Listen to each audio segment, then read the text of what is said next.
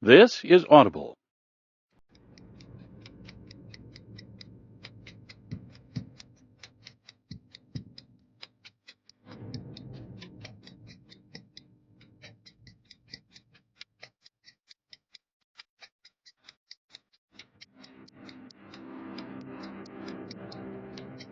Macmillan Audio presents Bloody Sunday by Ben Coes.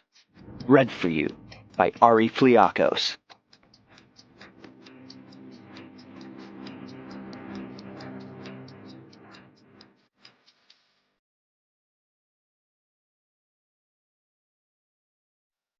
Prologue. Pyongyang, North Korea, 1 month ago. The plane was long, shiny, and black. A Bombardier Global 7000, owned by the Gustav Roussy Institute, one of the most advanced cancer research and treatment centers in the world. Part of the hospital's variety of offerings was a dramatic and very expensive accoutrement. Remote, on-site, fully staffed, complete diagnostic biological protocols and analysis, and, in turn, determination as to whether a patient has cancer, and if so, what course of action should be taken. This gave them the ability to assess any individual anywhere in the world, provided they had the wherewithal to foot the bill. 7 hours before, another plane from the Institute had flown the same course, Paris to Pyongyang, North Korea.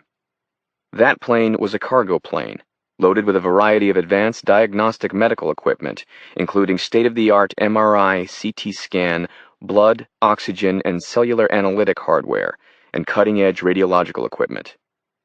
All of the equipment was now in position at the Pyongyang Medical College Hospital. The Bombardier carried a team of cancer specialists, all under the leadership of Dr. Marc de Saint-Phal. De Saint-Phal was widely considered to be the top cancer specialist in the world. A total of 10 people from the Institute were with him, among them doctors, radiologists, and nurses skilled in fieldwork and known for their proficiency and operational precision. De Saint-Phal had handpicked every one of them. The first 6 seats were occupied by a different group. Each man was young, mid-20s, and stocky. 2 were bald and clean-shaven, the others had longish hair and thick beards. All of them were ex-Israeli military, Sayeret Metkal to be exact, which was, along with Shayetet 13, Israel's most elite group of special forces operators. They were all highly trained, skilled at counterterrorism operations, anti-guerrilla warfare, and all manner of tight sight envelope protection and penetration, firearms and explosives, cold weapons, surveillance, face-to-face combat, and extended fieldwork in network dark locations. They were from a private London-based company called Four Winds LP, known for their military skills and discretion. The Institute was an important client. What country the Institute was going to, who they were going to see, these were state secrets, and the Institute had learned to trust that the soldiers of Four Winds would not leak the secrets of the world leaders they were sometimes paid to try and heal. The trip to North Korea had taken a month to negotiate. The North Koreans didn't balk at the Institute's price, $57.2 million for 2 days' work. But they resisted when the Institute insisted on bringing their own security. Finally, when it was clear the Institute would not relent, Pyongyang agreed to allow a full-on security squad armed to the teeth. Kim Jong-un had a reputation. If tests showed he had something wrong with him, he was the sort to order the execution of those giving the diagnosis. He might still do the same, but now Pyongyang understood that many people would die if Kim attempted to harm de Saint-Phal or one of his team. De Saint-Phal knew the drill. It was not the first time he'd traveled to hostile territory in order to examine a dictator. Without de Saint-Phal, Kim would have no choice but to bring in an inferior team from China, or else rely on North Korea's own team of cancer specialists, whose knowledge and abilities were decades behind the Institute's. De Saint-Phal looked across the aisle. A woman, Dr. Megan Licamelli, with short jet-black hair, was reading the same set of documents he was. Kim's health records going back to his childhood. "It's in the genetics," said de Saint-Phal. "What is?" "Declination of the pancreatic mechanism, whether it's the trypsinogen gene or ataxia telangiectasia. We won't know until later." "I read it differently," said Megan. "The primary DNA structure is decaying. hydrolysis, oxidation, or non-enzymatic methylation, the DNA is unstable. If you look at the sequences of his parents as compared to his grandparents, there is material genetic crossover. His grandmother was related to his grandfather before they married. Then his father married his first cousin. His basic indices are falling apart. Of course he has cancer. Not to mention he's probably completely insane. Explain to me again, Mark, why are we going? De Saint-Phal paused. If I had $1 for every time I think I know what I'm going to find before I find something completely different, or nothing at all, I'd be a very rich man. You are a very rich man, said Megan. What if you had $1 for every time what you predicted came true? Would that pile be bigger? De Saint-Phal grinned. Maybe, he said. The streets in Pyongyang were closed. All citizens not at work had been ordered inside for the 4-hour period of time, in the middle of the day, that Kim would be traveling to the hospital. The motorcade began at the Ryongsong residence, 5 vehicles in all, 4 black Range Rovers, and, in the middle, a long, dark red Mercedes limousine, bulletproof, steel-plated undercarriage, a driver with a small pile of submachine guns on the side seat, despite the many layers of protection along the route and within flanking range of the limousine. Inside the hospital, the mood was hushed as Kim Jong-un, North Korea's supreme leader, waddled down the quiet, brightly lit 6th-floor hallway. Other than a 3-man security detail, the only individual accompanying Kim was General Pak Yong-sik. Yong-sik was the head of the North Korean Armed Forces, the Korean People's Army, or KPA. By number of soldiers, KPA was the largest military force in the world. But this was not why Yong-sik was here. Yong-sik was Kim's most trusted confidant, the only other man in North Korea who knew something was very wrong with the 35-year-old Kim. Yong-sik had served under Kim's father, Kim Jong-il. Back then, Yong-sik had become Kim Jong-il's closest ally and friend. Yong-sik had been appointed head of the KPA at age 30, leapfrogging over more than 100 more senior officers. General Yong-sik was older now, but remained the second most powerful man in North Korea. If he'd been like a brother to Kim Jong-il, he was like a father to Kim Jong-un, who, at age 35, was not only infected with cancer, but was also a chain-smoking alcoholic who snorted cocaine throughout the day and could not sleep unless he passed out. Kim was his own worst enemy. He started smoking at age 9 and drinking by 11. He lost his virginity at age 12 to a stunning prostitute flown into Pyongyang from New York City. He attended a highly exclusive, highly secretive boarding school in Switzerland and returned home during his last year there, expelled after attempting to rape the 14-year-old daughter of one of the instructors at the school. Kim Jong-il's gift to the school to keep the story of his aberrant son out of the press was a $50 million check. Kim's life had been one of moneyed debauchery mixed with the sudden acquisition of power in a country trained like dogs to believe their supreme leader was a demigod. At the end of the long hallway, a set of double doors was closed. Outside, 2 of the Israeli gunmen stood at attention, each man clutching a submachine gun, trained at the ground. Kim approached. Rather than being angry at the sight of the armed foreigners, he smiled and extended his hand. "Welcome to North Korea," he said in nearly flawless English, a soft accent the only giveaway that it wasn't his first language. "Thank you, sir," said one of the Israelis, nodding politely and scanning Yong-sik and the 3-man security detail. The other Israeli reached for the door handle and opened it for Kim and the others in his entourage. One of the North Korean guards remained outside the doors with the Israelis, while the others trailed Kim and Yong-sik inside. The examination room was cavernous. For the purposes of the examination, the Institute's team of medical engineers had appropriated the hospital's largest operating room. The Institute's equipment was set up in a horseshoe around a central operating table. The room was 2 stories high. A second floor opened up to a balcony filled with seats, now empty. Beeping and pinging from various machines provided a steady din. 2 more Israeli gunmen stood on opposite sides of the examination room. A 3rd man was in the balcony amphitheater, standing and watching from above, a high-powered rifle across his chest. The French medical team stood in the room, motionless and silent as Kim entered. They all wore uniforms that were light blue. Everyone had on surgical hats, except for the man in the middle of the group, de Saint-Phal, who stood before the large stainless steel examination table. De Saint-Phal stepped toward Kim and bowed slightly, then extended his hand. "Chairman," said de Saint-Phal, "I am Marc de Saint-Phal, from Gustave Roussy. It is a pleasure to meet you, sir." Kim shook de Saint-Phal's hand, but though he wanted to smile, a nervous, distressed, even vulnerable look appeared on his face. He said nothing. He couldn't speak. For a moment it appeared he might break down. "Does it hurt right now?" said de Saint-Phal, trying to ease Kim's fears by engaging him in a simple question. Kim nodded, placing his right hand on the side of his torso. "On a scale of 1 to 10, with 10 being the worst pain you've ever felt, and 1 being no pain at all, how would you rate the pain?" "6, said Kim. "It never goes away, except with the painkillers. Can you help me?" "We are here to determine what is wrong, Chairman," said de Saint-Phal.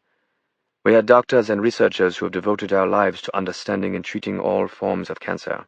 At this point, we don't even know what it is." "You saw the results of the blood test?" "Yes, I did," said de Saint-Phal. "You have elevated platelets and white blood cells, but it doesn't necessarily mean it's cancer, sir." "Can you save me if it is?" whispered Kim. De Saint-Phal cast a glance to young Sik. "If you can be saved, yes, we will save you," said de Saint-Phal. "But first, let's determine what's causing the pain in your side. Your doctors were not allowed to run the sort of tests that will be needed to diagnose what is going on. We are going to run those tests." "What if it's cancer?" "Let's cross that bridge if and when we get to it." "I want to know." De Saint-Phal looked at Megan for a moment, then back to Kim. "One of 4 outcomes will come from our 2 days of tests," said de Saint-Phal. 1, you don't have cancer. We find out what the pain is and recommend a course of action. Then we fly home. 2, you have cancer and it's treatable with various strategies and treatments available right here in Pyongyang, with our guidance from Village Juif. 3, you have cancer and it cannot be treated locally, in which case we would advise you to come to Village Juif, where we can treat it properly. Kim nodded. "And what is the 4th?" said Kim. "The last scenario is some sort of advanced, inoperable cancer," said de Saint-Phal evenly. "But again, we don't know anything yet. And the fact that you walked in here and are not displaying signs that would normally signal terminal cancer is a promising beginning. Now, if you will, please sit down on the examination table and point to where it hurts." By the end of the first day of tests, de Saint-Phal and his team knew what was wrong. It didn't take long. With each set of test results like a sculpture forming out of a mass of rock, they honed in on a precise picture of what was wrong. They would not need a second day of tests. The results of the 4 biopsies were conclusive. That it was advanced cancer of the pancreas was immediately apparent, but the biopsies performed on Kim's liver, kidneys, and stomach showed an even more frightening discovery. The cancer was an extremely aggressive, rapidly metastasizing type of the disease that rendered any more tests unnecessary and any potential cures impossible. The team from the Institute all agreed that it was inoperable. The only thing they couldn't agree on was how long Kim had to live. De Saint-Phal believed Kim had, at most, a month. Megan Licamelli predicted that North Korea's leader would be dead within a week. What de Saint-Phal told no one was that he'd known the moment he looked into Kim's eyes. He didn't know what exact form the cancer would take, but he'd learned to recognize the look. He'd seen it so many times he could tell the difference between the normal, horrible worry that all patients emoted before knowing whether or not they were sick, and the spectral, indescribable chill of those poor souls who already knew they were dying, that they were almost dead. De Saint-Phal called young Sik at just after 10 o'clock that evening. "I think you shall come to the hospital," said de Saint-Phal. "I leave right now." 45 minutes later, young Sik entered the operating room. De Saint-Phal was alone. The medical equipment brought in by the Institute was gone, already on the plane. The rest of the medical team was back at the airport. Even the Israelis were back on board the waiting bombardier, something de Saint-Phal insisted upon. He wanted to handle this alone. Young Sik was still dressed in military uniform, his chest emblazoned with colored insignia and medals. De Saint-Phal looked at Young Sik with a steady, emotionless stare. "Where's the rest of your team?" said Young Sik. "Are they playing, General? A second day of tests won't be necessary." Young Sik paused. His hand reached for the table to steady himself. "Tell me." "Chairman Kim has inoperable cancer," said de Saint-Phal. "It started in his pancreas and spread. It's now in virtually every part of his body, including his bones, which is likely the reason he's having breakthrough pain. But it's everywhere." "Metastasized?" said Young Sik. "Correct. A very aggressive form of cancer." "What about radiation?" asked Young Sik. "Chemotherapy? What about operating on him, right now, tonight?" De Saint-Phal shook his head. "It's too late, sir. At this point, to kill the cancer, we'd have to kill Kim. No amount of radiation, drugs, or surgical procedures would be adequate. It would simply be a waste of Chairman Kim's final days. A painful waste, I might add. Because at the end of the day, it wouldn't work. There's simply no way to halt the progression. I'm very sorry." Young Sik looked at de Saint-Phal for several moments. His eyes became red with emotion. He sidled up to the examination table and pulled himself onto it, sitting down. "I'd like to inform Chairman Kim as soon as possible," said de Saint-Phal. "I will tell him." "It's my responsibility as his doctor," said de Saint-Phal. "He'll have questions you can't answer." Young Sik shook his head. "Thank you for coming," said Young Sik, wiping his eyes and standing. He reached out and shook hands with de Saint-Phal. "You are a good doctor, an honest man. There is only one person who can inform the Supreme Leader. I'll have you driven to your plane. When you're in the air, I will go see him.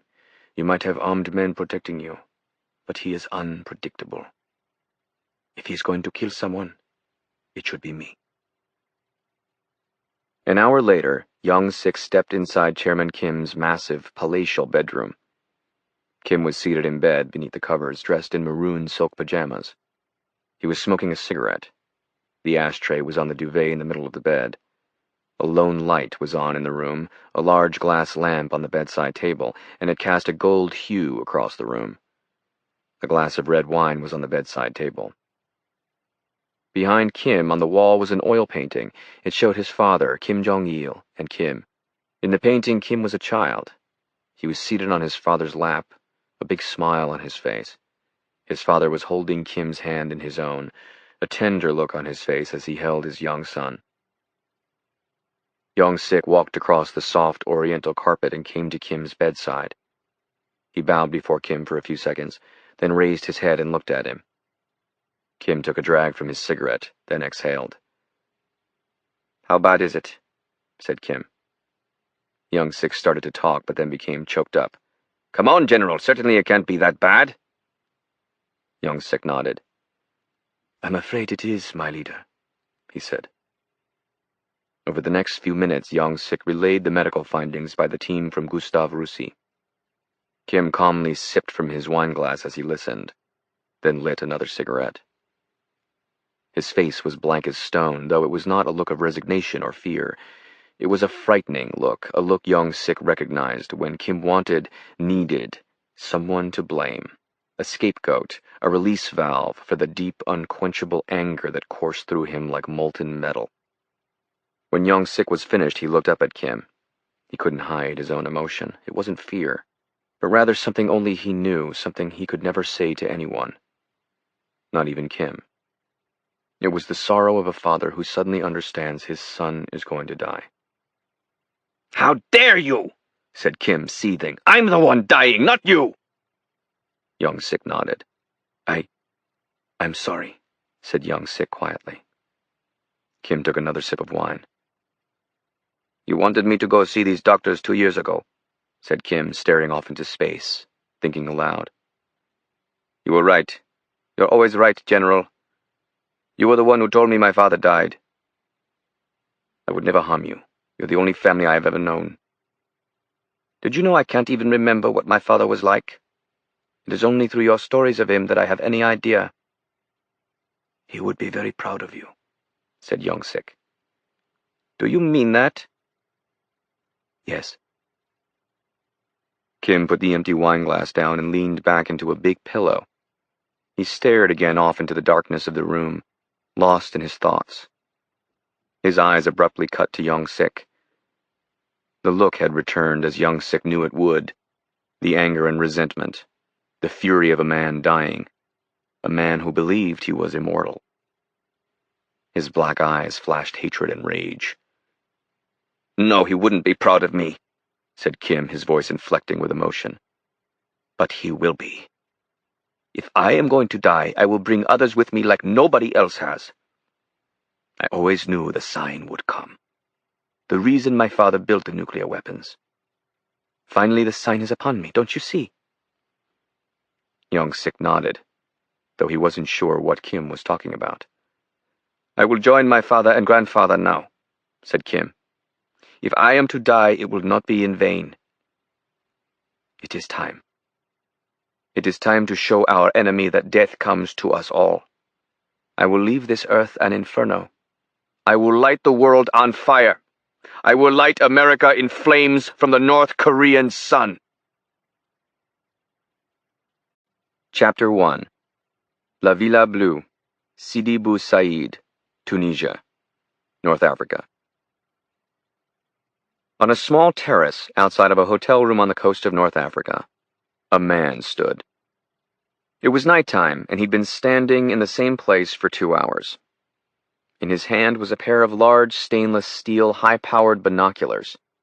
He kept them aimed at the ocean and a large yacht moored offshore, its lights still blazing yellow despite the late hour. He could see people inside the main cabin of the $190 million yacht. The man slid a small switch on the side of the binoculars, and all colors disappeared. He'd activated the binoculars' thermal imaging system and was now able to look at the yacht's heat patterns. The yacht and everything around it went black. Near the front, a cloud of white showed the large boat's motor as it idled. Inside the cabin, fuzzy white silhouettes appeared as if in a photo negative, as the occupants of the yacht were revealed, their bodies emitting enough heat to enable the binoculars to relay the fuzzy white carapaces. He counted 11 people on board. Several people were asleep, some were still moving. He studied the decks of the 200-foot yacht. He counted 2 men on the stern of the boat, a man at the bow, and one other man who was walking along the near side, the port side of the yacht. This was the security cordon, there to guard the occupants of the yacht. It was a serious crew, all ex-military and armed to the teeth. The man's hair was down to his shoulders and messed up, even a little oily, as if he hadn't bathed in a few days. In fact, it had been more than a week since soap or shampoo touched him, though he'd swum in the ocean many times. A mess of mustache and beard covered his face, which was tanned a deep brown. He wore jeans and nothing else. His shoulders and chest were brown. He had thick shoulders and arms ripped with muscles. On his left shoulder was a jagged, wide, thick scar. On his right bicep was a small tattoo, cut in black ink, no bigger than a dime. A lightning bolt. Beneath the man's left armpit was a worn, custom-made leather holster. Inside was a gun, Colt 1911. A long, black suppressor was threaded into the muzzle of the gun. It was 1:30 in the morning, local time. He stared for a few more moments, then put the binoculars down on a table. He picked up a glass from the table. It was half filled with bourbon. The temperature was in the 80s, yet a stiff wind chopped from the ocean across the small town on Tunisia's coast, and it was pleasant. He'd been in Africa for a week now, in Tunisia for 3 days, in Sidi Bou Said for 18 hours. He took a large sip of bourbon and stared out at the black ocean. Despite the late hour, the sky to the east held an ambient bluish black, and it made the horizon visible in eerie purple.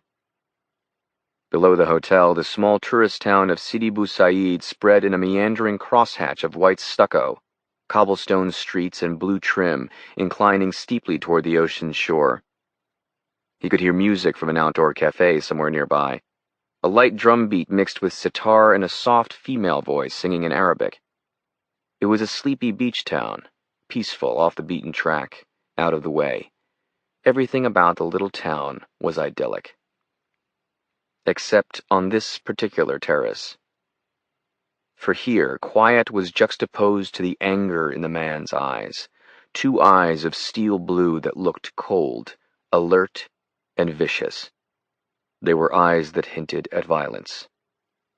Operational. Then he saw her. Was it the alcohol? She was on the terrace to his right. Her brown hair was being blown by the wind. She was looking at him, pleading with him, reaching her hand out. Holly.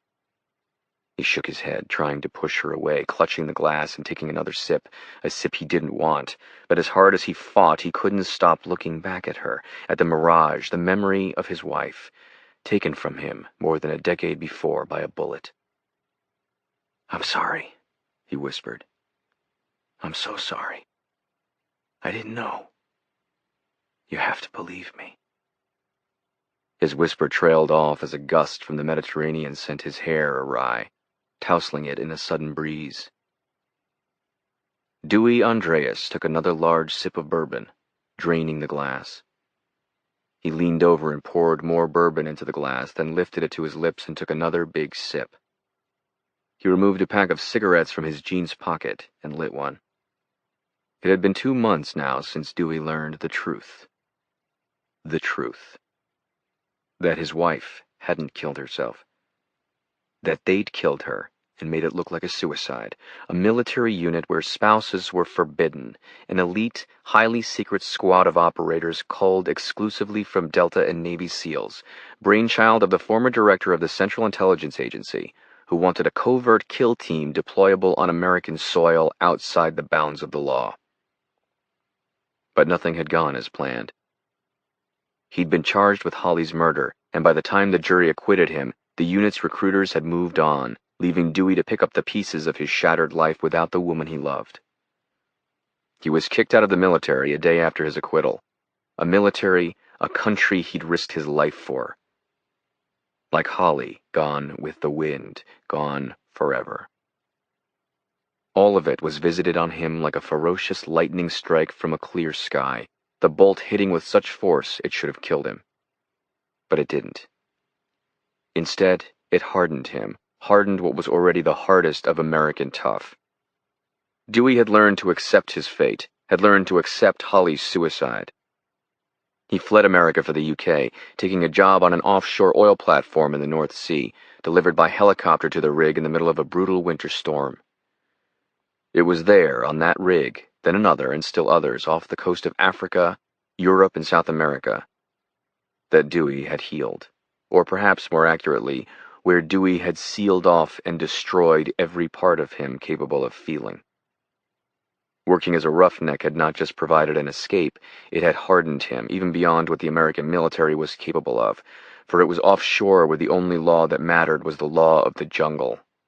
It was offshore where Dewey Andreas learned what an animal he could be, what an animal he was. And then Dewey had returned to the fold. He'd been reeled back into the government that betrayed him. A cell of Islamic terrorists had targeted America, their first target the massive oil platform Dewey was gang chief on. Despite the way he'd been treated, Dewey risked his life to fight them. As much as he hated the government that kicked him out, that falsely accused him of murdering the woman he loved, he still loved the United States of America. He was American. Nothing could strip the red, white, and blue from his heart. After returning, Dewey found people inside the government he trusted. The U.S. government, in turn, found Dewey to be its most formidable weapon.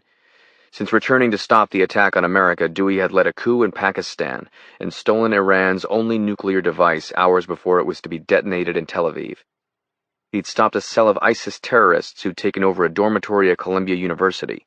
He'd stopped an assassination attempt on the President of the United States. But it was that last act, stopping Charles Brunner from killing President Dellenbaugh, that changed everything. For it was Brunner who wanted to recruit him a decade before. It was Brunner who'd ordered Holly's murder. Murder. He shut his eyes, holding back tears. He clenched his fist and slammed it into the railing at the side of the terrace. Too hard. He looked down, unclenching his fist. He hadn't broken anything, but blood coursed from the knuckle. He took another sip. Everything Dewey thought he knew was an illusion. The death he'd spent a decade getting over was an illusion. They'd come for him and murdered her just so he could serve in their secretive unit unencumbered by family. "Why the hell do you think I would have gone with you? Fuck you," he whispered. It was the same question he'd been asking himself for weeks, for months. "I'd never join you. I would never have joined you, you arrogant son of a bitch." Dewey had killed the man behind it all, Charles Bruner, but it did little to assuage his anger, his hatred, and his guilt. He'd gotten Holly murdered, not intentionally, but he was the one they wanted, and he was the reason the unit's henchman had jammed his service pistol into Holly's mouth and blown off the back of her head. Now all he could feel was anger, a dark, cruel, hate-filled anger that was growing by the hour. In 4 months, Dewey had done little except look for the one man remaining. It had become his singular obsession, to the exclusion of friends, job, family, Daisy. A year ago, he imagined marrying Daisy. Now he couldn't talk to her, so deep was the guilt that occupied his troubled mind. Someday he'd explain to her why he never returned her calls, why he didn't answer the door when she came by. But not this day.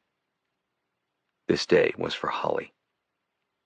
He took another sip of bourbon, then took a deep drag on the cigarette, casually scanning the cobblestone streets that ran below the slightly dilapidated hotel, then the ocean, once again eyeing the yacht moored at the far edge of the small harbor. "I'm coming for you," he whispered as he stared out at the yellow dot. He took one last puff of the cigarette, then flicked it from the terrace. He pushed his hand back through his hair. He watched as a young couple walked in a slightly inebriated zigzag down the cobblestones, the woman laughing at something the man said. He looked back at the yacht. Suddenly, the lights disappeared. He picked up the binoculars and scanned the boat again. Except for a low glow from the running lights along the gunnels of the boat, all other lights were off. He flipped on thermal. Again he counted the bodies of people inside the boat, all apparently at rest. He counted 2 gunmen who remained on the deck of the boat, standing guard despite the darkness. It's time. Dewey slammed down the rest of the bourbon, then turned and entered the darkened hotel room. He flipped on the lights. His eyes caught the visitors seated on the sofa. In the same moment, he ripped the gun from beneath his left armpit and swept it toward the figure. "Don't shoot," said Tacoma, raising his hands and staring calmly at Dewey. Tacoma was leaning back, both feet on the table. He wore a pair of bright white slides. He held a beer in his hand. He looked casually up at Dewey.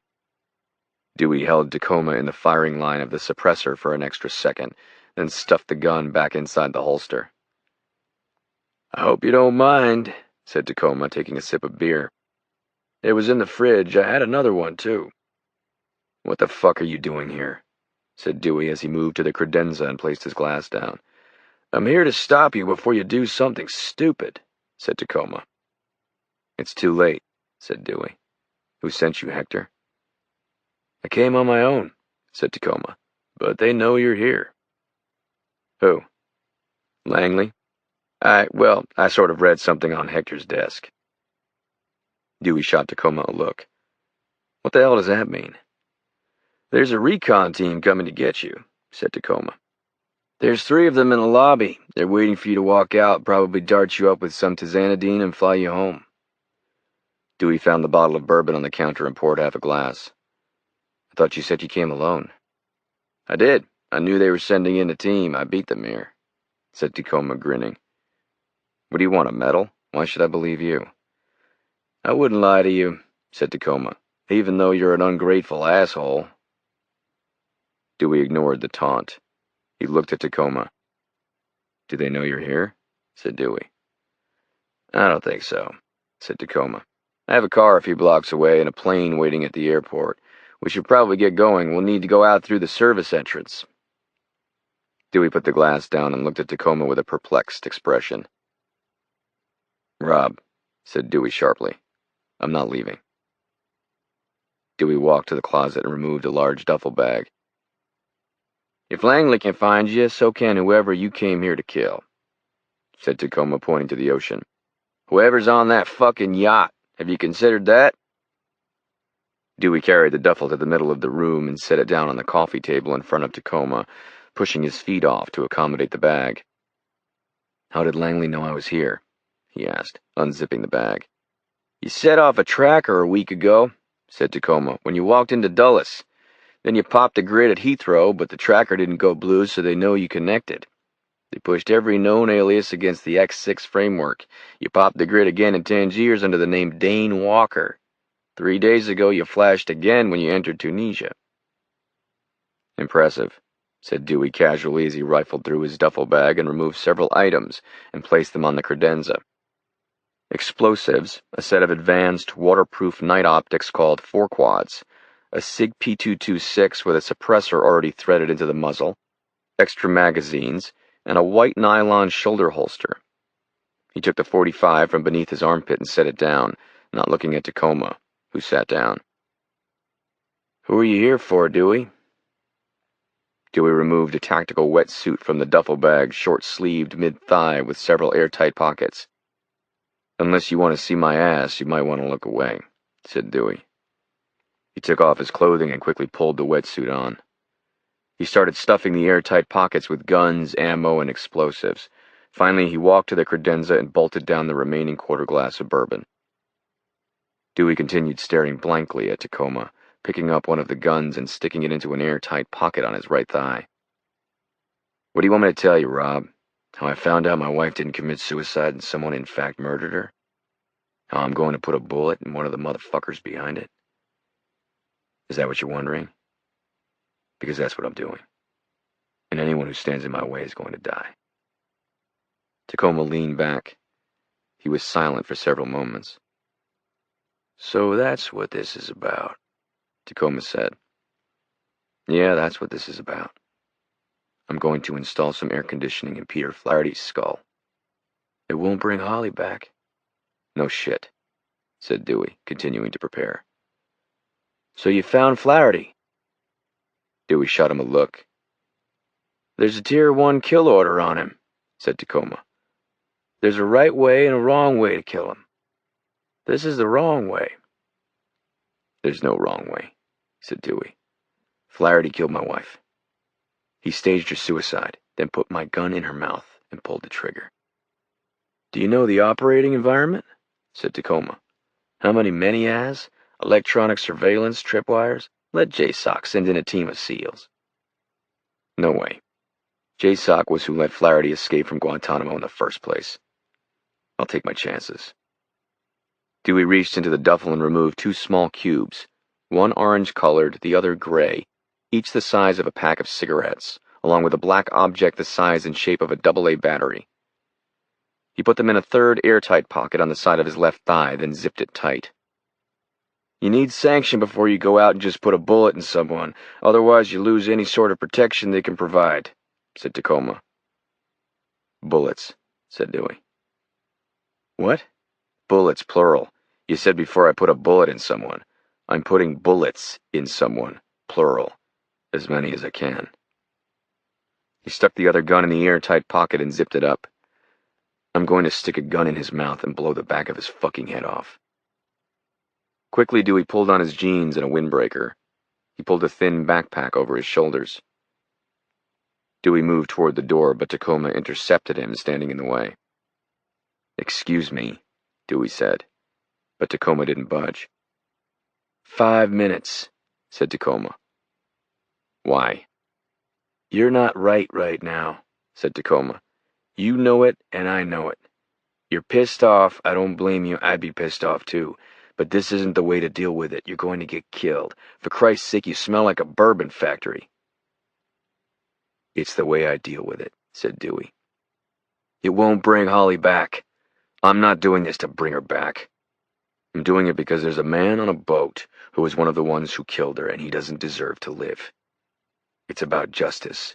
I'd rather die than live with myself if I didn't do this. If they kill me, I went out doing what I wanted to do." "I get it," said Tacoma, pausing. At least let me come with you. No, said Dewey. I need to do this myself.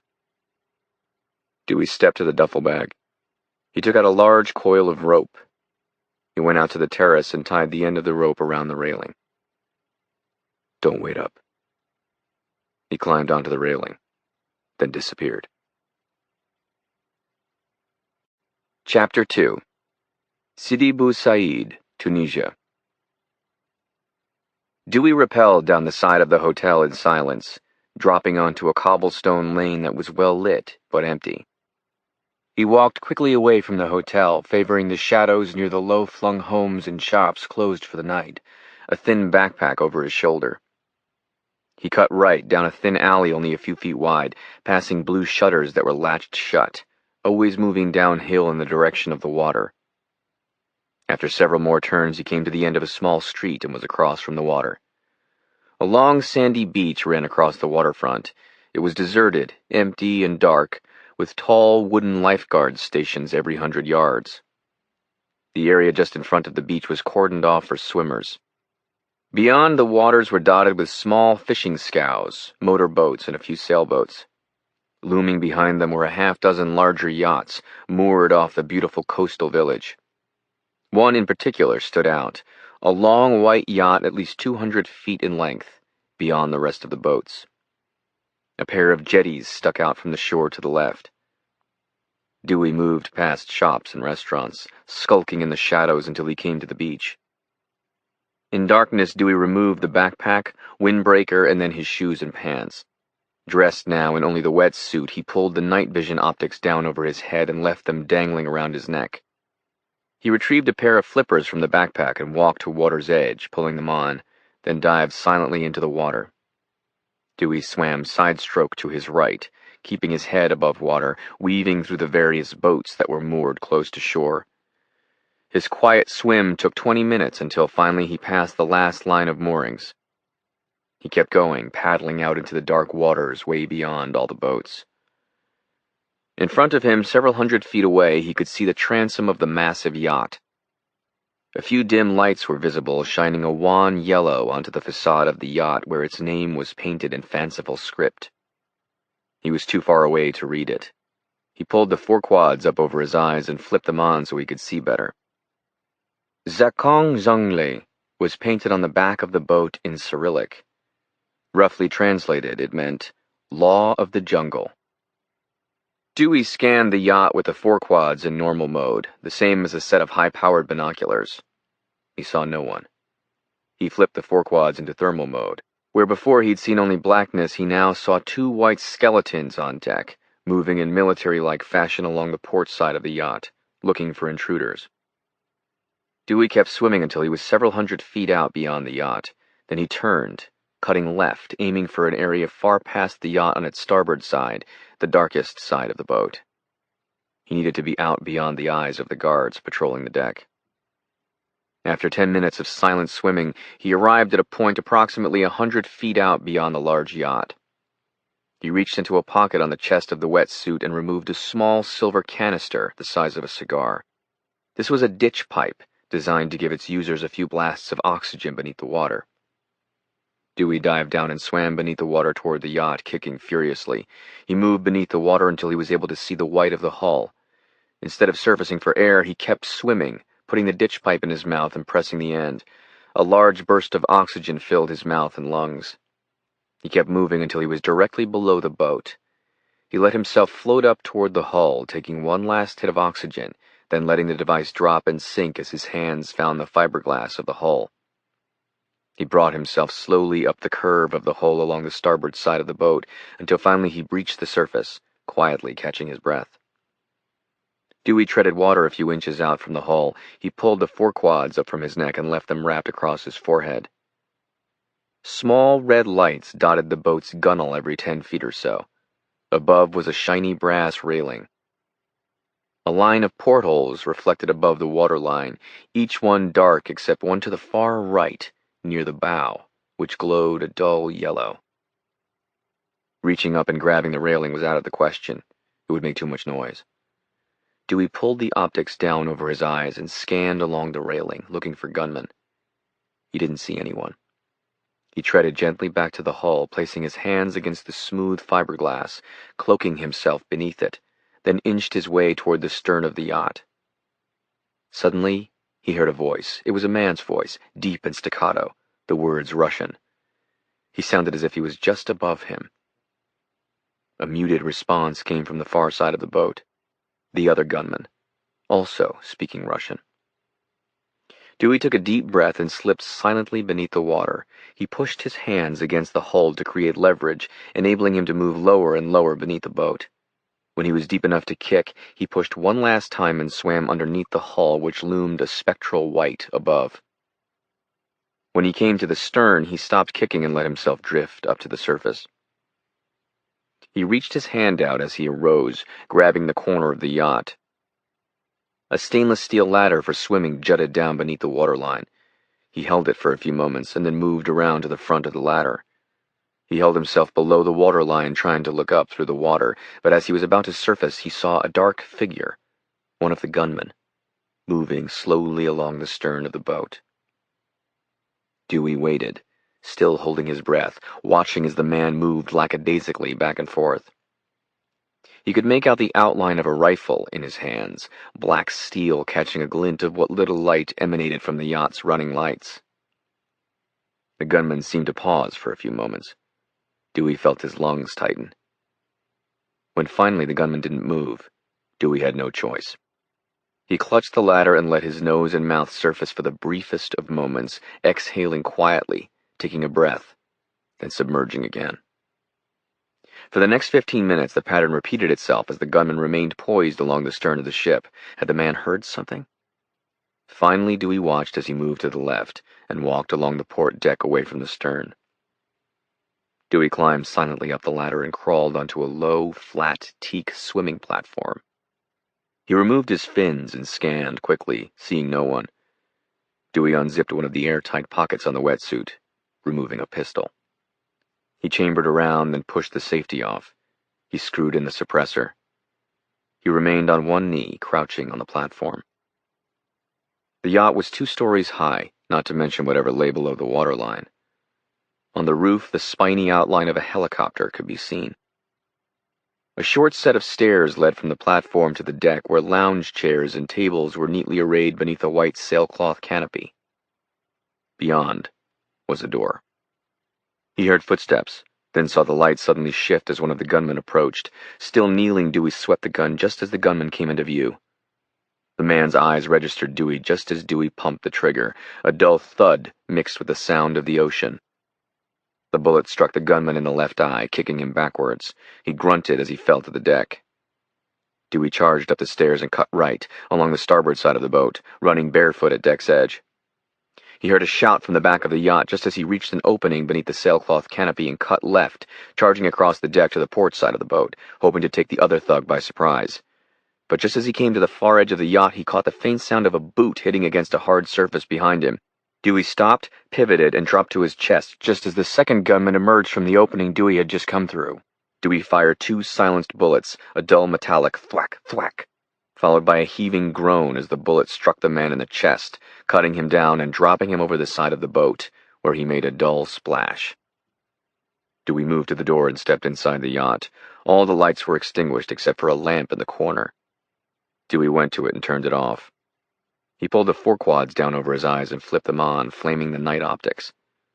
Suddenly the yacht's interior was illuminated in eerie, apocalyptic orange. He stepped through a dining room with a massive round table in the middle. He clutched his weapon in his right hand as he stepped around the table, dripping water as he made his way deeper into the yacht. Beyond the dining room was a large kitchen. A stairwell in the corner led to the second floor. He ascended quietly and stepped into a long, darkened hallway, guided only by the forequads. He counted 7 stateroom doors in all, 3 on each side, and 1 at the end of the hallway. Dewey unzipped the pocket on his left thigh, removing the 2 cubes of Semtex. He took out a small black detonator. Each side of it was adorned with a button, 1 orange, 1 gray. Dewey took one of the explosives and peeled off the adhesive covering the back, then knelt and stuck it against the wall just a few feet into the hallway. He moved down the hallway to the last door on the right. Dewey paused outside the door. Gently, he jiggled the door handle. It was locked. He unzipped a pocket on the right thigh of his wetsuit and removed a pick gun, then stuck it against the small keyhole and pressed the trigger. The device, designed to pick all manner of locks, made a low humming noise. He watched impatiently for several seconds, precious moments, expecting to hear the lock turn. Instead, the pick gun continued a low grinding hum, and then abruptly stopped. Dewey heard a voice coming from somewhere outside, and then another. Someone was yelling out on the deck. They discovered the first guard's body. Quickly, Dewey took the other explosive and peeled off the plastic covering the back. He stuck the device on the door. A second later, a shrill alarm pierced the corridor. Bright red strobe lights started flashing, flooding the corridor with light. Dewey walked back toward the entrance to the hallway, not too fast. He removed the 4-quads and dropped them on the ground, then unzipped a pocket beneath his right armpit. He removed a second handgun, SIG P226. He spread his arms, training the gun in his left hand on the entrance to the hallway and the weapon in his right hand in the opposite direction, back down the hallway toward the 2-bedroom doors. The detonator was in his right hand, along with the P226. He heard footsteps on the staircase to his left, just as the door at the end of the hall to his right opened and a large, bald man emerged, pistol in hand. He aimed at Dewey, even as Dewey held him in the firing line of the P226. A second later, a frantic gunman entered the hallway clutching a submachine gun and training it on Dewey. He was joined by a second man who also held a submachine gun. The two men flanked the entrance to the hallway. Dewey stood approximately halfway down the hallway, arms spread, one gun aimed at the Russian, the other at the gunman. He was hemmed in. "Turn off the fucking alarm!" barked the Russian. A moment later, the hallway went silent. The red strobes continued to flash. No one moved. "I'm not here for you," said Dewey, turning and glancing at the oligarch. "I'm here for Flaherty." "Do you have any idea who the fuck I am?" "No, and I don't care," said Dewey. "I'm here for Flaherty. Tell your men to lower their guns." "Fuck you!" Dewey triggered both guns, one after the other, the one in his left hand twice. 3 dull metallic thuds, spit, spit, spit, echoed in the corridor. Both gunmen at the end of the hallway were hit by bullets, the man on the right in the forehead, the other in the mouth, both falling backwards. In the same moment, the oligarch let out a pained grunt, the lone bullet fired in his direction, striking him in the right shoulder. He dropped to the ground, his handgun falling from his grip. Dewey checked to make sure the guards weren't moving, then glanced at the Russian. "I didn't kill you," said Dewey.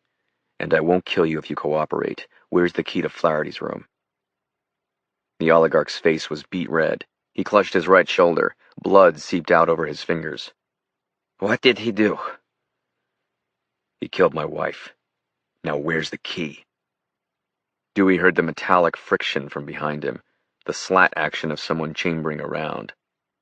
"Drop the gun," came a voice from behind him. It was an American, a voice Dewey recognized. Dewey didn't know Flaherty's voice, but he knew this man's. A voice from his past, nasally and vicious. "I said drop it," the man repeated. Dewey turned his head. The man was thin, dressed in a silk bathrobe, glasses on. He held a handgun which was aimed at Dewey's back. "Gant," said Dewey. Josh Gant, the former CIA deputy director, a traitor who tried but failed to have Hector Calabrese and Dewey murdered. "Long time no see," said Gant. "Now drop the guns, both of them." Dewey lowered both his arms and placed the weapons on the ground. The oligarch grabbed his own weapon from the ground with his left hand. "Your timing is impeccable, Josh," said the Russian, who stood and aimed the gun at Dewey. "With your permission, Constantine," said Gant, "I'd like to be the one to kill him."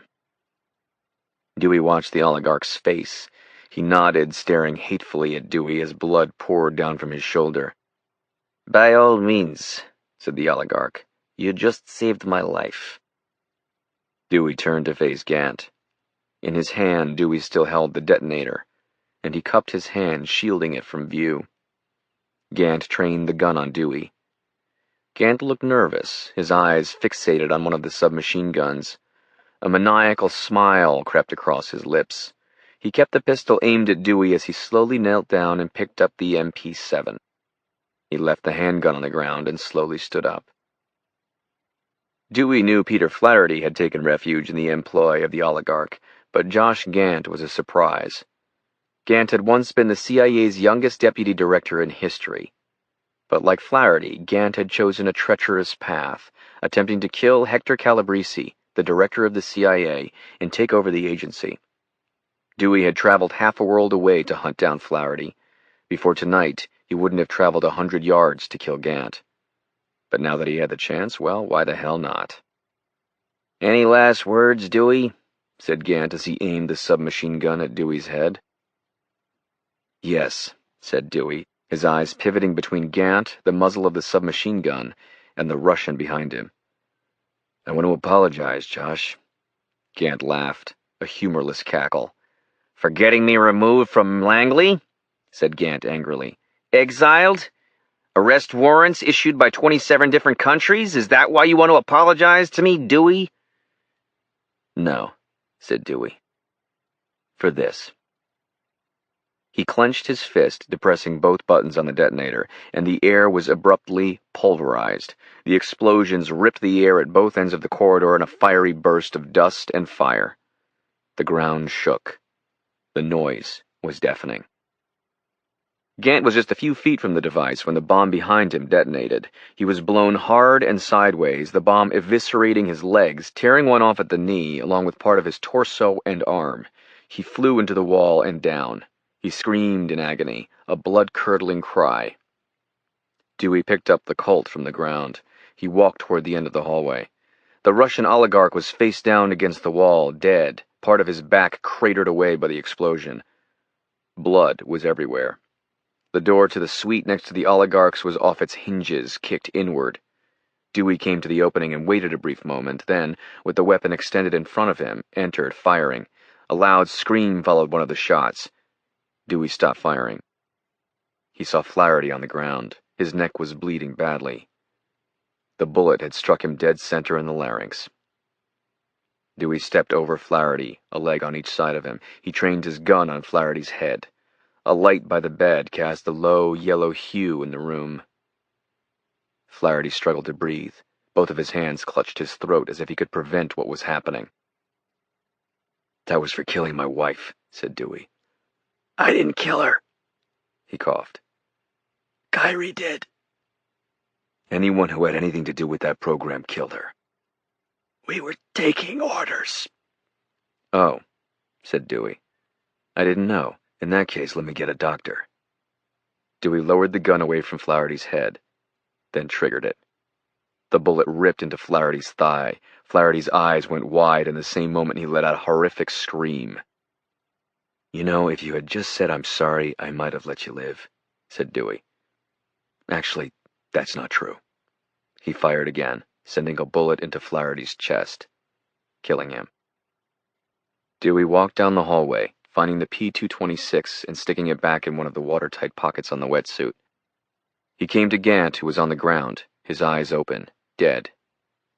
Dewey triggered the gun once, twice, 3 times, 3 point-blank shots in the center of Gant's chest. He moved quickly down the hallway, charging down the stairs and through the kitchen and dining room. He found his fins on the swim platform and pulled them on, then put the gun in one of the airtight pockets. He glanced one last time at the massive yacht, then dived silently into the warm water. Chapter 3. Punggye-ri, North Korea. The town of Punggye-ri spread out over more than 50 square miles. Despite its vast size, Punggye-ri had precisely 0 inhabitants. A long, winding dirt road cut through an area at Punggye-ri's eastern border. The land in this part of the town was barren and flat. What little vegetation there was consisted of a few patches of scraggly-looking scrub brush. Because of this, the small building at the end of the winding dirt road could be seen, on a clear day, from miles away. This was no accident. The building was the control tower.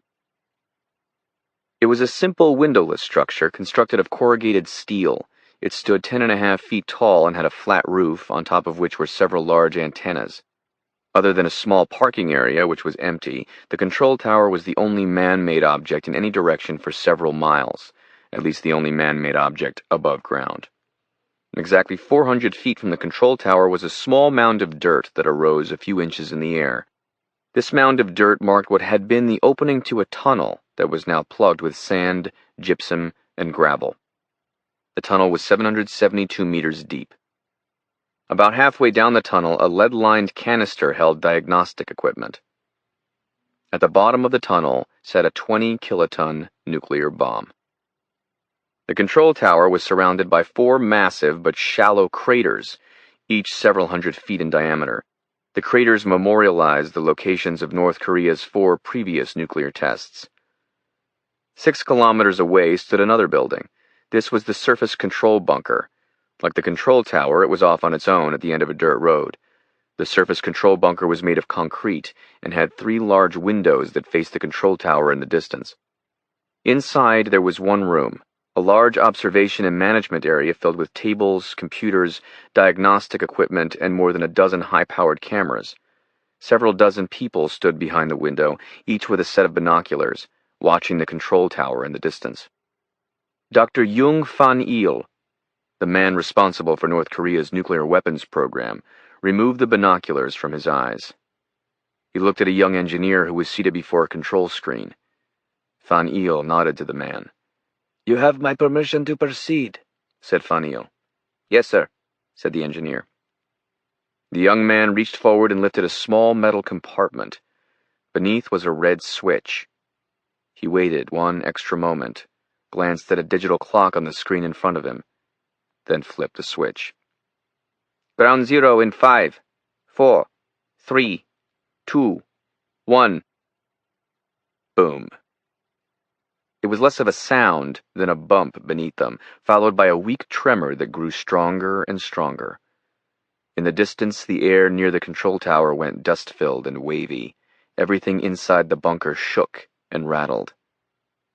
After just more than 20 seconds, everything stopped. The entire room full of scientists, engineers, and military officials looked at Fan-il. His face was as blank as stone. And then it flashed into a wide smile. "Success!" he yelled. And the room broke into a chorus of cheers. Chapter 4. U.S. Geological Survey, Reston, Virginia. Less than 10 seconds later, half a world away, Martha Cohen was taking a sip of coffee when she suddenly heard the soft, high-pitched sound of beeping coming from one of her computers. With her free hand, she hit her keyboard, entering into one of the applications she used to monitor geologic activity. Cohen, an analyst at the U.S. Geological Survey in Reston, Virginia, stared at her screen as it flashed red. Earthquake. Another few keystrokes revealed a map. In seconds, Cohen's view zoomed into a place she'd seen before. A place that, according to her equipment, had just had an earthquake. But like the previous 4 times, Cohen knew it wasn't an earthquake. "Oh no," she whispered. She lunged for her phone and hit number 4 on her speed dial. There were a few clicks, but no ring, then a stern female voice. "Office of the National Security Advisor," came the voice. "This is Dr. Martha Cohen at USGS. I need Mr. Brubaker immediately. This is an emergency priority." "He'll ask—" "North Korea just conducted another nuclear test," interrupted Cohen. "It's early, but I assess between 20 and 23 kilotons." "How long ago?" "Less than a minute." Chapter 5. Oval Office, the White House, Washington, D.C. President J.P. Dellenbaugh sat behind his desk inside the Oval Office. The meeting had been going on for 30 minutes.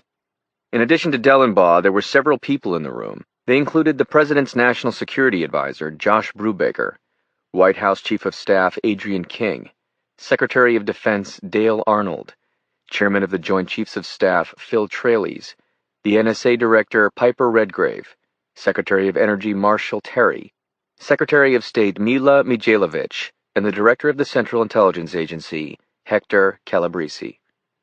Several other White House, CIA, and Pentagon staffers were also present. Dellenbaugh had already spoken with the President of South Korea, the Prime Minister of Japan, and the President of the People's Republic of China. Dellenbaugh's sleeves were rolled up, his tie loosened. He was looking at Brubaker, who was briefing the group on the explosion. USGS has it at 20.4 kilotons, said Brubaker. That's more than twice as powerful as North Korea's last test. What are they after? Said Dellenbaugh. Money, said Mijailovic, the Secretary of State. They conduct a test whenever they're running low. It's more than that, said Brubaker. Kim is insane, he added, referring to North Korea's leader, Kim Jong-un. Analysis of Pyongyang cash flows through various currency markets indicates nothing at a critical point. Yes, the country is destitute, but they have cash. Dellenbaugh looked at Calabresi. This has gone on far too long, Hector, said Dellenbaugh. They have nuclear weapons. It's only a matter of time until they figure out how to build an ICBM. He looked at Brubaker. Josh, if you're right, if Kim is motivated not by greed but by insanity, then God help us. So let's do some nuclear testing of our own, said Adrian King, the hot-headed Irish chief of staff. We can start with downtown Pyongyang. Dellenbaugh cast a hard set of eyes on King. That's not productive. It wasn't meant to be, sir. Until now, Kim Jong-un has been all talk, but the fact is he has nukes. We can't allow him to go beyond testing. A preemptive strike has to be on the table. You heard the Chinese president, said the Secretary of Defense. If we attack North Korea, Xi will consider it a declaration of war on China. That's a war we don't want to fight. Attacking is not an option. Everything is an option, said Dellenbaugh brutally. Brubaker looked at Calabresi. Why the hell haven't you guys done anything? Seethed Brubaker. You think we haven't tried? Said Calabresi. We have 3 agents rotting away in North Korean prisons and 7 dead. Read your briefs, Josh. There was a long silence. It was Dellenbaugh who spoke. He looked at the Secretary of Defense. I want 3 military options, said Dellenbaugh. I want one of them to include tactical nuclear weapons. Coordinate with the Secretary of State. Any military action will need to be heavily preempted in Beijing and Tokyo. And Moscow, said Mijailovic. Dellenbaugh looked at Calabresi. You have a week, Hector. To do what? I don't know, said Dellenbaugh. Something that hurts. Something that gets us closer to stopping Kim. Chapter 6. MI6 Headquarters, The River House, London. Jenna Hartford was leaning back in her chair. On her desk were several pieces of paper laid out in a row. They contained the details of an operation she had designed. Different intelligence services are good at different things. MI6 was the world's standard-bearer in terms of covert operation design. A middle-aged woman named Veronica Smithson was MI6's Director General of Operations, but it was Jenna who was the department's star. In 5 years at MI6, she had risen on the strength of her bold, often theatrical operations. Jenna had designed the complicated, brilliant operation to kill Fao Bang, head of Chinese intelligence. She was also the chief architect of an operation to expose a pair of moles inside MI6 who'd been selling secrets to the Russian government. The operation in front of her was a simpler affair. MI6 was attempting to recruit a Saudi attorney who acted as a courier between Hezbollah and ISIS. The agent handling the recruitment believed the Saudi was now having second thoughts. Jenna's operation was originally supposed to be a simple snatch and grab, but it wasn't that simple after all. Jenna had spent the night before analyzing various electronic data surrounding the Saudi. She was convinced he'd long since abandoned the idea of running to England. He was escaping, and somehow knew MI6 was coming to get him. Despite spending all night designing the now somewhat complicated operation, Jenna wasn't reviewing it. Instead, she was reading for the 100th time the forensic analysis of her husband's murder. Each time the report made her heart ache as she thought of Charles in the very moment the bomb went off. It was as if she needed the pain to make her feel less guilty. Of all the professions she could have chosen, why did she choose intelligence, and why did she let Charles borrow her car that morning? For 6 long months now, The questions kept playing and replaying in her head as she thought about the sight of the flames and fire on the street below the window of their flat, and her husband incinerated within. She studied the summary. Top secret. MI6 code P. 77.C.5TX. With MI5 special unit. After action, investigation, and analysis, : Cheltenham bombing, 4th of April. Note: investigation is active. Summary. Until further evidence is developed, the preliminary conclusion of the committee to investigate the events of April 4th at Cheltenham Mews is inconclusive. The explosive used was Semtex. Analysis of residue implicates a Philippines manufacturer whose product is widely available throughout the world. Analysis of CCTV video is also inconclusive. The investigation is, per order of DG Chalmers, to be kept active and focused on individual motives related to F-62 Hartford, whose previous actions may have motivated the event. Why me? She thought to herself as she stared at the top sheet. She rubbed her eyes, slowly shaking her head back and forth as pain and emotion hit her. The door to Jenna's office suddenly opened. A young black man in a dark sweater put his head inside. It was her assistant, Jonas. "Jenna, the briefing?" he said. He said it scoldingly, but with a tender smile on his face. "Oh, yeah," she said.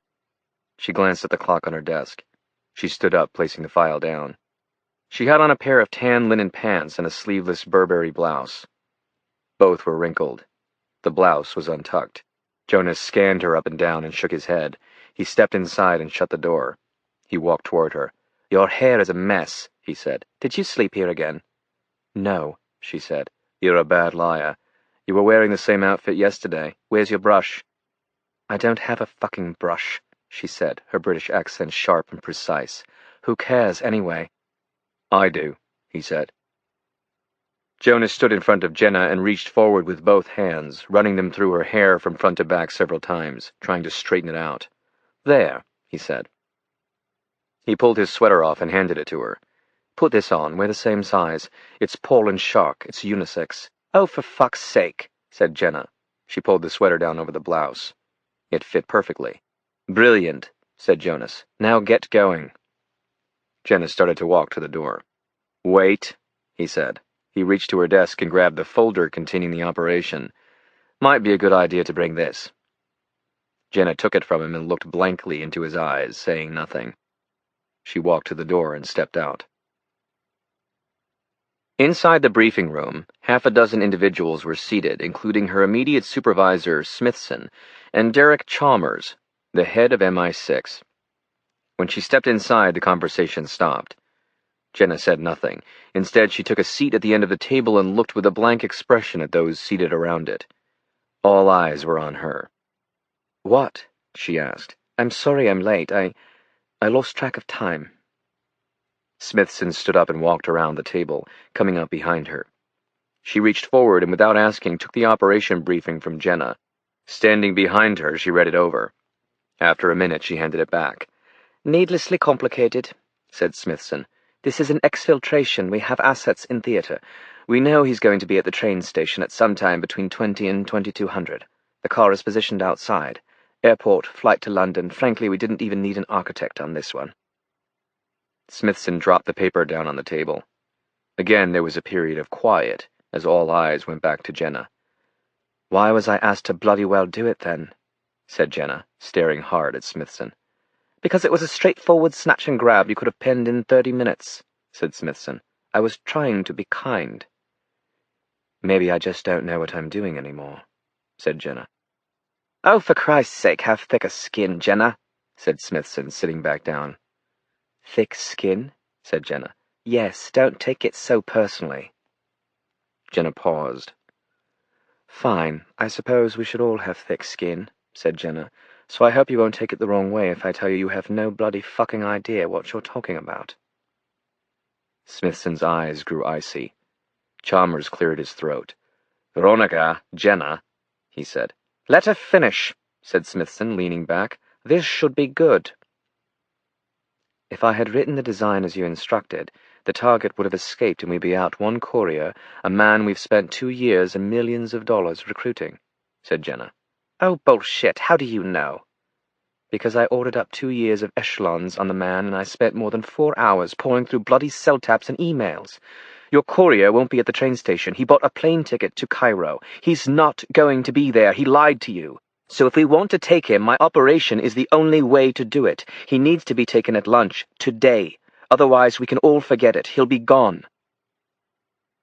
Jenna paused and stared at Veronica. "I know how thick your skin is, Veronica," Jenna said, "so don't be upset by the fact that your operation would have resulted in the loss of a key MI6 courier." Smithson was silent, as was everyone else in the room. It was Chalmers who finally spoke up. "Give us the room," he said, looking at Jenna. Everyone stood up from their chairs and started to leave except for Chalmers, Smithson, and Jenna. Chalmers glanced at Smithson. "You too," he said, "and run the operation as Jenna designed it." Chalmers and Jenna were alone, at opposite ends of the long glass table. After several pregnant moments, Chalmers smiled. "You pretty well put her in her place, didn't you?" said Chalmers. "She deserved it." "Does anybody deserve anything, really, when it comes right down to it?" said Chalmers. "What do you want, Derek?" said Jenna. "Did you know I was the one who recruited you?" said Chalmers. "I thought it was Burroughs." Chalmers shook his head. "There's a professor at the university," said Chalmers. "A man who occasionally marks a promising individual. Anyway, he'd spotted someone, Nicholas something or other. I took him to coffee. Afterwards, he was in the finals of the student union debating competition. There was a large crowd. I went into the back of the auditorium and took a seat to watch our man Nicholas in the debate. I figured he would destroy whoever he faced." Jenna said nothing. "Anyway, I watched a young, pretty, brown-haired girl come onto the stage. She didn't have any notes. She was a first year at Oxford. Nicholas What's-His-Name was president of the student union. I think everyone expected him to stomp on this young girl." "Woman," said Jenna, barely above a whisper. Chalmers smiled. "Woman," he agreed. "But you weren't having any of it, were you, Jenna Bradstreet Hartford?" A small smile, the first in weeks, came to her lips. "I've often wondered if I should have just left you alone," said Chalmers. "After all, you'd be an MP by now, a young Margaret Thatcher, but with beauty." Jenna stared at Chalmers for several seconds. "Are you firing me?" she asked. Chalmers said nothing. He held her eyes in his gaze. "No," he said finally, "but I'm reassigning you." "What?" she barked. "Why? Well, let's be honest. I'm the bloody well fucking best at what I do." "You're talented, Jenna, no question," said Chalmers. "But you need a different platform than what MI6 is willing to provide. A broader platform." "What the hell does that mean?" "I've spoken with Hector Calabrese and Bill Polk," he said. "They're both familiar with your work. You'll join the Directorate of Operations. They need an architect, badly. Frankly, it's in MI6's interest for Langley to have someone with your skills there." "And am I obligated to tell you everything? I'm not going to be a rat of yours inside the Central Intelligence Agency." "I agree. You work for them and your loyalties are to America and, hopefully, Britain always." "What makes you think I would even consider going to the CIA?" Jenna yelled. "Fuck them." "Americans? Fuck all, Derek." "You'll go," said Chalmers, looking her in the eyes and picking up his water glass. He took a sip. "We've leased a flat for you in Kalorama. You'll be on triple pay, 2 years. That should clear your head." "And if I don't want to?" Chalmers grinned. "Don't bullshit a bullshitter," he said. "I'm giving you a license to kill. At least show a modicum of appreciation, will you?" Chapter 7. Tonghai Satellite Launching Ground, Musudan-ri, North Hamgyong Province, North Korea. A line of vehicles moved quickly through the remote hills of Chongjin, a desolate, impoverished city on the coast of North Korea. There were 7 sedans and 1 black limousine in all. The vehicles were guarded by 2 extended cab, dark green-colored troop carriers, one in front and the other in back. Each specialized vehicle was filled with a dozen armed soldiers from the Special Guard Unit, an elite division of the Korean People's Army. The limousine's windows were tinted dark, small North Korean flags stuck up from the front and back corners of the vehicle. The motorcade sped along the thin, pothole-strewn roads of the rural coast, the white-capped waters of the Sea of Japan visible in the distance. The hills and valleys alongside the road intercut between empty land covered in dirt and rocks and the occasional shrub or tree, and shacks, small huts and houses made of scrap metal, wood, or concrete. Inside the limousine, North Korea's supreme leader Kim Jong-un lit a cigarette and took a deep drag as he looked out the window. It gave Kim no pleasure seeing the thin, emaciated figures milling about ramshackle homes without electricity and food, staring back as he passed by. Yet he also didn't feel at all guilty or responsible for the terrible conditions of his country. The truth is, he felt nothing at all. Kim was dressed in a black suit with a black trench coat. His hair was short except on top, like a little tuft. He was obese and needed help getting out of the limousine. Kim had the body of a 60-year-old, but the face of a child. He looked at the man seated across from him, Pak Young-sik, the highest-ranking officer in the Korean People's Army. Suddenly Kim's eyes shot to the window. A skeletal dog was traipsing along the roadside, searching for food. "Stop!" barked Kim. The limousine came to a halt. Kim pushed a button, lowering the window. He took a drag on the cigarette as he stared at the dog. Kim had a smile on his chubby face, like a young child. The dog stopped moving, staring at Kim with a nervous mixture of curiosity and fear. The dog had gray and black fur, with patches of bare pink skin in places. Kim flicked the cigarette out onto the road. He reached into his coat and pulled a handgun from the holster beneath his left armpit. He flipped the safety off, chambered around, then swept the gun so that it was aimed at the dog. The dog stared back at Kim without moving. Slowly, he seemed to bow his head and then took a step closer to the limousine. Kim fired. The sound of unmuted gunfire was shocking and loud. The bullet missed. "Damn it!" he yelled. "Lousy gun!" The dog started to move away, but Kim fired again, then a third time. A bullet struck the dog in the side, knocking him to the ground, where he spasmed and writhed in pain as a low series of yelps came from his mouth. Kim fired again, hitting the dog in the head. The dog went quiet and still. Kim stared at the creature for a few seconds and turned to Young-sik. He tossed the handgun at Young-sik. "Terrible pistol," he seethed. "See to it we no longer buy any by this manufacturer." "Yes," said Young-sik. King slapped the leather seat next to him. "Go!" he barked to the driver. Hours later they came to a security perimeter, 12 feet high and fringed with razor wire.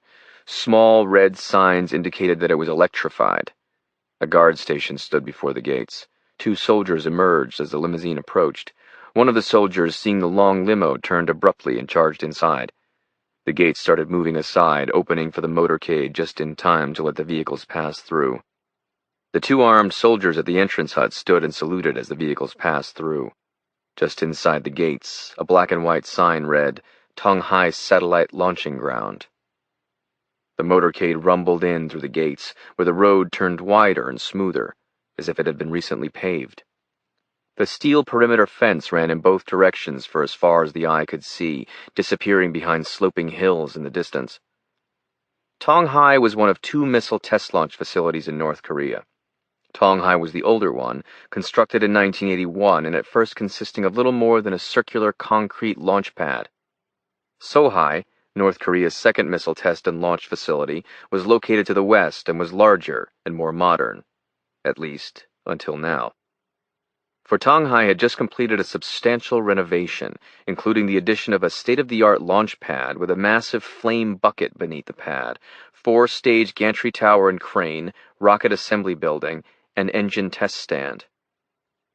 Yet even after the renovations and new construction, it was difficult to believe that the small collection of buildings spread out over several hundred acres of barren land was, in point of fact, a central flashpoint in a growing conflict that threatened to spark nuclear war.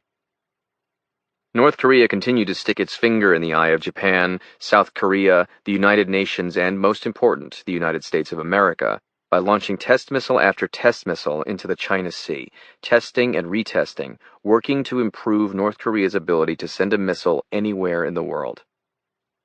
North Korea already possessed nuclear weapons. One of the many ironies of the backwards country was that it was somehow able to manage the much more difficult technological achievement of nuclear fission, and yet couldn't figure out how to fire a missile more than a few thousand kilometers. But they were learning. With each successive launch, the North Koreans were gaining knowledge as to what worked and what didn't. It was only a matter of time before the country possessed the ability to launch a missile that could strike anywhere in the world. All Kim Jong-un cared about was being able to hit the United States. Kim Jong-un's hatred for America started when he was just a young boy, traveling with his father to towns that remained half destroyed by bombs that had been dropped almost half a century before by America. He recalled seeing his father cry on 2 different occasions, both times while visiting places his government could barely afford to feed, much less rebuild.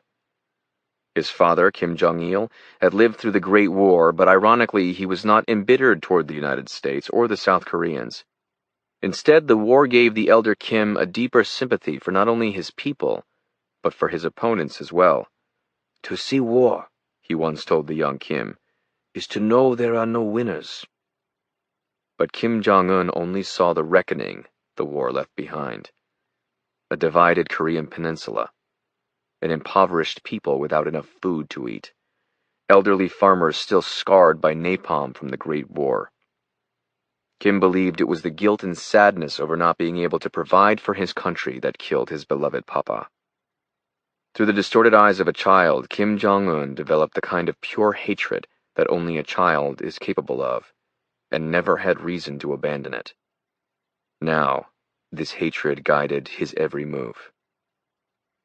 The motorcade came to a large rectangle of gray concrete, elevated 10 feet above ground. This was the new missile launch pad. There were several stairwells leading up to the surface of the pad.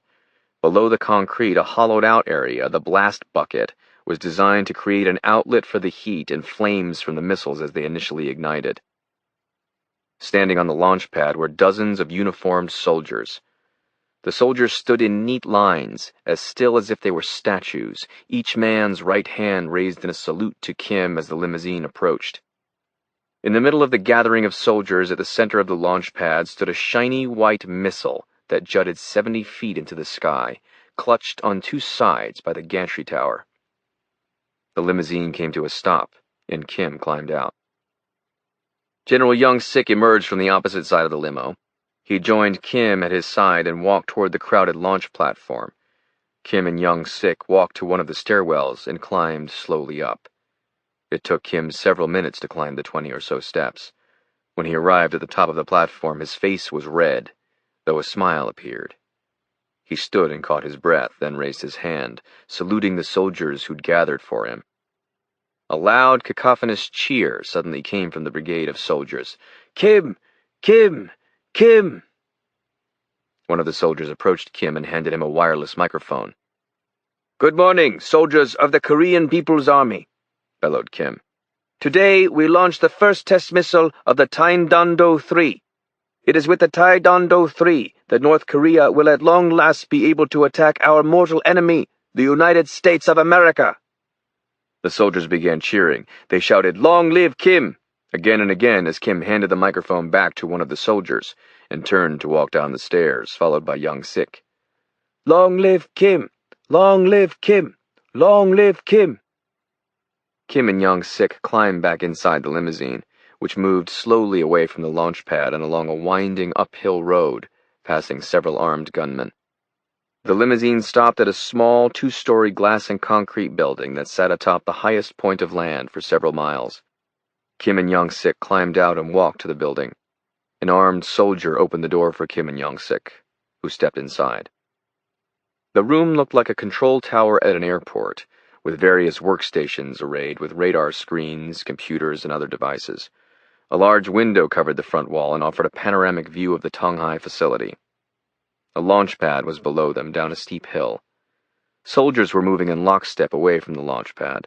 Beyond, the Sea of Japan appeared through a haze of thin fog and gray clouds. 3 individuals were inside the control tower. 2 engineers sat at tables before a wall of controls, dials, and screens, wearing headsets. A third man was standing at a large window, looking down at the launch pad. He had on thick glasses, a white lab coat, and was speaking in a low voice to someone over his headset. He was holding a clipboard. "Dr. Kojin," said Young Sik. The man turned. He suddenly caught sight of Young Sik and then Kim. After a surprised moment, he immediately dropped to his knees and bowed. "Your Excellency," said Dr. Kojin, "it is a tremendous honor to have you here today." Kim removed a pack of cigarettes, pulled one out, and lit it. "Are we ready, Kojin?" said Kim. "After $100 million in 3.5 years, I trust the answer is yes." Kojin stood up. He nodded. "Yes, it is all ready, Your Excellency." Kim took a deep puff, exhaling, filling the small control room with smoke. Yes, get on with it. I don't have all day." "If everything goes correctly as it should," said Kojin, "I would like to introduce you to the individuals who made today's launch possible." Kim dropped the cigarette onto the floor and stepped on it. "The state is not a place of individual achievement," said Kim loudly. "We build weapons of glory not because we want to celebrate the men who built them, but because we want to advance the great cause of the North Korean people and to be able to strike the evil enemy, the United States of America." Kojin bowed. "Yes, of course, Your Excellency, of course." "Tell us about Taindando 3, said Young Sik. Kojin pointed out the window to the launch platform. The final row of soldiers was moving down the steps and away from the platform. "Taindando 3 is a multiple-stage solid-fueled hydro-rocket, capable of reaching distances of up to 10,000 kilometers. Today we launched Taindando 3 with an expected flight path over the Sea of Japan. If all goes according to plan, it will land in the Pacific Ocean approximately 1,000 miles from the coast of Mexico. It would represent the greatest length achieved in flight by a North Korean missile, Your Excellency." Kim nodded and smiled. A moment of childlike glee hit his face. He clapped once. "Excellent, Kojin," said Kim. "Now let's do it, shall we?" Dr. Kojin turned. He looked at one of the engineers seated at the control station. "Kawao," said Kojin. "Commence firing sequence." Without turning around, the young engineer nodded and began typing. "Commencing firing sequence," said Kawao. A low, soft boom echoed from down the hill. Kim, Young-sik, and Kojin stepped to the window and looked down at the launch platform. It appeared as if nothing had occurred, and then a few puffs of smoke ebbed out from the base of the missile. A louder explosion followed, then came a high-pitched sizzling noise, followed by a cacophonous boom, and all hell broke loose. Flames and smoke shot out from the missile as it started to rise in the air. The gantry tower fell back and away as the missile slowly lifted into the air, a trail of smoke and orange flames behind it, the noise deafening. The missile climbed into the air, its velocity increasing with every passing second until, at some point, a massive boom again rocked the air and the missile's speed went from fast to supersonic and it shot up into the sky. Kim and Young-sik started clapping, and Kim even yelled, "Hooray!" as the missile climbed higher and higher in the sky. Then something went horribly wrong. "Oh my God," groaned Kojin. Violent clouds of red and orange flames shot in every direction as the sky filled with fire and falling debris, chunks of missile caught in burning fuel-soaked flames, raining down from the sky into the distant ocean. Kojin stepped behind one of the engineers, leaning forward, trying to read the instruments, trying to understand what had happened. Young-sik looked at Kim, who stood motionless in front of the window. Finally, Kim met Young-sik's stare. He had a dumbfounded, angry look on his face. Kim turned and walked past Kojin and the 2 engineers, almost stumbling in shock as he made his way to the door. When he reached the door, he paused. He reached inside his coat to remove his gun from his shoulder holster. But it wasn't there. He looked at Young-sik. Young-sik unbuckled a holster at his waist and lifted his handgun and handed it to Kim. Kim raised the gun and aimed it at the young man on the right, whose back was to him. He fired, striking the man in the back of the head. Kojin and the other engineer turned. Kim fired at the other engineer.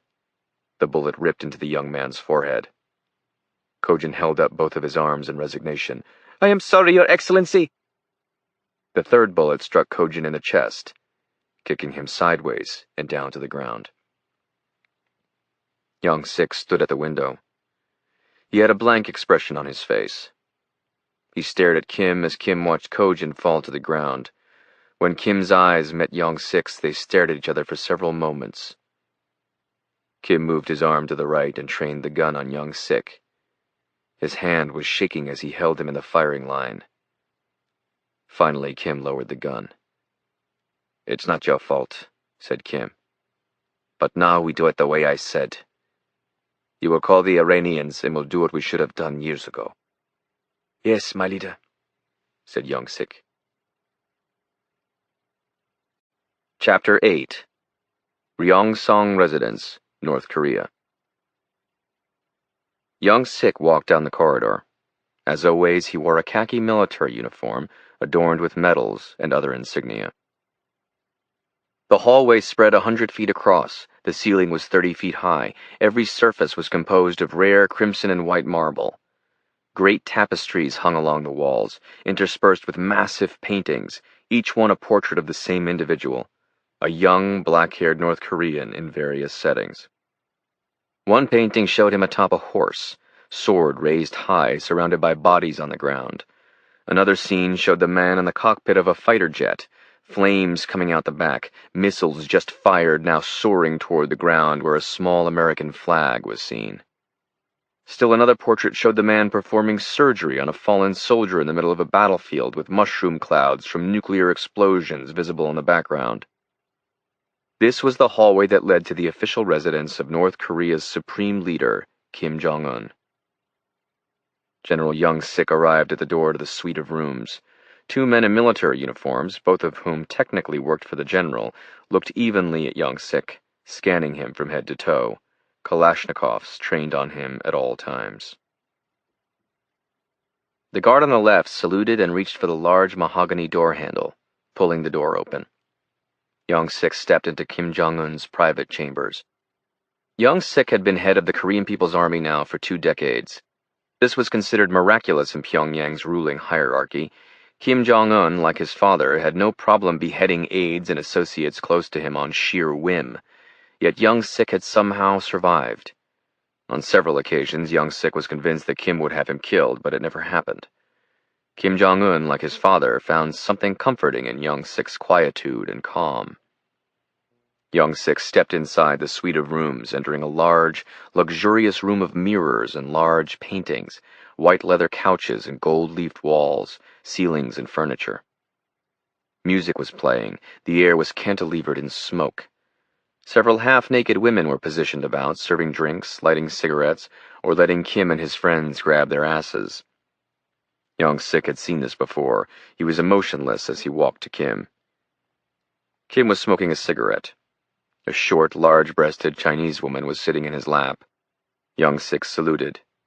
"General," said Kim, waving his arm drunkenly, "won't you join us?" "My supreme leader," said Young Sik, bowing slightly, "it would be my honor except that as your appointed leader of the army, I feel it is not in my best interest to take enjoyment as long as I am in your trust."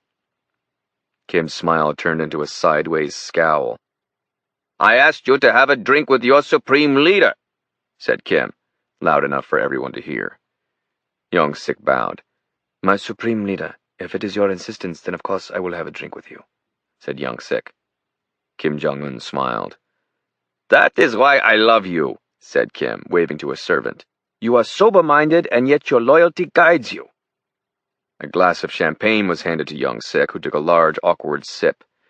"Might I have a word, my supreme commander?" said Young Sik. Kim's smile disappeared. "Of course," he said, shoving the woman from his lap. "Perhaps in another room," whispered Young Sik, glancing at the small crowd gathered inside the spacious, luxurious room. Kim did not want to rise from his perch, yet Young Sik's eyes told him it was important. Young Sik followed Kim to a room off the main living room. It was another massive room, one wall made completely of glass, looking out onto the few lights that dotted Pyongyang, North Korea's largest city and yet a place where electricity was rationed. The ceiling was 2 stories tall. One wall was covered in bookshelves, the other with 3 massive oil paintings, one of Kim's grandfather, Kim Il-sung, another of his father, and the third of him. A large oval-shaped leather sofa sat in the middle of the room. The two men sat down. "I leave for Macau in an hour, Your Excellency," said Young Sik. Kim nodded, suddenly remembering. "Ah, yes, to meet with the Iranian." "Correct," said Young Sik. "The exchange will take place tomorrow evening. I wanted to apprise you of this, my Supreme One, and to make sure you still want to do it." Kim took a large swig of champagne, then reached to the table, where a silver tray was stacked high with cigarettes. He picked one up and lit it, took a large drag, then leaned back and exhaled, blowing the cloud of smoke in Young Sik's direction. "We know how to make highly enriched uranium," said Kim, "but our missiles fall into the sea. Iran can send a missile anywhere, but they have no highly enriched uranium." "Correct, Your Excellency." "It is a good and fair trade. I want you to go and make the exchange. When you return, we will finally have the capability to strike at our enemies. North Korea will at long last be able to attack the United States of America." Chapter 9. CIA Headquarters, Langley, Virginia. The briefing was already underway when Jenna walked by Hector Calabresi's glass-walled office. A group of people, 10 in all, was gathered inside the CIA director's expansive corner office on the 7th floor of CIA headquarters. She passed by and was about to take a right and go to her office, but stopped. She turned around and started walking toward Calabresi's office. Jenna had on a thin brown cashmere turtleneck sweater, which clung tightly to her frame. She wore a pair of white designer slacks that flared at the ankle, revealing stylish white flats. Her hair brushed the tops of her shoulders and was parted in the middle. Jenna's face was chiseled and pretty. She had brown eyes that were as mesmerizing as they were cold. In her brief time at the CIA, Jenna had made a grand total of no friends. She kept to herself and her work. She was a mystery. She arrived early, usually before 6 a.m., and was working when most people left the building. Several people had tried to befriend her, asking her to join the group headed out for Friday night drinks, but she invariably said no. Calabresi and Polk were the only ones who knew her story, and they ignored questions about her, especially questions from male members of the agency's senior staff. Derek Chalmers had asked them both to shield her, at least for a time, and that's what they did. But as both men realized within a few days of Jenna's arrival, she didn't need their protection. She reached the door and pushed gently in, then shut the door behind her. She found Calabresi, who was staring at the screen. She looked for Polk, who turned and subtly acknowledged her entrance. The briefing was about North Korea. It was an operation that had been in planning for more than a year. Its design pre-existed her arrival, though she had read the details of it. Jenna caught Polk's eyes and pointed at herself as if to ask with her eyes, "Is it okay for me to be here?" Polk nodded yes, then smiled. 2 large photos cut across a plasma screen in the middle of Calabresi's office. The briefing was just getting going. "The man on your right is, as you all know, Kim Jong-un, Supreme Leader of North Korea."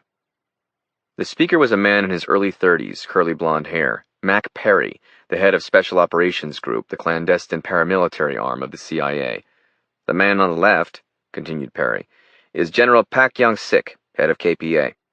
This operation is a design strike on Young-sik, an action we believe is warranted and will lead to increased instability within the interior corridors of Kim's regime." Jenna unconsciously but noticeably coughed. Perry turned, as did Calabresi. She held her hand up to her neck, indicating that she had simply coughed and that it had nothing to do with her opinion of the operation. Perry hit the remote. The plasma shot to a view of a tall building on a crowded strip of buildings. "Macau," said Perry. "Asia's Las Vegas. This hotel, the Mandarin, is where the operation will occur. We have ascertained that Young-sik will be in Macau this weekend, staying at the hotel. A 3-man team will penetrate his security cordon and kill him in his hotel suite. Weapons are sanitized. Special Activities Division will work reporters and tell them it was Kim who ordered the kill. We believe the effect will be extremely detrimental internally." Jen was shaking her head. "Is something wrong?" asked Perry from across the room, staring daggers at Jenna. Jenna looked at Perry. "No, I'm sorry," she said in a soft, aristocratic British accent. "I wasn't meaning anything. I apologize. It's just—" "It's just what?" said Perry. "It's just that this operation is Well, it's bloody awful, Jenna said. The entire office turned and looked at Jenna. She caught Calabrese's eyes. He was grinning. Perry looked dumbfounded, though not angry. What's awful about it? He said. I'm always open to suggestions. Where to start? Said Jenna in her British accent. Let's see, then. Tell me, what is your name? Mac. We've met like 20 times. Sorry, she said. Tell me, Mac, what is your intended goal? To harm North Korea. If that's your goal, it will not be achieved, said Jenna, commanding the room. The loss of Young Sik will simply result in someone else stepping into Young Sik's position, and the status quo in North Korea will continue on. Kim has executed countless generals over the years, and while he does have a certain loyalty to Young Sik, the fact is he won't care that he's dead. In fact, it will expose a key vulnerability to Kim, making him aware as to the extent of our knowledge of their movements outside North Korea, possibly preventing future foreign travel and thus further reducing our ability to potentially go after North Korea. I disagree, said Perry. Really? Said Jenna. I've been inside North Korea, said Perry. I know the country. How many of his own generals has Kim killed in the past year? Said Jenna, staring at Perry. 6, Jenna smiled. He's killed 8 in all. Bullshit, said Perry. I've read the intelligence. He killed 2 more men last night, said Jenna, interrupting. Wonsan Province. How do you know? There was a red flag on Bull Run last night, said Jenna, referring to an NSA program that produced intelligence based on cracking encryption of online communications and data. It came out a little after midnight. The room was silent.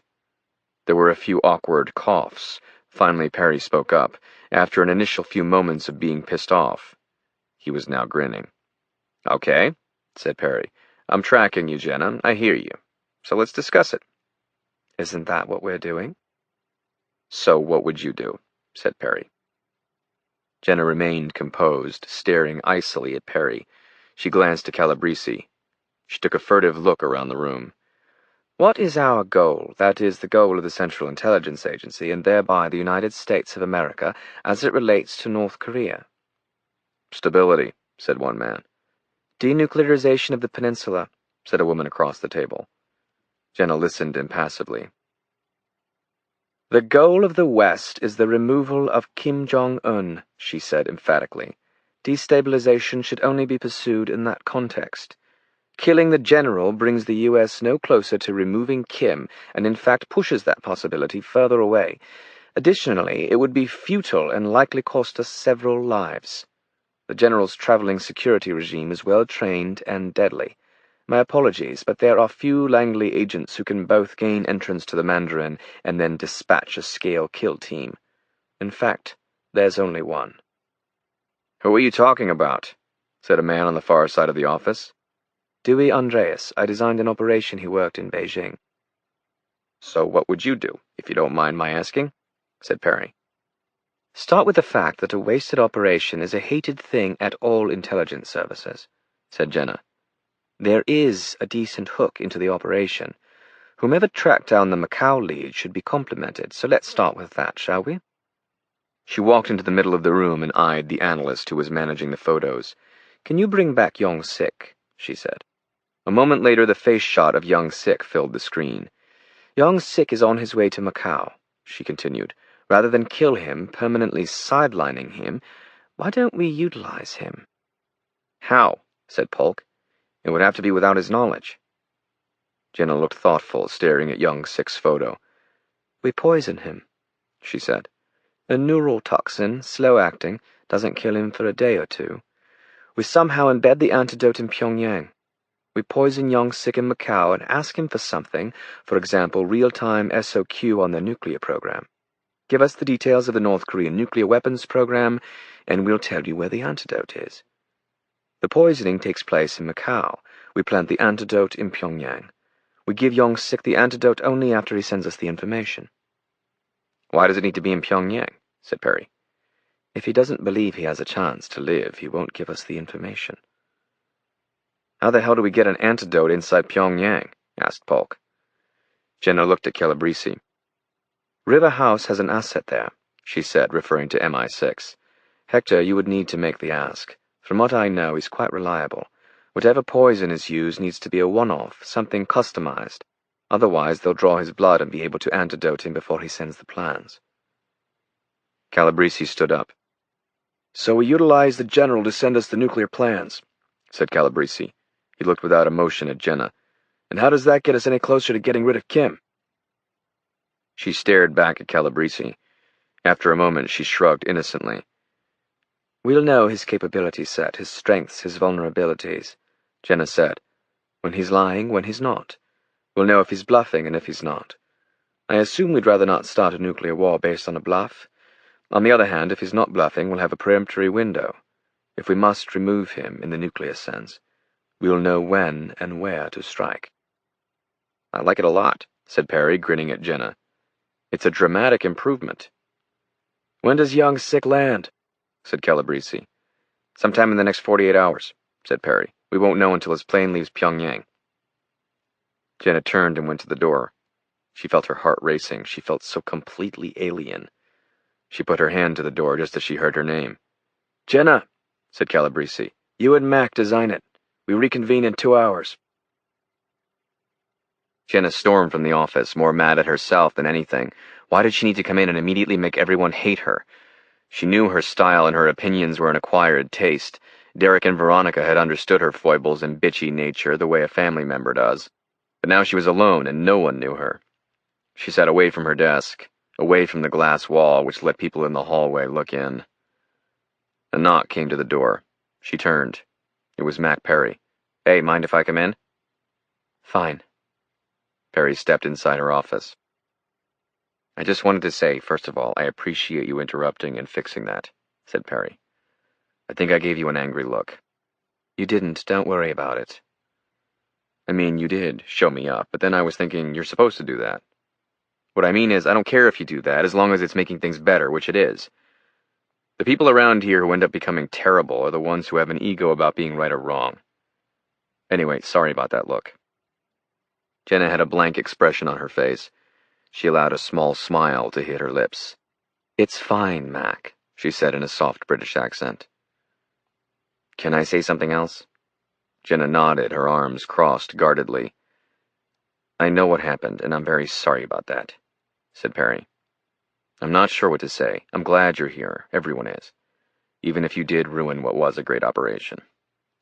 Jenna laughed. Thanks, she said. Want to get started? Sure, said Jenna. She leaned forward. We'll need your top chemist. Dave Morris, said Perry. I'll get him up here. Chapter 10. Georgetown, Washington, D.C. The motorcycle, a red and blue Suzuki Hayabusa, followed a meandering, leisurely course as the dull orange of dawn colored the Washington sky. The rider was a large man. His face was hidden by a black helmet and by visor glass tinted dark. He took the bike through Georgetown and Woodley Park, keeping the powerful bike in check, its low thunder barely interrupting the quietude of a Sunday morning in the nation's capital. It was 5 a.m.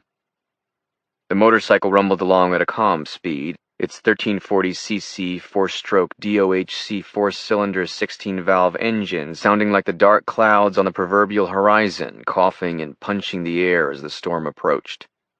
The Hayabusa was one of the fastest production motorcycles in the world. The man on top wore cut-off shorts, running shoes, and a blue t-shirt. He trotted the bike slowly along Woodley Park's residential streets, like a cowboy atop a stallion just before the run. It was early spring and flowers were blooming everywhere. He passed the Omni Shora Motel and put on his signal before the entrance to Rock Creek Parkway, even though there were no other cars or vehicles on the road. He cruised slowly downhill into the curving entrance to Rock Creek Parkway, glancing left, seeing no one. He entered Rock Creek Parkway and headed north, clutching and shifting as his hands worked the throttle, his leg kicked, and the Hayabusa's low, impatient thunder turned into a throaty, angry roar. With every shift, the engine went high to low, then came more acceleration, more speed, until he needed to shift again, and it repeated itself, the scream of the engine echoing through the forests and canyons that bracketed both sides of Rock Creek Parkway. He kept pushing the bike harder and harder and harder, shifting and gunning it until there was no place else to go, until there was nothing more the superbike could give him. He glanced down at the digital speedometer. In glowing blue light, he registered his speed at that moment, 172.6 miles per hour. The driver took the Suzuki up the two-lane parkway with ferocious speed, slowing ever so slightly whenever the road curved, regrouping, then ripping like all hell again. The wind was like a wall against the overwhelming force of the motorcycle. The man clearly possessed advanced riding skills. He was also confident, even reckless, some would say insane, though had someone been able to read his thoughts, all they would have discovered would be an eerie calm. For the speed, the challenge of the road, the knowledge that the slightest mistake would kill him. It was the 5th day since Dewey had returned from Tunisia. It was the 5th day he'd awoken early and climbed onto the motorcycle. In 5 days, Dewey had yet to see a policeman. He'd only seen a handful of cars, each time slowing and passing at a reasonable speed before quickly opening the machine back up. The parkway led out of Washington, D.C. into Maryland, eventually stopping in Chevy Chase. Dewey brought the bike to a stop where the road dead-ended at Western Avenue, pausing to catch his breath and glancing at his watch. It was 5:30. As he'd done the previous 4 mornings in a row, Dewey drove north into Maryland. The roads were beginning to fill with traffic, and he kept the bike within the speed limit, moving on side roads through Silver Spring, Kensington, Rockville, North Potomac, heading west on winding roads, passing through suburban neighborhoods, with houses that grew bigger, with larger lots and land, making his way into the Maryland countryside as the morning sun warmed his back, and the wind brought the familiar smells of country, fresh-cut grass, manure, wheat, and pine. On a hill overlooking a sweeping field of green, he pulled over and stopped the motorcycle. He turned the engine off and put down the kickstand. In the distance, down a long driveway lined with white horse fence, he saw a rambling farmhouse and behind it a big barn. Dewey felt his adrenaline spiking as he stared at the house in the far distance. The barn reminded him of the farm he'd grown up on in Castine, Maine. But the land surrounding the farm was altogether different. In every direction, fields of low green grass spread in lumpy, lush hills, interrupted here and there by trees, a massive oak, a stand of birch, a gorgeous geometric line of elms. It was an exquisite piece of land. It was the same ritual now for 5 days in a row, and each day Dewey felt his heart beat faster. He'd just flirted with death on the Rock Creek Parkway, and yet it was not until now, sitting in silence, staring at the farmhouse, that he felt adrenaline and anxiety. Anger. Hatred. Dewey had killed Charles Bruner with his own gun, and yet he still wasn't satisfied. He killed Flaherty and Kyrie, yet he still felt the rage. He wanted revenge 100 more times, 1,000 more times. Above all, he wanted his wife back. It had been Bruner who ordered her murder, and killing him had done nothing to quell the fever that burned inside Dewey's heart. Finally, he started the motorcycle back up and kicked up the kickstand. His hands were shaking as he fought the voice inside his head. Do it. No one is innocent.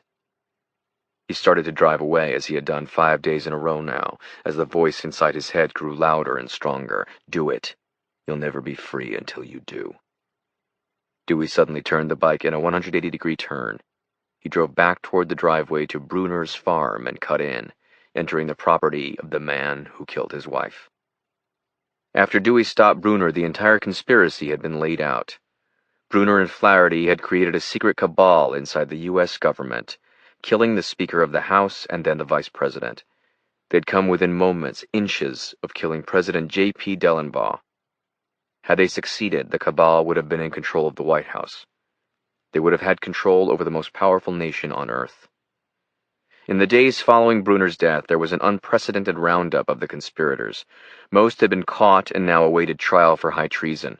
Several members of the cabal, including Harry Black, the U.S. Secretary of Defense, had committed suicide rather than face the public disgrace, humiliation, and punishment for their misdeeds. A handful had fled and were actively being hunted down by the FBI or CIA, with support from the NSA. Flaherty was dead. Bruner's wife had been brought in and interrogated for more than 2 weeks. Dewey had forced himself to watch video from the interrogations.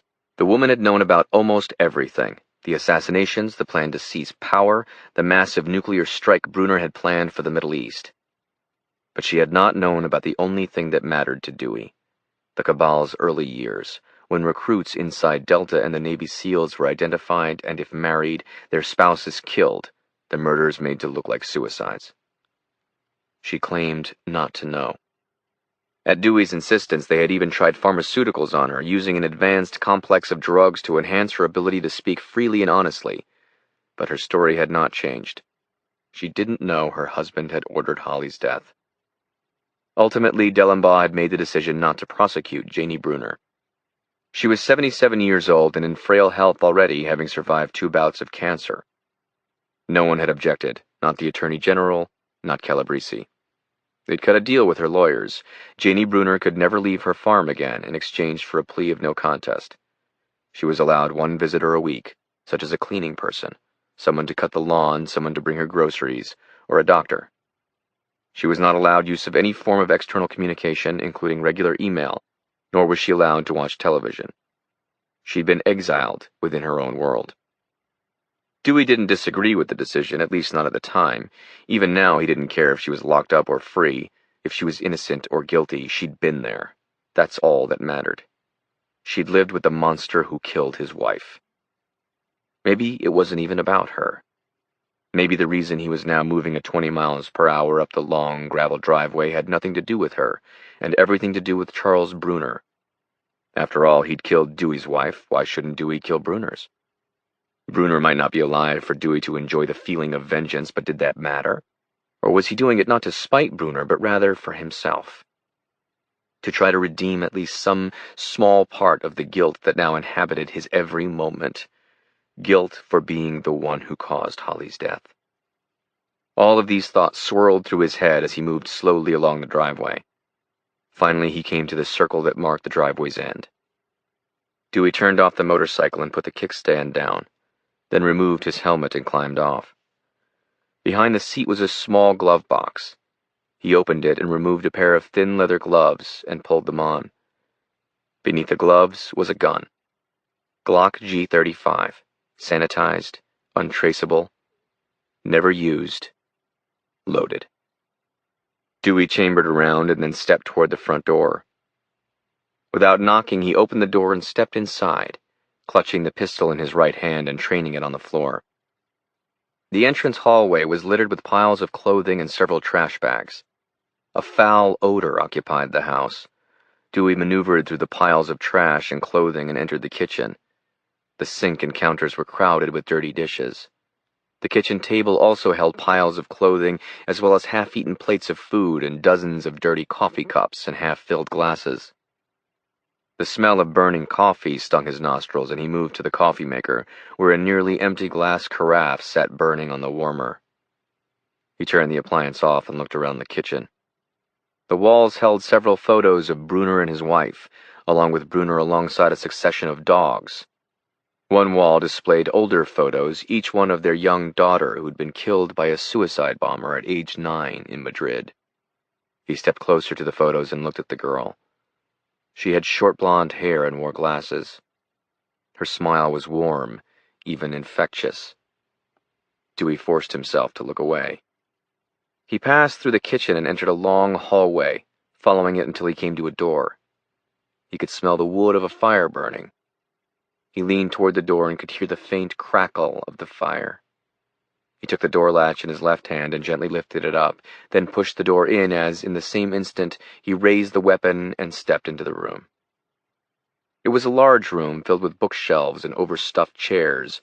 A big brown and white St. Bernard was asleep on the ground just inside the door. Dewey's eyes moved to the fire and then to the corner of the room, blocked by a table. A large pile of blankets. His eyes met the eyes of a woman. She was seated in the corner, pressed back against the wall, everything but her head covered in blankets. Her hair was light gray and long, tangled, and messed up. Her face looked haunted, her skin a pale gray, with dark bags beneath her eyes. Dewey stepped slowly across the room, the pistol in his right hand, aimed at the woman. He said nothing as he moved closer and closer. He came to the corner and was now in front of her. He held the gun so that the muzzle pointed between her eyes. He felt the trigger beneath his index finger. She stared up at Dewey with a confused, pitiful expression, though she was not scared. "Are you from the government?" she whispered. Dewey said nothing. He stared at her for several quiet moments. "I thought you'd be coming someday." He could see his right hand tremoring ever so slightly as he gripped the handgun. "I told them everything," she said. "It's okay. You can do it if you want to. I have nothing left. I've been dead for so long now I can't remember when I died." Dewey continued to say nothing, to look into her eyes as if searching for something, some sign of guilt, some connection to the man who killed his wife, some connection to Holly. But there was nothing. Only a dull, bloodshot gray, dotted with cloudy cataract white. "Please, will you take care of him?" she whispered. Dewey turned and looked at the dog, still asleep on the oriental rug. His furry head was tucked between his paws. His tongue was hanging out. Slowly he turned back to Janie Bruner. He nodded. "Even a call to the ASPCA?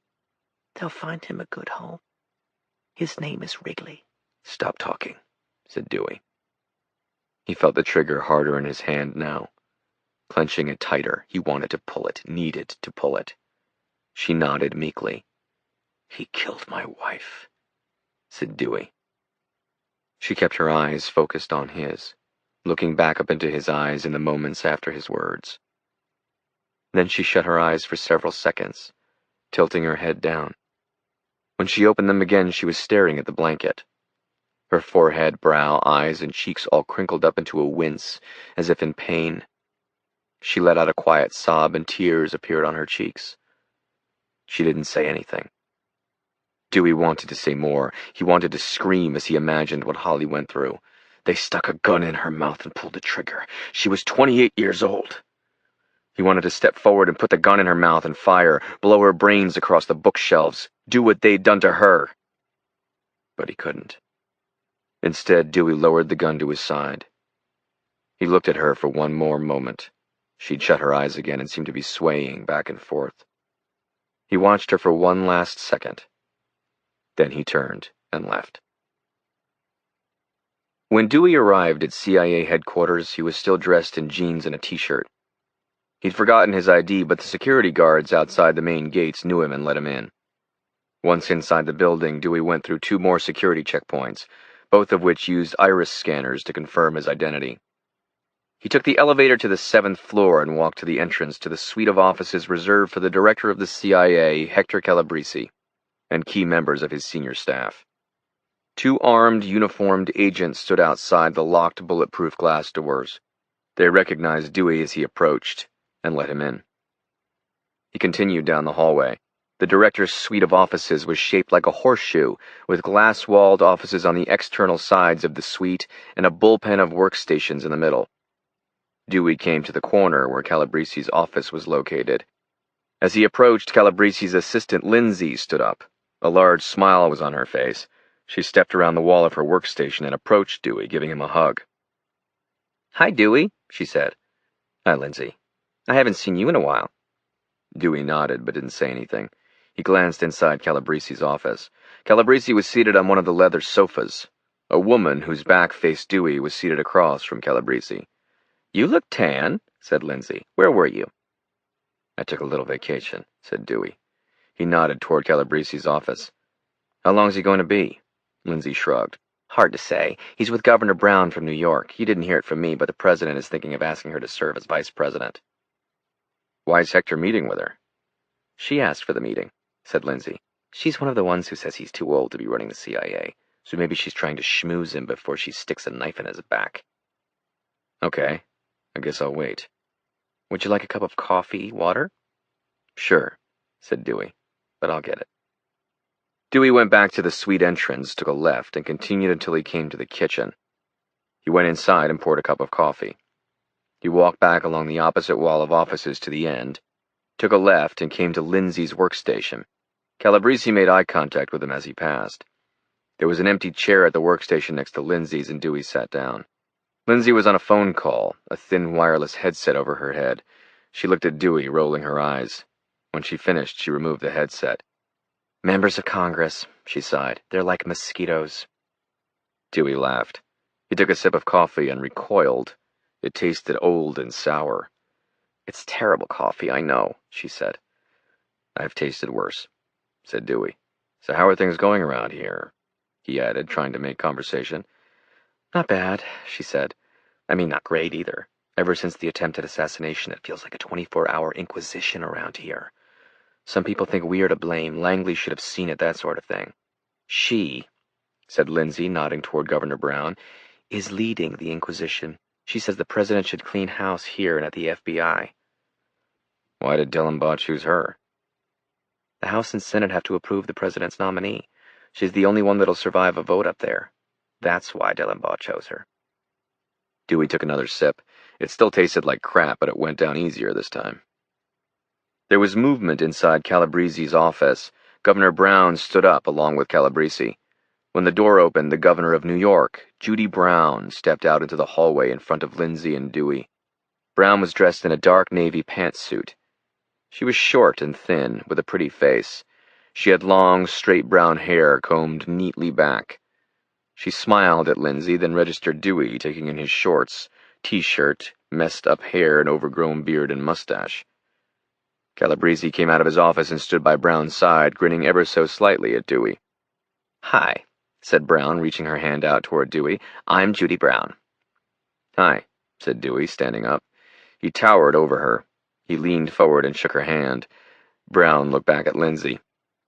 "Thank you, Lindsay," said Brown. "You're welcome, Governor Brown." After Brown had left, Calabrese nodded to Dewey, telling him to follow him into his office. Inside, they sat down across from each other on the sofas. "Welcome back," said Calabrese. Dewey had an emotionless expression on his face. "You're pissed because I sent a team over?" Dewey shook his head. "No," he said. "That was quite a job you did on Flaherty and Gant." Dewey nodded.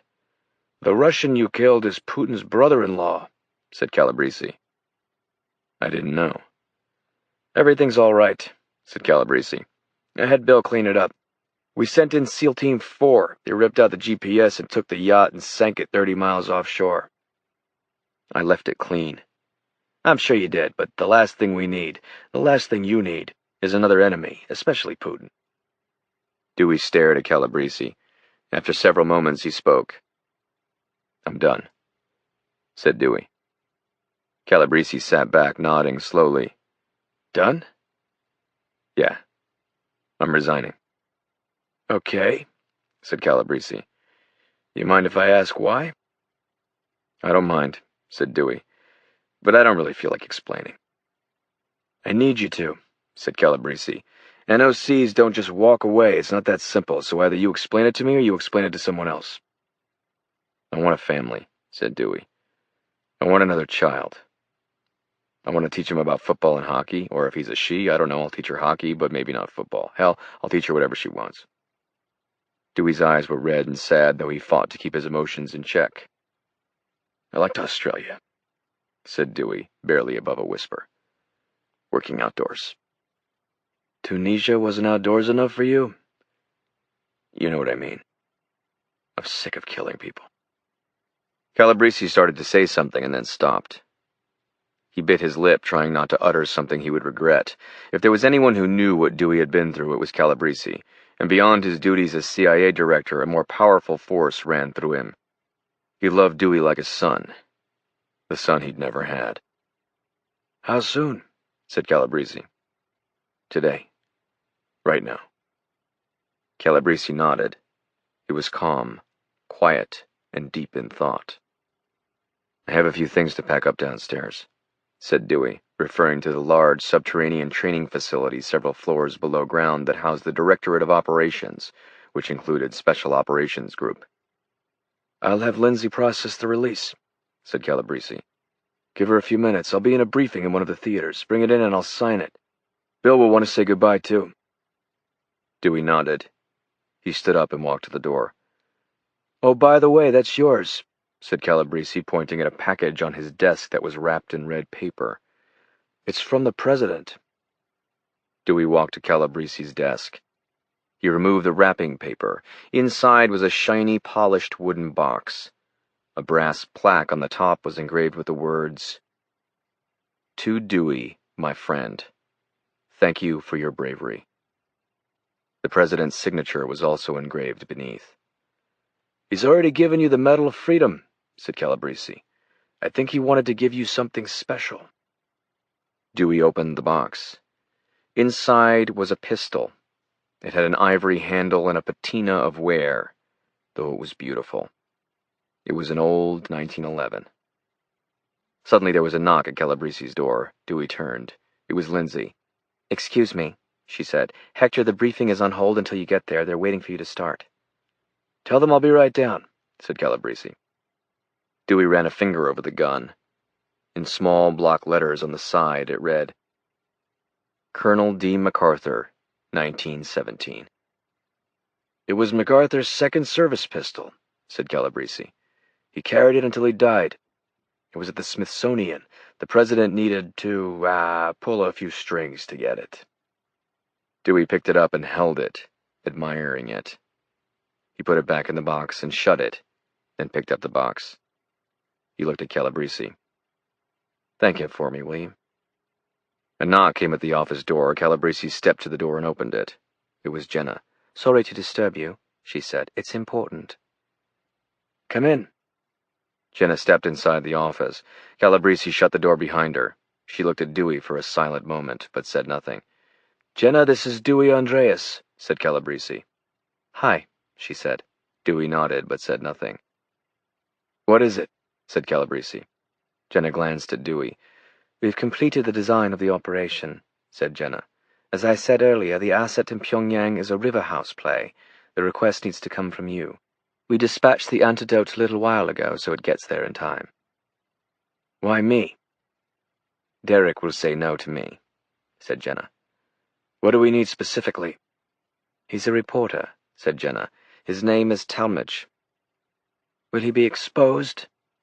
I don't know, said Jenna. He's the intermediary. We need him to plant the antidote. I selected a busy place, a public place, a museum that sees thousands of visitors, but it's no secret Pyongyang has cameras everywhere. He might get burned. Over here, burned means the asset doesn't survive, said Calabrese. It means the same thing in London, said Jenna. There's no other way. Calabrese stared at her for several moments. Fine. Is the briefing ready? Yes, Josh Brubaker is already there. I'll call Derek right now. Jenna reached for the door. She turned and looked at Dewey, whose back was turned. He was looking out the window. Nice to meet you, Dewey. Dewey turned his head. You too. After Jenna left, Dewey looked at Calabrese. Who is she? Jenna Hartford. She's an architect on loan from England. 6 months ago, her husband was killed by a car bomb intended for her. Derek asked if we'd bring her in. Dewey nodded. North Korea? Dewey said. Calabrese looked at Dewey but remained quiet. What's the operation? What does it matter? He said. You're leaving. Dewey grinned. Thanks for reminding me. The mission briefing is about to start, said Calabrese. After you pack up, feel free to come and listen. I'll sign your release in there. Chapter 11. CIA. Calabrese caught Lindsay's attention after Dewey left. I need Derek Chalmers, he said. Lindsay nodded and put her headset on as Calabrese glanced at his watch. Dewey's decision didn't surprise him. Nothing involving Dewey surprised him anymore. He couldn't exactly blame him. A month ago, Calabrese had dispatched Dewey to Paris in order to accompany the Secretary of State on a secret diplomatic trip. Calabrese had sent him because he thought it would be a peaceful, straightforward 3-day trip to Paris. At the time, Dewey was recovering from a knife wound to his chest, inflicted by an ISIS terrorist during a vicious fight on the top floor of a dormitory at Columbia University. Dewey and his team had stopped a cell of terrorists that bloody day at Columbia, and the trip to Paris was meant to reward him. But Paris had gone haywire. The Secretary of State was shot in cold blood in his hotel suite, and French authorities put the blame on Dewey, locking him up in a Paris terror intake unit and interrogating him. It was Dewey who had tracked down the real culprit. It was Dewey who exposed a plot to assassinate the president and take over the government. A few weeks after almost dying from a knife wound, Dewey had yet again very nearly died escaping from the French prison and hunting down the cabal behind the plot to overthrow the American government. The feeling Calabrese had as he waited for Lindsay to find Derek Chalmers was a mixture of guilt and deep anxiety. He felt guilty for nearly getting Dewey killed, and yet he felt an even more powerful sense of dread at the thought that the best operator he'd ever seen was about to hang it all up and ride off into the sunset. America needed Dewey, but Dewey needed to find something he'd lost a long time ago. Dewey needed to find a sense of peace and normalcy. Family, perhaps even love. Above all, Dewey was tired of being shot at, having knives thrown at him, and running. He was tired of killing. To the outside world, Dewey seemed invincible. His actions had earned him the country's highest military and intelligence awards, and his after-action reports were taught to all Tier 1 operators inside U.S. intelligence as well as special forces. But Calabrese knew Dewey wasn't invincible. Far from it. His first wife had been murdered, and the woman who would have been his second wife had been shot with a bullet intended for him. Jessica had died in Dewey's arms, and the truth is, Dewey had never been the same since. He seemed older and sadder, a tragic figure whose unique skills as a paramilitary operator masked an individual who only wanted to be left alone. Calabrese looked at a photo on his desk of Dewey and Jessica. He probably should have put it away by now, but he couldn't bring himself to. Jessica was on Dewey's shoulders, a big smile on her beautiful Irish face. Dewey was also smiling. They were so happy that day. Let him go, Calabrese thought to himself. He reached to the photo and with a trembling hand picked it up. He opened a desk drawer and put the frame inside, then shut the drawer, steeling himself for that terrible moment when time has passed, when events have overtaken memories, and the only way to keep going is to move on and close off what was. A moment later, the phone on his desk buzzed and the intercom came alive. Derek Chalmers on 3, said Lindsay. Calabrese picked up the phone. Hi, Derek, said Calabrese. To what do I owe the pleasure? Said Chalmers in a clipped but warm British accent. Can't a guy call and say hello to an old friend? Said Calabrese. I learned a long time ago that when you call it usually means trouble, said Chalmers, laughing. I prefer to think of it as adventure. Ha! By the way, how is Jenna? She's doing well, said Calabrese. I think. Have you spoken to her? No. Why not? Chalmers was quiet for a moment. You have to set them free, Hector, said Chalmers. Hector, thinking about the photograph of Dewey and Jessica, grinned. She's very talented, said Calabrese. It's why I'm calling. I'm listening. We're making a move on North Korea. We intercepted the itinerary of their top military commander. Young-sik? He's traveling to Macau, staying overnight in order to gamble, said Calabrese. What's the play? Asked Chalmers. Honestly, initially we were simply going to put some lead in him. Let me guess, Jenna rewrote the operation. Bingo. And what is the operation? The basic setup is poison him in Macau with a slow-acting toxin, then give him the antidote after he delivers us information, said Calabrese. I'm late for the briefing, but we need to avail ourselves of your sleeper. Again, a long pause took over the call. I knew I shouldn't have told her, said Chalmers, laughing. A moment of weakness. Did Jenna provide you with insight as to his chances of survival? Yes, she thinks he'll be exposed. Not definitely, but likely. Talmadge, said Chalmers. Classmate of one of my sons. I recruited him myself. With all due respect, Derek, what did you recruit him for if not for this? I want to know the details of the operation, said Chalmers, along with any intel you get out of it. Talmadge will need to be exfiltrated. Of course, it goes without saying. Who are you sending to do it? I don't know. That's Bill's call. Chalmers paused again. Fine if he's necessary to use him, said Chalmers, but I'm not happy about it. Make sure you get him out of there afterwards. Thank you, Derek. Chapter 12. CIA. 2 floors below ground, on the far side of the building, Dewey found his locker. An empty duffel bag was inside. He filled it with those few belongings he kept at Langley. Several changes of clothing, shoes, a small bag filled with toiletries, several knives, and 2 pistols, both Colt 1911s. He went back to the 7th floor. Lindsay was sitting at her desk. She looked at Dewey with a sad look. I wish you weren't going, said Lindsay. She extended a single piece of paper. It was on CIA letterhead and stamped Top Secret. Part 1A. I, Hector Calabrese, DCIA, hereby approve all legal discharge requirements and agency responsibilities, obligations, and legal protections therewith as defined in U.S. NatSec Act SX4, 889.09A for Andreas, Dewey. NOC 2249-A. Your service is hereby ended and is done so with the agency's appreciation. By signature below, this document is protected under Extra Federal Protection Presidential Order A8, and your service cannot be used in any way or in any legal proceeding against you. Sincerely, Hector Calabrese. Part 1B. I, Andreas, Dewey, NOC 2249-A, do hereby accept all legal, security, confidentiality, and statutory requirements and obligations as defined in U.S. NatSec Act SX4, 889.09A, as regards former employees. Andreas, Dewey. Dewey read it over several times. He looked up at Lindsay. Thanks, he said. Do you have a pen? She paused a few seconds and reluctantly handed him a pen. Dewey signed his name and dated it. He stared for an extra moment at the sheet of paper. You don't have to do this, Dewey, said Lindsay.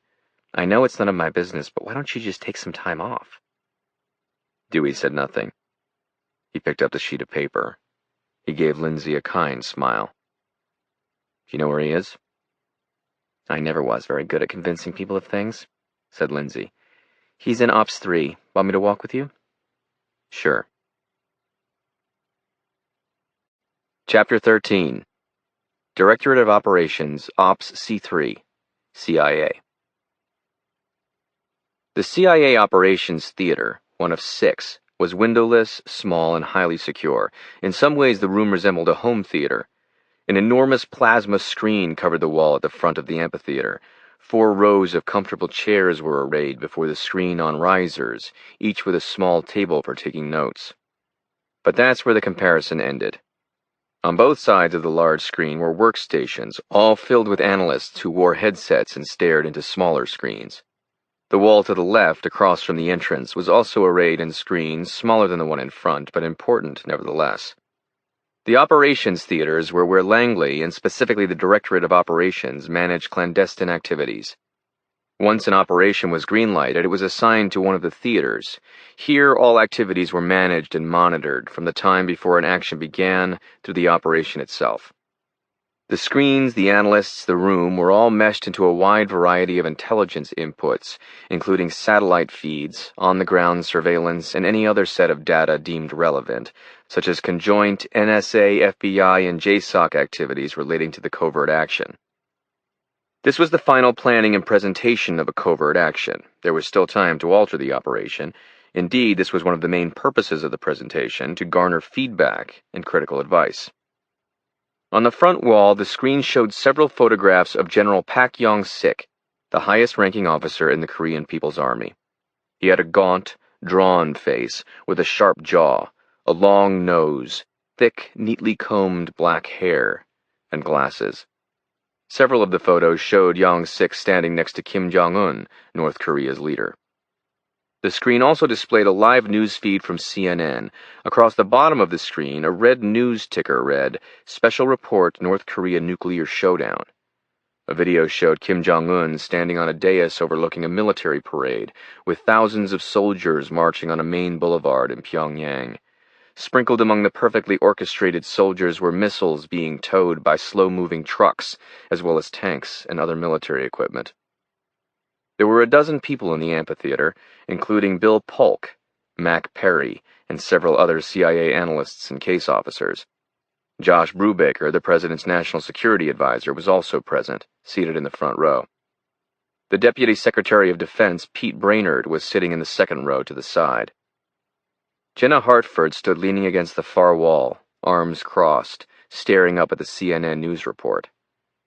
Perry was next to her. The meeting was scheduled to start at 10 a.m. It was now 10:25.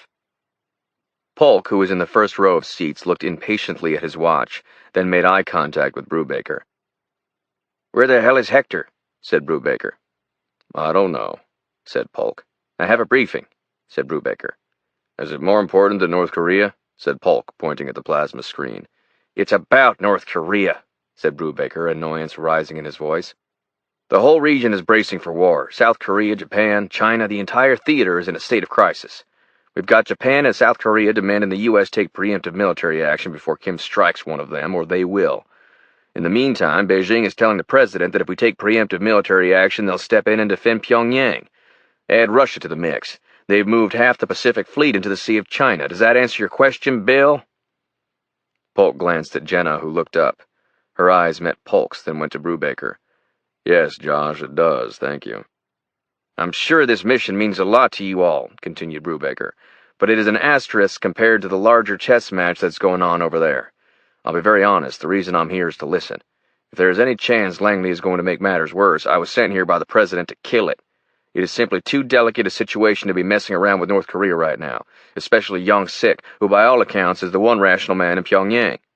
We assume he's the one thing holding Kim back from catapulting the entire region into war." It was the first time Jenna had met Brubaker.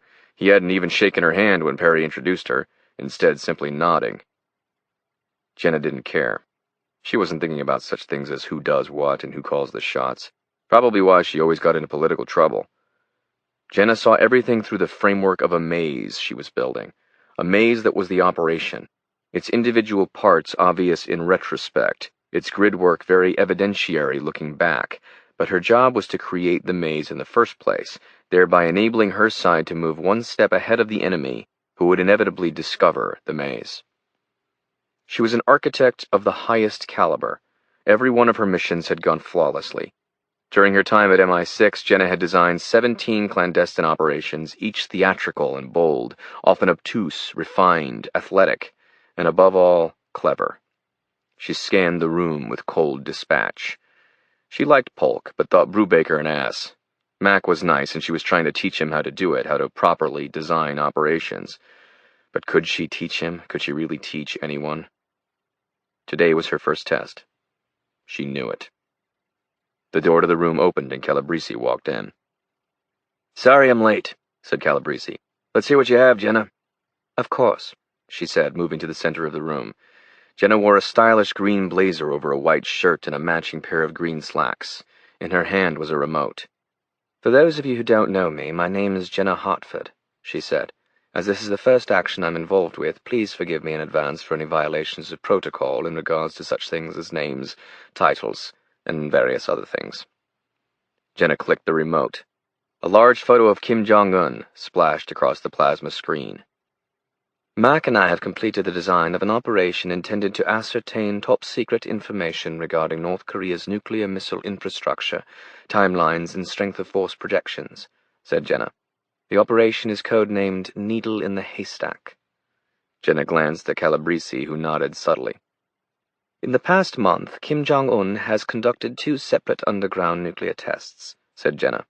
"While many Western analysts believe Kim is simply being provocative in regards to the West, these tests were materially greater than anything the North Koreans have attempted to date by a factor of 4.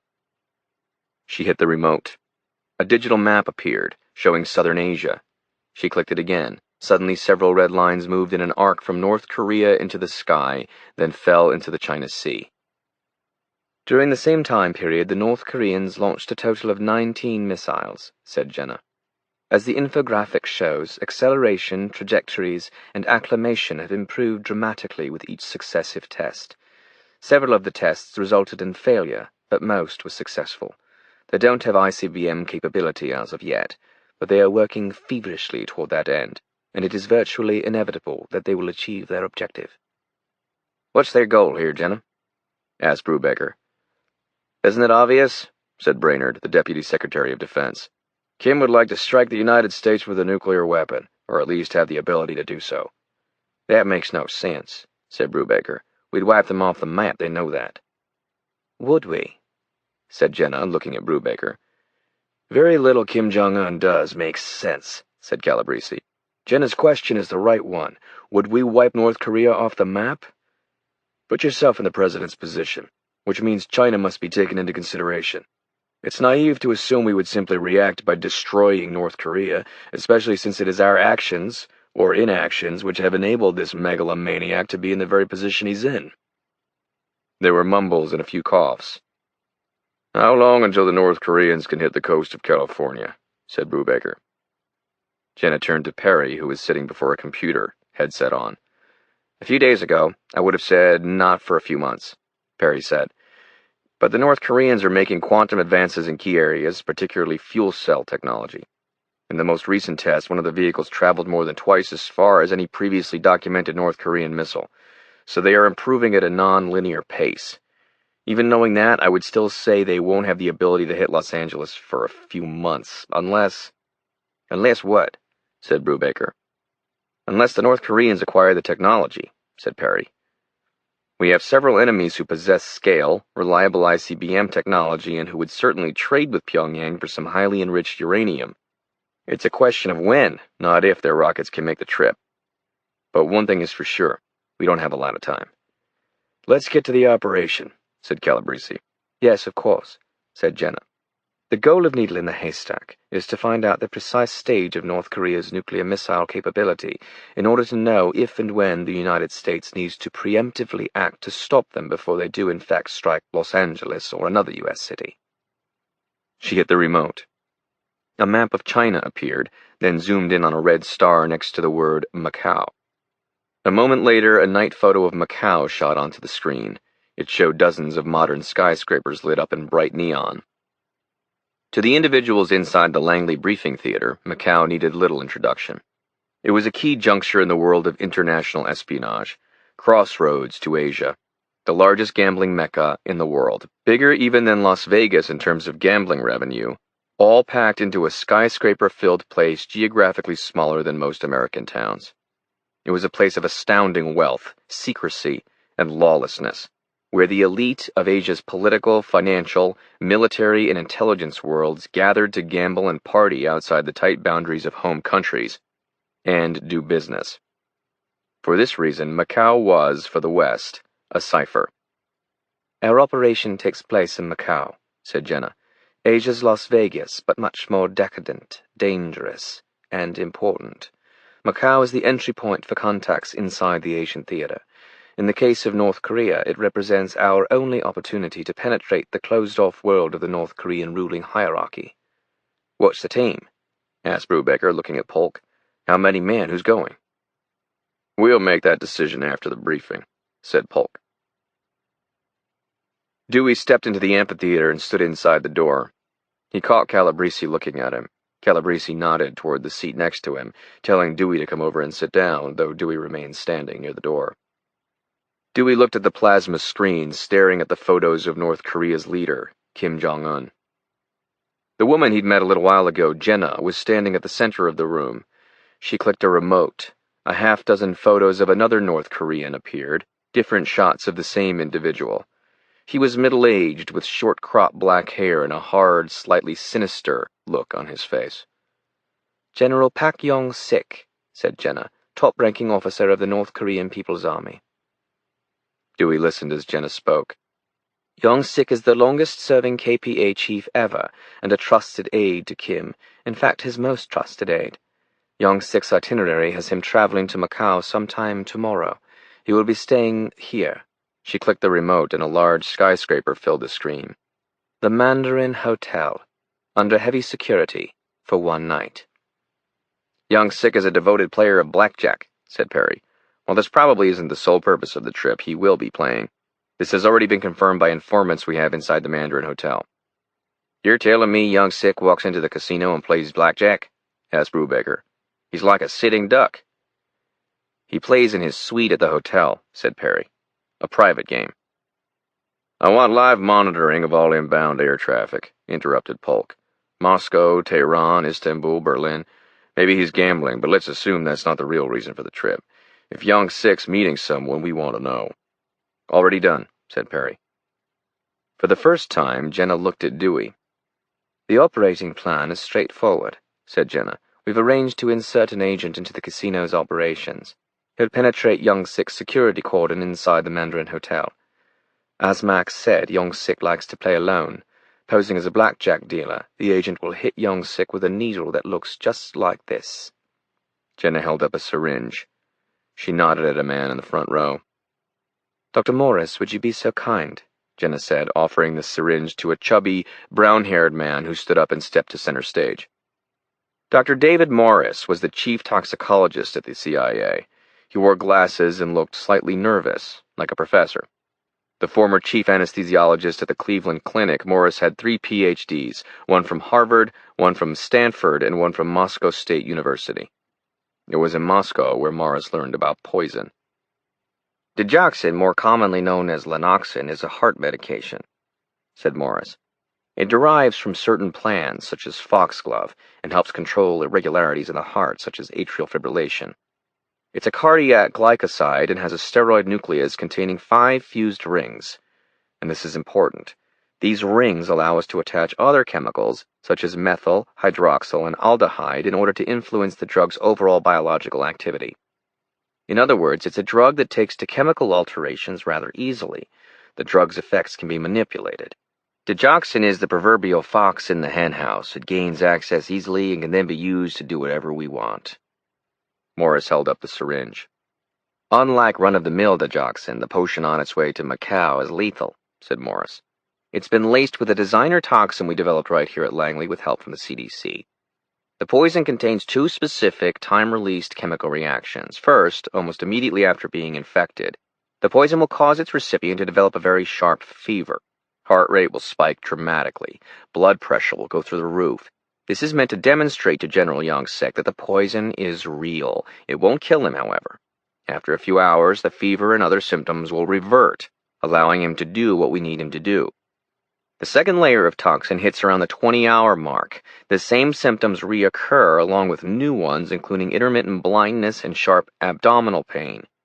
From hour 20 on, whoever's been poisoned is on a rapid and very painful path to death, which we've engineered to occur at the 24-hour mark. Once Young Sik is hit with the needle, he'll have 24 hours to live, unless he receives the antidote. Jenna stepped forward and stood beside Morris. Assuming the poisoning goes according to plan, Young Sik will have to make a choice, said Jenna. Die, or give us what we want in exchange for the antidote. I like it, said Brubaker, nodding. A lot. Very creative, Jenna. Actually, it was Mac and I together, along with Dr. Morris, but thanks. Jenna clicked the remote. A photo of the front of a wide, majestic-looking limestone building hit the screen. This is the Victorious War Museum in Pyongyang, said Jenna. What we want from Young Sik is in Pyongyang, of course, so we'll need to plant the antidote there. How? Said Brubaker. Jenna looked at Calabrese. British intelligence has a deep-based asset inside Pyongyang, said Calabrese. They've been kind enough to allow us to utilize this asset in the operation. An hour ago, a CIA jet was dispatched to Seoul, said Jenna, where a handoff of the poison and the antidote will occur. If all goes according to plan, the antidote will be in the agent's hand in Pyongyang sometime tomorrow. He'll preset the antidote beneath a bench on the 2nd floor of the museum. Once we receive what we want from General Young Sik and have authenticated it, we'll tell him where the antidote is. Why not just let the bastard die? Said Brainerd, the Deputy Defense Secretary. Jenna shot him a look. 2 reasons, said Jenna. One, as Mr. Brubaker noted, Young Sik appears to be, if not an ally, at least someone with both oars in the water. We don't want him dead, especially with tensions running so high. Second, if he lives up to his end of the bargain, we should live up to ours. We've given our word. It also sets up the potential for future collaboration, said Polk. After all is said and done, the fact is he will have committed treason. We might be able to exploit that for future needs." The theater was silent for a few moments. Jenna's eyes scanned the rows of people. Brubaker spoke up. "Who's the NOC we're sending in, Jenna?" Jenna looked at Perry. "It's not finalized yet," said Perry. "Why not?" said Brubaker. "We just finished the design, Josh," said Polk. "That's where it starts. We'll look at manpower in the region and make the best determination. If there's no one in theater, we'll fly someone in." "You think one agent is enough?" said Brainerd. "I think any more than one increases the risk that someone IDs one of them," said Polk. "KPA security, Chinese intelligence. We do have a non-official cover in Manila right now. He speaks Korean and Mandarin. He's straight out of Central Casting." "Who?" asked Brubaker. "Wheeler," said Polk. "He's been on a green task for the last 2 months." Jenna shot Polk a look. "Paul Wheeler?" she said in a sharp British accent. "Yeah, why?" Jenna crossed her arms, a blank expression on her face. "No reason," she whispered. "Out with it, Jenna," said Calabrese. "There are no secrets. We don't hold opinions back." "There was an American called Wheeler on a mission in Berlin last year," she said. "Am I right? Is it the same guy?" "The situation in Germany wasn't his fault," said Polk. "Wheeler killed an innocent bystander. It was in the bloody newspapers." "And your point is?" said Polk, his face flashing red. Jenna did not back down 1 inch. "This is a delicate operation," she said. "In the wrong hands it will result in an international incident." "Who else do we have?" said Calabrese. "We have agents in Seoul, Tokyo, and Shanghai," said Perry. "None are non-official cover." The room went silent. Near the door, a small, shit-eating grin spread across Dewey's lips. Dewey didn't know Wheeler. In fact, now that he thought about it, he'd never even heard of him. But he loved the sight of Jenna standing up to Polk. He also sort of liked her English accent. Now that he took the time to look at her, he liked the neat, elegant way she dressed, too, and how her shoulder-length hair swept ever so slightly behind her head as she spoke. Mainly, he liked that she said what she was thinking and didn't back down. From the other side of the room, one of the analysts interrupted. "Excuse me," he said. "Comm flash from DIA. They're getting heat readings off General Young's 6th plane." "He's leaving earlier than planned," said Perry. "We also have confirmation of a Quds Force jet taking off from Tehran an hour ago. According to DIA, the planes arrive in Macau within 10 minutes of each other." "We are briefing the president right now," said Brubaker, pointing at Calabrese, Polk, and Jenna. "If the purpose of Young's 6th trip to Macau is to meet someone from Iran, this thing just got elevated. Let's go." "We need to get an operator in the air," said Jenna. "I might not like Wheeler, but if he's all we got." "He's the only NOC we have outside of Europe right now," said Polk. Dewey was standing just inside the doorway, dressed in jeans and a t-shirt, staring down at the release form in his hand. He kept his eyes glued to the sheet. Finally, he looked at the door to the amphitheater. Next to the door was his duffel bag, packed with his belongings, including the gun he just got from President Dellenbaugh. For whatever reason, Dewey suddenly pictured Bruner's wife, so pathetic, lying on the floor with nothing to live for. He'd entered the house to kill her. It was the moment he knew he needed to get out, to escape this world he'd somehow been brought into. A world he now realized he would have to fight in order to leave. He walked over to Calabrese, who was seated in the front row. "Dewey?" said Polk. Dewey ignored Polk and extended the release form to Calabrese. "What is it, Bill?" said Dewey without looking up from Calabrese. "We need you to go to Macau," said Polk. Calabrese looked up at him. His look was not cold, nor judgmental. Josh Brubaker, the White House National Security Advisor, stood up. "I'm not going to Macau," said Dewey. "Wheeler can handle it. If not Wheeler, someone else. In fact, from the sound of it, anyone can fucking handle it." Dewey looked down at Calabrese. Calabrese took a pen from his coat pocket and signed the release form, then dated it. "Your country needs you right now," said Brubaker. Dewey returned Brubaker's look with a cold, hard stare. His eyes found Jenna. Then he turned and walked to the door, grabbed his duffel, and lifted it over his shoulder. He looked back one more time. "I'm not doing it," he said. All that was visible to the occupants of the room was Dewey's back. His brown hair was thick and tousled, getting longer down to his shoulders, still straight but unbrushed. They all knew he'd just gotten back from Tangiers, a personal mission of revenge, that he'd killed Peter Flaherty, ex-DDCIA Joshua Gant, and a brother-in-law of Vladimir Putin, along with a small army of thugs. That he'd done all that because one of the men on board had played a role in the death of his only wife, Holly, so many years before. Even Brubaker looked at the ground apologetically. He knew. As much as they needed him, Andreas was just another human being. Dewey turned. I want to be left alone. Can any of you understand that? He turned back and glanced around the amphitheater. There was a long, pregnant pause. Then someone spoke. I understand, said Jenna softly. Dewey met her gaze, then pushed the door open and walked out into the hallway and to the stairs, then to the parking lot. As he reached his car, he winced slightly as he fought off the shame he felt at that moment, the shame of walking away from the job he loved, from the country he loved. The shame he knew he would need to endure in order to find the happiness that, at that moment, was more important than any patriotism or duty. The happiness he needed in order to find a reason to keep on living. Chapter 14. Joint Base Andrews, Maryland. Dewey parked his car, a black 2006 Ferrari 575 Super America, inside a maintenance hangar near the outer rim of Andrews' labyrinth set of runways, buildings, and land. He locked it and set the key on the back left tire. He found Steve Owen inside the main building. Owen was dressed in flight gear. He politely but firmly grabbed Dewey's elbow and pushed him back out through the door.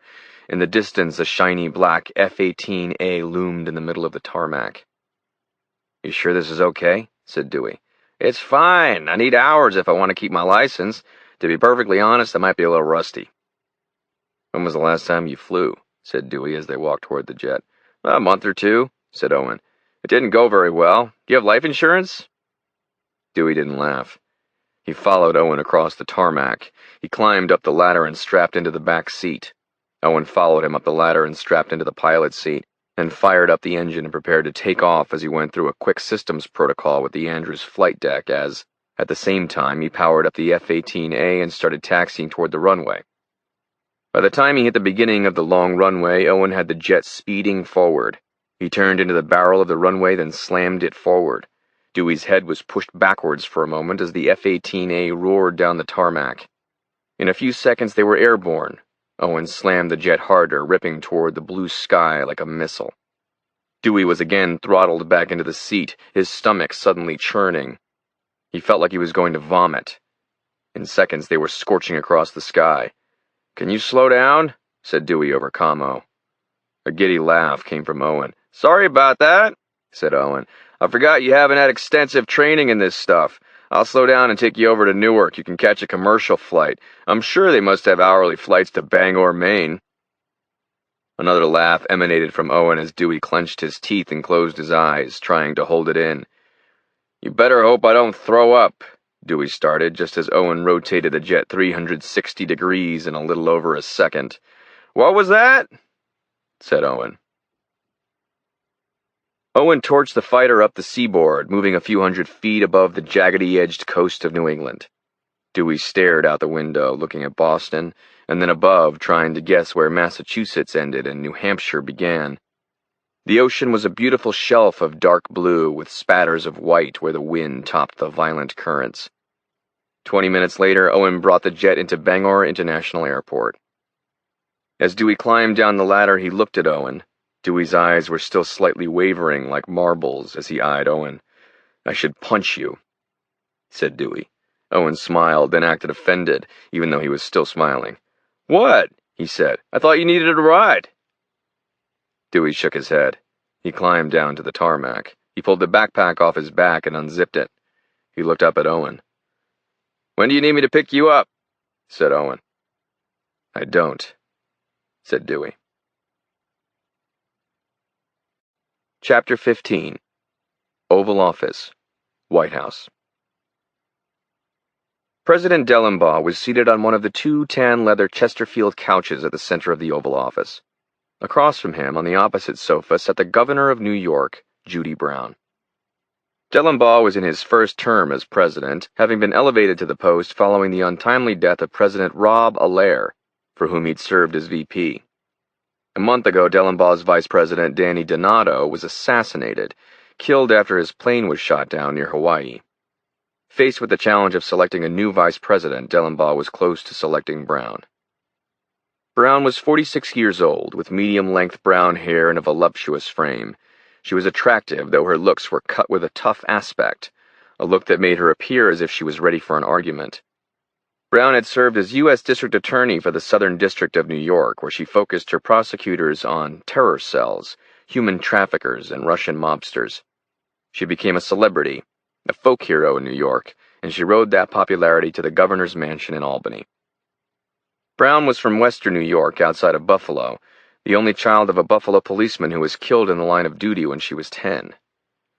She was pro-life, pro-gun, pro-death penalty, and a fiscal conservative, the kind of politician who had no place in the liberal bastion of New York politics. Yet she'd been elected governor with more than 60% of the vote. Brown was a hardcore conservative who nevertheless had won the trust of moderates and even some liberals with her plain-spoken manner and her toughness. Some would even say, her fearlessness. "How did the meeting with Hector go?" said Dellenbaugh. "Fine," said Brown. "Do you still think he's too old to be running the CIA?" asked Dellenbaugh. "Yes," said Brown, "and no." "What does that mean?" "Mr. President, what I said was taken out of context," said Governor Brown, referring to a now well-known comment Brown had made on CNN. "What I said originally was that when I'm 64, I don't think I'd be able to run the CIA. It wasn't a knock on Hector Calabrese. The assholes at CNN cut it that way." "Judy, if I ask you to be vice president, you'll be, let's see, 50 after your second term, Mr. President. 58 after my second term, all hypothetically speaking." "Which is young?"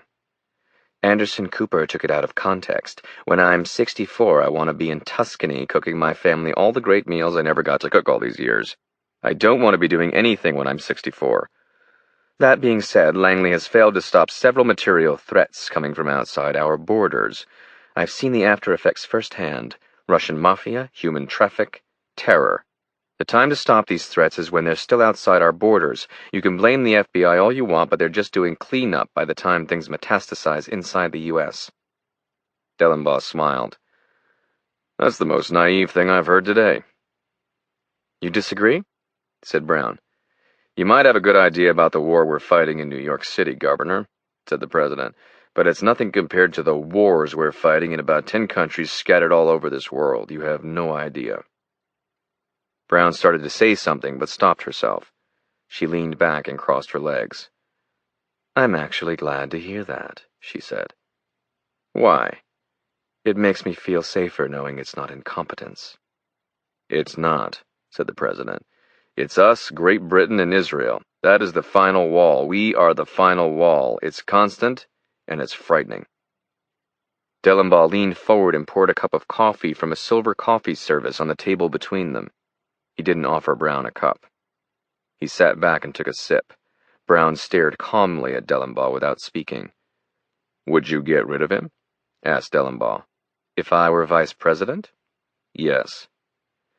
"If I'm vice president, I will support you in your decisions as they relate to Langley and everywhere else. Who runs the CIA would not be my decision. If it was, I probably wouldn't just fire him. I voted for you, President Dellenbaugh, and I support you even if I'm not asked to be VP. If you're saying there's more here than meets the eye, then I'd want to learn more and spend more time with Hector and his team. Who knows, maybe I have some good ideas that can help.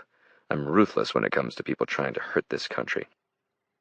"I appreciate your honesty," said Dellenbaugh. "Thank you."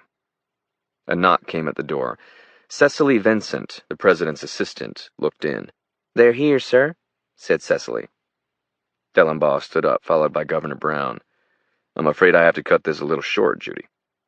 "No problem. If you'd like to continue our discussion, I'm glad to stay in town," said Brown. "That might not be a bad idea."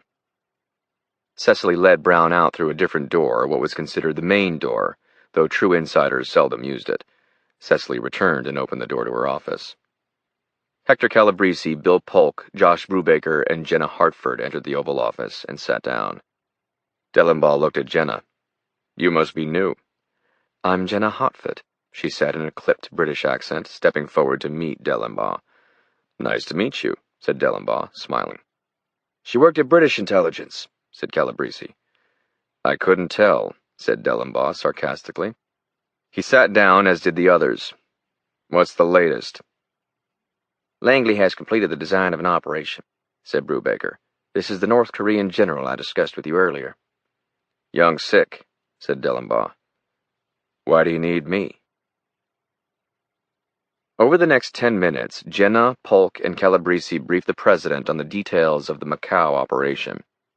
When they were finished, Dellenbaugh walked behind his desk, deep in thought. He paced back and forth in front of the window. "What more do we know about the Iranian plane?" he asked. Calabrese, who'd been scanning his phone for updates, looked up. "It's Abu Parias, sir."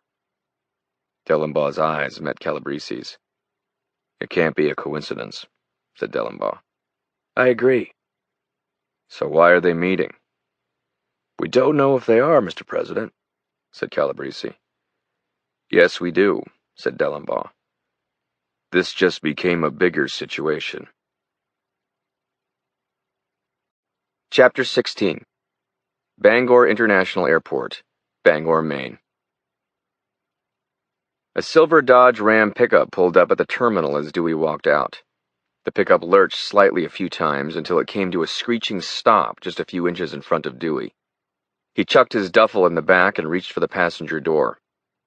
Sitting in the driver's seat was a teenage boy with longish, messy brown hair parted in the middle, a handsome face, wearing a white sweater with red and blue stripes around the collar and several visible holes, as well as brown areas with large dirt stains.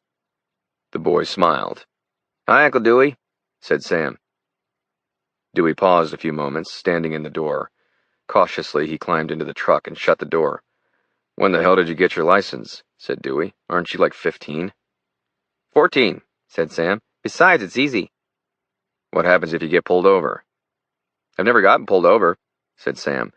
"The key to not getting pulled over, Uncle Dewey, is to lose them right when they start coming after you. It's easy." Sam hit the gas, and the pickup took off. "Where's your dad? I thought he was picking me up." "I volunteered," said Sam. "Volunteered?" "I took his truck. He's going to be pissed off as hell. Can you sort of cover for me? Cushion the blow a little? I mean, I am here, aren't I? I did in fact pick you up." Dewey started laughing. "All right, I'll cover for you," said Dewey, leaning back in the seat and looking out at the countryside as they drove. "Just try not to hit a telephone pole or a tree. Or another car. Just don't get in an accident. Otherwise, all bets are off." Sam waved his hand dismissively through the air as he slammed the gas and weaved into the oncoming lane, passing a few cars, then zigzagging back into the right lane. "I've been driving since I was 12, said Sam. "Don't worry, I got it. Just sit back and enjoy the ride." Dewey shut his eyes. He still felt a sense of guilt for walking away from the operation. But the truth was he was tired. 4 separate operations had occurred over a span of only 2 months. First, Cloud, the Russian terrorist who'd nearly detonated a nuclear bomb in the busiest port in the world, just 100 yards away from the Statue of Liberty. Then there was Damascus and Isolde, the leader of ISIS, destroying the cell at Columbia University, getting stabbed. When he needed the rest the most was after Columbia, and Calabrese had sent him to Paris as a reward, a 3-day junket guarding the U.S. Secretary of State. A no-brainer job. Then the secretary was murdered, the blame put on Dewey, part of a massive inside conspiracy to kill the president and vice president and take over the U.S. government. It had nearly succeeded, but Dewey stopped it. He didn't care about the thanks, the accolades, the medals and honors bestowed on him for each event. He sent them all to Maine, to his mother, who he knew would store them away someplace in the barn where the squirrels wouldn't get to them. Dewey didn't care about the honors. He cared about his country. He cared about his perception of himself. How would he feel during the few moments that human beings feel just before dying? From a bullet or old age, all would someday know that moment. Dewey thought about that moment. How would he feel about himself? Would he be proud? That was why he took risks. He'd been given the physical gifts, but no one knew where that other element came from. That part of Dewey that also had the spirit of America's founders, the men and women who fought for independence and risked their lives so long ago. Dewey viewed himself as the modern version of the early American settler, fighting for his country. But he was tired. He wanted a family. That much he knew. He wanted the feeling of holding a child again, a child of his own. He wanted that feeling and often woke up clutching his pillow, having dreamt about the feeling he'd once had. Maybe it was Castine. It's not that he was opposed to living on the coast of Maine in the middle of nowhere. He just wondered if he could find someone he could love, a woman who would give him the gift of fatherhood, the feeling of holding a small child and kissing its cheek in the sun or the rain, protecting that girl or boy from a hard world. Sam nudged Dewey, awakening him from his thoughts. "We're here," said Sam. "You owe me $50. $50? Uber would have been 100, said Sam. "Can you make it cash?" Chapter 17. Associated Press, Pyongyang, North Korea. As usual, Talmadge's weekly package arrived from Seoul. Kai Myung-bin, Talmadge's North Korean assistant, placed the cardboard box on Talmadge's desk. His eyes shot to the shipping label. Usually, the box's return address said, Carrie McCafferty, AP, Seoul, 3009008, Fikitake North, Seoul, Korea. Today, the label was different, off by one letter. Carrie McCafferty, only one C, AP, Seoul, 3009008, Fikitake North, Seoul, Korea. It was a type of small typo the North Koreans were unlikely to pick up, and if they did, was easily explained away, but Talmadge knew what it meant. MI6 had intercepted Carrie's normal care package and sent their own, which meant a message of some sort was hidden inside. Talmadge, the Associated Press Pyongyang bureau chief, was one of only 3 Western reporters stationed in North Korea, the result of an agreement between the North Korean government and the Associated Press, an international news organization based in New York City and owned by its member newspapers in the U.S. Talmadge was also an agent for British intelligence, MI6. The AP's North Korean offices were housed inside the headquarters of the state-run Korean Central News Agency, KCNA, in downtown Pyongyang. Talmadge was one of 3 AP employees and the only non-North Korean. Officially, Talmadge had editorial independence over his articles, but of course his presence in Pyongyang was dependent on his articles being devoid of anything controversial or critical of the North Korean government. Every word Talmadge wrote was read and reread by KCNA censors, though that was just the tip of the iceberg.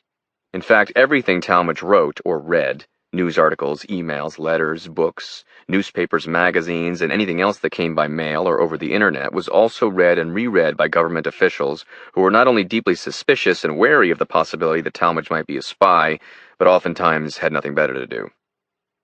"Did they find anything?" asked Talmadge. Kai Myung-bin grinned. "I saw a jar of jam on Kyo's desk," said Kai Myung-bin.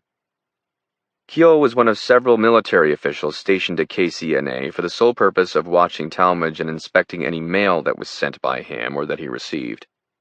The box was damaged in several places.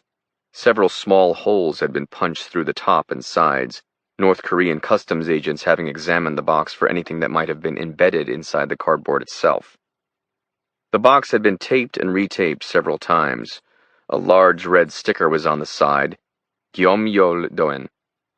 It meant inspected, and scrawled across the sticker was a handwritten date and 3 different sets of handwritten initials. After 3 years in Pyongyang, Talmadge's weekly care packages from Carrie, his former assistant in Seoul, were expected. Still, they received as much scrutiny as ever. Nevertheless, Talmadge's minders, as well as Kai Myung-bin, looked forward to the packages. The minders because they often stole items from the packages, Kai Myung-bin because some of what the minders hadn't taken, Talmadge gave to him. Talmadge opened the box as Kai Myung-bin looked on. The box was filled with several boxes of cookies and crackers, along with cans containing various food items, including artichoke hearts, peach halves, fruit cocktail, coffee beans, condensed milk, and soup. Several paperback books were stacked on one side of the box, along with a National Geographic magazine. Everything in the package, every can, every box, every book and magazine, had a small, round, orange sticker on it, indicating that each item had been inspected. Talmadge lifted a box of chocolate chip cookies. The box was already open, and one of 2 sleeves of cookies was gone. He opened the plastic on the remaining sleeve and took a cookie, then put the sleeve back in the box and handed it to Kai Myung-bin. He handed Kai a can of peaches, a can of tomatoes, and a box of Kraft macaroni and cheese. "For you," said Talmadge. Kai Myung-bin smiled. "Thank you, Ross." That night, back at his small apartment, Talmadge unpacked the box. It was the first care package in more than a year that contained a message from Riverhouse. Talmadge took the National Geographic into the bathroom. Opening the medicine cabinet, he removed what looked like a normal pair of reading glasses. He looked at the cover. In the upper right-hand corner, the number 61 was written in ink that was visible only with the glasses on. He flipped to page 61. It was the 3rd page of an article on sharks. Certain letters in the article had small dots placed above them, again visible only with the special glasses on. VLS ADOTE MLK. Tape 1 sub bench ACRS FR G KM NAT MUS. Talmadge understood the message immediately. There are vials hidden in the condensed milk. Take one and tape it to the underside of a bench at the Victory Museum, across from the painting of Kim Il-sung. In the kitchen, Talmadge took a can opener and opened the can of condensed milk. He poured the contents into a plastic bag so as not to waste it. Inside the can, affixed to the side, was a piece of black plastic. He removed it and popped it open. Inside were 2 small, thin glass syringes with clear liquid inside. Talmadge's mind raced, trying to figure out what it all meant. Presumably poison or an antidote. Someone inside Pyongyang was going to be poisoned, but by whom? By him? The instructions didn't explain. Why? It didn't matter. Do your job, do what you're told. There will not be time to explain. Talmadge shook his head as if erasing his thoughts from his mind. He knew it was best to not think about it, to not attempt to figure out what the operation was all about. If he thought about anything other than the execution of the mission, he risked appearing distracted, confused, or acting erratic. The very types of behaviors the North Koreans were looking for. They'd spot his aberrant demeanor immediately, resulting in interrogation. Talmadge knew he needed to focus solely on the mission. He took one of the syringes and went into the bathroom. Standard procedure, they'd sent 2 doses in case one broke in transit. He set it down on the sink and reached for the medicine cabinet, pulling it out from the wall. He hid the syringe behind it. He went into the kitchen and returned with what looked like a glass jar of mayonnaise. He opened it and with his right index finger spread paint around the perimeter of the mirror, hiding where he'd stowed the needle. He took the other syringe and placed a small strip of 2-sided tape on one side, and then put it inside a concealed area sewn inside the left pocket of his leather coat. Talmadge tore the page from the National Geographic and used it to start a fire in the small, coal-burning stove. He opened a can of tomato soup and ate it along with some crackers, thinking about the museum. He would go first thing in the morning. No, you stupid fuck. That would be precisely the sort of behavior that would tip off his minders, a sudden, inexplicable change of routine. No, that was a terrible idea. He had to come up with a better one. Chapter 18. Margaret Hill, Castine, Maine. Air Force One touched down at Bangor International Airport beneath a cloudless sky in late afternoon. It was cold out. A Coast Guard Sikorsky helicopter was waiting on the tarmac when the president's plane touched down, its rotors already humming and kicking up dust. Dellenbaugh walked down the stairs of the plane. His tie was off. He wore a blue suit and white shirt. He climbed aboard the helicopter. Other than Secret Service agents, Dellenbaugh was alone. As the chopper aimed for the rugged coast of Maine, he sat in a canvas fold-down seat in back, staring out the window. Dellenbaugh knew he wasn't simply being cautious about North Korea. He was worried. He hated micromanaging, and he trusted the CIA to execute with whatever manpower they deemed appropriate, but his gut told him something was wrong. That gut instinct had never failed him, and right now it was telling him to do whatever he had to do in order to get Dewey Andreas to go to Macau. Perhaps it was the warning issued to him by the Chinese president. Even delivered through an interpreter, there was no mistaking the chill in Xi's voice. If the United States moves preemptively on North Korea, the People's Republic will respond as if you have moved on our country. We have Kim under control. You must trust us, Mr. President. That's Blue Hill below, Mr. President, said one of the pilots, leaning back and shouting. We're almost there. The hills outside were colored blue and green, then were flanged with gray rock, jagged coast, then the black-blue water of Penobscot Bay, patched with sailboats, motorboats, and the occasional whitecap from the wind. The Sikorsky began a rapid, sharp descent. Fields of green were spread in neat rectangles. A farm. In the middle of the acres of land stood a large red barn, along with a rambling white farmhouse with black shutters all around. The chopper swirled in a slow eddy, then hovered, inching smoothly down onto a field near the farmhouse. The pilots quickly shut the engines down. I'll be back in a few minutes, said Dellenbaugh, leaning into the cockpit. He stepped out of the helicopter and walked toward the front porch of the farmhouse as a pair of dogs, one a slow-moving sheepdog, the other a suspicious English bulldog, came marching across the low-cut grass. A teenage girl with long blonde hair came walking behind the dogs. I'm J.P. Dellenbaugh, said the president as he approached the girl. She extended her hand as she approached. I'm Reagan Andreas. Hi, Reagan, said Dellenbaugh. Is Dewey here? Yeah, she said, staring at the helicopter. Can I check it out? Sure, said the president. Tell the pilots I said it was okay. Awesome, thanks. Is it okay if my brother looks at it too? Absolutely. Thanks, Mr. President. Dellenbaugh reached a split-rail fence and swung his leg over it, then walked to the screened porch. An older man, whom Dellenbaugh recognized, pushed the screen door open. Hi, Mr. Andreas, said President Dellenbaugh. Hello, Mr. President. Please call me John. John Andreas, Dewey's father, was, like Dewey, tall and stocky. He had a resigned, calm, happy look on his face. He reached out to shake Dellenbaugh's hand, but Dellenbaugh pulled him closer, hugging him. We need your son again, said the president. I figured that. Dellenbaugh entered the screened porch. He saw the others, Margaret, Dewey's mom, Dewey's brother Hobie and his wife Barrett, Sam, Dewey's nephew. They all stood up and greeted the president. Is Dewey here? Said Dellenbaugh. He's out in the barn, said Hobie. Sammy, go get him. No, that's okay, said Dellenbaugh. Just point me in the right direction. Dellenbaugh crossed the graveled driveway and walked along 100 yards of white fence. In the distance, the ocean was visible in dark blue above trees beginning to unfold with new green as spring approached. The door to the barn was open and Dellenbaugh entered. He found Dewey in the stables. He was brushing down a large brown horse. Dewey was in a flannel shirt that was covered in dirt and strands of hay. His face was wet with perspiration. He caught the president's eyes. He stared a few moments at Dellenbaugh, then put the brush down. What do you want? Said Dewey, wiping his face with his sleeve.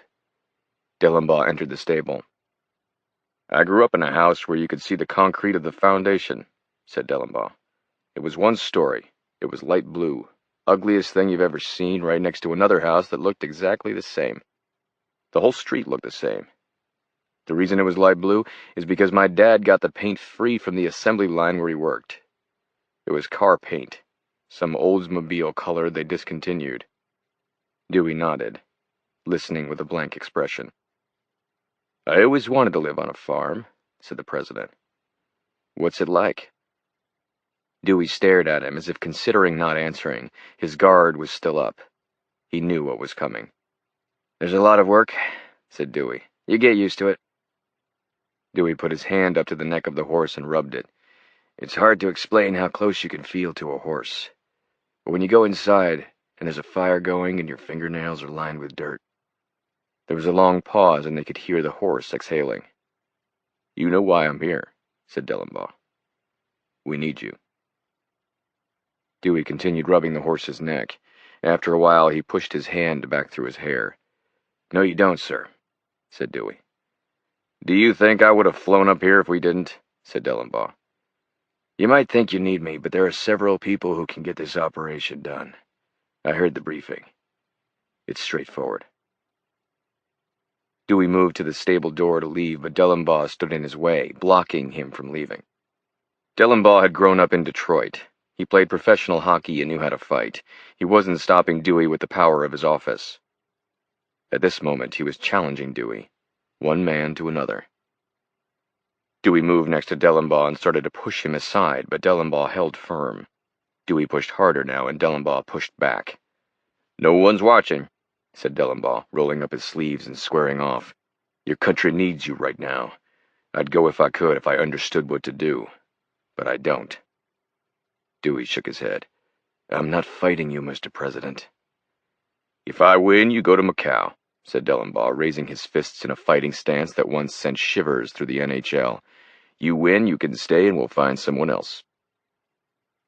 Dellenbaugh swung as he suddenly stepped forward, his fist brushing Dewey's chin as Dewey instinctively ducked out of the way, but Dellenbaugh's other fist hammered a blow to Dewey's stomach.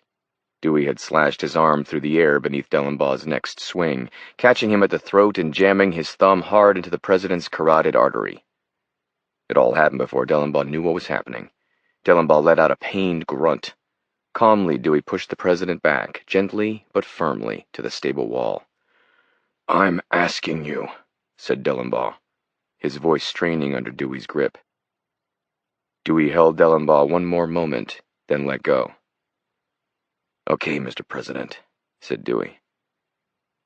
"I'll go to Macau." Chapter 19. In the Air. Abu Pariah sat back in the luxurious seat inside the cabin of the Gulfstream 100 that now coursed through the sky. With him, other than the pilots, were two younger men, both Cud's force, both Pariah's chosen traveling companions. Kaivan, 24, was 5'8" and stocky. Farhad was 6'2", and even Pariah occasionally feared his physical presence, despite the fact that he worked for him. When Abu Pariah, the leader of Iran's most elite fighting force, Quds Force, as well as the overall boss of all Iranian intelligence forces, ventured outside of Iran, there were precautions. Pariah was a target of all Western intelligence agencies, as well as a motley collection of underground Iranians who wanted an end to the radical Shia regime started by Ayatollah Khomeini 2 generations ago. It was no secret that Pariah was the mastermind behind terror throughout the West. He funded Hezbollah, Hamas, and even very secretly through various middlemen, ISIS. Pariah had paid for and witnessed battles between two of his own forces, ISIS and Hezbollah, ISIS and Quds, Hamas and Hezbollah on multiple occasions. He was playing a longer game. Pariah believed chaos, political strife, terror, and war were the foundations that Iran could build a superpower upon. He ventured from Iran only when the stakes were truly large. Despite all this, he barely fidgeted as he flew, cabin lights off, through a misty oblivion. He didn't sleep, read, or look at his phone. He stared straight ahead, at the back of the seat across from him, which was empty. The trade was straightforward. Iran would give North Korea 2 Safir missiles, Iranian-made intercontinental ballistic missiles, which could deliver whatever payload was attached to it to any place on Earth. In exchange, North Korea would give Iran 454 kilograms of highly enriched uranium, as well as 11 nuclear triggers. Pariah knew Young-sik. Not well, but he knew him. They'd met in North Africa, at a meeting a week after 9/11. It was a discussion amongst the intellectual and financial underpinnings of the countries and organizations who all believed they were at war with America, convened by a Chinese billionaire and major funder of the anti-American diaspora. Pariah and Young-sik had talked through interpreters late into the night, Young-sik telling Pariah stories about Kim Jong-un and Kim Jong-il, Pariah speaking of Khomeini.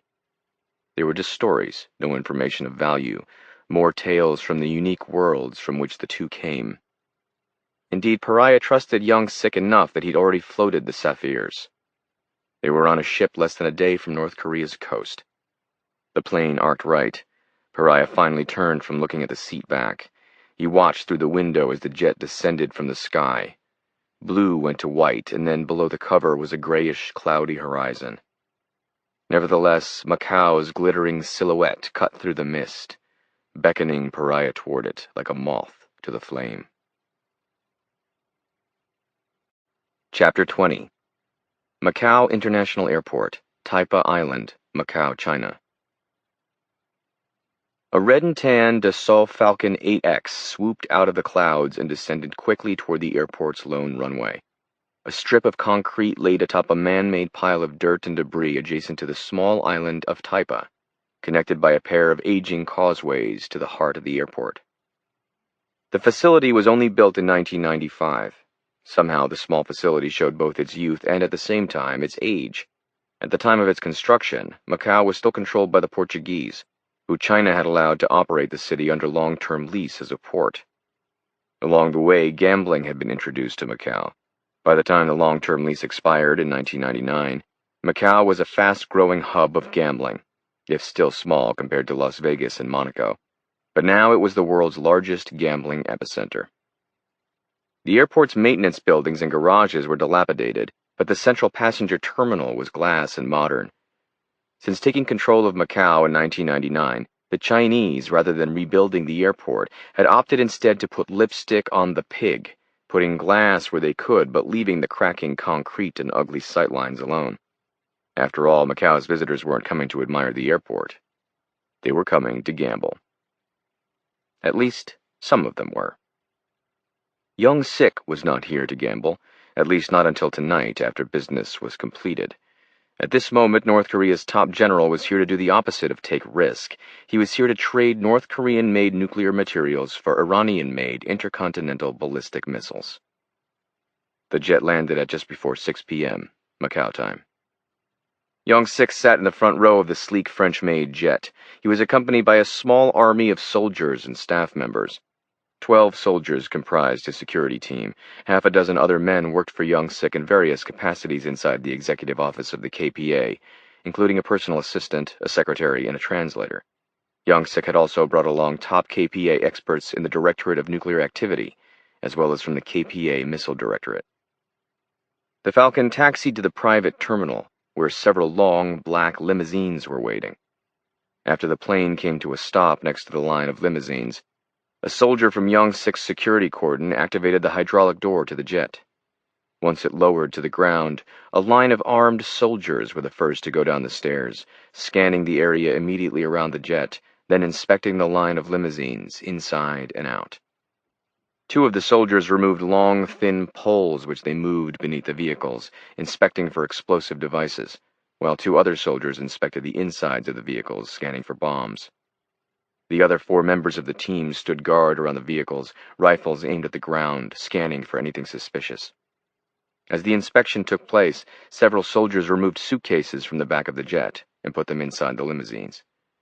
The air was humid in the 80s, and a warm wind blew off the ocean.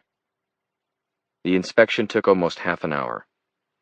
Finally, when the security team was done, one of the men signaled to an officer at the top of the jet's stairs. "General," the man said, "it is ready." The line of vehicles moved out of the airport and was soon on the main road to downtown Macau. The sky had turned a purplish gray. The central district of Macau was a cluster of glass skyscrapers, each with a distinctive design. At the sloping, blade-like curvature of the Mandarin Oriental Hotel, the limousines split. 2 entered the underground parking lot, while the other 2 moved into the circular front entrance of the hotel. Young Sik was in the second of these. He climbed out of the limo and walked inside the massive entrance foyer of the Mandarin, accompanied by 4 soldiers as well as 2 of his aides. Standing immediately inside the lobby was a man in a black linen suit, with a beard and mustache and dark olive-toned skin. He walked toward Young Sik. "General Young Sik," said the man, his accent Middle Eastern. He extended his arm, a friendly smile on his face. "I am Farquhar," he said, shaking Young Sik's hand. "Where is General Pariah?" said Young Sik. "Waiting upstairs, sir," said Farquhar. "He wanted me to express his hope that if you would like to take a few minutes in order to unpack and relax, he could meet with you later. Alternatively, he is available now if you would like to meet sooner." Young Sik nodded. "Now," said Young Sik. "Later I will be playing blackjack in my suite." "Very good, sir. said Farquhar. "Please follow me." Farquhar led Young Sik to a private elevator. Farquhar watched as Young Sik and 4 other men climbed aboard the cab. Other than Young Sik, all the rest of the North Koreans clutched weapons. Farquhar inserted a key into the wall. The elevator shot up to the penthouse floor. The hallway was dimly lit. A half-dozen Iranian gunmen stood in the hallway outside the entrance to the suite. They saluted Farquhar and then watched as their North Korean counterparts exited the elevators. Farquhar nodded to one of the Iranian soldiers, who returned his look, then approached one of Young Sik's deputies. "My name is Abbas," said the Iranian. He extended his hand toward the ranking soldier. "We have a suite reserved for the traveling security party. There are refreshments, food, that sort of thing. My suggestion is we each leave a guard in the hallway, and the rest of the teams go to the suite and relax. There is too much firepower in one hallway for what should be a peaceful get-together." The North Korean soldier eyed Young Sik, who nodded, giving his assent. "Please, General Young Sik," said Farquhar. Young Sik, along with 2 of his deputies, the missile expert and the nuclear expert, followed Farquhar to a door at the end of the corridor. The door opened up into a massive suite that occupied the entire ocean half of the penthouse floor. It was vast, with windows covering 3 of 4 walls, and stunning views of the ocean as well as the lights that now glittered like jewels from Macau's skyline. Inside, the tall, imposing figure of Abu Pariah stood in the middle of the entrance foyer. Pariah wore a short-sleeved khaki military shirt covered in medals and military insignia. He had on matching khaki pants and steel-toed boots. Pariah was 6'5" and weighed 275 pounds, but he loomed larger. He was bald with no facial hair. As Young Sik entered, Pariah stood with his arms crossed and a blank expression on his face. After Farquhar, Young Sik, and the 2 other North Koreans entered, another guard shut the door. There was a long moment of silence as Young Sik and Pariah stared at each other. Finally, Pariah smiled, uncrossed his arms, and stepped toward Young Sik. "General Young Sik," said Pariah, in a deep, gravelly voice with a thick accent. "It is very good to see you again, my friend." Pariah moved closer and bowed, then reached his hand out and took Young Sik's hand, shaking it enthusiastically. "It's good to see you too, General Pariah," said Young Sik. "His Excellency Kim Jong-un sends his warmest regards to you and to the most honorable leader, Dr. Suleiman." Pariah towered over his North Korean counterpart. "On his behalf, I thank you for your kind words," said Pariah, "and extend the Imam's wishes to your supreme leader for a prosperous and joyous spring." Young Sik bowed slightly. "Now tell me, General, how was your flight?" said Pariah. "It was very pleasant, thank you," said Young Sik. "I was invited to North Korea by Kim Jong-il himself. May he rest in peace. It was a most enjoyable trip, General. It was the beginning of the oil agreements." "2 countries starving to death because of the West and its sanctions," said Young Sik. "Together we took the first steps to fight back," said Pariah. "You needed oil, we needed guns and bullets." Pariah placed his large arm on Young Sik and gently patted his back. "It's been a good friendship. In fact, I would have a hard time naming a more important and reliable friend to Iran than North Korea. Come, let me show you the view." Young Sik walked beside Pariah through the expansive set of rooms. They crossed a spacious dining room with a huge black onyx table surrounded by a dozen chairs. One wall was filled with large oriental paintings and a sideboard that was shiny and gold. The opposite wall was a sheet of glass. On the table was a silver tea and coffee service. Past the dining room, another hallway fed into a palatial sitting room. A curving, modern, white leather sofa sat close to the ground. The room occupied the triangulated corner of the building, so that every wall was comprised of glass. Young Sik nodded subtly to one of his military aides, ordering him to remain outside the room so that he and Pariah could be alone. Pariah took a seat on the sofa and watched as Young Sik walked past it to the wall of glass. He stopped next to the edge of the window and stared out at the sky. "You like the view, I see," said Pariah, laughing gruffly. "I remember when Macau had one hotel." The sky outside was a steely gray, flanged with deep orange. Several planes were in the sky, inbound for the airport, visible at different elevations. The surface of the China Sea was silvery as the last of the day's light refracted across it. Closer to the Mandarin, neighboring hotels were like brightly lit daggers of light and glass, jutting in the air, windows visible with people inside, neon lights in fanciful script running across different roofs, a feeling of activity, of technology, of possibility and wealth. The two men were alone. Both of the North Korean military experts who'd accompanied Young-sik remained near the room's entrance. Young-sik stared out for more than a minute. Pariah said nothing, instead allowing the North Korean to enjoy the view. Had it been an underling or someone who needed something from Iran, Pariah's behavior would have been very different. By now, Pariah would be barking orders and making demands, but it was Pariah who needed something. He knew he needed to be patient with Young-sik. After all, what North Korea potentially offered, nuclear triggers and HEU, were much more valuable than what Iran offered. Still, Pariah's patience grew thin. "General," said Pariah, "won't you please sit down? We have much to discuss." Young-sik turned. "Of course," said Young-sik, walking toward the sofa and taking a seat near Pariah. "What is the expression, General Pariah? Let's get down to business?" "Yes, precisely," said Pariah. "An American expression. Ironic, isn't it?" He let out a low grumble of a laugh. "What do you mean?" said the North Korean dryly. "As we speak," said Pariah, "the Iranian container ship Silver Dawn idles in international waters in the Sea of Japan. I have authorized the captain of the ship to move upon our mutual agreement. On board the ship there are 2 Sapphire intercontinental ballistic missiles, state-of-the-art, built with the latest technological capabilities and materials."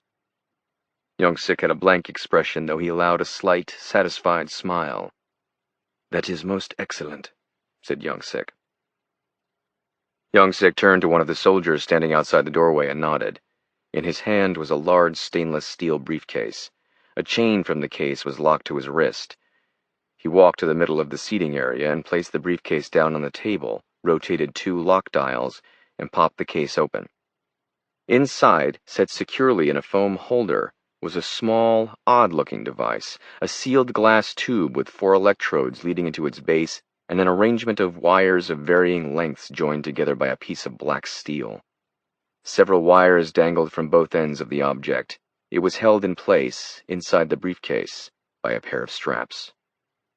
Pariah leaned forward, his eyes wide. He stared for several moments. "Is it what I think it is?" said Pariah. "That depends," said Young-sik. "What do you think it is?" "A nuclear trigger?" Young-sik nodded enthusiastically. "Correct," he said. "Specifically a Krytron. Cold cathode, hydrogen-filled, intended for use as a very high-speed switch. Jin," said Young-sik to his aide, "give the general the key." The young military aide removed a key from his pocket and stuck it into the lock at his wrist, unlocking the chain. He extended the cuff to Pariah, who accepted it. "But I don't understand," said Pariah. "We need to discuss the terms of our deal." "Consider this a gesture of goodwill, General Pariah," said Young-sik. "From His Excellency, the Supreme Leader. I'm told it's not the newest of technologies, but it is reliable." "It's no secret that triggers have been a challenge for our engineers." "Yes, I know," said Young-sik. "As we speak, the uranium was moved into the waters near the Strait of Hormuz, 454 kilograms. "It seems the possibility of a trade is imminent," said Pariah. "More than imminent," said Young-sik. "I've been instructed to remain in Macau until we've concluded our business." Pariah gently unstrapped the trigger from the briefcase and held it in the air, looking at it with a confused look on his face. "I don't even know how it works," said Pariah. "But I suppose that doesn't matter. Let's discuss value. The question is, what are 11 nuclear triggers and 454 kilograms of uranium worth to me, and what are 2 intercontinental ballistic missiles worth to you, yes?" Young-sik smiled and nodded. "Yes, you've said it perfectly, General Pariah." "In 1997, Iran had so little cash that often we went without pay for months at a time," said Pariah. "North Korea was generous with us. Iran was paid market rates for our petroleum, even though we both knew you could have insisted on paying much less. After all, there was no market for Iranian oil, yet you paid full price." Today, with our sanctions gone, we are in a better position, but you now suffer the burden that we once suffered. Am I right?" Young Sik looked emotionlessly at Pariah, a hint of coldness in his eyes. Perhaps it was pride. Finally he nodded yes, without saying anything. "Among friends there is no shame," said Pariah. "The Republic of Iran will give you the missiles free of charge. In addition, we will pay you for the triggers, an HEU. Please determine a price you think is equitable." "That is most generous, but it's not necessary, General," said Young Sik. "I know," said Pariah. "It wasn't necessary for Kim to buy our oil in 1997 either. But he did." Chapter 21. Macau. Dewey flew aboard the Air Force One to JFK, where Mac Perry met him on the tarmac. Perry handed Dewey a leather satchel. "Here are your papers. You're getting into Macau under a Spanish passport. The details are inside. You'll be operational once you're there." "Why Spain?" "It has nothing to do with the mission," said Perry. "It's a safe alias, that's all. A rich Spanish guy who did some work for MI6. We don't want you getting stopped at the border. You have a history with PRC. You're flying to Madrid, then Macau." "Got it. Is the operation still the same?" "No. We need to get the poison inside Young Sik's hotel room. You can't carry it in. We're figuring it out now. It'll be set up by the time you're there, hopefully." Dewey glanced at Perry. "There's your ride," said Perry, pointing to a black jet, stairs down, engines purring, 100 feet away. Dewey climbed aboard the jet, a CIA GV, which took off as soon as the stairs were back up and locked. Dewey read over the papers as the GV climbed to 30,000 feet over the dark blue of the Atlantic. Dewey was traveling under a Spanish passport and the name Diego Escalante. Escalante was a Spanish billionaire traveling to Macau for the first time to check it out after decades' worth of gambling in Las Vegas and Monaco. Usually CIA agents, when on assignment in a foreign land, took a role at the local U.S. embassy or consulate. This provided the agent with official diplomatic immunity, or cover, protecting the agent from prosecution if they were caught. An official agent, if captured, was usually escorted to the border and kicked out of the country. But there were also agents who ventured into enemy lands without diplomatic immunity, unprotected. It was called non-official cover. Inside Langley they were nicknamed illegals. Officially they were known as NOCs. If captured, these operators faced severe criminal punishment up to and including execution. They operated alone, across enemy lines without a safety net. The reasoning was straightforward. An NOC had more freedom to roam because he or she would not necessarily be under surveillance by a foreign government, as embassy workers often were. This meant that NOCs had wide operational latitude. It was the ideal way to surreptitiously enter a country and move unhindered by the threat of surveillance and law enforcement. Unfortunately, the risks were far greater. In the case of Macau, Dewey was on Chinese sovereign soil. This made the risk of the operation much higher. Unlike some countries, the Chinese like to put most foreign travelers under some sort of surveillance, especially Americans. Even though Dewey was traveling under a Spanish alias, which was designed to withstand electronic scrutiny, the Chinese also used sophisticated facial recognition software at most airports and border crossings. Dewey's last visit to China was 2 years before, an operation to kill the head of Chinese intelligence, Phao Bang. The mission was successful. China was just about the last place on Earth he could afford to spend a lot of time in. But Macau also had advantages. It was one of China's shining jewels. Macau now surpassed Las Vegas as the largest gambling mecca in the world. Gambling was incredibly important and brought in hundreds of billions of dollars to the Chinese economy. If gambling was an important and growing source of revenue for China, so were gamblers, especially so-called big fish like Diego Escalante. Those arriving in Macau on private jets were screened on the tarmac by local Chinese customs officials. It was a far simpler and easier process than having to go through the long customs line in the main terminal. In Madrid, he switched planes, getting on a private Airbus owned by Escalante. The plane was luxurious. There were 2 staterooms along with a large lounge area with leather couches, televisions, and several stewardesses. In case any of the stewardesses or pilots aboard the jet worked for Chinese intelligence, Dewey acted the role of a Spanish billionaire, or at least how he thought one might act. A few hours out, he phoned Jenna. "Hi, Dewey." "Hi," said Dewey. "Where are you?"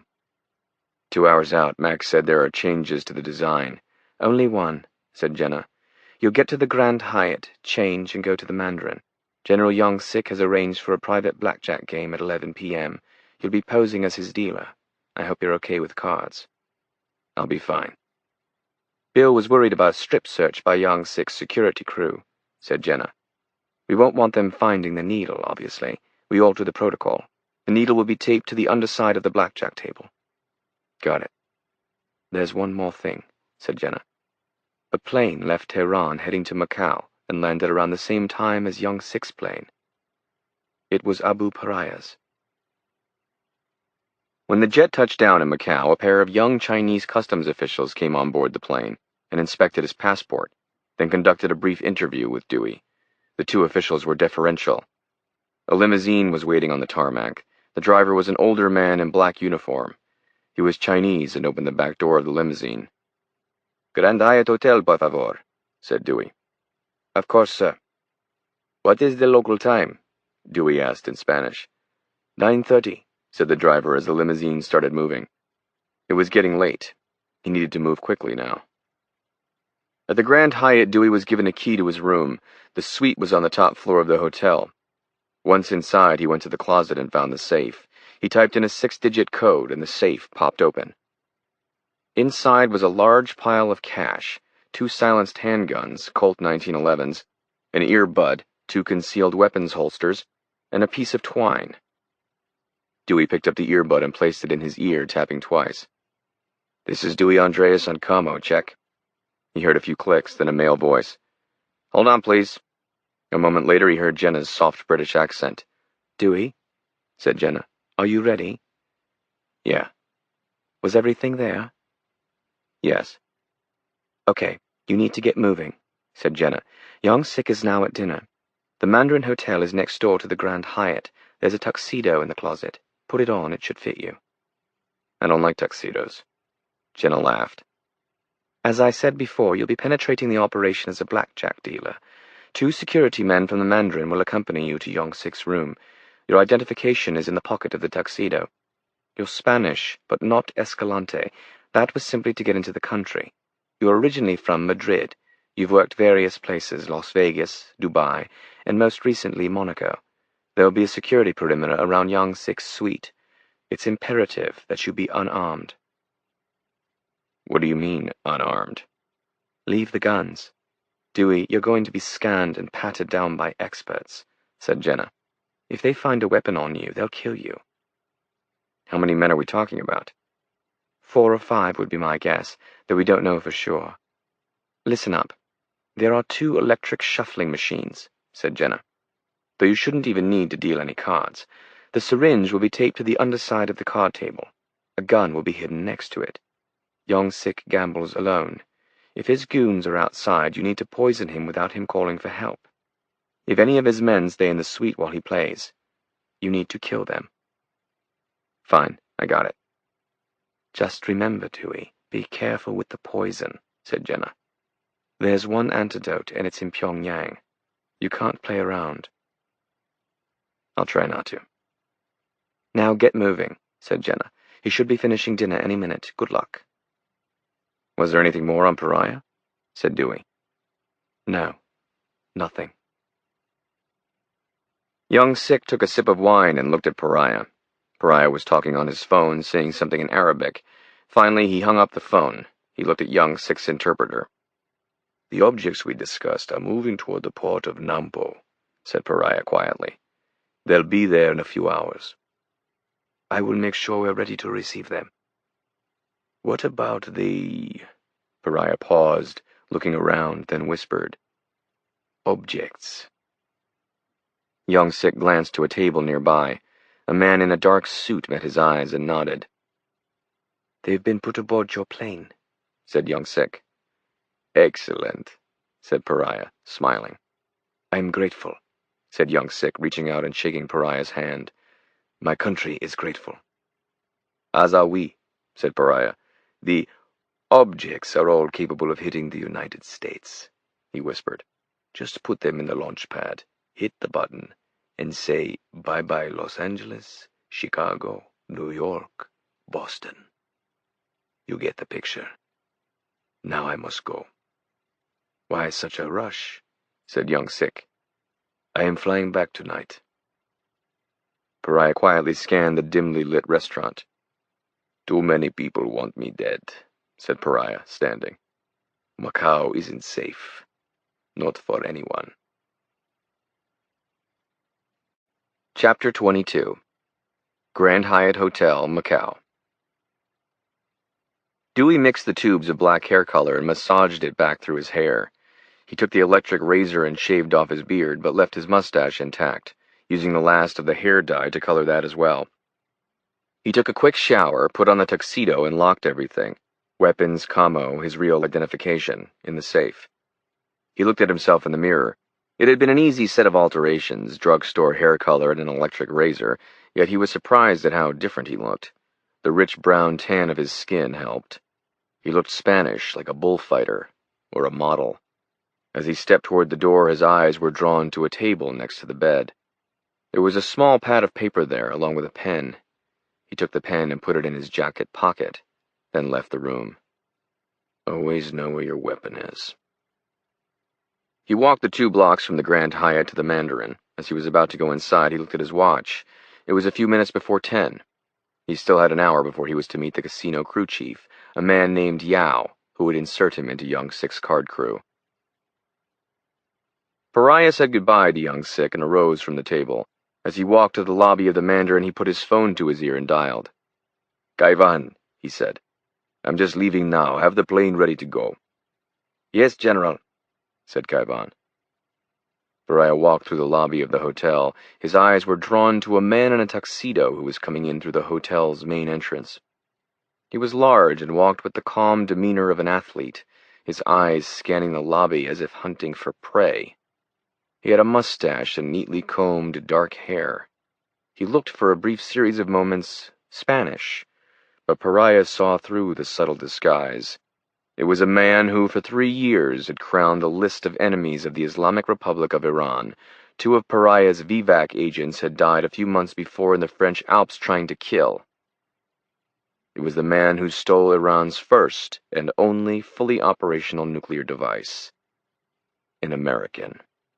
The American. By God, it was Dewey Andreas. Pariah immediately stopped and scanned the lobby. He turned and walked toward the concierge desk. It was a small miracle the American hadn't seen him first. Pariah turned sharply and moved past the concierge's desk out of sight line. He pulled out his phone and dialed Kaivan. "Get over here," said Pariah. "Immediately." "What is it?" said Kaivan. "Andreas is at the hotel," said Pariah. There was a long pause, then Kaivan spoke. "Do you think?" Kaivan started. "Do you think he knows you're here?" "No," seethed Pariah. "He's not here for me.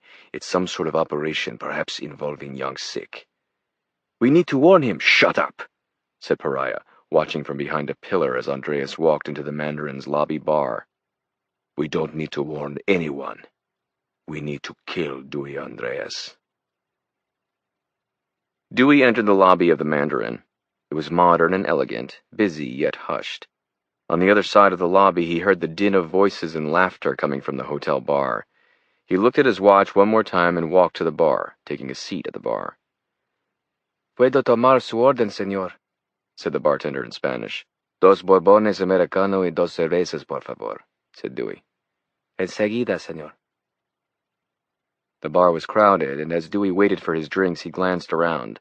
It was mostly couples along with a few groups of men, all of them, no doubt, getting ready to go out for a night of gambling. When the drinks came, Dewey took one of the bourbons and threw it back. He then drank the beer down in 3 or 4 large gulps. He paused for a few moments, looked at his watch, then took a small sip from the second beer, nursing it as he bided time. He got the bartender's attention. "El baño, señor," Dewey said. "Alá, por el pasillo, señor." Dewey walked through the bar to a dimly lit hallway, then entered the empty, brightly lit restroom. At the sink across from the door, he turned on the water as he pushed his hand back through his hair. His eyes looked glassy and a little bloodshot, but he was alert. The door burst open. Reflected in the mirror, Dewey caught the black, murderous eyes of a very large man. He barely had time to register the man's face, barely had time to remember. He was coming too fast. Whoever it was coming to kill him. Pariah. The Iranian lurched through the door and charged like a madman at Dewey. In his right hand, Pariah clutched a knife. He sprinted at Dewey, who kept his back turned. An animalistic grunt came from Pariah as he lunged across the restroom. In the mirror, Dewey registered a second man just behind Pariah, a tall, thin Iranian in a business suit. Dewey left the water running and reached to his chest, removing the pen from his blazer pocket. Pariah raised the blade to his right and swung at Dewey from behind, slashing the silver steel in the direction of Dewey's neck. Dewey waited, watching in the mirror, timing his next move. At the last possible instant, Dewey ducked, rotated a quarter turn, then burst back toward Pariah with his shoulder, slamming Pariah just above his waist. Pariah's legs went out from underneath him before he could stab the knife into Dewey. He was airborne for a second, then fell on his back onto the hard marble floor. Dewey kept moving, surging across the bathroom toward the second killer. The man was already moving toward Dewey, swinging at him with another knife. Dewey anticipated it, ducking sideways. The knife missed. The blade cut the air just inches from Dewey's face. The Iranian was exposed. Dewey swung the pen viciously through the air, but the Iranian was quick, ducking, avoiding Dewey's swing. He swiped at Dewey a second time, a violent, trained slash. The blade struck Dewey at his left forearm, but Dewey struck in the same moment, swinging the pen viciously through the air. The killer's combat blade grazed Dewey's arm in the same moment the pen's steel tip thrust into his skull. Dewey gored the pen tip deep into the man's temple. The pen penetrated skin, then deeper. Blood shot left as the pen broke through the membrane. The thug collapsed to the ground as Dewey swiveled, facing Pariah. Pariah was on his feet again. He squared off against Dewey, a combat knife in his right hand. Pariah flicked it at Dewey, stalking toward him. Pariah lurched, swinging with his right arm. Dewey blocked Pariah's forearm with his left hand as the blade ripped toward him, then punched Pariah in the nose, jerking Pariah's skull abruptly backwards. Blood shot from Pariah's nostrils. Pariah shuffled back and put his fingers to his nose. His fingers came away covered in blood. He eyed Dewey with hatred. Pariah moved toward Dewey and swung again, a vicious slash at Dewey's neck. Dewey jerked his head back, evading the knife, then sent a vicious kick up into Pariah's neck, snapping his head backwards. He followed the kick with a savage strike of the pen, stabbing it through Pariah's left cheek, then yanking it back out. Pariah staggered backwards, stepping toward the urinals, trying to settle down, trying to slow things down. In his right hand, Pariah still clutched the knife. He felt for his left cheek with his other hand. Again, his hand came back covered in blood. "They taught you well," said Pariah, breathing rapidly, his nose and cheek gushing blood.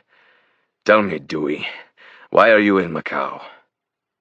It had been many years since the endless, monotonous training. Kapap, eskrima, Brazilian jiu-jitsu. All of it had been taught to Dewey and the other members of his Delta class by a South African named Johannes and his small team of martial arts experts. Dewey had fought for hours on end, for days on end, for weeks and months on end, with hands and face covered in blood, had sometimes been beaten unconscious. He'd fought so much it had eventually become part of him. It all came back to him now as he stared down Pariah, whose face ran red with crimson. Calmly, Pariah wiped his blood-soaked fingers on his shirt as his left cheek ran red down to his short collar. Dewey stared like a hunter at Pariah, who was backed up against the wall. Over Pariah's shoulder, Dewey eyed the door. Pariah shook his head. The message was clear. Only one of us leaves this bathroom alive. Dewey clutched the pen in his right hand. He stepped back and squared off against Pariah, who still gripped the knife. Pariah came at him, holding the blade out in front of him. He took one step, then another. He leapt at Dewey, spearing the knife blade at Dewey's torso. Dewey dodged left, avoiding the blade, then swung the tip of the pen at Pariah's mauled face. Pariah caught Dewey's wrist with his left hand as the pen tip came within a quarter inch of his left eye. Pariah's hand was big and gripped Dewey's wrist like a vice. Pariah yanked hard. His strength was tremendous and sent Dewey tumbling to the ground. Dewey's head struck the base of the corner of the sink. The pen popped from Dewey's hand and careened toward the door, away from him. Pariah descended onto Dewey, who lay on the ground face up. The blade was in Pariah's right hand. Bleeding badly from his nose and cheek, Pariah was smiling. He raised his right hand and took a hatchet swing from above. Dewey saw the blade as it glinted in the light. He pushed with his hand against the sink, then kicked up at Pariah's head. Dewey's foot landed squarely in Pariah's badly damaged nose, crushing it. Dewey felt bones break as his foot made contact. For the first time, Pariah screamed out in agony, an animal moan, dropping the knife.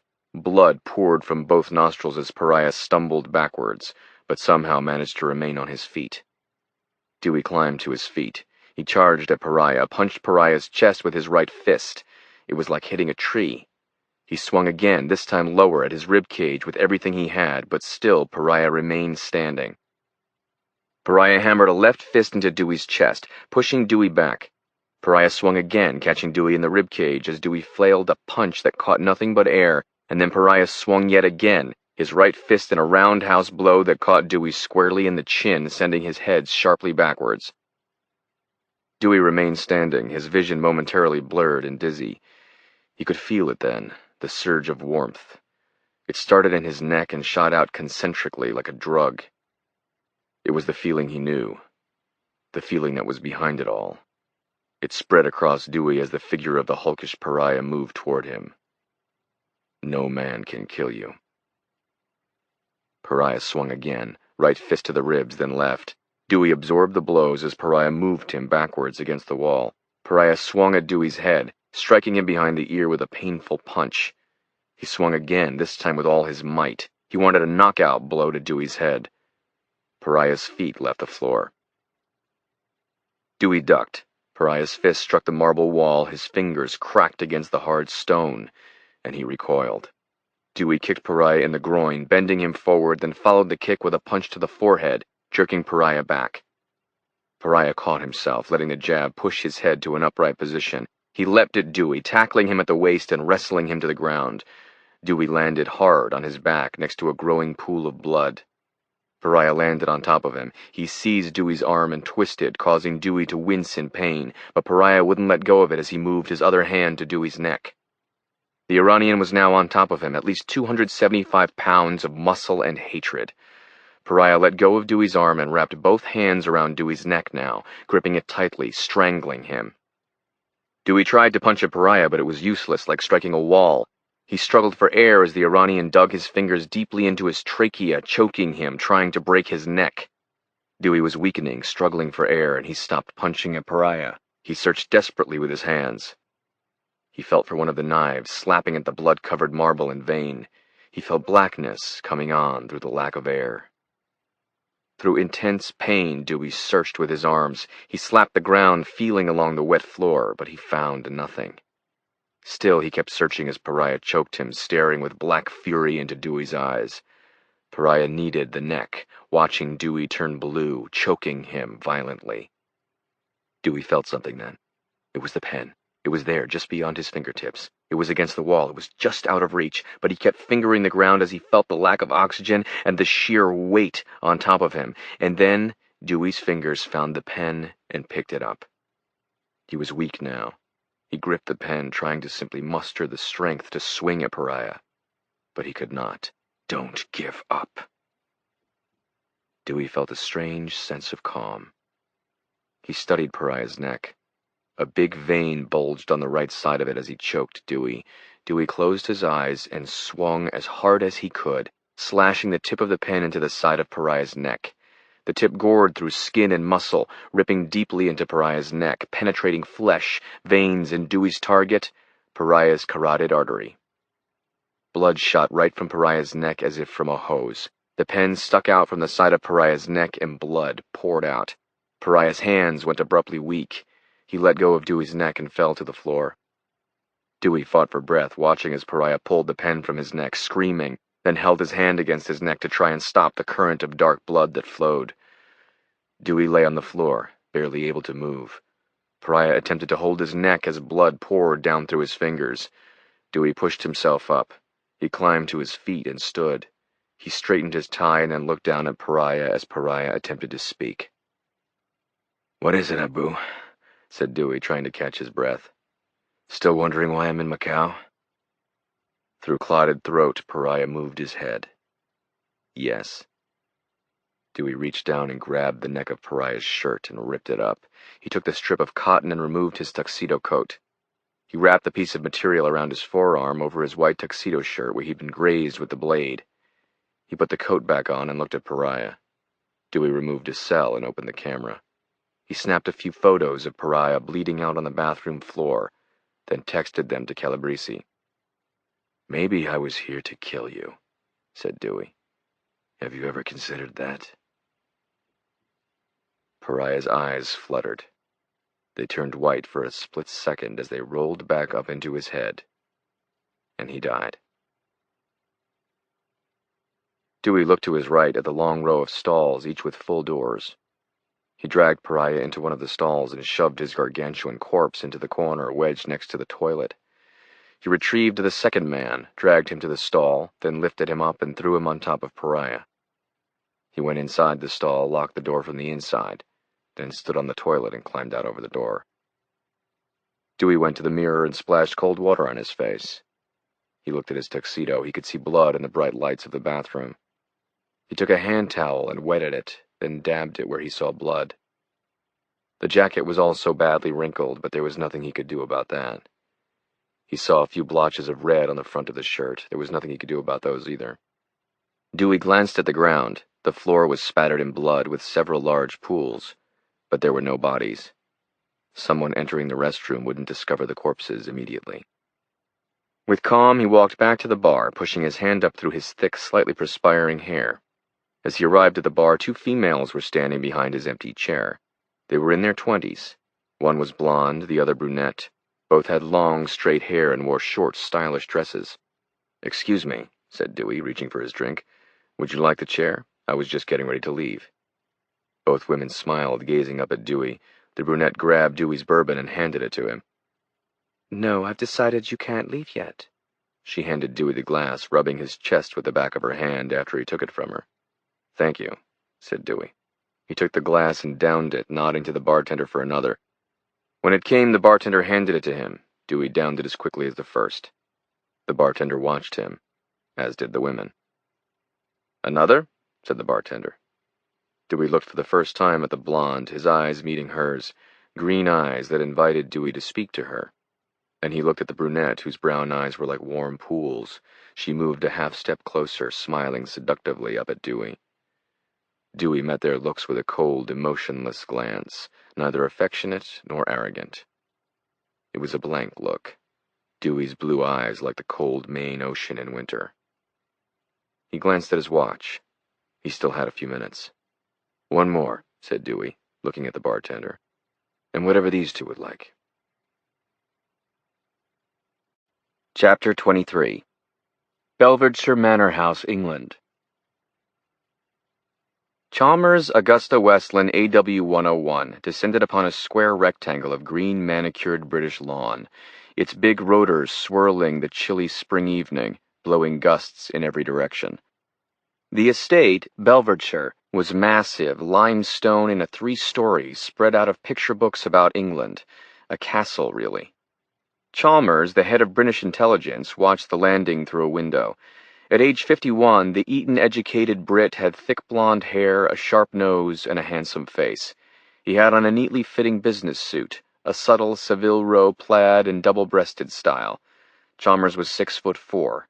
He wore a blue-striped button-down shirt with no tie, a pair of brown, slightly worn John Lobb wingtips on his feet. He didn't look all that dissimilar to what he looked like 20 years before, when he was MI6's top spy in the Middle East, perhaps slightly more confident, and 10 pounds heavier. Chalmers held a leather valise as he climbed from the door of the big chopper. He crossed the lawn and was met by a man in a suit. "Sir Derek?" "Good evening." "I'm William." The man extended a phone. "Please, your left thumb, sir." "Of course," said Chalmers. A moment later, the phone beeped. "Follow me, sir."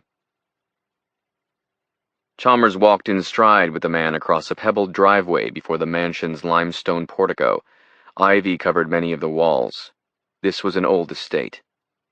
Chalmers barely noted the mansion's grand facade. He'd been here before.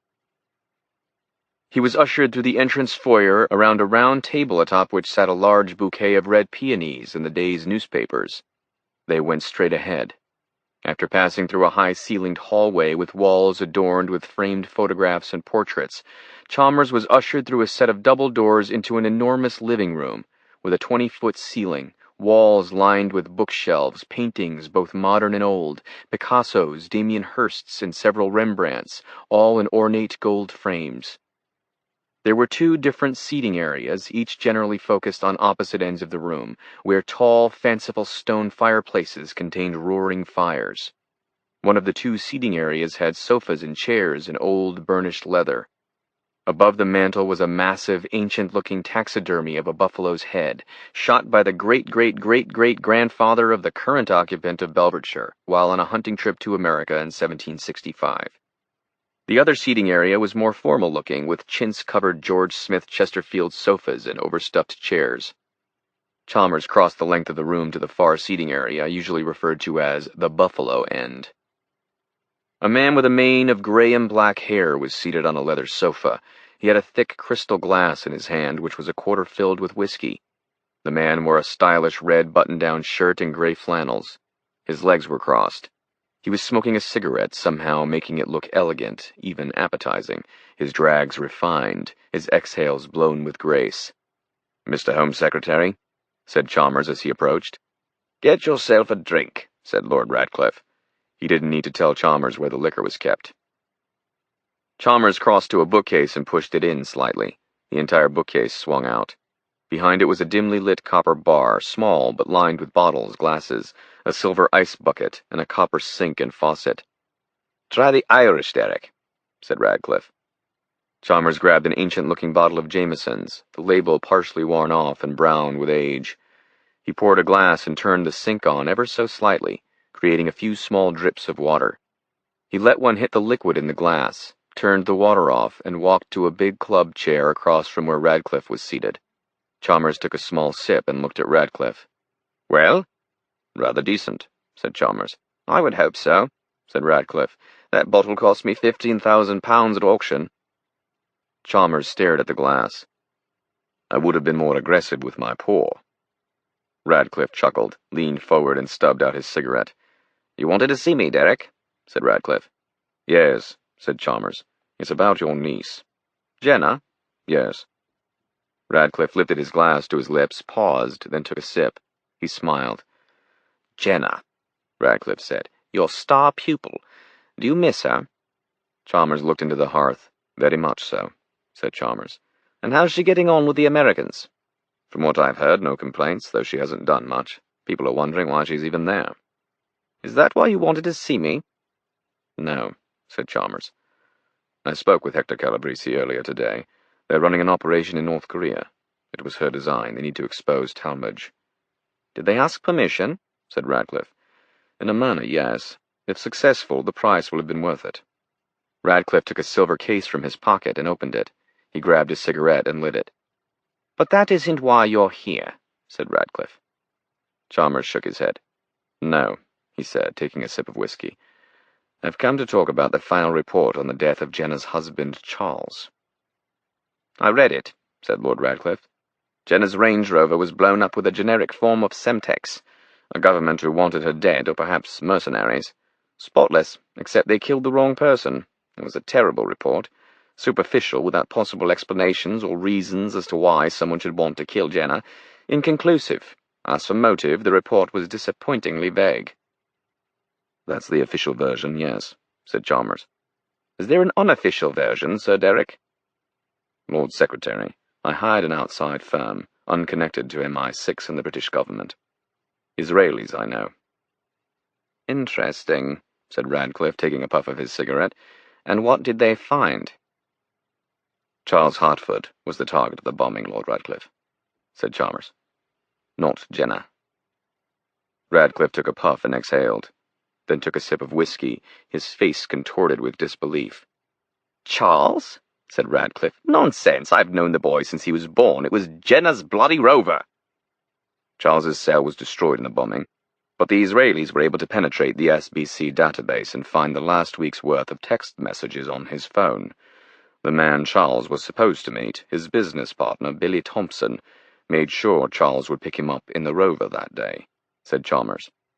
After his partner's death, Mr. Thompson liquidated the partnership's assets and disappeared. Interestingly, he wired Charles's partner's half to Jenna. He could have easily kept it all.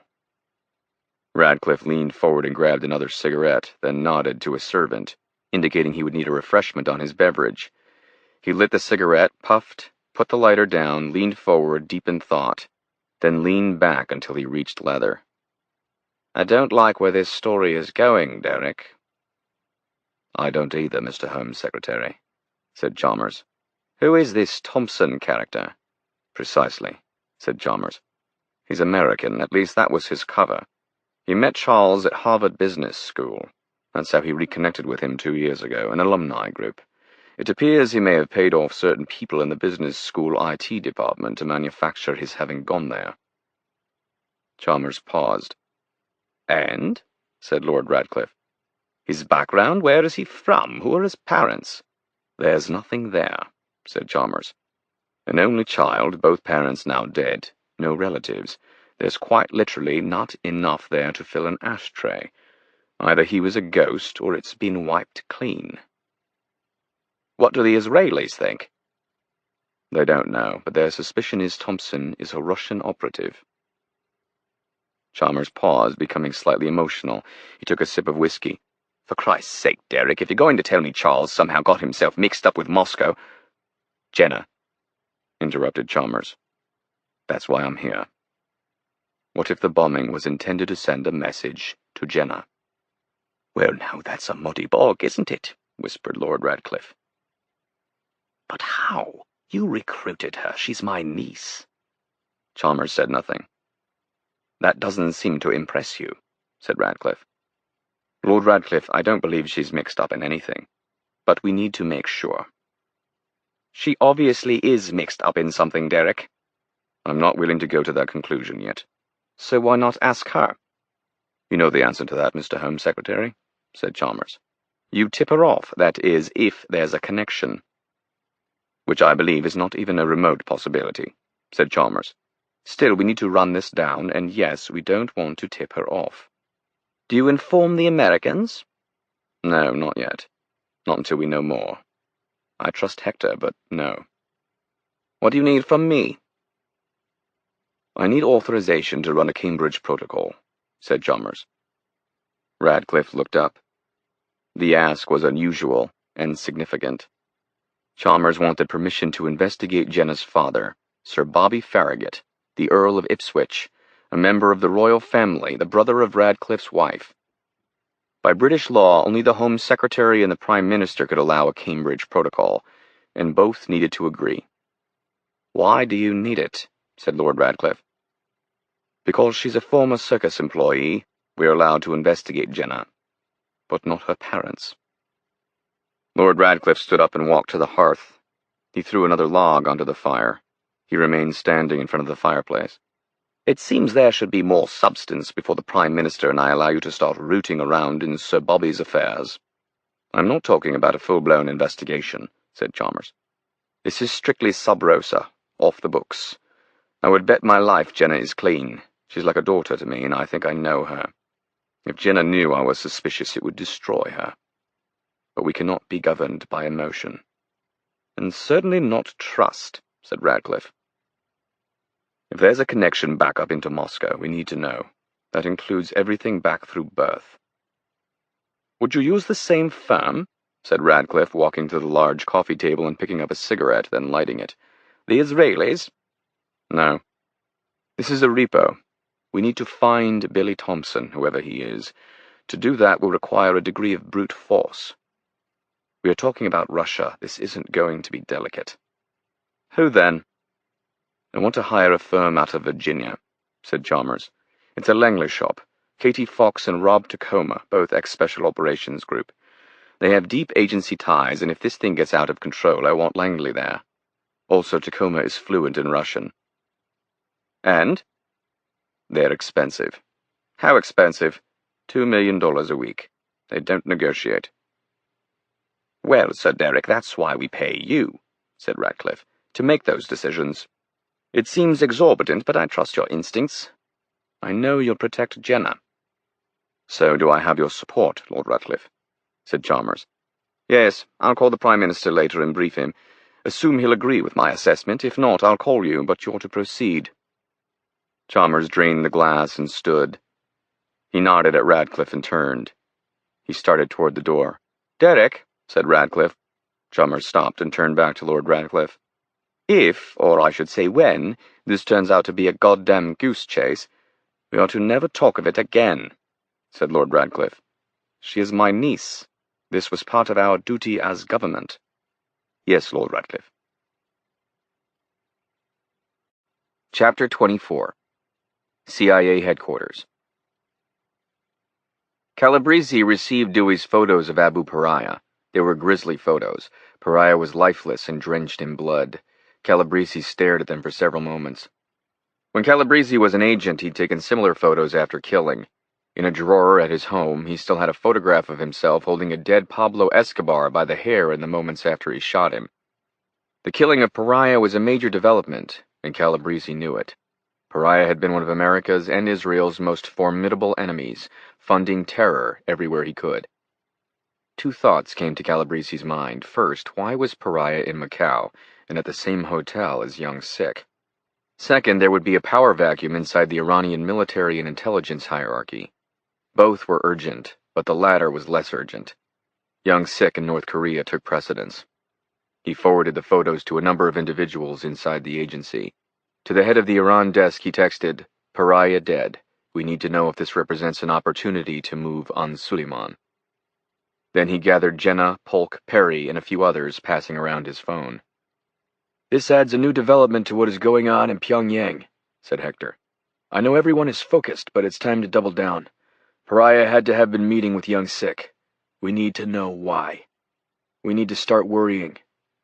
Think outside the box." Jenna went to her briefcase, a beat-up leather case from Tanner Kroll, a gift from Charles. She removed a cell phone and powered it up. She found the number and hit dial. After several clicks and long silences, the phone started ringing. "Hello?" "Hi, Jason." There was a long pause. "I heard you left," Field said. "Went to the dark side." His accent was British but rough, a Cockney accent from London's East End. "I did," said Jenna. "They could have said goodbye, you know. I was left to rumours. The entire field was left to rumours. Bitchy, if you ask me." "Tell me how you really feel," said Jenna. "What do you want?" "Are you still stationed in Macau?" Jenna asked. "Yes." "Are you working?" "Yes," he said. "We're killing some Australians." "I need your help." "With what?" "We're running an operation in the city," she said. "There might be some complications. I don't trust anyone we have there, well, other than the agent running it." "Fuck off," said Fields. "I work for England." Jenna paused. "We both work for the same side, Jason." "Jenna," Fields said, his voice softening. "You know I'd do anything for you. I'm midstream in this." "I understand. I won't call you unless it's really, really, really important, okay?" Chapter 25. Mandarin Hotel, Macau. "So how do you like Macau?" said one of the women, the brunette. Dewey tried to remember which alias he was supposed to be working under. Was he Escalante, or was he a different Spaniard? He was a different guy, a veteran high-stakes dealer most recently in Monaco. He hadn't even asked Jenna his name. "It's okay," said Dewey. The blonde perked up. The brunette was already smiling as she stood close to Dewey and took a sip of wine. The blonde put her hand on Dewey's shoulder. Dewey looked at his watch. It was 10:44. "I have to go." The brunette put her hand to Dewey's torso. "Mr. Yao sent us to retrieve you. He said you might be late." Dewey was led outside by the two women. Half a block away, a tall man was standing next to a long black Mercedes limousine. He opened the door as Dewey approached. Inside, Dewey sat on the back seat. Across from him was an Asian man, older, distinguished-looking, with an unhappy glare on his face. He was dressed in a blue button-down shirt with no tie, along with stylish pants and leather boots. He had black and gray hair. He was fair-skinned, smart-looking, with a wide face and a fearless, calm demeanor. He stared at Dewey as Dewey sat down across from him and the gunman shut the door to the limo. "You were supposed to be in my office 15 minutes ago. Chill out. You think this is some sort of joke?" said Yao. "Who do you work for?" said Dewey. "If it's us, then fuck you, Yao. Get me inside."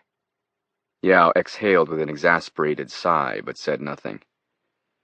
"I'm sorry I was late," said Dewey, quieting down. "I was attacked in the bathroom off the lobby. If you don't believe me, there are 2 bodies in there.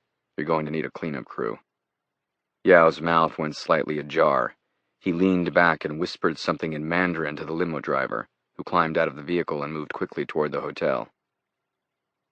"Who was it?" "Iranians." Yao nodded almost imperceptibly. "Why the bar?" said Yao. "I needed a drink. Now, if it's okay with you, can we get going?" "Fine, just a couple of things. As you're standing in front of the table, dealing, the needle is sticking forward toward where you will be sitting. The gun is to the right. It's chambered. No safety. Suppressor." "Fine." Yao nodded. "You should know," he said. "Young-sik is a big man." "How big?" "Not as big as you, but nearly. You won't go down without a fight." Dewey grinned. "Thanks for the heads up. Now, can we get moving?" "Young-sik will bet upwards of $1 million a hand," said Yao, leading Dewey back inside the hotel. "Some people think he counts cards. He made and lost tens of millions of dollars at the Mandarin. Right now, his house account is up by more than $11 million. Near the elevators, Dewey and Yao were met by a pair of security men from the casino, dressed in dark business suits, one of whom held a large steel briefcase. Inside were 2 card shuffling machines, several new decks of cards, and $20 million in chips, already paid for by the People's Republic of North Korea. "They'll take you," said Yao. "By the way, the suite is soundproof." Dewey nodded and climbed aboard the elevator with the 2 security men. One of the men slid a thick metal card into the elevator console, then pressed PH.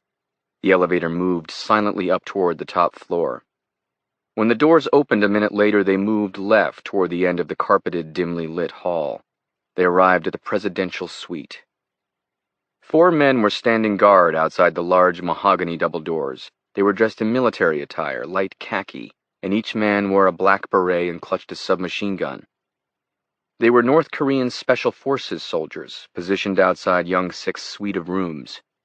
Dewey stayed behind the casino security man. One of the North Koreans, a short, wiry man in his 30s with a thin mustache, stepped forward, holding his hand up to greet one of the hotel security men. "Colonel Pak," said a hotel security man, speaking in Mandarin. "Welcome back to the Mandarin." "Who's he?" said Pak. "I've never seen him before." One of the hotel security guards nodded toward Dewey. "This is Pablo. He's been working in Monte Carlo for several years. As you requested, he speaks neither Mandarin or Korean." The 4 North Korean soldiers all looked suspiciously at Dewey, scanning him from head to toe with a skeptical look. Colonel Pak started speaking in Korean, asking Dewey a question. "He's Spanish," said the hotel security man. "He speaks Spanish and a little bit of English, that's all." "Where in Spain are you from?" said the North Korean, his English perfect but heavily accented in staccato Korean. "Sevilla," said Dewey. "Where?" "Montequinto," said Dewey. Pat continued to stare at Dewey. "Your jacket very dirty." Dewey nodded. "I work all day, sir," said Dewey with a slight Spanish accent. "My apologies." Finally, Pak nodded, saying nothing. He turned to one of the other North Korean agents, who stepped forward and patted Dewey down, looking for a weapon. One of the other North Koreans knocked on the door. After waiting a few seconds, he opened it. "General Young-sik," the man said in Korean as he peered cautiously inside. "The card dealer from the casino is here." "Send him in," came a distant voice from inside the suite. As 3 of the gunmen remained in the hall, the senior North Korean Colonel Pak led Dewey and the others into the massive presidential suite. Behind the double doors was a gilded entrance area with a beautiful red oriental carpet, a large gold-framed mirror on the wall, and a stunning Murano glass chandelier, colored a light orange, hanging from the ceiling. Beyond was a larger, open living room. A blackjack table was in the middle of the room. The suite occupied the entire corner of the hotel's penthouse floor. The outer walls were all glass. The suite was luxurious, even exotic, with curving modern sofas in plush material and comfortable-looking club chairs arranged around various tables of thick glass. Those walls not made of glass were covered in ornate wallpaper decorated with green and blue bamboo trees. Young Sik had the lights low. Macau sparkled through the windows, the lights of the city's skyline like a wall of stars. One of the Mandarin security guards placed the steel briefcase on the blackjack table and opened it. He started setting up the table. Dewey stood behind him, looking around for young Sik, but seeing no one. He became aware of music playing softly over speakers in the large room. It sounded like a guitar playing high notes accompanied by a female singing in a language he didn't understand. The card table was 6 feet long, 4 feet wide, with a half circle cut out for the dealer to stand. The security man stacked the chips neatly on the table along with the 2 shuffling machines and several decks of cards. One of the casino men looked at Dewey, nodding. Then both men left as Dewey remained standing still just inside the living room. Suddenly Dewey heard young Sik's voice coming from another room. He was speaking Korean. The North Korean agent stepped to Dewey, still not trusting him, and afraid he might eavesdrop. "Whatta?" said the North Korean in English. Dewey shook his head. Young Sik entered through a door on the far side of the room, pocketing a cell phone. He was taller than Dewey expected, 6'2" or 3. He was thin, but clearly in good shape, muscular, with the gait of a fighter. He was wearing a short-sleeved polo shirt and khakis. From the file, Dewey knew young Sik was in his 50s, but he looked younger. He stared at Dewey, analyzing him. His eyes were black and calculating. Dewey felt a slight tinge of uneasiness. He clutched a champagne glass in his hand. He crossed the room and stood before Dewey. He scanned him up and down just as Dewey would expect a man who'd spent his life in the military to do. Dewey remained quiet, his eyes emotionless and calm, looking beyond young Sik. "What is your name?" he asked. "Pablo." "Where are you from?" "Spain," Dewey said with a Spanish accent. "Recently Monaco." "Ah, yes," said young Sik. "I would like very much to go to Monaco." "It is nice," said Dewey, nodding politely and avoiding eye contact. Dewey caught Colonel Pack in his peripheral vision. He was watching Dewey carefully, alternating between staring at Dewey and looking at young Sik, who looked back. They were assessing Dewey. Was he a card dealer? Was he an American spy, a British spy, an Israeli spy? It was a question they had to ask themselves every time they stepped foot out of North Korea. "May I see some identification?" said young Sik. Dewey reached into his back pocket and produced his wallet, handing it to young Sik as if he had nothing to hide. Pack joined young Sik, standing next to him and parsing through Dewey's wallet. Young Sik removed a laminated work visa, worn at the edges, showing that Pablo Rios, born in Sevilla, Spain, was a Spanish resident. He held the card up next to Dewey, comparing the photo of the man on the plastic card with Dewey. Young Sik put the card back in the wallet and handed it to Dewey. "Precautions," said young Sik with a malevolent grin. He looked at Pack and brushed the air, sending him away. Colonel Pack turned and walked to the suite doors, exiting and shutting the doors. Dewey and young Sik were now alone. Young Sik looked at Dewey. "Let's play some cards, yes?" Dewey nodded without emotion. He stepped to the table as young Sik went to the bar, pouring himself a large glass full of vodka. Dewey moved to the card table and picked up a deck of cards. It was wrapped in plastic. He waited for young Sik to return to the table with his cocktail. After he sat down, Dewey presented him the unopened deck to inspect. Young Sik brushed the air, indicating the gesture was unnecessary. "I've been to the hotel many times," said young Sik. "There is no need." Dewey fed the first deck into the card shuffling machine, running his hand along the underside of the table trying to avoid the needle. He felt the long, thin plastic of the syringe containing the poison, held to the table with a small piece of double-sided tape. He moved his hand left and felt the butt of the pistol, also stuck to the underside of the table. Dewey did not make eye contact, but instead continued to watch the electric shuffler as it moved cards frenetically through the machine. He didn't want to waste time. There was good timing and bad timing in all operations, but knowing the right moment to move on a target was less about experience and more about luck. For whatever reason, Dewey continued to feel a sense of unease. Moreover, he was still flustered from what happened in the lobby of the hotel. First Pariah, then being tricked by Yao's female agents. Both situations had worked out, but either could have gone sideways. Dewey didn't feel lucky. He wanted to get out of Macau as soon as possible. As Young Sik lifted the glass of vodka to his mouth one more time, Dewey reached beneath the table and grabbed the pistol. He swept the gun above the table and trained it on Young Sik, holding him in the firing line of the vasiform suppressor. With his other hand, he removed the syringe from beneath the card table and slowly raised it, placing his thumb atop the plunger, the needle extended like a dagger. He kept the gun aimed at Young Sik, saying nothing. Calmly, the general looked up at Dewey, not flinching. Young Sik raised his hands, indicating he was not going to fight. "I'm not here to kill you," said Dewey, his Spanish accent now gone. "But if you want to live, you need to do exactly what I say."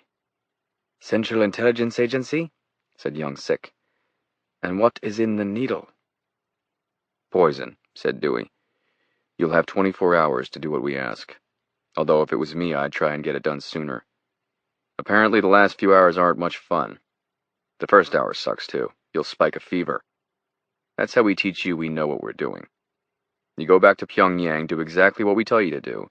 We tell you where the antidote is." "Clever," said Young Sik, nodding respectfully. "So let me guess, you want me to kill Kim?" Young Sik paused. "I will not. Go ahead and shoot me. He is my leader and my god."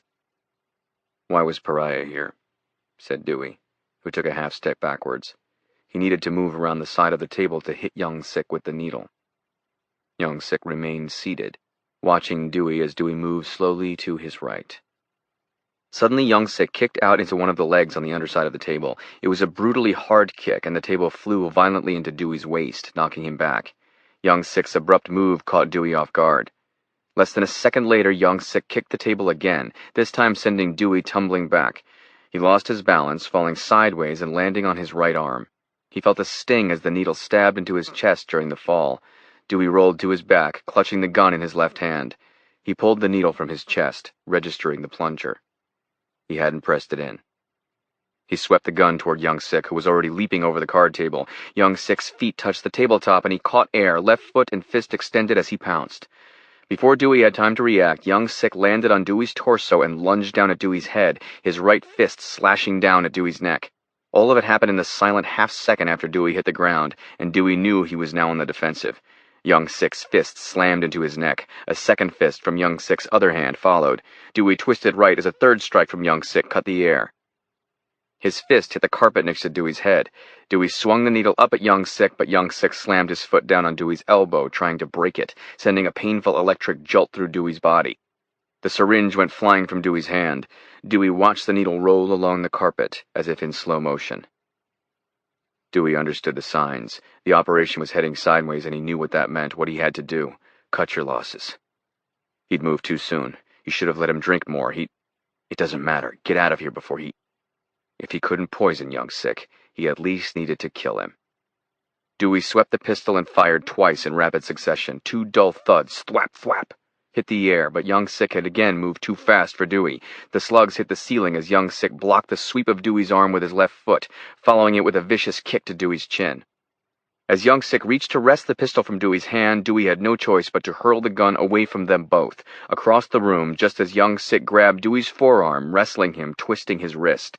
Struggling to catch his breath, Dewey punched Young Sik in the side of his ribs, once, twice, 3 times, as he tried to extricate his other arm from Young Sik's clutch. After a fourth punch to the North Korean's exposed torso, Young Sik let go. Dewey wrapped his arm beneath Young Sik's armpit and ripped backwards, hurling Young Sik a few feet in the air. He landed on his back and was up in no time. But Dewey used the split second to crab toward the pistol. He grabbed it and swung it in Young Sik's direction, again acquiring the North Korean in the firing line of the suppressor. Young Sik's face was flushed with anger, though with a confident sneer.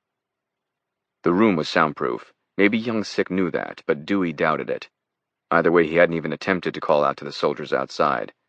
As Dewey's eyes met the general's, he understood why. His face showed hatred and confidence. He wanted to kill Dewey on his own. He was enjoying himself. Now that Dewey held him in the aim of the pistol, the North Korean didn't say a word. But by not firing immediately now that Dewey had him, Young Sik also understood full well how badly Dewey wanted something. From the ground on his back, gun trained on Young Sik, Dewey fought to catch his breath. The North Korean had knowledge of a type of martial arts Dewey wasn't familiar with. which meant he was a true student. It meant any more face-to-face combat with Young Sik was likely going to be a losing proposition. Young Sik took a deliberate step toward Dewey. "Not another step," said Dewey. Young Sik's eyes moved to the syringe. Dewey's followed him there. The syringe was 6 or 7 feet to Dewey's left, lying on the beige carpet. Young Sik took a step toward the syringe. "I said don't move." "If you were going to kill me, you would have," said Young Sik. "You need something." Slowly Dewey stood, gun aimed at Young Sik. "You're right," said Dewey, stepping slowly to his left toward the syringe. "And what is it you want? Perhaps I'll give it to you without all this fighting and needles." "All North Korean military plans," said Dewey. "Nuclear capabilities, locations, everything." Young Sik laughed as he took another step toward Dewey. "And why would I give you that?" he asked. Young Sik pointed at the syringe. "If I don't, you'll poison me? Do you think I have all the plans right here? And why would I—" Dewey glanced at the needle, and in that flash of a moment felt the hard force of Young Sik's bare foot hitting him with a brutal kick in the neck. His head snapped back. His neck muscles could barely stop the jolting kick, a death strike intended to kill Dewey. Dewey went flying backwards as if he'd been kicked by a mule. The gun fell from his hand and slid. Dewey clutched his throat as he hit the carpet. He couldn't breathe. Instinctively, he turned to see Young Sik charging for the pistol. Dewey didn't bother getting to his feet. He saw Young Sik running for the gun, and he scrambled, knowing Young Sik was closer to the weapon and that if he didn't stop him, he'd be dead in seconds.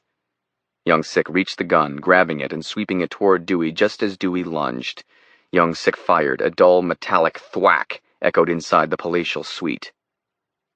But the shot missed. Dewey's hands found Young Sik.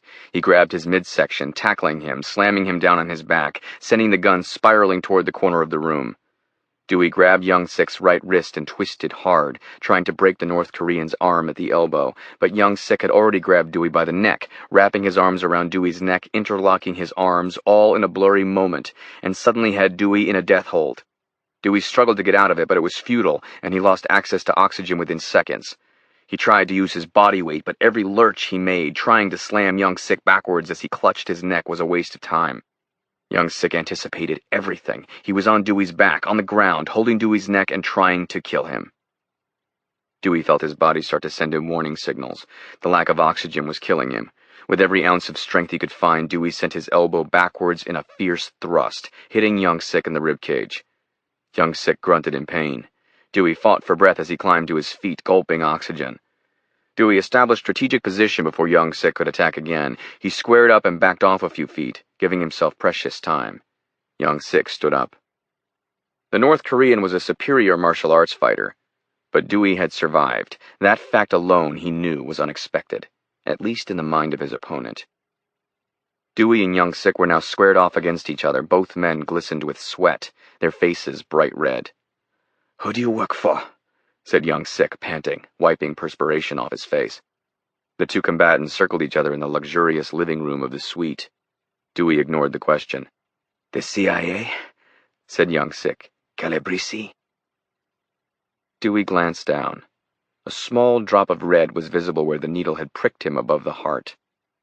He scanned for the needle, seeing it to his right. Young Sik's eyes followed where Dewey was looking. "Go ahead," said Young Sik, taunting him. "Reach for the poison. I won't make the same mistake twice." Young Sik moved aggressively toward him, both hands raised.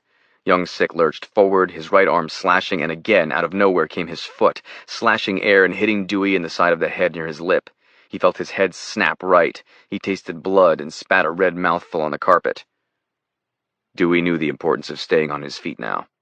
Young Sik parried again, his fists flying low at Dewey's torso. This time Dewey thrust his left arm out, guarding his neck, just as Young Sik again kicked the air from behind. Dewey blocked Young Sik's foot at the ankle, but Young Sik's other foot slammed below his arm, striking his chest, a brutal kick that sent Dewey backwards.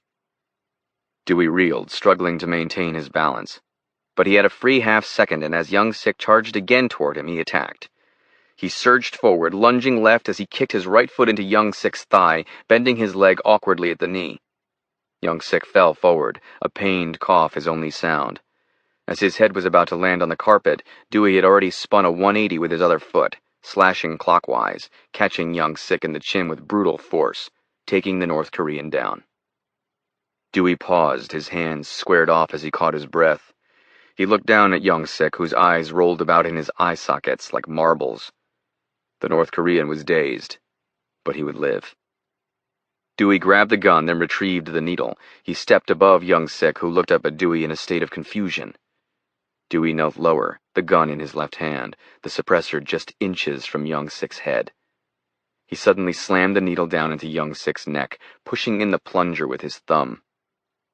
Dewey stood back up and waited for Young Sik to regain some semblance of recognition.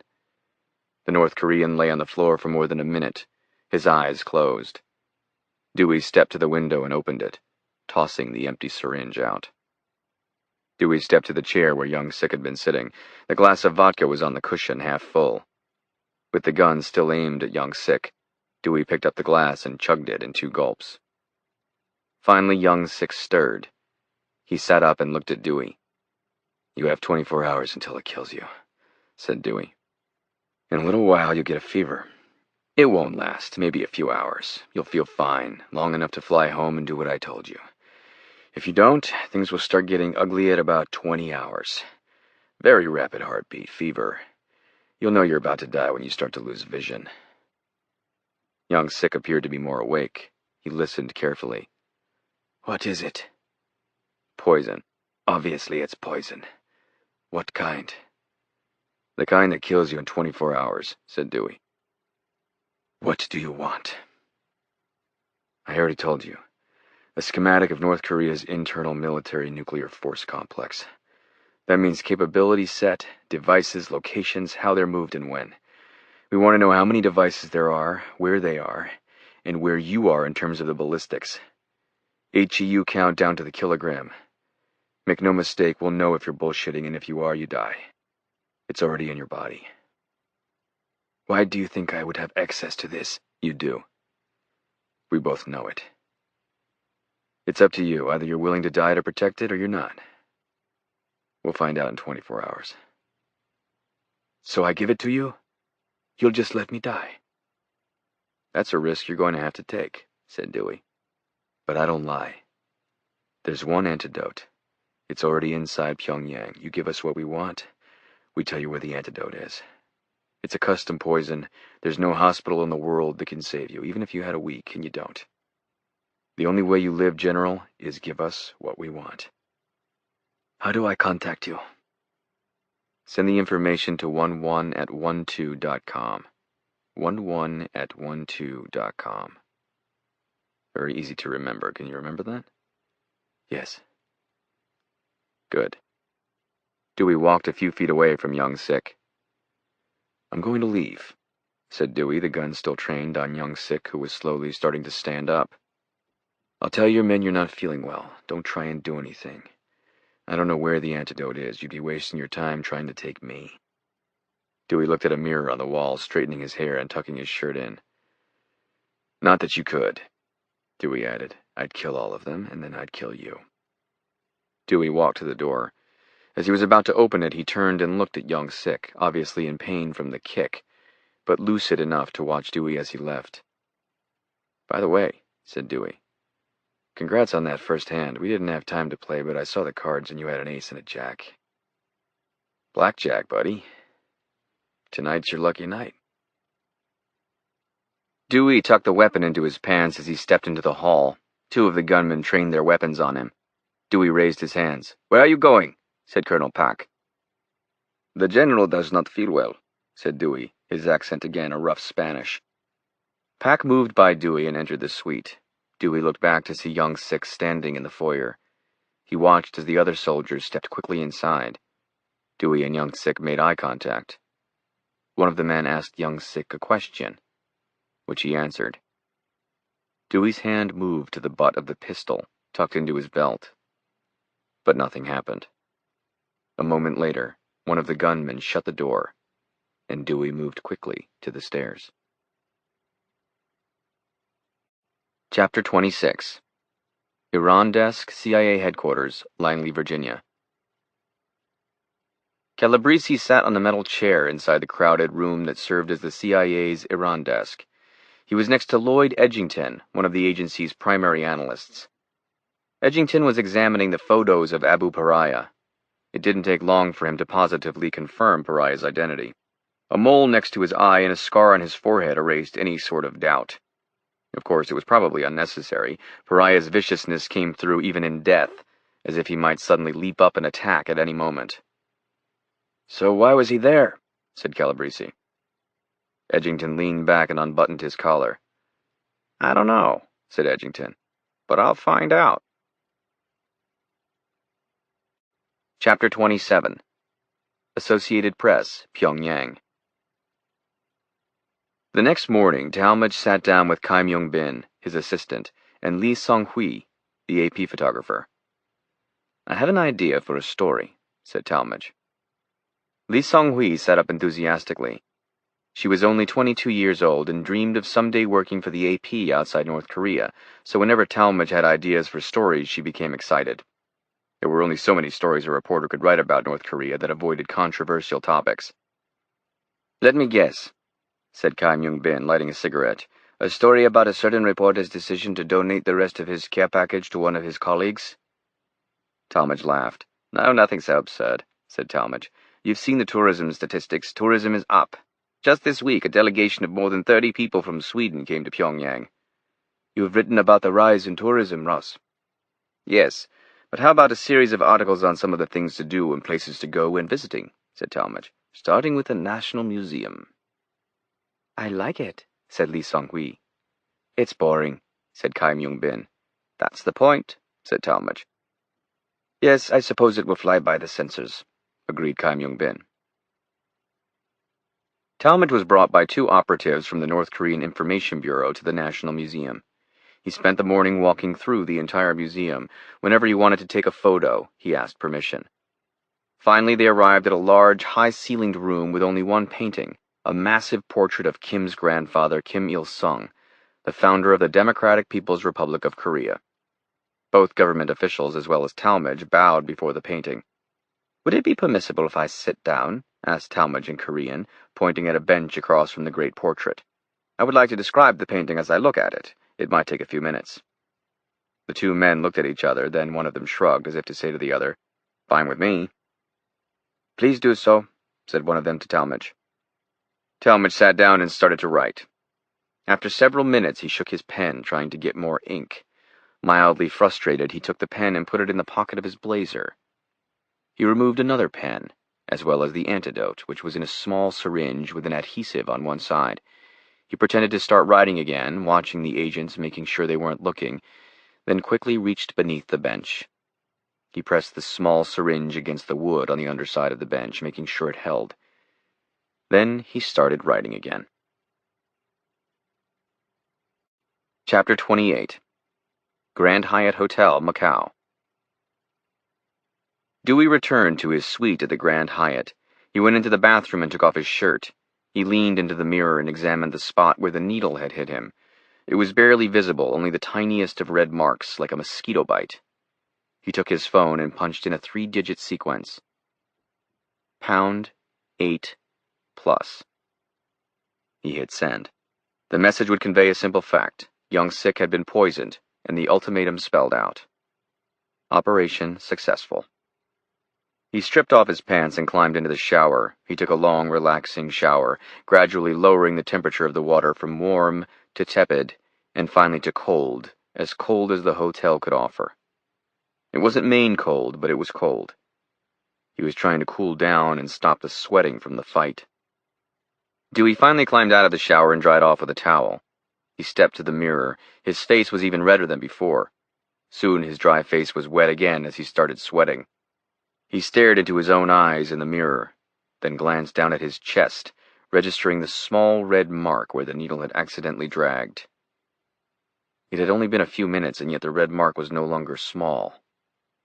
It had spread out and was the size of a quarter. The redness was turning into a deep purple.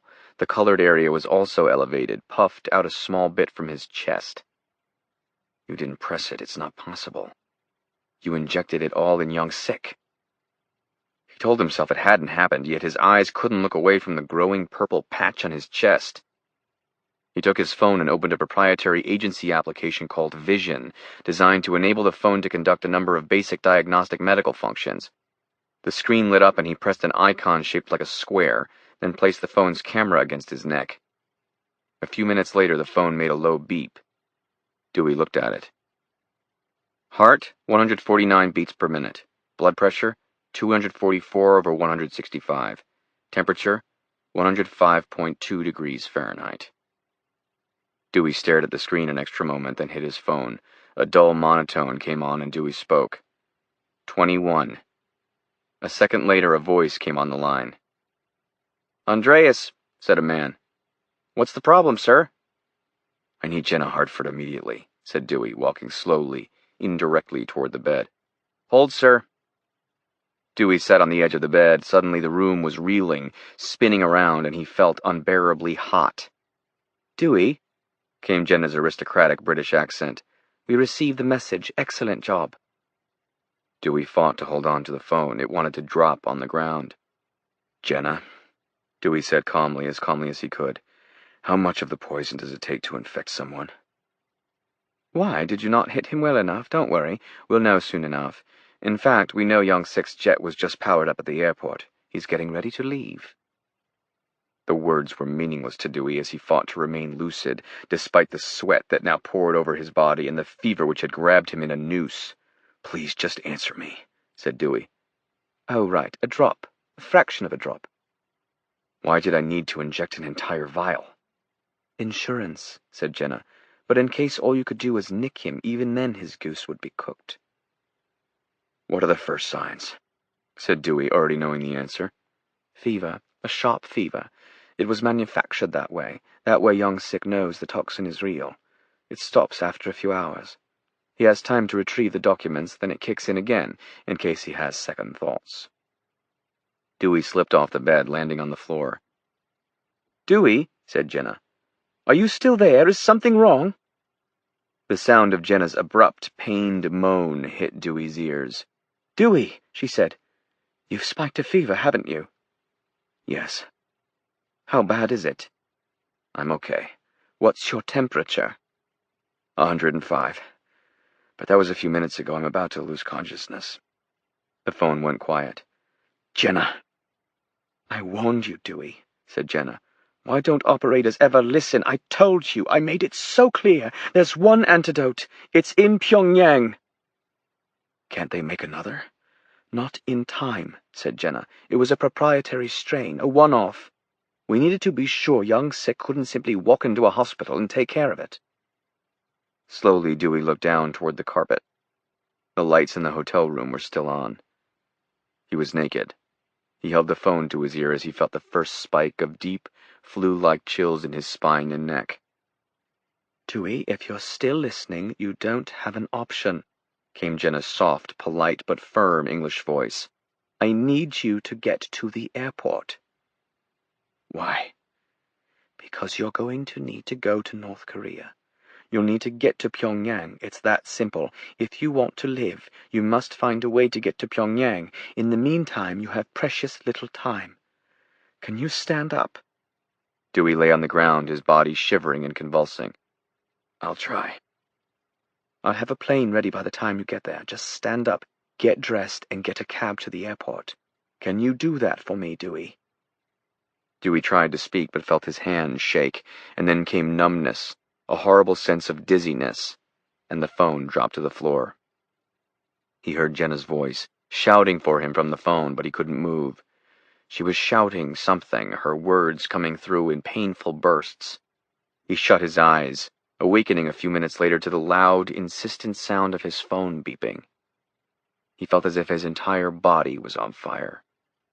He shut his eyes again as he fell into unconsciousness. Chapter 29. CIA. Jenna stood still, her eyes transfixed on the phone in her hand. She felt her heart racing and then a strange sensation, a cold shiver that ran through her head and body. She picked up the phone on her desk. "I need Dave Morris," said Jenna. "It's urgent." "Hold, please." Jenna's office was small, with a desk, a credenza, and 3 chairs, one where she sat and 2 in front of the desk, pressed against the glass wall that looked out into the horseshoe-shaped suite of senior staff offices. Jenna's desk had several neat stacks of papers and files along with a phone console. Behind her were bookshelves. They were largely empty. The only personal item was a framed photo of Charles, an old photo of him on a beach in Marbella, where they had gone on their honeymoon. "Hi, Jenna," said Morris. "Any news?" Young Sick has been poisoned, but Dewey somehow pricked himself. She paused, trying to keep her emotions under control. He spiked a fever. There was a long silence. "Oh, no," said Morris. "Jenna, I made it clear." "I know, but it happened. First of all, did you save any? Can we dispatch a jet with another antidote?"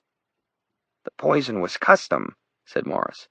"The antidote is created with the poison. The only way to create a new antidote would be if we had more poison." "And do we have more poison?" "No, I explained that. I can try and recreate the strain, but even then the odds of achieving the precise compound needed to create an effective antidote? My God, Jenna, it's small. Too small. There's timing, temperature, and a million other factors." "So the only way Dewey lives is if he goes to Pyongyang and gets the antidote before Young Sick. There's no chance. Young Sick will get there first." "Can you call the agent who planted it?" said Morris. "He could move the antidote." "And if Young Sick sends what we ask, he dies?" "It's better than Dewey dying." "It's moot," said Jenna, thinking aloud. "We can only reach Talmadge by mail. We wouldn't have the time." "Wait," said Morris. "I just realized. We may have sent 2 antidotes." "2? Why? Why didn't you tell me?" "We sometimes do," said Morris. "If there's a break in the custody chain, in case of breakage in transit, hold on." Jenna shut her eyes, shaking her head back and forth, waiting for what seemed like an eternity. Morris came back on the line. "Harvey sent 2, said Morris. Jenna breathed a sigh of relief, then realized it meant practically nothing if Dewey couldn't get to it. "The problem is," continued Morris, "we sent 2 because they do often break in transit. What will the agent do if both survive?" "Hide it," she said. "At least that's what he's trained to do." Across the bullpen, she could see into Hector Calabresi's office. She couldn't tell if he was in there, but she moved to the door and walked quickly around the edge of the bullpen. She looked inside, seeing no one. "Do you know where he is?" said Jenna. "He went to the State Department," said Lindsay. "Is everything okay?" "No." Jenna ran back to her office. She found her old cell phone, the one from MI6, and dialed. This time it started ringing almost immediately. It rang for half a minute, then went to an automated voicemail message. Jenna dialed again. This time it only rang once before Fields picked up. "Jenna," said Fields. "Didn't take you long, did it?" "I need your help, Jason," she said. "And I told you I'm midstream, I can't." "Please," said Jenna softly. "It's a guy just like you. He would do the same thing. He's in trouble. Please, Jason." Jenna's voice was filled with desperation and emotion. Fields let out an exasperated groan. "Fine," he said. "Where is he?" "At the Grand Hyatt." Young Sick was carried to the elevators, his eyes closed, his clothing drenched in perspiration. One of the soldiers inserted a white card in the elevator console, and the elevator descended without stopping until it reached the basement, where a black limousine was idling, the back door open. Young Sick was carried to the limousine and set down on the back seat. 3 soldiers climbed in with him, and the limo screeched forward, moving quickly through the parking garage and shooting from the hotel. 15 minutes later, Young Sick's jet was moving down the runway, skirting above the blue water of the South China Sea. North Korea's top military commander was clinging to life. His temperature was 104 degrees. His body was racked by convulsions. An hour into the flight, Young Sick regained consciousness as his temperature abated. Then he remembered the man at the hotel. He looked out the window and realized that nothing would ever be the same. That in the next 24 hours he would either die or commit treason. "You have lost everything," he whispered to himself. "All for a game of blackjack you didn't even get to play." Jenna entered Polk's office on the 2nd floor of CIA headquarters. It was one of 3 offices Polk kept inside the sprawling facility that housed the agency. As head of the Directorate of Operations, he had responsibility for both Special Activities Division and Special Operations Group, the two prime pieces of the Directorate of Operations. The other offices were in the basement, inside the two separate suites. This was where Polk went for more formal meetings with military leadership, senators and key congressional staff, and high-ranking visitors from foreign intelligence services. Polk also used the space to come and do paperwork, and to think. Polk was seated in a white leather chair when she entered. He didn't need to ask. He could see the urgency on Jenna's face. "What happened?" "Dewey's been poisoned." Polk was a short man. He was bald and wore glasses with tortoise-shell rims. He wore a yellow Brooks Brothers button-down shirt, gray flannels, a green and silver-striped rep tie, and cordovan loafers. A product of Groton and Trinity, Polk would have looked at home in the faculty lounge at any number of New England boarding schools, but appearances were deceiving. It was Polk who ran the CIA's vaunted kill teams, the individual charged with executing covert missions across the globe. Polk had never warmed to Dewey. He was against Calabrese bringing him in-house, and he hated the lack of predictability that came with everything Dewey did. But he understood full well the value of Dewey's involvement. Calabrese was close to Dewey on a personal level. Polk was unmarried and had few personal attachments to people, yet something connected Polk to Dewey in a way even he refused to admit. Dewey somehow took operations to places they were never meant to go, places Polk originally joined the CIA to find. Trouble always seemed to find Dewey, but in that trouble oftentimes lay the seeds of darker truths the agency's analysts could never see. Jenna explained the situation, including the fact that Dewey was now on a plane bound for Osan Base in South Korea, near the border with the enemy, and that a second antidote existed and may or may not have survived the long trip to Pyongyang. "What will Talmadge do with it if it survived?" asked Polk. "He would have hidden it inside his apartment." "That's a start. What are you thinking?" "The only scenario I see is infiltrating the border and hijacking a vehicle," said Jenna. "There's no other way. He can't enter under some sort of tourist visa. He's barely alive right now. It needs to be something where he can move on his own. He'll stand out like a sore thumb. By the time they finish interrogating him, even with a decent cover, he'll be dead." Polk nodded. "I agree." Jenna sat down in one of the two leather chairs in front of Polk's desk. "I don't know what to do." Polk stood up and walked to a filing cabinet. He opened a drawer and sifted through various files until he found what he was looking for. He removed a red-bordered manila folder with the words "Eyes Only" printed diagonally across the cover. The tab said, "Operation Achilles."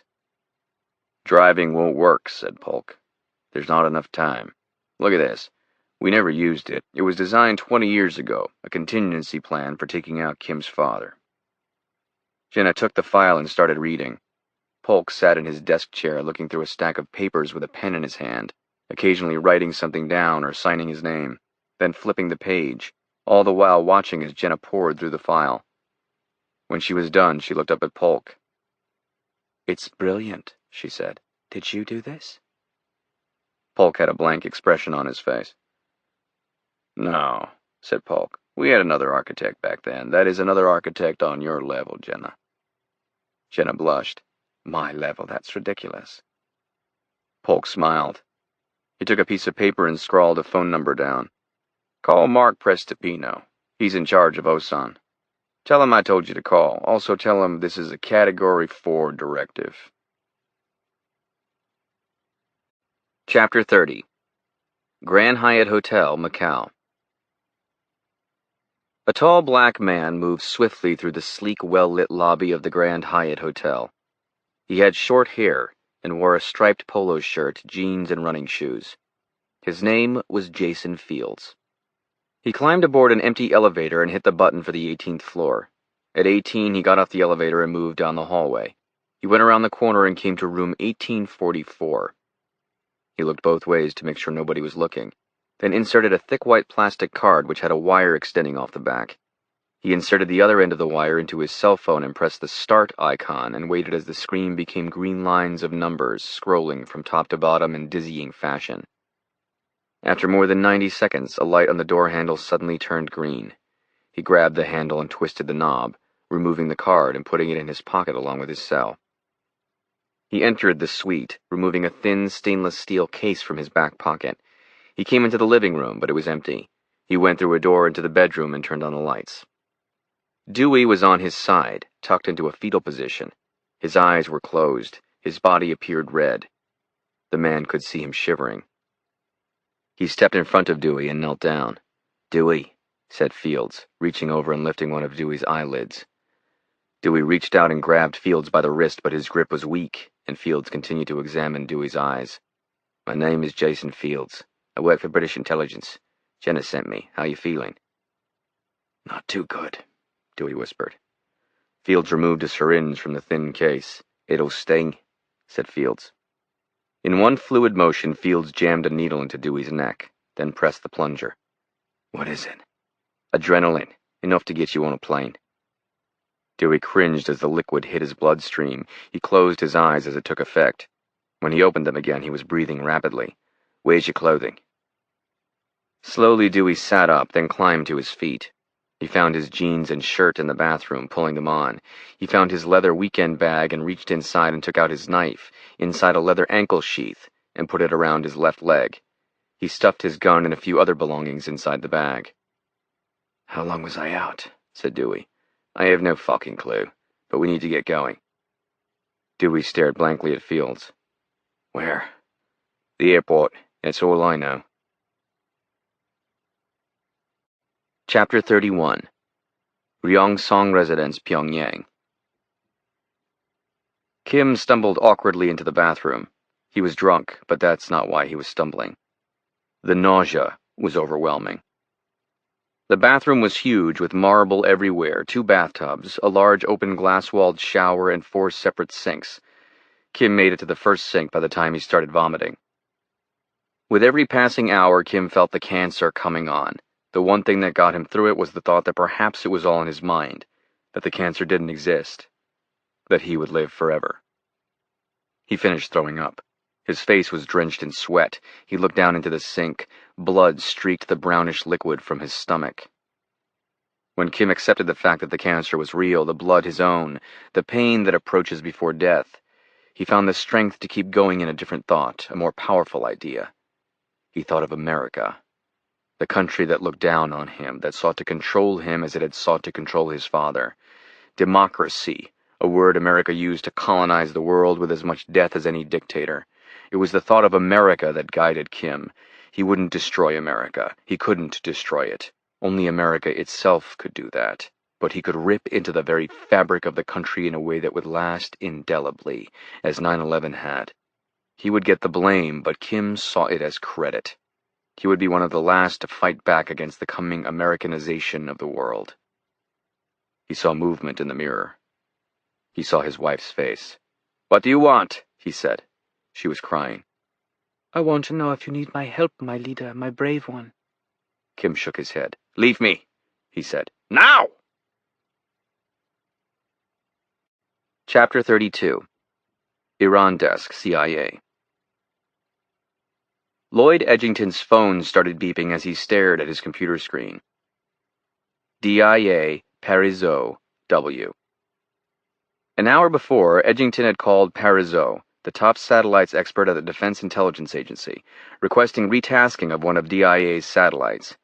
Edgington wanted to scan above the Yellow Sea and the Sea of Japan north of the DMZ, the demilitarized zone that separates North and South Korea. Edgington had also asked Parisot to have DIA's computers sift through archival satellite feeds from Iran over the past month. Edgington needed Parisot to see if there was any unusual activity.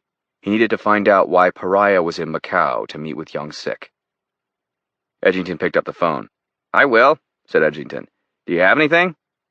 "I think I might," said Parisot. "So I called NSA. They keep track of all planes and ships that go to or come from Iran down to the GPS. I ran the coordinates of every ship or plane coming out of Iran for the past month. I was able to locate the plane that arrived in Macau, Pariah's plane, I guess. It's still sitting on the tarmac, but there's something else. A container ship left Hormuz. It popped the algorithm." "What does that mean?" said Edgington. "The ship is in the Yellow Sea. It's in Nampo, a city on the coast. It arrived last night." "Can you take some decent pics?" "Shouldn't be a problem." Chapter 33. Osan Air Force Base, South Korea. Colonel Mark Prestapino felt one of his cells vibrating. It wasn't the one he usually used, it was his private cell, the number unknown to most people. In fact, only 3 people knew the number: his wife back in Chicago, General Torrey Krug, commander of JSOC Pacific Theater, and Bill Polk at the CIA. He looked at the screen. Urgent. "Presto," he said. My name is Jenna Hartford, sir, and I work for the Central Intelligence Agency," came Jenna's soft, aristocratic British accent. "Bill Polk said to call you." "How is Bill?" said Prestapino, his voice gruff. "Fine. It's a Category 4 directive, Colonel." "Oh, shit, let's hear it." "Colonel Prestapino, we are midstream in a Tier 1 operation involving North Korea. The operation has been complicated, and we need your help." "How do I know you're CIA?" Jenna ignored the question. "We have a priority asset who needs to get inside North Korea without being killed," said Jenna. "He needs to get to Pyongyang." "Good luck," said Prestapino. "He's an American," said Jenna. "In fact, he was a ranger like you, Colonel. He's been poisoned. The only antidote is in Pyongyang." Prestapino stepped to the window and looked north toward North Korea. "Jenna, the border is extremely well guarded," said Prestapino. "Remember that war we fought? There are no weak points." "Actually, that's not true," said Jenna. "There's a stretch of coastline south of Haiju on the west coast. Enter correctly and you have some time." "As you would expect, every inch of border is on SAT," said Prestapino. "It's all tied into the KPA missile defenses. We might be able to get someone near the shore, but they're shooting everything from the DMZ all the way out to the international waterline. The only way to deal with that is an SDV, which we don't have." "There's a difference between being seen and being shot," said Jenna. "A helicopter moving due east at this particular place will be seen on satellite immediately, but it will have approximately 17 minutes until a missile hits it. We need to drop our asset as close to Pyongyang as we can." "So we fly inside the border, drop him, and turn around? It doesn't work. They'll hit the chopper way before it's back over the border." "That's why we called," said Jenna. "I have an idea. Actually, it's Bill's idea. We're going to have to sacrifice a helicopter. We'll also need a corpse or 2. Chapter 34.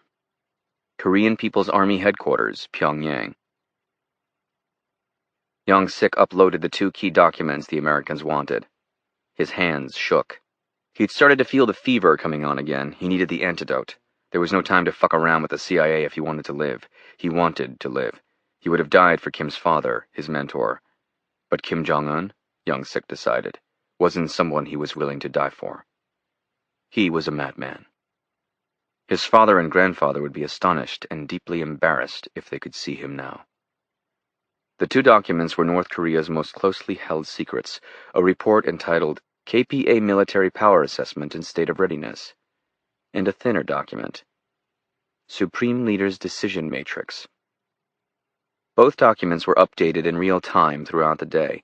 The first laid out in precise detail all assets of the Korean People's Army in terms of manpower, weapons, border vulnerabilities, missile program assessment and data, and perhaps most important, nuclear program. Everything was there. It was a virtual blueprint for a capable military planning group on how to attack North Korea. The second document was 10 pages long. 9 of the pages each had a small map on top. Each page displayed a different location: Los Angeles, Las Vegas, Phoenix, San Diego, and other cities in the American Southwest. The map showed each city with circles on it, with numbers. The numbers were casualty estimates, the circles blast and fallout zones. How many Americans would die from a nuclear strike in each area. The last page was a photo of Kim. Beneath his photo was a paragraph headed by Statement by His Most Excellency, Kim Jong-un, the word draft next to it. "It is my decision that we will strike the great Satan, America. I now await a sign of when, not if. But make no doubt in your mind, the decision has been made, and it will be made on a Sunday. It will forever be called Bloody Sunday." As Young Sik prepared to hit send, he remembered one more thing. For a few moments he thought about not sending it, but he had to, he knew, if there was any chance of saving his country. He found a folder on his desktop and attached a document entitled Health records of the Supreme Leader. Top secret. He hit send as he felt his face flushing red with heat. It was unmistakable. The poison was beginning to take hold. He looked at his watch. His hand was shaking too much to read the time.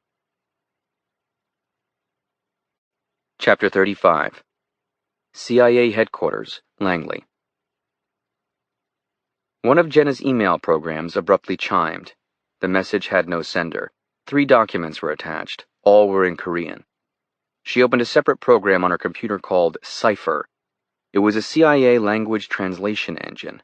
A minute later, the documents appeared in English. KPA Military Power Assessment and State of Readiness. Supreme Leader's Decision Matrix. Health records of the Supreme Leader. Confidential. Bloody Christ, said Jenna softly to herself. It worked. She looked around the half-empty operations room. It worked! She yelled, clapping her hands. What is it? Said Perry. The documents from General Young-sik, said Jenna. Forwarding right now. Could you get them to everyone you think should see them? Yes, of course. Jenna reread the 3 titles. She opened one of the documents. Supreme Leader's Decision Matrix. List of cities. L.A., Phoenix, Houston, San Diego, Dallas. Decision, : transcript, : My decision is made. I want both missiles capable of reaching the United States to be on active alert and prepared for launch. Kim. The process of arming the 2 Iranian missiles is nearly complete. Theoretically, they will be ready tomorrow, Saturday. Young-sik. Make preparations for Sunday. It will happen Sunday. It will be called Bloody Sunday. Kim. Yes, Your Grace. Young-sik. Recorded by Lieutenant Colonel Gan. My God, she said, a horrified look on her face as she scanned the plans to strike America. Jenna began to open the assessment of North Korea's military power, but her eyes were drawn to the 3rd document. Health records of the Supreme Leader. It was short, only 5 pages long. She scanned it quickly, staring in disbelief. Then her mouth went ajar. She knew what it meant. It all made sense now. Prognosis: Stage 4 pancreatic cancer. In our estimate, the Supreme Leader has between 2 weeks and 1 month left before the cancer proves fatal. Oh my God. It all crystallized in that moment. Jenna understood. Kim was dying, and he wanted to live in infamy. Forever known as the man who detonated a nuclear device on American soil. History would write of America destroying North Korea for what had happened. Kim was a madman. He was actually going to do it. It wasn't a bluff. He had terminal cancer and, well, why not? Oh, God, Jenna whispered again. She lurched from her chair and started running down the hallway. Chapter 36. Director's Office, CIA, Langley. Calabrese returned from the State Department, where Secretary of State Mijailovich was in a virtual shitstorm of putting out fires, all of them somehow related to North Korea. The documents from Young-sik had been distributed within the highest levels of the U.S. government. The fact that Iran had delivered ICBMs to Pyongyang was front and center. That Iran was skirting agreements to end its nuclear program was a secondary issue, a large issue, and yet it paled in comparison to Kim and the fact that he was preparing to strike a city in the United States imminently with nuclear weapons. What had been a planned coffee between Mijailovich and Calabrese had been interrupted by Jenna Hartford. An hour's trip to Foggy Bottom turned into 4. The picture the Young-sik documents painted was alarming. Not only did the North Koreans possess the capability to hit the United States with nuclear-tipped ICBMs, there now existed a rationale for why they actually might. Kim Jong-un was dying. What intrigued Calabrese the most was the fact that Young-sik had included Kim's health reports. It wasn't part of the exchange. Young-sik was warning them. There could be no other explanation. Kim was about to die.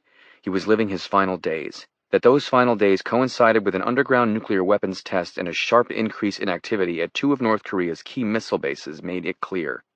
Young-sik was warning them. He was asking for help. Or was he? Was he warning the West, or was he daring the West? Was it a ploy like so many of the other ploys by Kim, a ploy to get money? What if the health records were a fabrication? Calabrese opened a drawer in his desk and removed a small device. It was a blood pressure monitor. He wrapped it around his wrist and turned it on. As he felt it tightening around his wrist, he stared out the window. He was used to feeling anxious. He'd been a highly placed CIA agent, had worked in counterterrorism at the FBI, and now was in charge of the world's preeminent spy agency. He was used to the feeling of the unknown, the feeling of worry for people he put at risk. But today he felt different. It was an altogether worse feeling, and it gave him a rapid heartbeat and a sharp, acid-like pit in his stomach. It was because of Jenna, he knew. Her design had pushed America into something hideously dangerous. It was information that never would have been discovered in time by Langley's agents, yet even so, Calabrese wished for a simpler time. He wished in a way they hadn't discovered it at all. But they had, and it was impossible to ignore. Indeed, the operation, if they could figure out the right response, could end up saving millions of American lives. Calabrese had agreed to bring Jenna in at Derek Chalmers' request, and now he had misgivings. The operation to poison young Sick was brilliant, but part of Calabrese wished they'd simply stuck with the original plan. Kill young Sick. Yes, they'd extracted valuable information, even critical information, but what if it wasn't even true? It had to be true.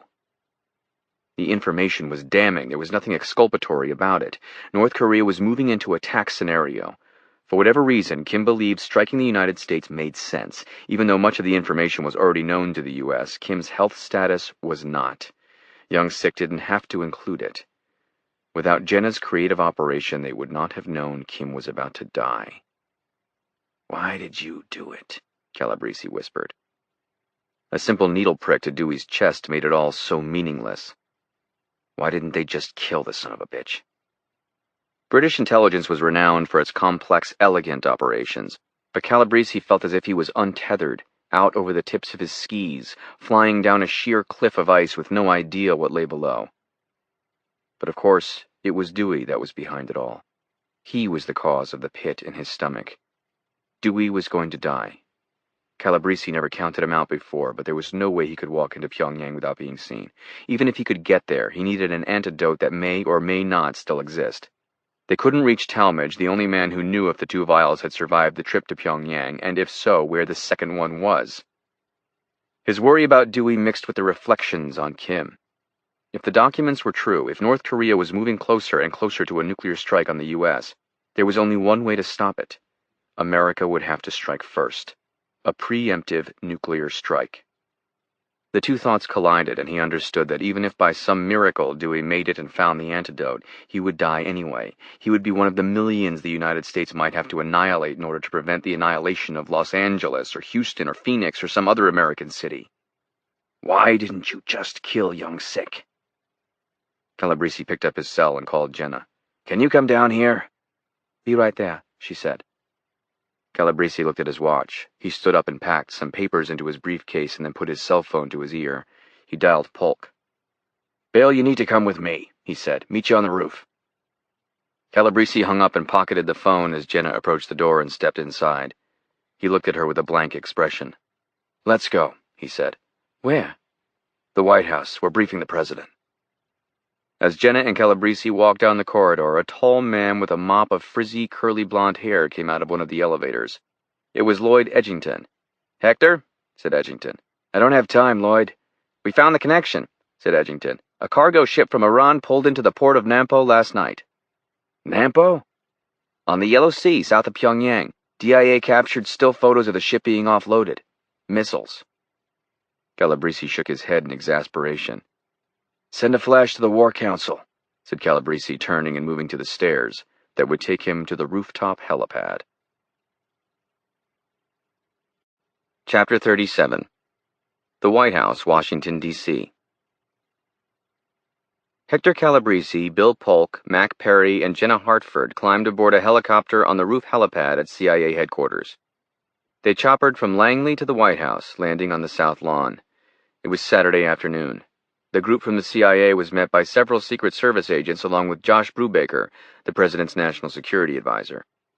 As the agents escorted them on a speedy walk across the South Lawn and through the Rose Garden, Brubaker pulled Calabrese aside. "I just got off the phone with the Russie Institute," said Brubaker, stopping Calabrese in the middle of the Rose Garden. "They were the ones who made the diagnosis on Kim. They were in Pyongyang. The document is real. Kim is dying of cancer. Brubaker wore jeans and a navy blue V-neck sweater. His blonde hair was tousled and a layer of stubble was on his face. "What's the temperature in there?" said Calabrese. "What do you think it is? Hot. The Secretary of Defense is in there, along with the chairman of the Joint Chiefs. They want to turn Pyongyang into an ink stain." "That's understandable," said Calabrese calmly. "The question is, how much time do we have? We need to understand if our satellites can pick up when the North Koreans start fueling the missile." "Or missiles," said Brubaker. "Or missiles," agreed Calabrese. "He's not going to be a friendly crowd, Hector. General Tralles is blaming you guys for not knowing Abu Pariah was in Macau and not knowing Kim was dying of cancer." Calabrese nodded. "Fair questions," said Calabrese. "Though I would point out, we know about them now." Accompanied by 2 armed plainclothes members of Department of Defense Internal Security, Will Parizeau crossed the lobby of the Watergate, went outside, and climbed into the back of an idling black Chevy Suburban. Parizeau had only been to the White House once before, as a 12-year-old while on vacation to Washington, D.C. with his parents. That time he didn't come anywhere near the Oval Office. Parizeau was the Pentagon's top satellites expert. Out of a highly secure suite of offices in the U.S. Navy Yard in southwest Washington, he managed a team of analysts whose job was to direct America's high-altitude satellites and spy on friend and foe alike in order to create as accurate a situational awareness as possible as to threats potentially facing the U.S. and its allies. The deployment and movement of the Pentagon's satellites were done by a different department, but Parizeau and his team aimed the cameras. More important, Parizeau was the interpreter of what the resulting photos showed, and what they showed were nuclear weapons. The call from the Secretary of Defense had come in at 11 a.m. "Will, this is Dale Arnold." Parizeau thought he was dreaming, or perhaps having a nightmare. He reached for his glasses as he sat up in bed. "Yes, Mr. Secretary." "There are 2 DIS agents on their way to your apartment," said the Secretary of Defense. "They'll escort you to the White House." "Ah, okay, sir," said Parizeau, wiping his eyes, trying to wake up. "Can I ask what's going on?" "North Korea." "Is everything okay, sir?" "No, it's not. I'll see you in 15 minutes. Chapter 38. In the Air. The jet was a specially designed Gulfstream GV. It was almost 10 years old, but still one of the fastest and most luxurious of Air America's fleet of jets. Dewey sat on one of the brown leather seats in the main cabin. The jet had its own master bedroom suite, but Dewey took one of the regular chairs and quickly fell asleep. Dewey was dressed in jeans and a t-shirt. Halfway through the flight, Fields shook Dewey's shoulder several times, trying to wake him up. He did it as gently as he could, not wanting to be the one who woke Dewey up too abruptly. "Dewey," said Fields in British accent, shaking his shoulder. "How you feeling?" Dewey looked up as if awakened from a dream, its haze remaining even after his eyes opened. Pain from the fever still hung in his bones.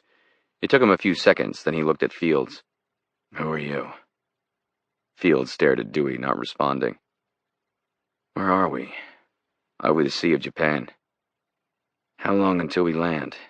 "Couple of hours. Here," said Fields. "Take these." Fields reached his hand out. There were 2 small pills, one oval and red, one light green and round. He dropped them into Dewey's hand. "Am I being taken hostage?" said Dewey, still not understanding where he was. Fields grinned. "I work for MI6. Jenna sent me to help you." Dewey nodded, a dazed, confused look on his face. "Oh yeah, it's coming back now." Fields pointed at Dewey's hand, holding the pills. "It's called a stat pack," said Fields. "If we're ever shot down and captured behind enemy lines, we're supposed to take them. I don't know what it is. All I know is it's designed for torture. Before they torture you. It's not an opioid, it's a nerve block." "No one's torturing me," said Dewey. "You were poisoned," said Fields. "It's a way to deal with pain that doesn't sideline you." Dewey looked at the pills. "At least put them in your pocket," said Fields, pushing the pills into Dewey's hand. Dewey took the 2 pills and stuffed them in his jeans pocket. "Is there a plan?" "I have no fucking idea," said Fields. "Technically, I'm AWOL from an operation we're running back in Macau. I don't know how Jenna got me wrapped up in this, but she did. This seems like it's more interesting. I figure Jenna can call Derek Chalmers after and get me my job back. Anyway, Jenna wanted to talk to you when you woke up. Dewey stared at Fields for a few seconds, then he picked up a phone attached by a wire to the wall. Name? Andreas. A small click. Yes? Jenna Hartford. Hold, sir. A few moments later, Jenna's soft British voice came on. Dewey, she said. Yeah. How are you? Fine, said Dewey. Is there a plan? It's coming together. Is there really an antidote in Pyongyang? Said Dewey. Because if there isn't, don't put me through this bullshit. I'd rather go drink a few beers before I die. There is an antidote, said Jenna. In fact, there are two. A backup was sent. General Young-sik sent the documents, but we haven't given him the location yet. Why not? Because if one of the vials broke during transit, that would leave only one.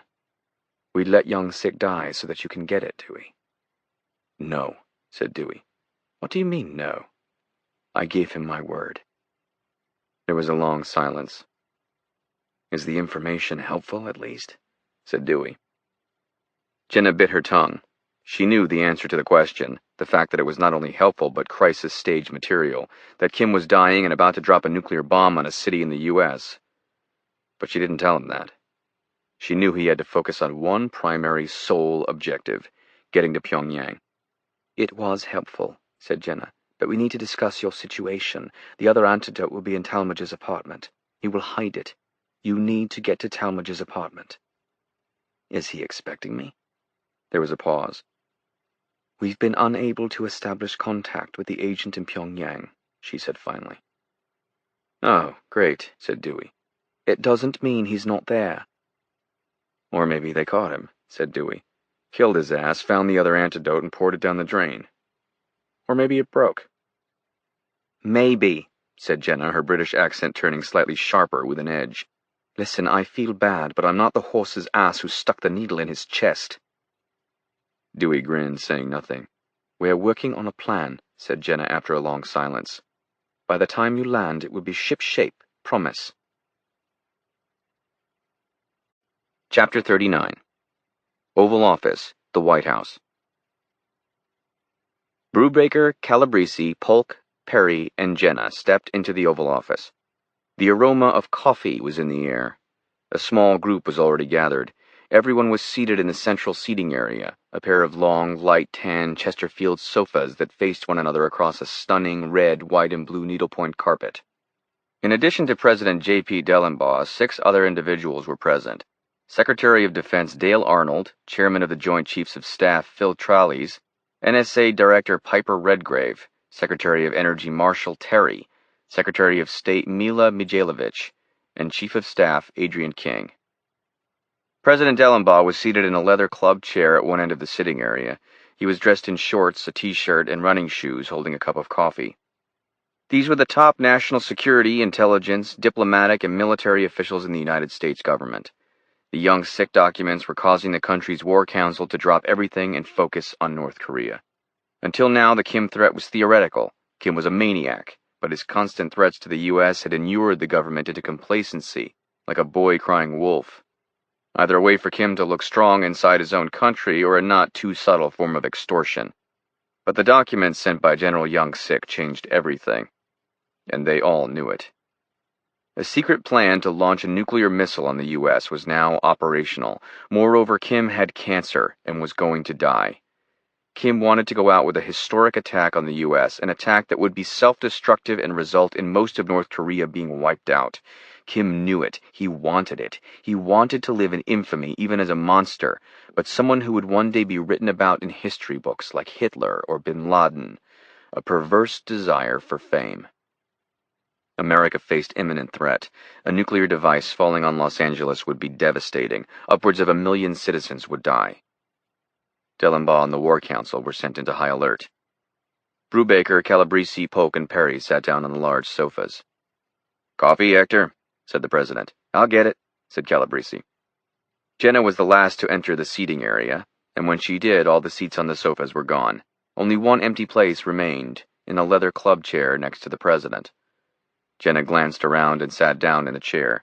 She stared at the ground and then looked up to see Calabrese holding out a cup of coffee to her. He smiled at her as she took it. "Thank you," she mouthed. Calabrese was on the left sofa next to Dellenbaugh.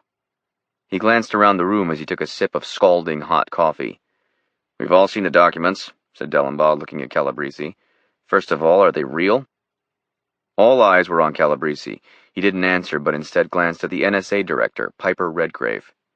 "Yes," said Redgrave. "We were able to analyze the metadata in the documents to look for possible alterations since Young Sik returned. There was none. Either the North Koreans kept fakes on hand anticipating such a circumstance, or they're real." Dellenbaugh looked at Calabrese. "Are they real, Hector?" "Yes." "We are potentially going to kill millions of people based on these documents," said Dellenbaugh. "You'd better be goddamn sure." Calabrese didn't move. He took another sip of coffee and looked at Jenna, then back to Dellenbaugh. "I believe they're real, Mr. President," said Calabrese. "If the military documents had come by themselves, I'd have my doubts. But the health records indicate Young Sik wants us to know the truth. He's reaching out to us. There can be no other conclusion." Phil Tralles, the chairman of the Joint Chiefs of Staff, was seated diagonally and across from Calabrese. He leaned forward, a distemperate look on his face. "How the hell did we miss this?" said Tralles, an angry look on his face. "It's your job to know the state of the North Korean and Iranian missile programs. It's your job to know Kim's health, and it damn sure is your job to know we're about to get blown up." "Then we did our job, General," said Calabrese. "Thank you for the recognition." "We have 15 hours, maybe less," barked Tralles, pointing at Calabrese. "Sorry," said Calabrese. "I didn't realize the greatest military power on Earth needed more time." Tralles started to stand up, irate, but Dellenbaugh held up his hand. "Sit the hell down, Phil," said Dellenbaugh sharply. A few silent moments of tension and animosity hung in the air. Calabrese glanced at Jenna and gave her a small grin. "Don't be afraid. Don't let anyone bully you around." Across from Tralles, Secretary of State Mijailovich shot Tralles a cold look, then turned her head to the president. She caught his eye. Then she looked at Jenna. "It's a miracle we have this level of intelligence," said Mijailovich. "Had we simply killed Young Sik," she looked at Tralles, "as you wanted to, General, we wouldn't have found out. We certainly wouldn't have 15 hours. Mijailovich, at 41, was the youngest Secretary of State in United States history. She was an academic with PhDs from Columbia and Stanford. Dellenbaugh had appointed Mijailovich following the death of Secretary of State Tim Lindsay, gunned down in a Paris hotel room just a few months before. Mijailovich again looked in Jenna's direction, then sat back on the sofa and crossed her legs. There was a tense silence as Tralles looked at the Secretary of State. "Mila's right," said Tralles apologetically. He glanced to Calabrese. "My apologies, Chief. Your team deserves a ton of credit. I'm just concerned, that's all." Tralles paused and looked around the room. "I don't need to tell you all we don't have the manpower to invade North Korea, and even if we did, they could still launch bombs. That leaves us with precious few military options. We could wait and hope that the North Korean missiles fail, or pray that THAAD will shoot them out of the sky." THAAD stood for Terminal High Altitude Area Defense, America's most advanced anti-ballistic missile defense system, designed to shoot down short, medium, and intermediate-range ballistic missiles in their terminal phase. THAAD worked by attempting to intercept missiles with a hit-to-kill approach, smashing enemy missiles from the sky. It was advanced, but it wasn't foolproof. "The last thing I want to do is drop a tactical nuclear bomb on Pyongyang, but I don't think THAAD is reliable enough to take the risk of allowing Kim to launch a missile," continued Tralles, looking at Mijailovich. "But the Secretary of State is right. Thank God we know, so let's figure out what to do." "Before we begin, Mr. President," said Jenna, "we need your authorization to release the location of the antidote to General Young Sik." "Why the hell would we do that?" said Secretary of Defense Arnold. "Young Sik's death might buy us time. It would create chaos at the upper end of the North Korean military." "Kim doesn't need Young Sik to press the launch button," said Jenna. "We made a bargain. He lived up to his end of the deal." "When it comes to the threat of nuclear war, there are no bargains," said Arnold. Dellenbaugh held up his hand. He looked to his right at Calabrese. "Hector?" "I think letting him die would be foolish," said Calabrese. "He is trying to signal us as to Kim's state of mind. He might even be an ally. I doubt it, but there's a chance he's working from within to stop Kim." It's the only thing that explains the health records. With young Sick dead, we have nothing. With him alive, who knows? It might be a small hope. But I'd rather have him there than not." "Young Sick is a thug," said Arnold. "We deal with a lot of thugs," said Dellenbaugh. "We either wipe out Pyongyang or we don't and run the risk of 1,000,000 Americans dying," said Arnold, the Secretary of Defense. "This is the fault of Kim Jong-un, no one else. He's the one killing his citizens, not us. The North Koreans are getting ready to launch a nuclear strike on the United States. We need to move now to stop them. Let the guy live, let him die, but we need to move right now." "Mila," said Dellenbaugh, speaking to the Secretary of State, "what about China? I assume we've briefed them?" "I've spoken with my counterpart in Beijing, yes, Mr. President," said Mijailovich. "I have not, however, revealed the fact that we're this far along, only that all options remain on the table. If it's as it seems, Kim is dying of cancer and wants to go out in a big way. Involving China only creates risk for the United States. The moment Beijing calls Kim and attempts to talk him out of launching missiles, Kim will know that we know his intentions and could launch the missiles immediately, before his self-imposed deadline. Our greatest asset right now is the element of surprise. We need to keep this in the dark. If Kim has gone off the deep end, the last thing we want is for him to know we know." "You'll need to find out more, Mila," said Dellenbaugh. "Quietly, off the record. But we need to know how Beijing is going to look at things if we attack." The door to the Oval Office opened and Cecily Vincent, the President's executive assistant, stepped inside. "Mr. President, there's a gentleman from the Pentagon at the East Gate. He says he's supposed to be at this meeting. His name's Will Parizot." "I invited him," said the Secretary of Defense. "Please show him in, Cecily." Dellenbaugh looked at Arnold. "The satellite expert," said Arnold. "Mr. President, before we do anything, we need to know if we can somehow detect activities the KPA might be doing which would indicate that they're preparing to launch. If we cannot detect with reasonable confidence that they're getting close to launching through movement of missile launchers or some other activity, then I must agree with General Tralles. We can't take the risk, based on some document, that Kim is going to do it on a Sunday. He might launch his missiles at any moment." The door to the Oval Office opened, and a tall, blond-haired man with thick glasses stepped into the room. For a moment, Parizot resembled a proverbial deer in the headlights as he glanced nervously around the room, which had gone quiet. "Hello, everyone," he said somewhat shyly. "Sit down, Will," said President Dellenbaugh, pointing to a chair at the other end of the sofas. "Yes, sir. I'm Will Parizot, sir. It's an honor, Mr. "This is very simple," said Dellenbaugh, cutting off Parizot. "Can we detect when North Korea is getting ready to launch a missile?" Parizot sat down. He pushed his glasses up on his nose. "What kind of missile?"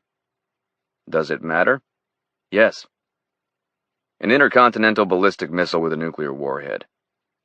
"How far in advance, sir?" Dellenbaugh turned to the Secretary of Defense. "What's the flight time on a missile from one of our submarines until it lands in North Korea?" asked the President. "About 3 minutes, but there needs to be a margin for error." Dellenbaugh looked at Parizot. 10 minutes, said the President. "Can we figure out if they're going to launch a missile 10 minutes out?" Parizot stared at the President and then leaned back, deep in thought. He pushed his glasses back as he seemed to be calculating numbers in his mind. "The answer is, I'm not sure, sir," said Parizot. "We're very good at the part that comes after they take off. We can detect a launch within seconds, even when our satellites aren't necessarily looking at the launch site. Within a short period of time, we can calculate precisely where the missile is going. But right before, well, that's hard. 10 minutes before, I just don't see how, sir." "What about radiological imprint?" said Brubaker. "Are we tracking North Korea's nuclear devices?" Parizot took a deep breath. "We have the ability to analyze air quality down to a molecular level," said Parizot. "Thus, once we establish a nuclear device is there, we can lock onto the device's radiological imprint. This is how we knew a device had been moved from Ukraine last year. But we need human intelligence to come up with a confirmed sighting. We need to know where it is within a few feet, otherwise environmental factors make it impossible. Nukes don't glow in the dark, sir. With North Korea, we have no on-the-ground intelligence telling us where their devices are. Both missile facilities are large. Furthermore, the North Koreans have 17 mobile missile launchers, most of which we have no clue where they are. Without knowing precisely where a nuclear device is, it would be like trying to shoot ants with a BB gun from a mile away." "So if they were to launch a missile, we would only know after it took off," said Dellenbaugh. "Is that correct, Will?" "Yes, Mr. President." Trallies looked at Dellenbaugh. "Mr. President, isn't it obvious?" said Trallies. "We won't know they're attacking until it's too late. Imagine the devastation even one nuclear bomb would do. Sir, it is my recommendation that we launch a preemptive nuclear strike targeting both missile facilities, as well as Pyongyang and other population centers before it's too late." "We have 15 hours to figure this out," said Polk, disagreeing. "That's what you think," said Trallies. "But none of us knows when this crackpot is going to hit the button." "So what you're saying is, don't trust the documents as they relate to when Kim is going to launch a nuclear missile, but do trust the documents as they relate to everything else?" said Calabrese. "You can't have it both ways, Phil. If the docs are real, we have 15 hours. "Mr. President," said General Trallies, ignoring Calabrese, "you asked the Pentagon to come up with 3 attack scenarios. This is the only one I feel prepared to recommend. I repeat, it is my strongest recommendation that we move our Ohio-class ballistic missile submarines into the Korean theater and prepare to launch a preemptive nuclear strike on North Korea. The difference between 15 hours and 15 minutes is irrelevant in the grand scheme of things. We cannot risk the lives of so many innocent Americans. It is your job as Commander-in-Chief to protect our citizens." Dellenbaugh looked at Trallies. "Move the subs," said the President. "General, you have an hour to develop a second attack scenario. We have manpower in the area. I want to know what our soldiers would do in the event we want to pursue a non-nuclear strategy here." President Dellenbaugh stood up. He looked at Parisot. "We'll get to work on a way to detect when they're getting ready to launch. Improvise. Be creative. We need to know. We'll reconvene in an hour in the Situation Room. Meeting is adjourned." Everyone stood up to leave. Dellenbaugh pointed to Jenna as she started walking to the door. "Jenna," said Dellenbaugh. "Yes, Mr. President." "Release the location of the antidote to Young Sick. It seems to me he lived up to his end of the bargain." "Yes, sir. But do know that an agent in the field has been poisoned. The same agent who succeeded in getting to Young Sick. If there's only one antidote and Young Sick uses it, the agent will die." "I'm aware of the situation, Jenna," said Dellenbaugh. "Dewey will be fine. I'm sure the other antidote is in the man's apartment. Get Dewey into North Korea. He'll figure out the rest." Chapter 40. National Museum, Pyongyang. The museum was closed when General Young Sik's black Range Rover pulled up in front. There were 2 gunmen in the front of the vehicle, both members of Young Sik's security detail. "Wait here," said Young Sik as he climbed from the back and walked toward the museum's elaborate entrance. As he moved up the steps, he felt desperately weak. Each step made him winded, as if he couldn't quite catch his breath. It was mixed with dizziness and a feeling like a hangover from the fever, a feeling of nausea, as if it was returning. The front door to the building opened just as Young Sik took the last step up the wide granite stairs. A man in a suit was standing in the entrance. He had glasses on and a kind smile. He bowed as Young Sik entered the building. This was the museum's director, Han Yu-min. "General Young Sik," said Yu-min nervously. "What a great honor, sir. How can the museum be of service? Would you like to see the recently installed portrait of our supreme leader?"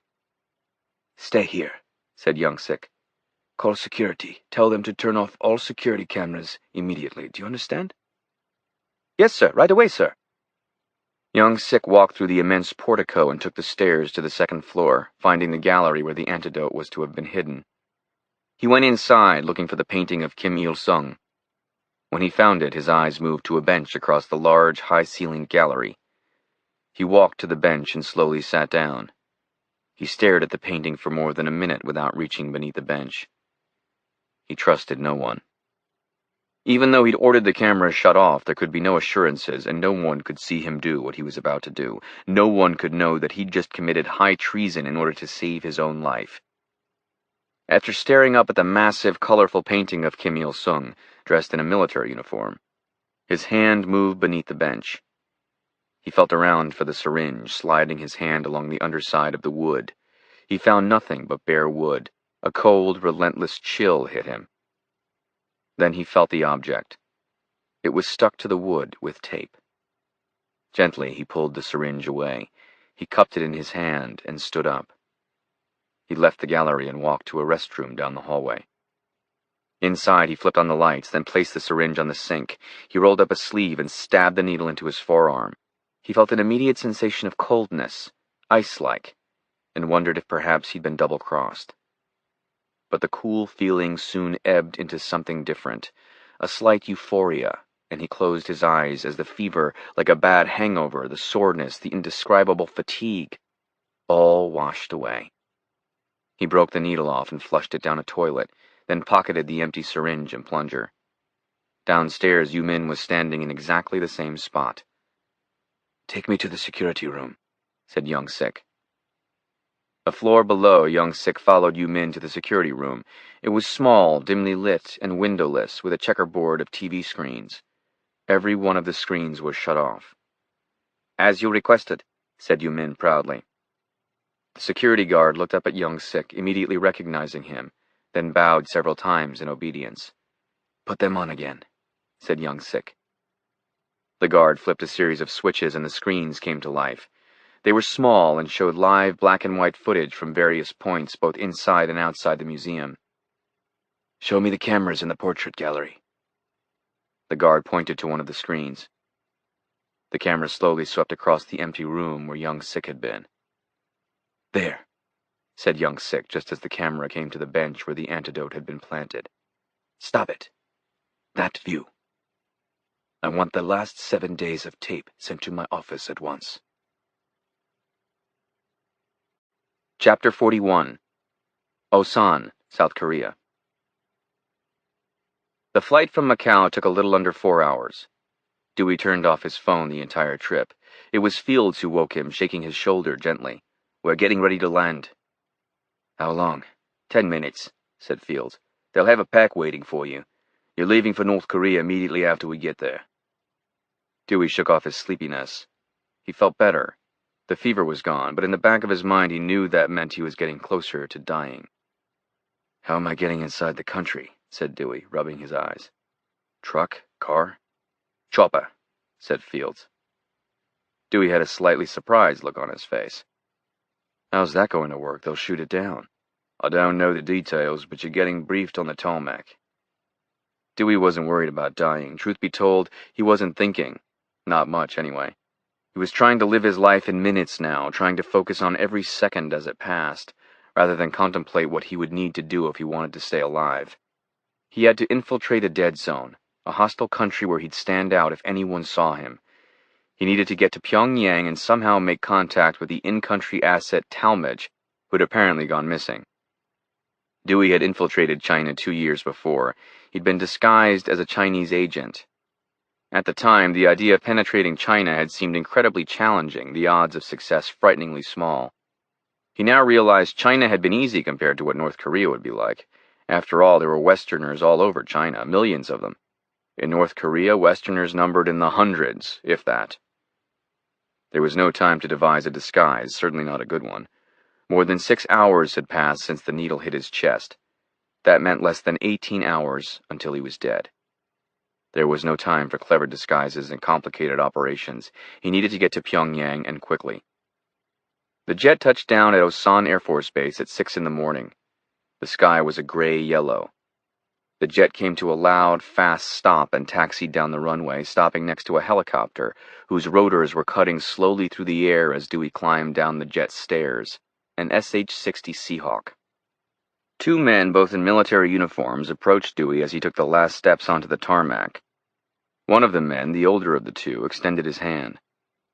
"Hi, Dewey, I'm Mark Prestapino," he said, yelling over the din of the jet's engines and the helicopter's now slashing rotors, which blew a steady wall of wind at the 3 men.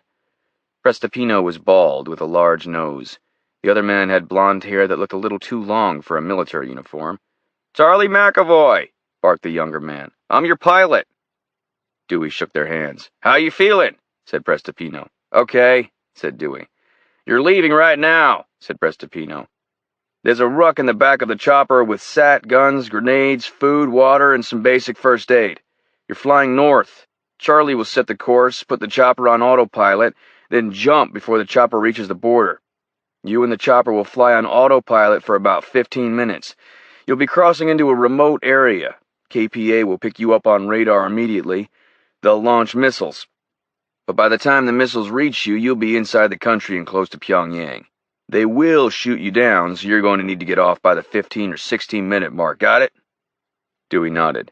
17 minutes is an estimate, added Prestipino. That means keep your eyes peeled for SAMs, Andreas. Don't assume we're right. After you jump, the helicopter will keep going for a few more minutes before they either shoot it down or it crashes.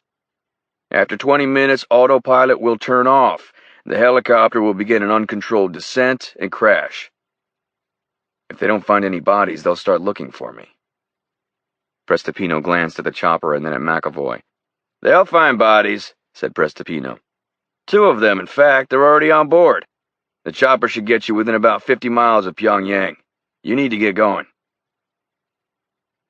Dewey and McAvoy climbed into the SH-60. Dewey climbed into the cabin and back behind the cockpit. The helicopter's interior lights were extinguished, but McAvoy rotated a knob that illuminated the cabin.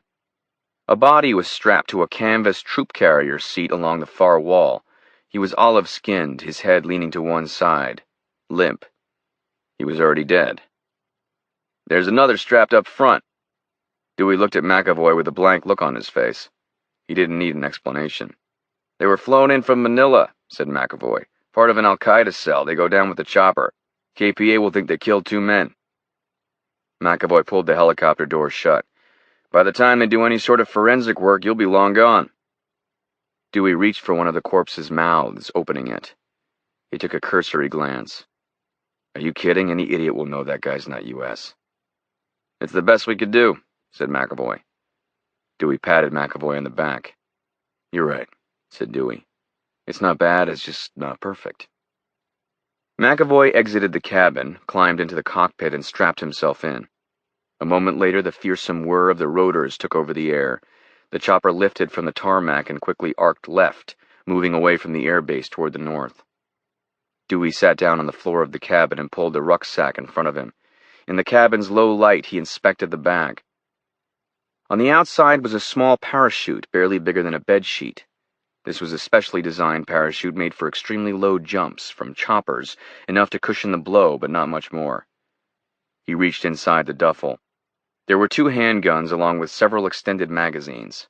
A bottle of water was in the bag, and a few plastic bags filled with food, dried fruit mostly, along with some carrots, crackers, and nuts. A first aid kit was stuffed into a larger Ziploc bag, bandages, a suture and needle, small packs of medical alcohol, and a few pre-made, pinky-sized plastic needles, caps on, which held morphine. A pair of knives were attached to the outer part of the duffel. Both were SOG seal pups. One was fixed-blade combat, the other was a folding seal pup. Dewey went to the window and looked out. McAvoy had the running lights off, and all Dewey could see was blackness below. An occasional small cluster of lights around someone's home in the mostly uninhabited northwest corner of South Korea. Dewey watched as the pilot's seat was lowered to allow McAvoy access to the cabin. McAvoy climbed over the pilot's seat and back into the cabin near Dewey, hunched over. He tightened the parachute on his back. He looked at his watch. 30 seconds, said McAvoy, stepping to the door and pulling it open. Wind rushed in. McAvoy looked at Dewey, then at his watch again. It's on autopilot, said McAvoy. Start timing now. KPA will pick you up immediately. They'll launch missiles. 17 minutes is when the missiles will reach the helicopter. You need to jump before 17 minutes. In fact, if it were me, I'd get out of here at 15 or 16, and just to remind you, at 20 minutes, the chopper will drop to the ground like a pile of bricks. Dewey nodded, saying nothing. McAvoy handed him a small tin of eye black. Thanks. Good luck, Dewey, said McAvoy, reaching his hand out and shaking Dewey's. See you on the other side. Dewey said nothing, watching as McAvoy turned and charged toward the open door, jumping out into the black sky. He opened the tin and started rubbing his face with war paint. He looked at his watch. Then he stepped to the door. He looked down on the passing carpet of trees and uninhabited land. No one knows when they're going to die, and this might be the day. He remembered the words from training. It might not be today, but it might. Until you know it's not today, you have to believe it might be. Dewey leaned into the cockpit and glared down at the dead jihadi strapped into the co-pilot chair. So, you here on business or pleasure? Said Dewey. Chapter 42. KPA Air Force Headquarters, Kaichon Airfield, Kai-chan. A male officer in a tan military uniform stared down at a screen. He wore a headset. The screen displayed live radar of the North Korean border with South Korea. The screen was black with digitally imposed bright green markings showing North Korea's borders. A small red light caught his eyes. The light was flashing. It was in South Korea but appeared to be heading directly toward the North Korean border. It was approaching near the western end of the border with South Korea over a small inlet of water at the eastern edge of the Yellow Sea, into a province known as South Hwang-hai. The officer, Ri, a lieutenant in the KPA Air Force, typed quickly, zooming in on the approaching light. He double-clicked the light. In small lettering, the words appeared. Helicopter, military. Speed, 261 kilometers per hour. Direction, north by northwest, 0.087. This was not unusual. He assumed it was American. The Americans constantly tested the North Korean air defenses, but the location was unusual. Normally the Americans came from the central part of the border, north of Osan Air Force Base. They liked to fly along the no-fly area, but never crossed into the demilitarized zone. Ri locked the satellite group against the approaching chopper. It went deeper into the DMZ and came closer and closer to the border. Just when he expected it to turn, the American helicopter continued on. Crossing the border, a low, dull alarm started ringing from his workstation. Ri typed, shutting down the alarm, then pressed his headset just above his right ear. This is Ri, KPAF Border Systems Control. We have a breach of the border at 37 degrees north, 125 east near the Yellow Sea. The violator is a military helicopter moving in a northeast vector at 250 kilometers per hour and is in violation of Korean sovereign airspace. Roger, came the voice of the top-ranking KPAF on-duty officer, Colonel Rock. Lock in missile defense systems and initiate warning. Yes, sir. Ri typed quickly, locking the nearest KPA surface-to-air missile battery onto the helicopter, which was now more than 20 kilometers inside North Korean airspace. He heard a high-pitched beeping noise signifying acquisition of the target. He typed again, then hit Enter. This command broadcast an emergency message in English across all frequencies to the helicopter cockpit. You are in violation of North Korean airspace. Turn around immediately or you will be shot down. Ri analyzed the surface-to-air missile battery. The computer estimated a flight time of 6 minutes. He broadcast the message 3 more times. The helicopter continued on a straight northward course. He hit his headset. Colonel, the target is locked into the missile defense protocol. And you issued the warning? Yes, sir. There is no reaction from the American helicopter. Very well, said Ri's commander. Fire 2 missiles when ready. Affirmative, said Ri. He pressed 2 buttons in succession on the work console, just below the satellite screen, waited for a monotone, then prepared to flip a pair of switches. Firing in 3, 2, 1, and fire. Chapter 43. KPA Headquarters, Pyongyang. Young Sik paced behind 5 men, each of whom was staring at a computer screen, watching the same thing. Video from the portrait gallery. The job was simple. Capture and print a screenshot of every individual who sat on the bench where the antidote had been planted. Young Sik didn't tell them who they were looking for. He suspected it would be a Westerner, but there was also the possibility the Americans had an actual North Korean on their payroll. Since returning from Macau, Young Sik hadn't gone home. He wouldn't go home until he found his quarry. The men fast-forwarded through their respective sections of tape. Certain sections of tape were crowded with visitors. Every time someone sat down, the photo was printed and given to Young Sik, who studied each one carefully. But no one looked suspicious. Virtually every man or woman who sat down on the bench was elderly. After several hours, one of the men stood up. General Young Sik, sir, he said. What is it? A Westerner. Young Sik walked behind the man. On the screen was a man with neatly combed blonde hair. Young Sik made him rewind the tape, then watched as the man sat down and slipped his hand beneath the bench. Can you get closer? Asked Young Sik. Yes, sir. The camera zoomed in on the Westerner's face. Young Sik recognized him. There were a total of 61 Westerners allotted work visas and allowed to live and work in Pyongyang. He was familiar with them all, if not by name, at least by photo.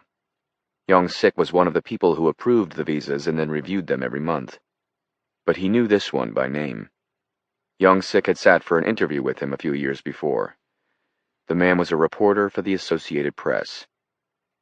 Talmadge. Chapter 44. Directorate of Operations, Ops C3, CIA. Half a dozen people were now inside the Mission Theater, all of them focusing on Operation Needle in a Haystack. The large screen in front showed a digital map, black with various lights, symbols, and words. This was the border of North Korea, the demilitarized zone demarcated in bright red. A yellow light was flashing on and off and moving toward the border. This was Dewey's helicopter. It was displayed in real time, a mirror of the same screen that was running at that very moment on the USS Benfold, an Arleigh Burke-class destroyer currently deployed in the Sea of Japan. The sound of voices from the ship could be heard as the chopper was tracked. The scratchy, sometimes garbled words came through on the amphitheater's speakers. Jenna paced back and forth in the center of the room, watching the screen nervously, glancing at her watch despite the fact that a digital clock was imposed on the screen, and despite the fact that she'd just looked at her watch less than a minute before. "What's that?" she yelled, pointing at a new flash of light south of Pyongyang. There was a pause, then someone spoke over the intercom. "That's a plane," said someone on board the Benfold. "I want to know precisely when we detect a missile," Jenna said. "That's the third time you've told me that, ma'am. I heard you the first time." "No reason to be snippy about it," whispered Jenna to herself. A moment later, the voice came on speaker again. "We have activity," he barked. 38 degrees, 26 minutes, 55 seconds north, 126 degrees, 12 minutes, 47 seconds east. That's a pair of missiles. "Where?" Jenna yelled, reaching for her phone. "I'll raise them," said the officer. "Hold. Look for a pair of green lights moving quickly." Jenna placed the phone against her ear as on screen a pair of bright green lights suddenly flashed. The two lights were moving quickly in the direction of Dewey's helicopter. "Answer," Jenna pleaded into the cell as she watched the North Korean missiles streak through the sky. Chapter 45. Apartments, Pyongyang. Talmadge awoke with a start, his body drenched with perspiration. His shirt was damp. He sat up and looked at his clock. It was 3:44 a.m. It was the second night in a row he'd awakened inexplicably. He lifted the covers and swung his legs over the side of the bed. He pulled off his t-shirt and dropped it on the floor. He stood up and stretched. He walked into the small bathroom and flipped on the lights. He looked at himself in the mirror for a moment, debating whether or not to take a sleeping pill or just get up, make tea, read a little, then go to the office early. He knew why he was startling himself awake at such an ungodly hour, but he tried to put the thoughts out of his mind. He did his job. He planted the antidote. No one had seen him. Who was it for, he wondered. It didn't matter. He didn't want to know. He did it, it was over, and that was the end of it.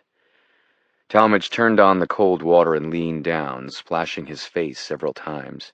He grabbed a towel from the shelf next to the mirror and put it to his wet face, drying it. The cool water made him feel better.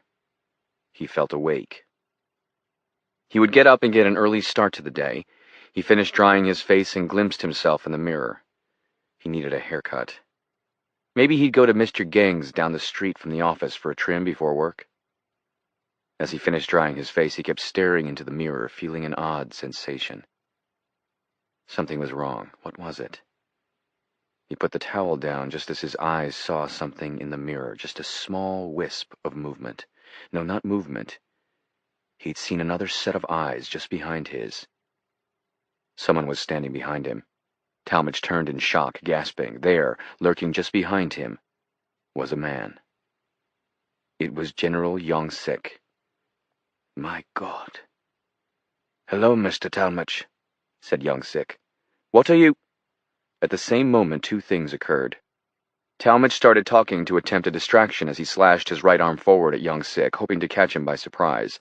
At the same time, Young Sik raised his left forearm and easily deflected Talmadge's punch as, with his right hand, he smashed Talmadge in the throat and a half-second later delivered a brutal clenched fist into his nose, breaking bones, crushing Talmadge's nose, blood spilling like a dam bursting from both nostrils as he groaned and reached for the sink, trying to recover, but Young Sik didn't give him time. Young Sik charged one step, then leapt, raising his right foot almost to eye level, then kicking. The sole of his boot struck Talmadge in the mouth, snapping his head back and breaking his jaw.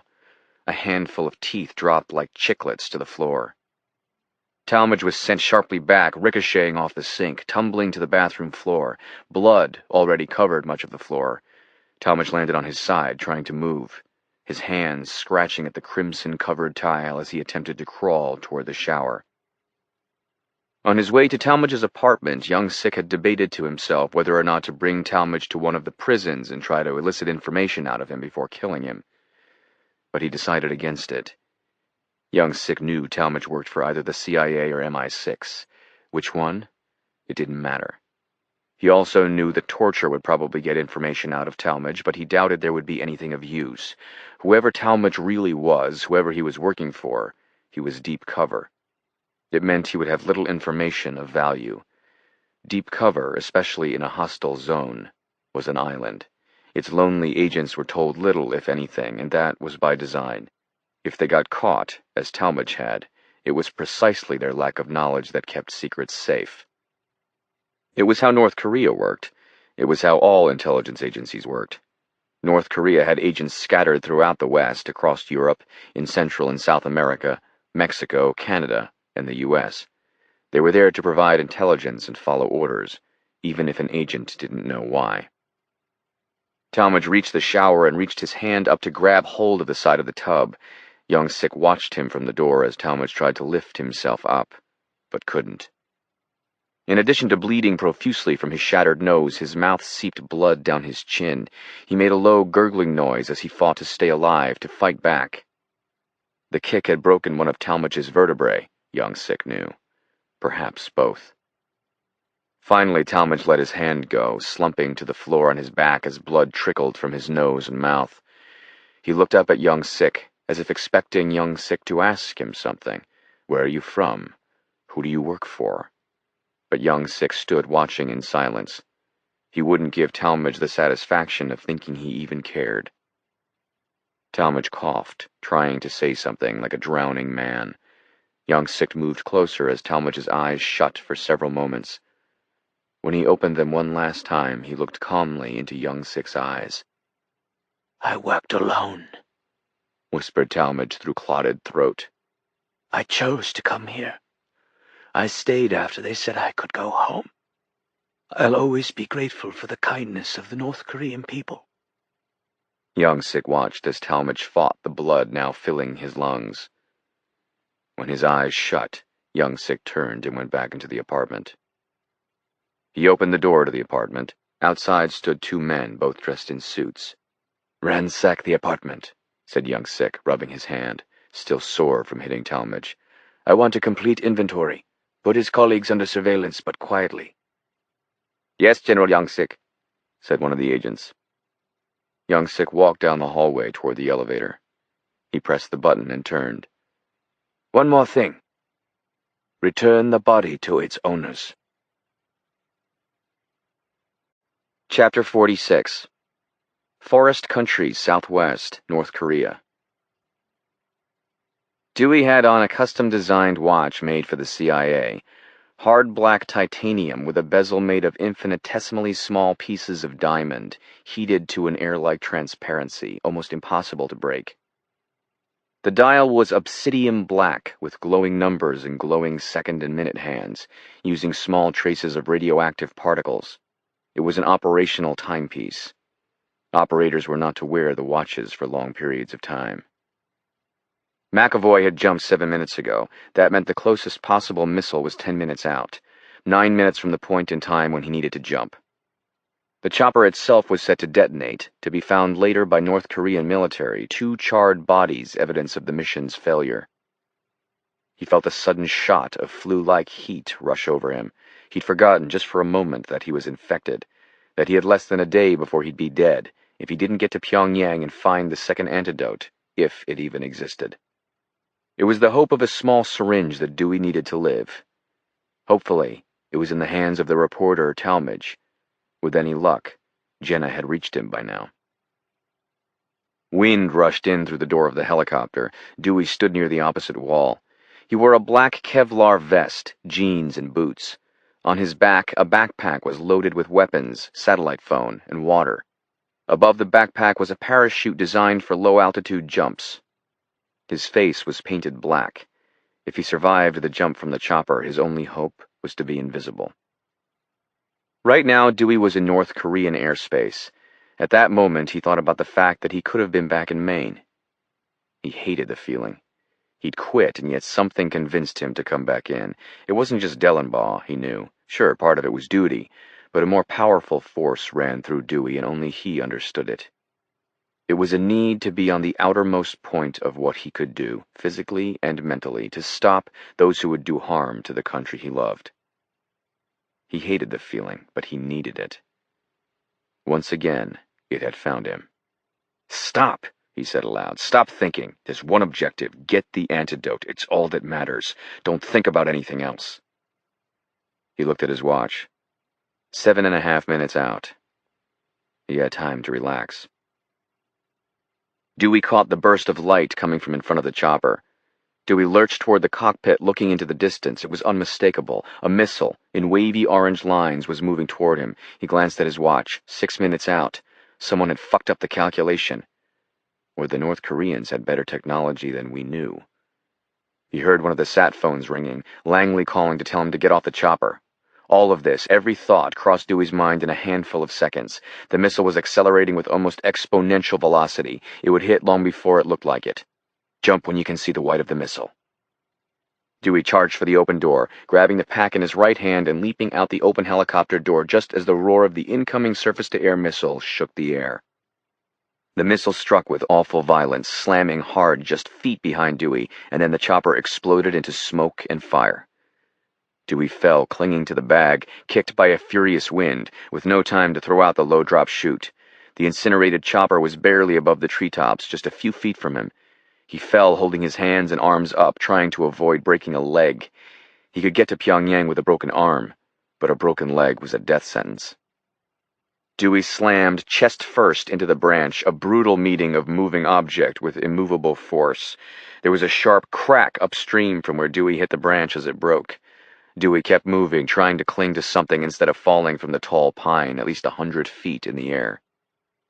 At some point, he managed to grab hold of a thick branch, the palms of his hands scraping along the wood, ripping flesh. But he held on. Dewey clung to the branch and swung for a few minutes, relaxing for a brief second, though he was barely holding on, and was high in the branches of a towering pine within a thick forest. Then the light awakened him. His head turned, his eyes focused. The helicopter's smoldering exoskeleton dangled just a few trees away, the flames catching the pine needles like they were doused with gasoline. The forest erupted in fire. They would be coming. Move. Dewey put the rucksack over his shoulder and dropped down, branch to branch, climbing with raw hands toward the ground. When he stepped foot on soil, he looked at his hands in the light from the inferno just 100 feet away. There was no blood. What had been raw was now covered in dark patches of pine sap, congealed on his hands like tar. They hurt, but he didn't feel it. He was beyond that. He glanced once at the fire and turned to the north. He took a last gulp of breath and began running. Chapter 47. Signals Intelligence Directorate, National Security Agency, Fort Meade, Maryland. Bruckheimer was standing behind his desk, smoking a cigar. In addition to being against NSA rules, it was illegal. Bruckheimer had an air filter machine and an open window, but his office still smelled. The speaker on the console of his hardline desk phone made a short buzz when his assistant, Carrie, came on. "Will Parizeau from DIA's on 2-6, she said. Bruckheimer hit the speaker. "Hi, Will. Let me guess. New Zealand? Argentina?" Parizeau let out a small laugh. "Good one," said Parizeau. Jim, it's devolving and we have a serious situation on our hands. I know, said Bruckheimer. I saw the green flash. How can we help? We believe Kim is getting ready to launch one or more nuclear missiles. They're on missile vehicles and we have no way of knowing where the heck they are at any moment in time. I've racked my brains and the brains of everyone here trying to figure out a way. We'll be able to pick them up the second they launch, but not beforehand. So the Pentagon can't zero in on them and blow them up? Exactly. We don't know where they are. Which means the only option left is to wipe out North Korea, said Bruckheimer. Yes, said Parizeau. I just came from the White House. In addition to not wanting to kill 1 million North Koreans, we have people inside Pyongyang right now. We need to know where they're going to fire from. We could then take them down with sidewinders and avert a nuclear war. You'll never know where they're going to fire from, Will, said Bruckheimer, unless you have reliable in-theater knowledge. The North Koreans are detached from the cloud. They have their own network. It's prehistoric. We simply cannot know where the missile vehicles are going to be. We've tried. Is there anything we can exploit?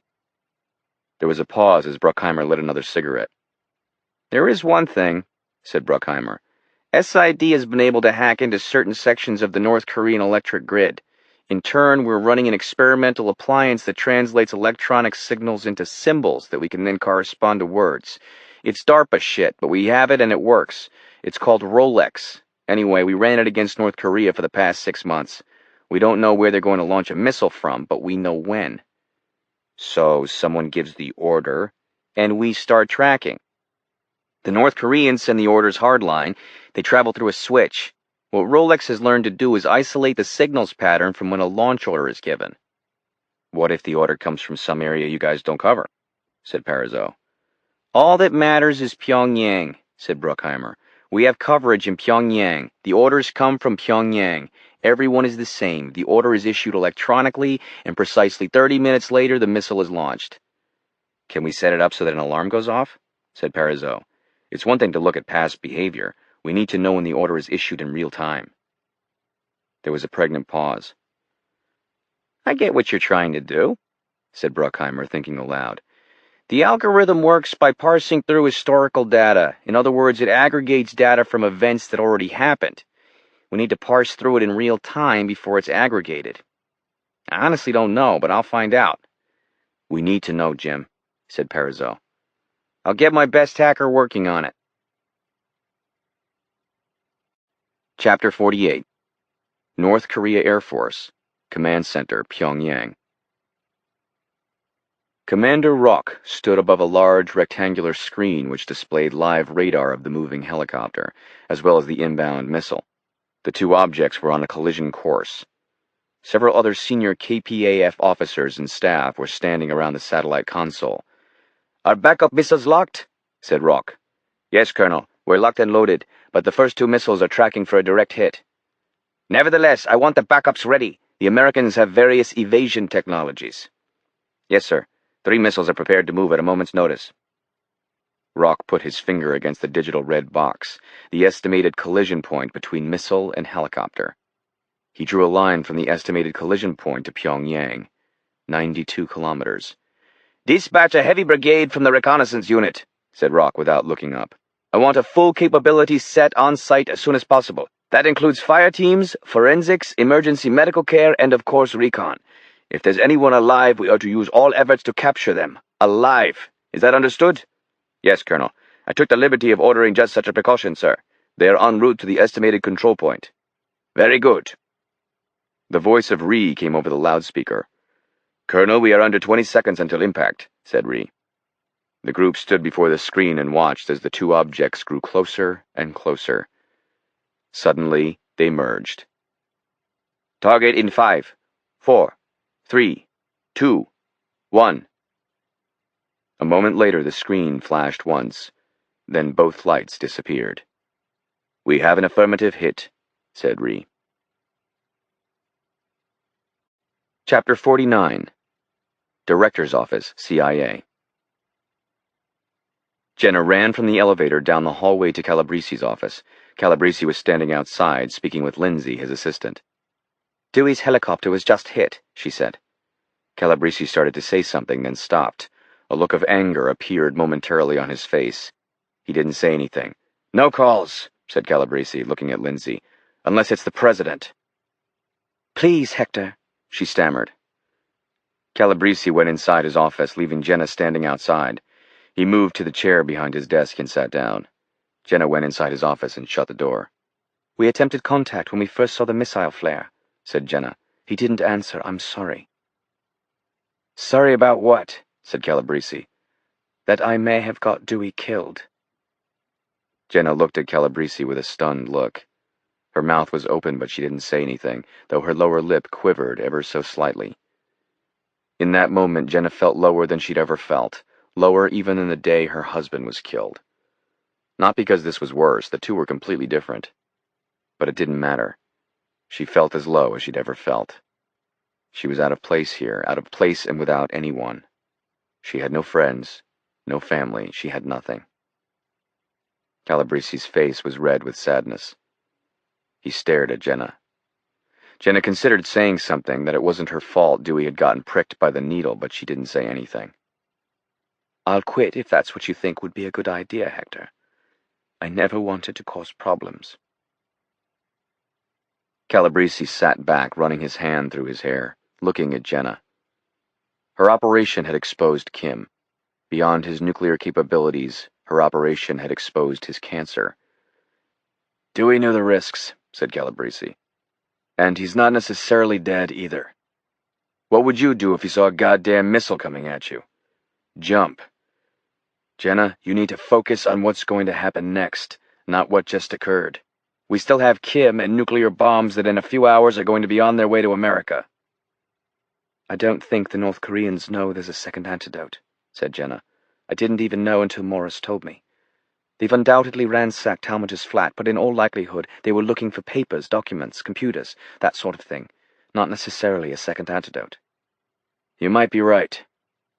Unless they suspect Dewey is in country, said Jenna, but hopefully the corpses on board the helicopter convince them otherwise. Calabrese stood up from his chair. He walked to the cabinet at the opposite side of the office. He pulled open the door to the cabinet. Inside was a mahogany shelf with a mirror behind it.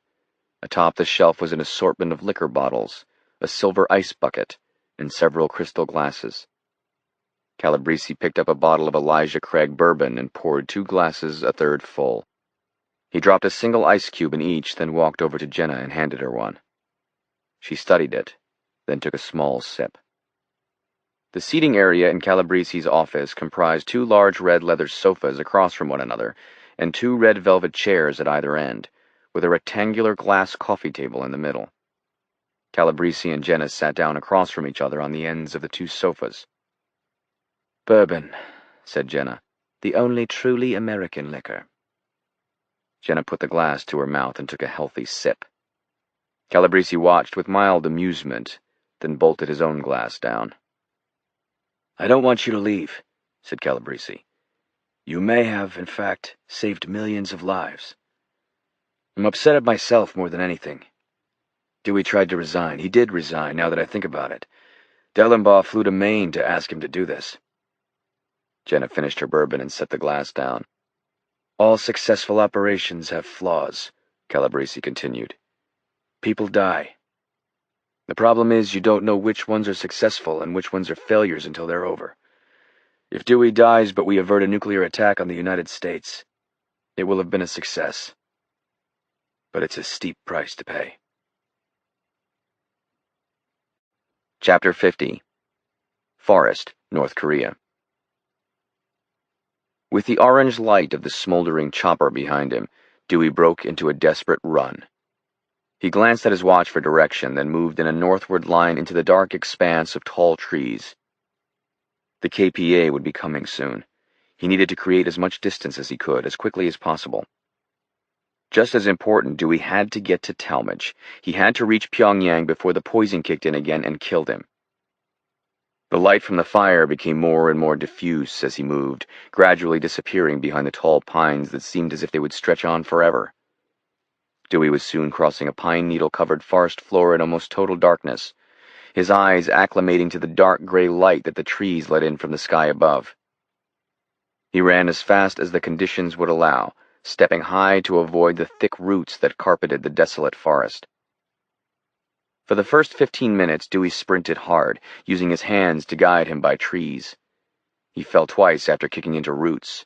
His lungs burned, but he didn't stop, and he didn't slow down. He couldn't. Then he heard the telltale electric din of a helicopter somewhere in the distance to the north. Soon the whir of a second chopper was discernible.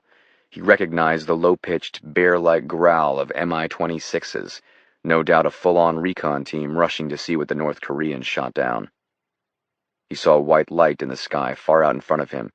Like searchlights, the undermounted halogen spotlights on the choppers abruptly cascaded down, framing the tree canopy and splashing white and bright patches that cut through the trees and washed over the forest floor. Dewey tucked against the dark side of a tree and remained still as both helicopters passed just above the treetops. Light suddenly hit the tree he was hiding behind, then moved on. He resumed his run. He remembered words from Ranger School: step high, let your hands guide you. There were so many simulated night missions, ad hoc crisis exercises, and just plain long runs that it all finally blurred into a dark, exhausting continuum. That was the point. Without equipment to guide them on clear nights and during horrendous storms, they were taught to operate at night. You must learn. War is waged during the day. It's won at night. Everyone hated the night runs. Dewey did too at first. He suffered a high ankle sprain less than a week into Ranger School on a dead-of-night low-chute drop, simulated exfiltration exercise followed by a 10-mile run through North Carolina farmland back to the base. He still winced when he thought about the way his ankle had turned as he hit the ground that night, nearly snapping. But there was little sympathy for those who got injured during training. It was purely sink or swim. If you couldn't handle the training, you sure as hell wouldn't be able to handle the real thing. At least, that was the thinking. Then, as now, Dewey found a way to compartmentalize the pain.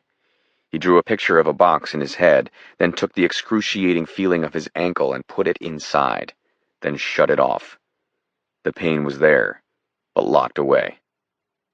Pain had always been Dewey Andreas's greatest weapon. How to inflict it, how to endure it. The first 5 miles were grueling. Dewey felt as if he was going to die. But he pushed through it, and then each footstep began blending into the last footstep, and suddenly the pain all went away and he was transported and he could have run for days. The feeling beyond the pain. As his eyes grew more accustomed to the tree-shrouded forest, he quickly learned to anticipate the size and pattern of the trees along with the big roots bumping up from the ground. The pines were tall and thin, spaced every dozen yards or so as if the trees were planted in a pattern. Dewey ran for an hour without stopping, leaving the burning helicopter and the KPA recon teams far behind. After an hour, Dewey could only think about water. He wanted it, needed it. But he kept running, telling himself he would stop after the next 5 minutes, and soon the next 5 minutes became an hour, and then he ran on for one more. He came to a small break in the forest where the trees abruptly ended. Across an overgrown field of tall grass, shrubs, and rusted-out farm equipment, he made out a cluster of dilapidated buildings. He looked for power lines, seeing none, and then moved through the field at a half-run, breathing hard. As he came close to the buildings, he skulked within 100 feet of them. They appeared abandoned, but the odor of manure was strong. There had to be people there. A dirt road led from the cluster of shacks, winding away to the north back into the forest between 2 dark walls of trees on both sides. Dewey picked up the road and fell into a hard run, pushing his pace, constantly checking the compass on his watch to make sure he was still heading toward Pyongyang. He ran hard for half an hour, and when the road bent west, he cut east, back into the forest. Dewey fell into the same steady routine as before, running in the darkness, guided by a spectral slate gray that barely allowed him to avoid the trees, step after step and mile after mile of a marathon he thought might never end. It had been several hours when he came to a small stream and he collapsed, falling to the ground and crawling to the water's edge. He put his entire face in the slow-moving water, nearly choking as he tried to catch his breath and drink at the same time.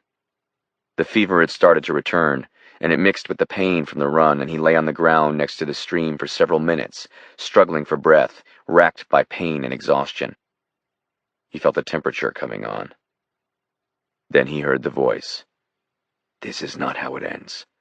Not here, not now. Get up. Dewey climbed to his feet. He pulled the rucksack off and fumbled around until he found the sat phone. He hit 2 digits. It took almost a minute until he heard a series of clicks, then a short ring. CENTCOM, go. This is Dewey Andreas. I need Jenna or Hector. Hold, please. A few seconds later, Jenna came on. Dewey? She said. Lock me in, said Dewey. I need to know where I am. Hold on. He heard Jenna typing. All right, I have you. You're 31 miles from the crash site. How did you get there? How far away is Pyongyang? He said, ignoring her question. Approximately 20 miles. You went slightly off course. You need to move northeast from where you're located. Where am I meeting Talmadge? There was a slight pause. We don't have a way to contact him, said Jenna. He doesn't know I'm coming? No. Which is why you need to get to his flat. I'll get the location of the apartment and upload it. Got it. Chapter 51. Pyongyang. As Young Sik's chauffeured Range Rover drove through the night toward his compound in the hills, one of his cell phones chimed. He picked it up. General, this is Bon Ni. Bon Ni was one of several generals who reported to Young Sik. He was in charge of air defense for the KPA. What is it? We had an intrusion from the south, said Bon Ni. A military-grade helicopter came from the Yellow Sea west of Haiju. We acquired it immediately, targeted it, and launched 2 surface-to-air missiles. The helicopter continued in a northwest path toward Pyongyang. At approximately 12 minutes in, one or both of the missiles struck the helicopter. Teams are on the way. The satellite shows a large fire in the forest north of Ba-Do. It will take a while to get through. Send a helicopter to my home, said Young Sik. I'm going there myself. The Soviet-made Mi-26 helicopter flew across seemingly endless miles of thick forest, interrupted occasionally by small patches of rooftops. The smoke was visible from a long way away. Then, as the chopper came in closer, the wreckage, flames that still burned a bright orange, and a clearing where the fallen craft had left a charred crater.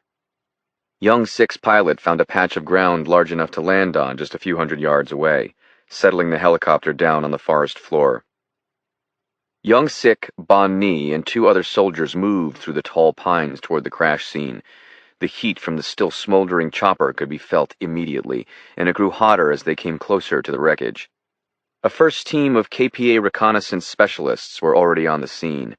2 large vehicles were off to the side, water trucks, and the soldiers, each dressed in bright orange, flame-retardant fire suits, were spraying the burning skeleton of the helicopter, trying to preserve any evidence. Young Sik waited a few minutes as the reconnaissance team hosed down the burning chopper. One of the men dragged a flaming corpse from the cockpit, which another man sprayed with water. A few moments later, a second corpse was hauled from the ruins. As they sprayed it, Young Sik walked across the scalded ground to the cockpit. When he got there, he looked into what was left of the destroyed cockpit. Then he walked to the 2 corpses, both of which were still emanating heat and smoke. Bring everything to Kai-chan, said Young Sik, kneeling next to the bodies. Yes, General. Young Sik stood and walked quickly to the waiting helicopter and climbed in. The chopper's rotors picked up and soon they were in the sky. From a window, Young Sik watched as 2 men lifted one of the corpses and started carrying it. Wait! He barked to the pilots. Bring it back down, now! Young Sik jumped from the helicopter as it was bumping down on the ground. He moved toward the wreckage. Put the bodies down, he ordered. Young Sik pushed one of the men aside. The heat was intense, but Young Sik seemed not to notice. He stepped to one of the corpses, reaching to the man's face, the skin still smoking. Young Sik opened the man's mouth. He felt what was left of his teeth. He repeated the examination on the other corpse. He took out his cell and walked back toward the chopper. This is General Young Sik, he said. Patch me through immediately to Colonel Fayun.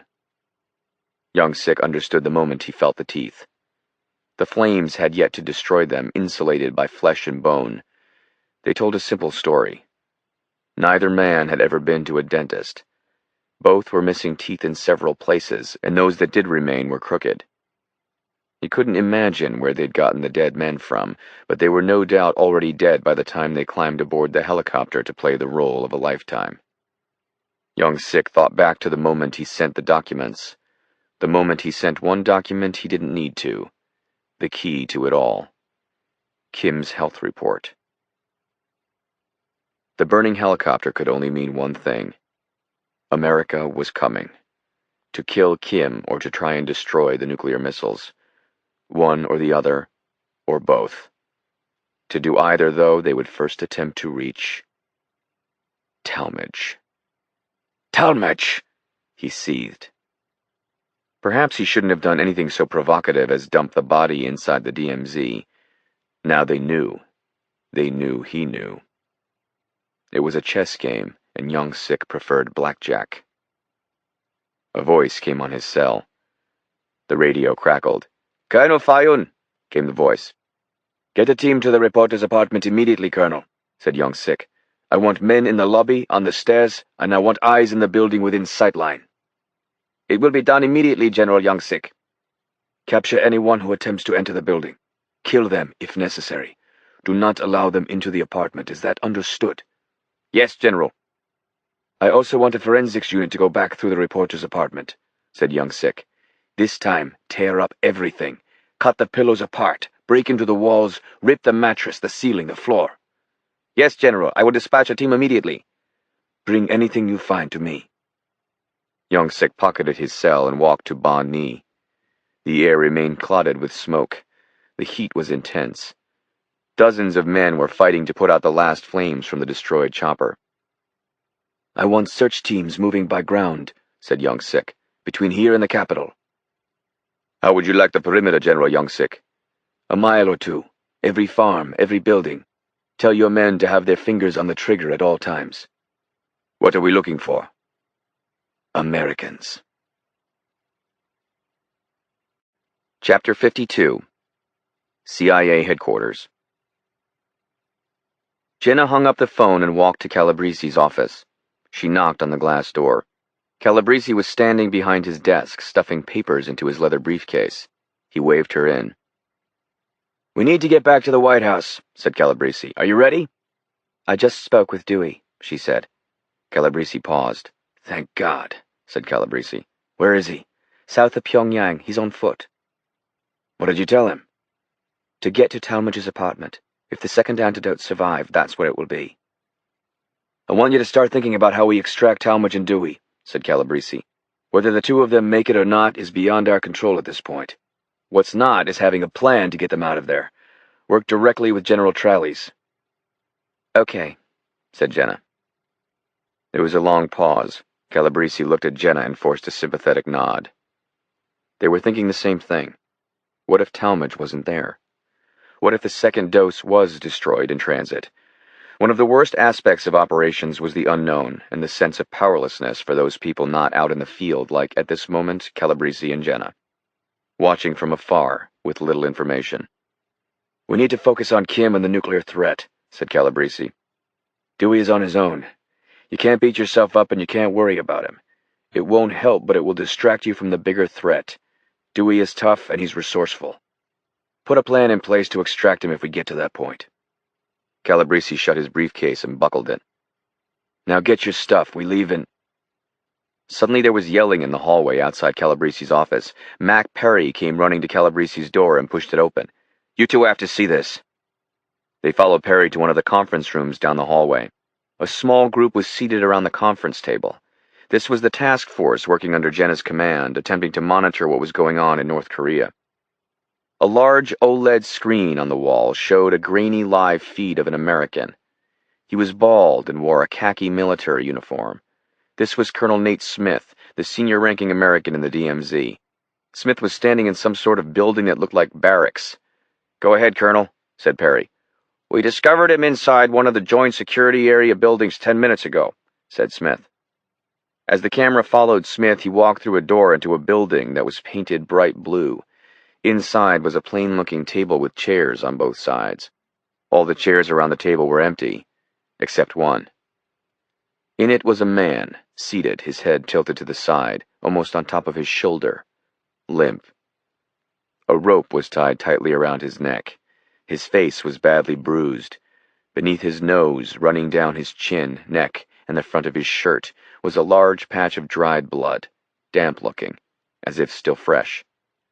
Jenna gasped. "Do you know who he is?" said Smith. Jenna started to say something, but it was Calabrese who answered. "His name is Talmadge," said Calabrese. "Take care of him, will you, Colonel?" "Of course. Should I send him back to Andrews?" "No," said Calabrese. "Clean him up and put him in your best coffin. Then send him to Heathrow." "Roger that." Calabrese turned and walked out of the conference room with Jenna just behind him. On the elevator to the rooftop helipad, he spoke. "Let Derek know," said Calabrese. "Riverhouse should send a greeting party to meet the body." "What about Dewey?" asked Jenna. "If he finds out Talmadge is dead—" "Let him know, too.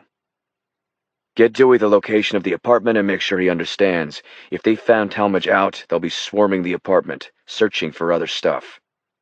He's going to need to come in hot." Chapter 53. Chaeryong, North Korea. 4 platoons of KPA soldiers, more than 140 men, were dropped in a 10-mile corridor along an east-west line of territory near Chaeryong to the south of Pyongyang. The orders were simple: find the invaders. Each platoon was spread out along the geographic line, each North Korean soldier approximately 100 meters from the next, moving on foot. A dozen or so trained dogs, German shepherds, moved out in front of the line of soldiers, sniffing for unusual smells, trained to stop and alert their masters upon the discovery of any number of odors, including explosives, blood, food, and human beings. Each dog was managed by a handler whose job it was to stay close to the dog. The dogs moved in a fast, zigzag pattern, searching the woods for any recent signs of human activity. 3.5 hours after being dropped in the woods, Wu, a junior lieutenant in the KPA, heard barking from his dog, Podo. He found Podo next to a tree, still as a statue. Wu shone his headlamp down on the base of the tree. There he saw a slight indentation in the shelf of pine needles that looked like a footprint. Podo stared at it, unrelenting, until Wu released him. Wu searched the area around the tree. Several feet behind, he saw a similar imprint on a rotting clump of leaves. Wu cued the mic on his radio. "This is Junior Lieutenant Wu. I found something." Chapter 54. Hwangju, North Korea, south of Pyongyang. As midday in North Korea approached, Dewey was increasingly gripped by the realization that he was running out of time. He'd struck young Sik sometime after 10 p.m. He forced himself to look at his watch. It was almost 1 in the afternoon. Since talking to Jenna, Dewey had run for another hour. Finally, he saw sky in the distance open up and knew the forest was done. He came to the end of the tall pines. The trees stopped at a tall chain-link fence. Down an embankment across a wide dirt shoulder, a paved road cut east-west. Dewey crouched, holding the rust-covered fence with one hand as he tried to catch his breath. There wasn't much traffic, but there was some. Cars and trucks rumbled slowly by in both directions. Dewey watched for several minutes, trying to figure out what to do. Perhaps Talmadge owned a vehicle? Langley could lock in his location again and Talmadge could meet him. It was risky, he knew. As a Westerner, Talmadge was likely followed wherever he went. A better plan would be for Talmadge to bring it with him and leave it somewhere nearby. Even packaging the antidote so that it wouldn't break and driving by and dropping it from the window would work, if Talmadge did it right. That way Talmadge would not need to risk exposing himself. Yes, there was a chance the syringe might break if it wasn't packaged correctly, but it was Dewey who'd be taking the risk, not Talmadge. Dewey was willing to take that risk. "Son of a bitch," he said.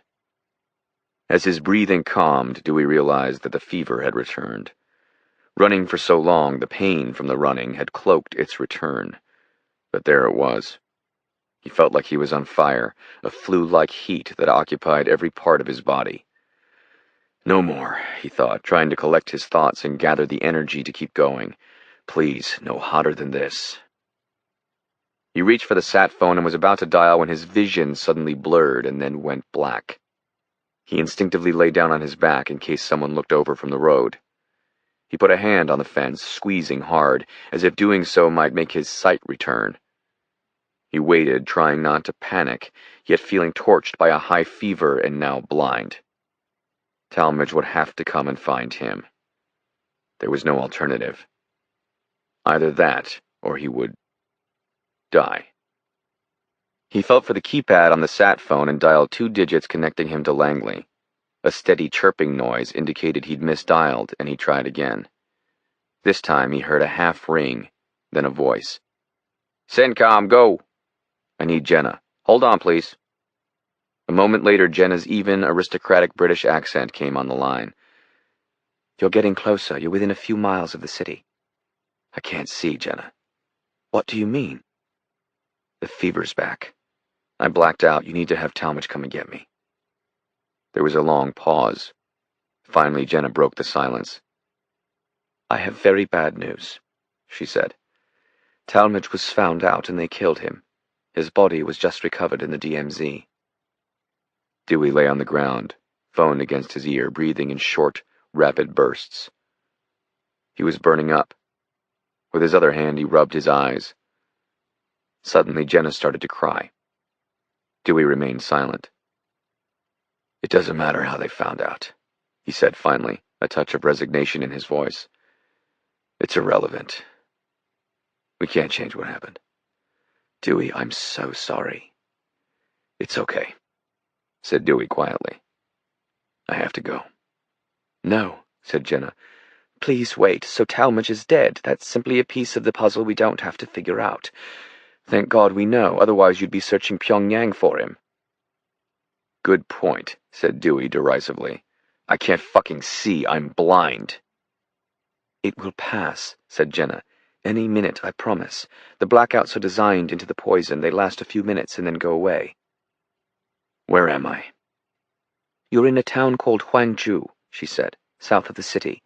I've mapped out the route to Talmadge's apartment. It's uploaded to the phone."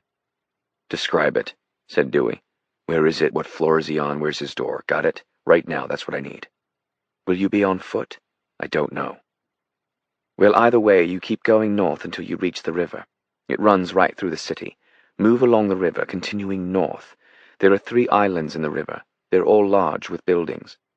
When the river splits for the 3rd island, that's when you need to cross. His apartment is behind the Triumphal Arch.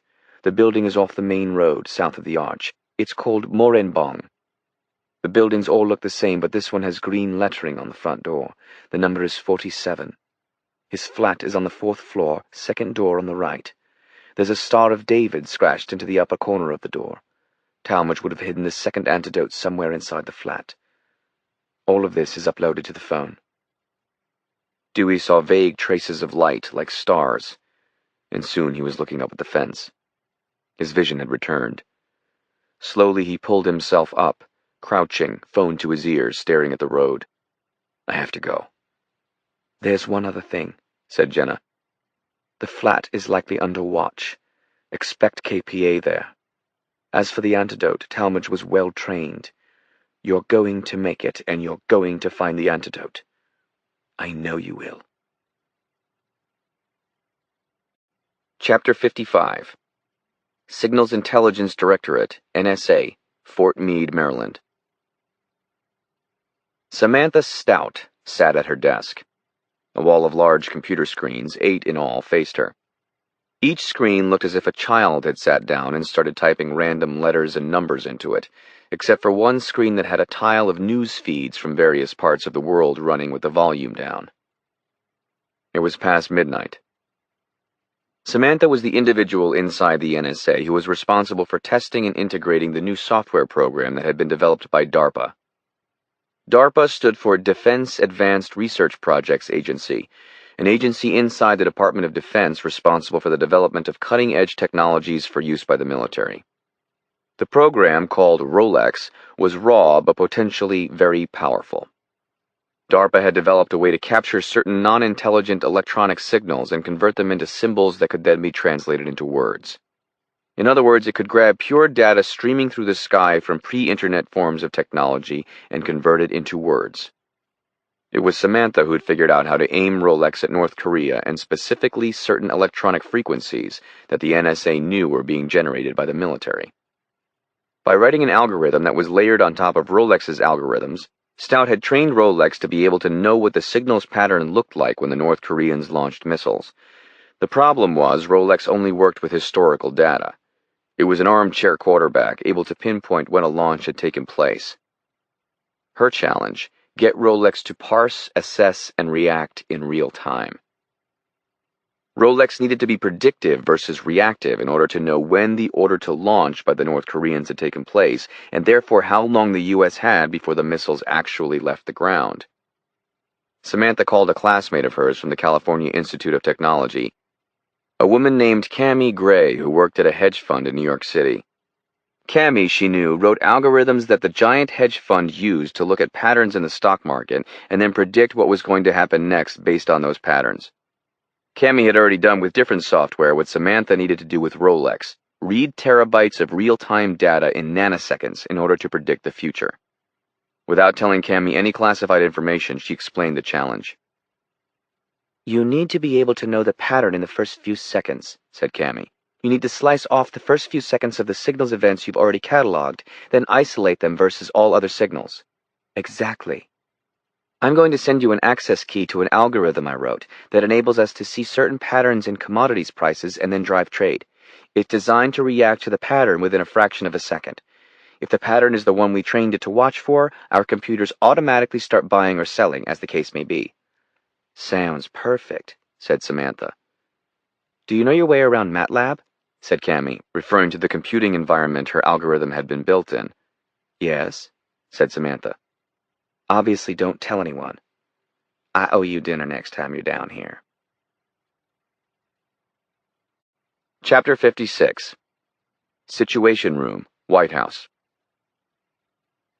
1 floor below ground was the White House Situation Room, a windowless, high-tech conference room where the President of the United States and his most trusted military, intelligence, and diplomatic advisors convened during times of crisis. It was after 2 in the morning. The walls of the room were covered in OLED screens, 8 in all lit up with a variety of maps, live satellite feeds, news coverage, and interagency multi-party communications. The same group that had briefed President Dellenbaugh in the Oval Office was gathered in the room along with several mission, technical, and intelligence experts. The President sat at the head of the table, again with Calabrese on his immediate right. Next to Calabrese was Jenna. Phil Tralles, chairman of the Joint Chiefs of Staff, sat at the opposite end of the table from Dellenbaugh. Tralles was presenting the 3 military attack scenarios the President had ordered up. Tralles had a small device that enabled him to control one of the OLED screens. The screen showed a digital map of North Korea. Tralles clicked it and the number 1 appeared on the screen. As Tralles spoke, the OLED displayed digital representation of the military scenario. First scenario, Mr. President, is a non-nuclear option. Without getting too specific, this would involve an all-hands-on-deck preemptive air bombing campaign, using every available military asset the United States has in the Pacific theater: missiles and bombs. The screen showed a swarm of red digital lines representing missiles as they moved toward North Korea. Hundreds of lines crossed the screen. Final targeting protocols are being run right now and will be live by the end of this meeting, said Tralles. We're talking about military installations and population centers, sir. Casualty estimate, 30 to 40,000. The downside is the North Koreans keep their missiles on missile vehicles, so we don't know where their nukes are at any given moment. We're going to have to bomb pretty much everywhere, and even then we might not stop the North Koreans, especially if they're going to use a missile vehicle. What are the odds we blow up the devices? My rough estimate, 1 in 6. Tralles clicked the device in his hand and the screen was wiped. The number 2 appeared. 2, continued Tralles, is also a non-nuclear option. This involves infiltration of North Korea using manpower, delivered by water, with one primary objective: removal of Kim Jong-un. Within the last hour, a fire team of Navy SEALs has been moved to the USS Benfold, currently off the eastern coast of the Korean Peninsula. The SEALs would be inserted along the coast somewhere, with the goal of getting to Pyongyang and assassinating Kim. The screen showed a digital representation of the Benfold, then a smaller craft moving to the North Korean coast. As you can imagine, the odds on this working are not great. As confident as I am in these guys, it's going to be hard to move into the country without detection, not to mention finding the guy. How much time would this require, General? Said Dellenbaugh. From the time we say go, at least 6 hours. That's without complications. And the odds of success? 1 in 20. The room was silent. Dellenbaugh nodded, indicating he wanted Trowleys to continue. Finally, option 3 is a nuclear-based attack scenario. This scenario involves a preemptive nuclear attack on military and population centers. The targeting would be optimized to try and destroy where we predict the missiles will be coming from, though we won't be sure, and for this reason Pyongyang is the primary target. That's where the order will come from. If we wipe out the people giving the order before they give the order, then they can't give the order, can they? As with option 1, we won't know if we've succeeded, but the odds are much higher. We believe option 3 has an 80% chance of averting a nuclear strike on the U.S. Unfortunately, as you might expect, the casualty count is dramatically higher, somewhere between 1.5 and 2 million people. How many devices and which ones? 9 Trident II D5 nuclear missiles, Mr. President. This would be accomplished by 2 Ohio-class submarines now within tight range of North Korea, the USS Tennessee and the Nevada. The OLED suddenly showed 2 red objects on the map representing the submarines, spread out in the Sea of Japan off the coast of North Korea. Then bright green lines shot from the subs and flew into North Korea. There were 9 lines in total. Silent digital explosions appeared on the map, then circles showing the range of the nuclear fallout. "What about THAAD, General?" asked Dellenbaugh. "THAAD defenses are as ready today as they were a week ago," said Trowleys. "I've instructed the Missile Defense Agency to raise their internal alert levels to the highest level and be prepared at any moment for activity. In addition, Aegis BMD, or Ballistic Missile Defense, is on high alert, as are various other systems designed to shoot down enemy ballistic missiles." Trowleys hit the remote and a larger map hit the screen, displaying the entire world. Trowleys hit the remote again. A series of bright blue lights appeared, showing the locations of the THAAD arsenal. "We have a total of 16 active delivery vehicles with 8 missiles each. A total of 128 defensive objects that can be used to shoot down enemy missiles. We don't believe KPA will have dummy rockets, but we do anticipate the possibility of more than one ICBM. In addition to THAAD, we've activated all ground-based mid-course defense systems, or GMD, in a state of active priority. Our missile defenses are as prepared as they've ever been. That being said, when you're playing defense, you're not playing offense. There has never been an authentic, real battle test involving enemy ballistic missiles and THAAD, BMD, or GMD." "And what's your recommendation, General?" asked Dellenbaugh. "It hasn't wavered, sir. We are at imminent risk of nuclear attack. My recommendation is an immediate preemptive nuclear strike, option 3. Dellenbaugh nodded. He looked at Brubaker. "I agree with General Trowleys," said Brubaker. "Kim is going to attack. I think we have until Sunday." "North Korea time?" said Dellenbaugh. "Or U.S.? "Who the hell knows?" said Trowleys. "We should assume Pyongyang time," said Calabrese. "That's 8 hours from now," said Trowleys. "We have time, but we can't let the clock pass midnight in Pyongyang. You, Mr. President, have an obligation, sir. If a nuclear bomb, or God forbid more than one, hits an American city, it would be catastrophic. We knew about it and yet we waited too long? We need to act before midnight in Pyongyang." Dellenbaugh pointed at Dale Arnold, the Secretary of Defense. "Where are you on this?" said Dellenbaugh. "I agree with Phil," said Arnold. "But I want to hear what Will has to say. If we can reliably count on knowing when Kim is fueling up the rockets, I'd be okay with waiting. I don't want to destroy North Korea, but it really isn't the U.S. who's responsible for this situation. It's Kim." All eyes went to Will Parizeau from the Missile Defense Agency. He was seated across from Jenna. "You said there was no way to use your satellites to know when the North Koreans are getting ready to launch," said Dellenbaugh. "Has anything changed?" "Well, yes and no, sir," said Parizeau. "Why no?" said Dellenbaugh. "There's simply no way to know where the North Koreans are going to launch from, Mr. President. We can't simply scan for radiation and the missiles are on vehicles." "So why the yes?" "The NSA might have a way of knowing when they're getting ready to launch," said Parizeau. "They're working on it as we speak. If they can figure it out, we would potentially know when the order to launch is given. Thus far, their launch timing pattern has been the same for more than a decade. The order is made, and 30 minutes later the missile takes off. But if we don't know where they're coming from, what's the point? Said Brubaker. The point is, if we know when the order is made, we know how much time we have, said Calabrese. It allows us to work on non-nuclear intervention up until that point. Then what? Said Trowleys. So we know when they're going to launch, but if we don't know where from, it's irrelevant. It means we have time up and until they hit the button, General, said Calabrese. If they don't hit the button until noon Pyongyang time, that's an extra 12 hours. We're talking about millions of lives. They may not be American lives, but they are lives nonetheless. If a North Korean nuke hits Los Angeles, millions of Americans would perish, said Trowleys. I'm not suggesting we let them launch the bombs, snapped Calabrese. I'm saying if the NSA program works, we have until they give the order to launch to try and stop them. Well, when will we know if the NSA can do it? Said President Dellenbaugh. I don't know, sir, said Parazot. Dellenbaugh turned to Mila Mijailovich, the Secretary of State. I'm curious, Mila, said Dellenbaugh. What have you been doing for the last hour?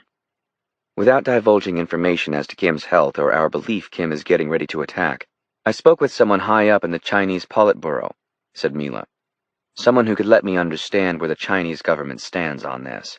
Someone who could deliver a message if necessary. Interesting, said Dellenbaugh.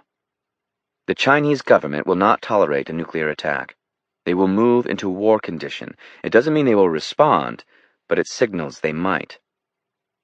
They will, however, tolerate a non-nuclear bombing campaign. They'll obviously come out screaming, but they'll let it go. I even get the sense they encourage it. Mila glanced to Calabrese, then Trowleys. Her face was as emotionless as stone. What about Seoul? I wouldn't worry about South Korea, Mr. President, said Mila. They'll go along. It's China who matters. So you think we shouldn't use nuclear weapons? Said Dellenbaugh. Actually, no, I don't, said the Secretary of State.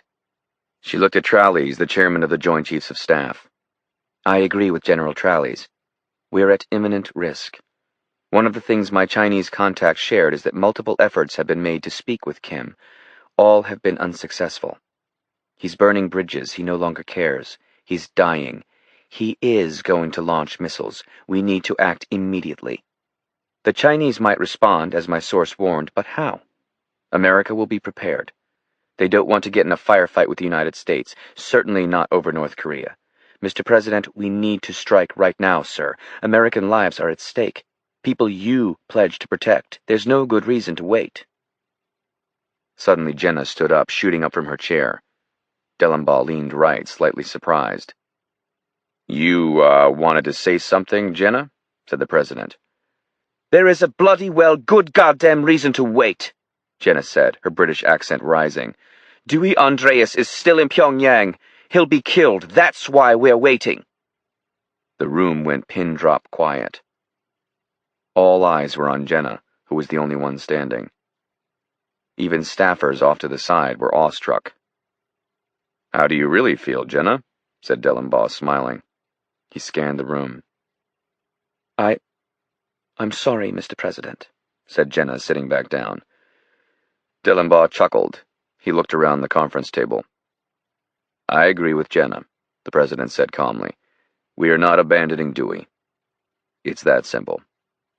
We have no choice, said Trowleys, pointing at Jenna in frustration. The North Koreans are going to drop a nuclear bomb on the United States, probably more than one. Is Dewey Andreas' life more valuable than the lives of 1 million people in Los Angeles, or San Antonio, or Phoenix, or Guam, or wherever these crazy bastards decide to target? We have 8 hours, said Jenna. We're talking about the man who risked his life for this country in order to retrieve this information. We have 8 hours until it's midnight in Pyongyang. What if he decides to launch it earlier? Said Brubaker. You heard, Parazot. We don't know where their missile vehicles are. We won't be able to detect it, and then it's a live operation. We're relying on untested technology. Jenna looked around the room, a slightly confused look on her face. What if there was another way, Mr. President? Said Jenna, glancing at Calabrese, then turning to President Dellenbaugh. The chairman of the Joint Chiefs started speaking, his face going red. We can't! Dellenbaugh held up his hand, shutting Trowleys up. Go on, said Dellenbaugh, looking at Jenna. Dewey is in Pyongyang, she started. He's inside the city.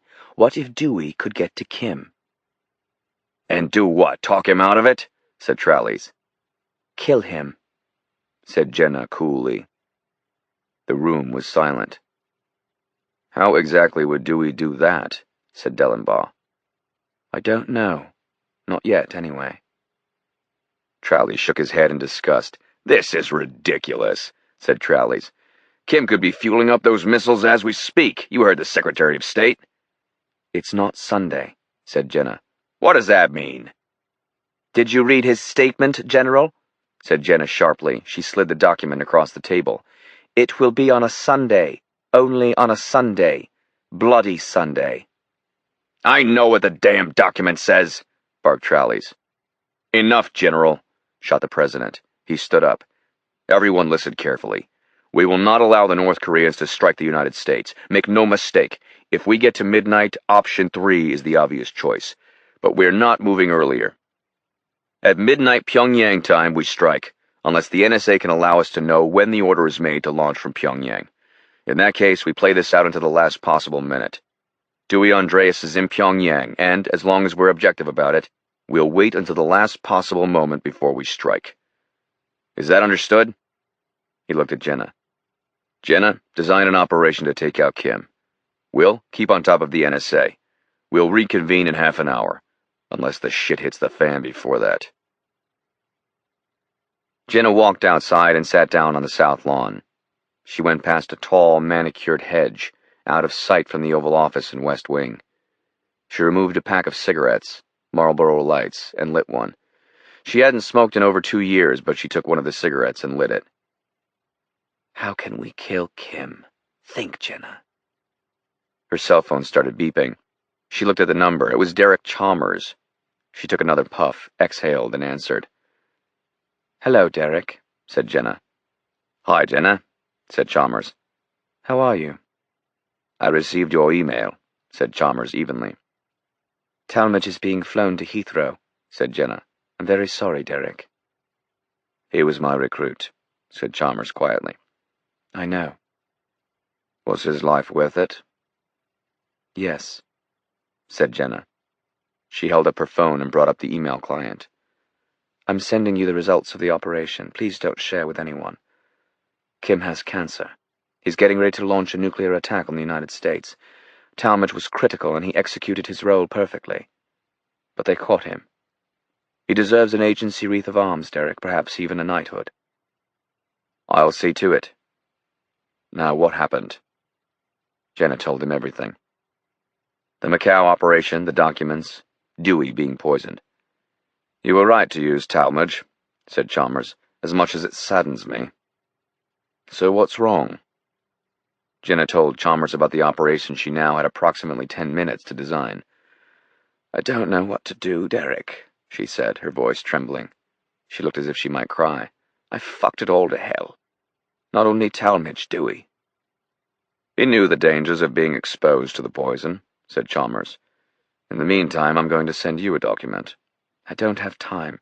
In 1972, Kim's grandfather built a series of escape tunnels from the palace, said Chalmers, cutting her off. He was concerned about a possible coup. The design is simple. Get Dewey into the tunnels. He moves to the palace and kills Kim. It'll be heavily guarded, said Jenna. If you want to kill Kim, it's the only option, other than leveling Pyongyang. Dewey knows how to penetrate a crowded security knot. Just lay out the design to Hector and President Dellenbaugh. They're the only two in that room that matter. They will make the call. Trust yourself, Jenna. Chapter 57. Private Residence, the White House. Dellenbaugh stepped off the elevator inside the private residence. He was still dressed in his running gear along with the blue sweater. He could smell himself. He needed a shower. But he had to get back downstairs. He opened the door to his daughter's bedroom. Both girls were asleep. They didn't awaken or move as he stared at them for several moments, lost in thought. Dellenbaugh walked through the living room and down the hallway into the large master bedroom. Despite the late hour, Amy Dellenbaugh was awake, lying in bed, reading a book. She looked up. Instinctively, she knew something was wrong. Their eyes met, but Dellenbaugh said nothing. He looked shell-shocked. Amy put her book down and sat up. Is everything okay, JP? He met her eyes with a distant stare. He said nothing. Amy threw the blanket aside and stood up. She walked toward him. He stood still, staring into Amy's eyes. What is it? She said. North Korea? Dellenbaugh nodded. The North Koreans are going to launch a missile. We don't know where it will be aimed. Los Angeles, San Diego, Houston. We don't know. There might be more than one. How do you know they'll really do it? We don't. Not until they actually launch it. Amy put her hands around him. The only way to prevent it is to... Dellenbaugh paused. To do something horrible, Amy. To bomb them first, right? He nodded as she leaned closer and kissed his neck. You'll know what to do. It's why you're the president. It's the reason Americans elected you. Why they love you. Amy put her hand to his cheek, comforting him. Dewey is there, said Dellenbaugh, looking at Amy. Oh, JP, she whispered. She took his hand and moved it to her cheek. Go back down, she said. You can't rest, not now. You'll figure it out. You always do. Chapter 58. Hwangju, North Korea, south of Pyongyang. Dewey crouched at the fence and looked in both directions, searching. He saw something far in the distance to his right, perhaps a mile or so, a tiny object alongside the roadway. He stepped back into the trees and started moving parallel to the chain-link fence, hidden from view. He ran at a medium-paced jog, trying to will himself to go faster, but he couldn't. Still, he kept going until he was close. Through the trees, he saw a small gas station on the side of the road. It looked like it was built in the 1950s, a simple concrete building and a lone gas pump. He watched as a young North Korean man walked to a car and began pumping gas into a small white sedan. Dewey started climbing the fence when he overheard the distant hum of a helicopter. He quickly climbed back down and sprinted to the line of trees a few dozen feet behind the fence, lunging for cover behind the trunk of a tall pine tree. He looked up and saw the black apparition as it approached from the east, moving low over the roadway. The helicopter grew louder. Several cars moved to the side of the road as it coursed just a few dozen feet above the lanes of traffic. The chopper slowed as it came to the gas station. It hovered overhead for several moments, circling and searching. Then it bent left and swooped back above the road, continuing on its mission. Dewey waited until the chopper was out of sight. He moved until he was behind the station, out of view from anyone who might be inside. He climbed the fence and jumped down to the other side. He reached for one of his guns, but then looked in both directions, watching as vehicles sped by. He didn't pull the gun out. Instead, he walked with his head aimed down, slouching, trying to not look as tall as he was or as big as he was, above all hiding his face. He crossed 100 yards of dirt and gravel, making it to the back of the gas station. When he got there, he didn't hesitate. He pulled out his gun from beneath his left armpit and stepped to the side of the small building. He went around the corner and walked along the front of the gas station, then ducked quickly into a grubby garage, swinging his gun in the air, scanning for people. But there was no one. He pivoted, looking at the gas station attendant. He was still at the gas pump, his back to Dewey. Dewey looked around. He saw a cardboard plate with a small, half-eaten sandwich on it. He broke off a piece of it and stuffed it into his mouth. He glanced back outside through the front window.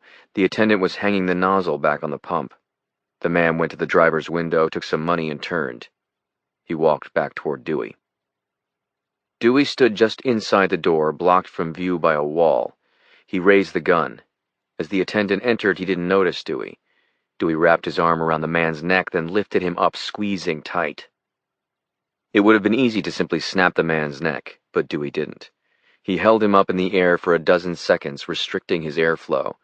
When he felt him go limp, he let him drop to the ground, then moved through the door. He walked to the small, light yellow sedan, waiting for the pump. The driver was an older man, frail-looking and thin. Dewey raised his gun as he came to the window, pressing it against the man's neck. He reached inside the car and opened the door, keeping the end of the suppressor pressed tight into the old man's neck. He grabbed the man by the collar of his shirt and pulled him up from the seat. Dewey led him into the garage, suppressor jabbing into the man's back, then wrapped his arm around his neck and tightened, holding the man as he tried to kick and punch at Dewey. After several seconds, the man weakened and fell unconscious. Dewey was gentler with the old man. He set him softly on the ground next to the gas station attendant. He bound both men's hands and feet and gagged them. He walked back to the car, climbed in, adjusted the seat, and started driving. The car was old, small, and slow with a standard transmission. Driving it reminded Dewey of his father's tractor, though the car was slightly faster. Dewey punched on the sat phone and brought up the map Jenna had uploaded, with Talmadge's apartment preset as the destination. He was just a few miles away. He fell into the slower lane of traffic and slouched down, assiduously avoiding eye contact with other drivers. The road took him into downtown Pyongyang to the Taedong River, which he followed along the southern bank. The road was crowded, and he slouched down even further in the seat, trying to hide his face as best he could. When he saw the third island in the middle of the river, he took a left and drove across a bridge. He saw the arch in the distance. Dewey went left a block away from the building. He drove for 2 blocks and saw a 2-story parking garage. As he pulled in, he began to feel his eyes become foggy again, then saw patches of black as the poison returned. He sped to the back of the half-filled garage and parked in the corner just as he went into total darkness. He shut off the engine and lay down across the front seat of the car, gun in hand, praying for his sight to come back before it was too late. Half an hour later, Dewey felt strong enough to move. He climbed from the stolen vehicle and skulked along a series of alleys until he arrived at the back of Talmadge's building. He spied around the corner, waiting until he didn't see any pedestrians. The sun had set, and dark shadows intermingled with headlights on the busy city street where Talmadge's building was located. Dewey was within 1 block when he caught something out of the corner of his eye. Parked across the street from Talmadge's building was a white sedan. 4 passengers were seated inside. One of the men was looking up into Talmadge's apartment building with binoculars. Chapter 59. Situation Room, the White House. As members of America's national security hierarchy filed into the Situation Room, Jenna received a quick tutorial from General Tralles on how to use the remote. Dellenbaugh entered the room and looked at Will Parizeau. "Well," said Dellenbaugh. "Nothing yet, Mr. President," said Parizeau. "The NSA is continuing to work on a way to know when they will launch, but they're not done." "How much time do we have?" "It's 4:30 a.m. here," said Tralles, "which means it's 6 p.m. in Pyongyang. We have 6 hours, Mr. President." Dellenbaugh nodded and looked at Jenna. "What's the plan?" said the President. Jenna hit the remote, and one of the OLEDs to the left of Dellenbaugh lit up. On the screen was what looked like an old architectural blueprint. "What you're looking at is a series of underground tunnels built by Kim Il-sung in 1972, said Jenna. "The tunnels begin directly beneath the presidential palace and lead away from Pyongyang. Kim Il-sung was extremely paranoid. He built them in case there was ever a coup or a popular uprising in North Korea. They lead directly to the presidential palace." Dellenbaugh stood up and moved to the blueprint. He studied it for more than a minute. Finally, he looked at Jenna. "I'm not sure I get your point." "If Dewey gets to the antidote," said Jenna, "he will still be in Pyongyang. We will have a real asset there. If Dewey can get inside the palace, he can kill Kim." "So let me get this straight. Dewey needs to find the antidote, then somehow get into these tunnels which will be loaded with soldiers, kill Kim, and pray Young Six stops the nuclear attack?" said Tralles incredulously. "Something like that," said Jenna. "All I'm asking for is time. Give Dewey the time to try. You're absolutely right, he might not find the bloody antidote, but we can afford to give him the time to try. Then if he does find it, we try and kill Kim. If Dewey can kill Kim, we solve all our problems. The only one who dies is Kim." "And Young Sik launches the missiles anyway," said Tralles. "He wouldn't have sent the health report if that were the case, General," said Jenna. "Young Sik is reaching out." "Are you willing to bet 1,000,000 lives on it?" said Dellenbaugh. "Yes," said Jenna. Dellenbaugh scanned the room, looking for reactions. I want operations run out of the Situation Room from here on in, said Dellenbaugh. Subs should be at attack ready, highest alert levels. There should be direct link-up between DIA and the sub-commanders. The moment we see evidence of an imminent launch, we wipe them out. But not until then. Until then, we give the NSA time to work and Dewey time to find the antidote and kill Kim. Tralles nodded, accepting the plan, even though he disagreed. I might not agree, Tralles said. But if we're going to try and do this, Andreas will need support. What do you have in mind, Phil? Said Dellenbaugh. Let's get the SEALs into the theater, said Tralles. Chapter 60 47 Moranbong Street, Pyongyang. Dewey hid in an alley tucked behind several garbage cans for several hours. He needed the sky to darken and people to go back to their homes. When finally night had come and delivered a slate-black sky overhead, he made his move. He skulked out of the alley until he came to the street. There were few lampposts and he clung to the shadows as he moved. He reached the side of Talmadge's building, cloaked by the shadow of the concrete as light from a cloudless sky cast a greenish, cold hue along the empty neighborhood. He was across a side street from the building. Dewey counted 2 entrances to Talmadge's building, next to each other, at the front of the building. The sedan Dewey had seen earlier was gone. He scanned for surveillance but didn't see anyone, but he knew it wasn't possible. KPA had already found Talmadge out and killed him. Of course they would have the building under high-level watch. But what if they didn't know Dewey was in North Korea? What if the bodies on the choppers served their purpose? He felt his vision suddenly start to darken. No, he thought. Not now. But it was unstoppable. The poison was taking hold. Dewey was on borrowed time, and he knew it. Yet the blackness came in the same moment a rush of flu-like fever swept through his limbs. He crouched back against the building's shabby concrete facade, letting the blackness come. It was the 5th or 6th time. Each time the blackness was getting longer. He knew he just needed to wait. It would go away after a few minutes.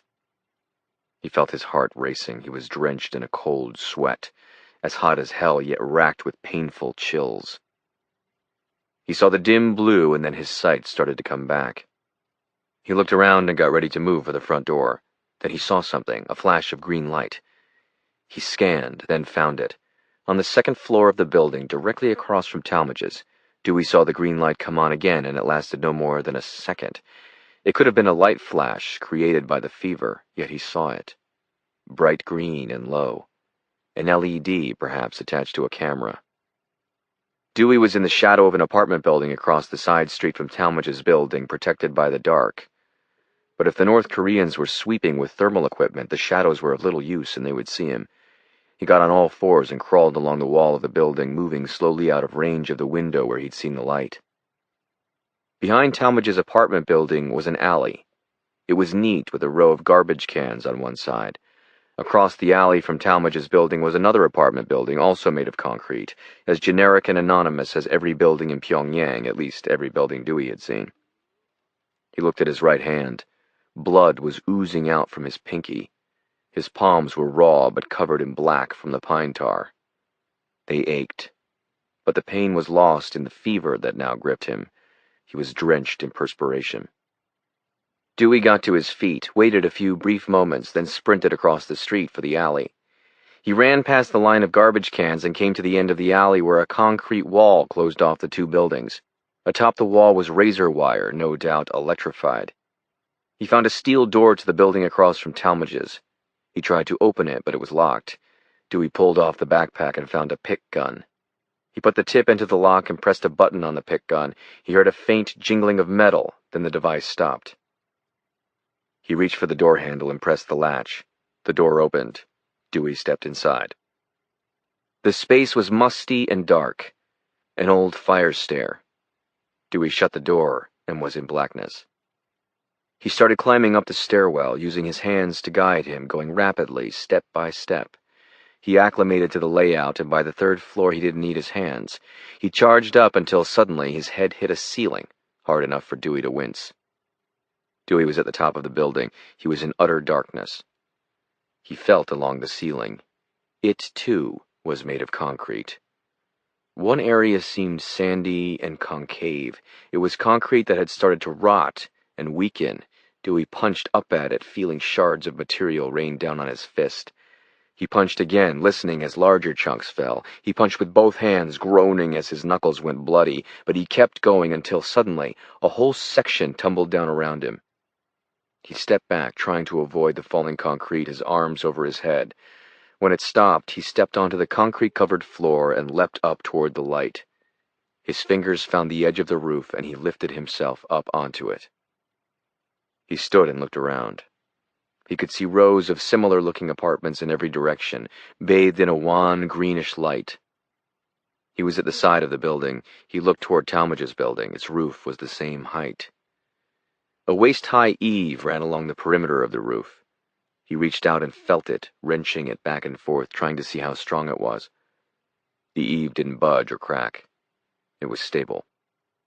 The alley was a different matter. He was at least 10 stories in the air. It was a long distance, perhaps 2 cars wide. It didn't matter anymore, though. Nothing mattered anymore, except for finding an antidote that quite possibly wasn't even there. Dewey walked to the center of the roof just as he felt a numbness in the back of his eyes, a numbness he'd learned to recognize. Dark patches of black crossed into his vision. He studied the roof in the last few moments he still could see, then began a desperate run for the eave of the building. His feet moved along the concrete as his vision flickered in and out. Blackness took hold before he was at the edge of the roof, but it didn't matter any longer. He needed to get to Talmadge's apartment. Dewey charged as fast as he could in total blindness, trying to remember, knowing that jumping too soon or too late would be fatal. He suddenly leapt up. His front foot landed on the waist-high eave at the edge of the building. He kept going, touching down and pushing off, leaping out into the open air as his arms and legs kicked furiously in the dark oblivion. His vision was gone. Dewey's only guide was his memory.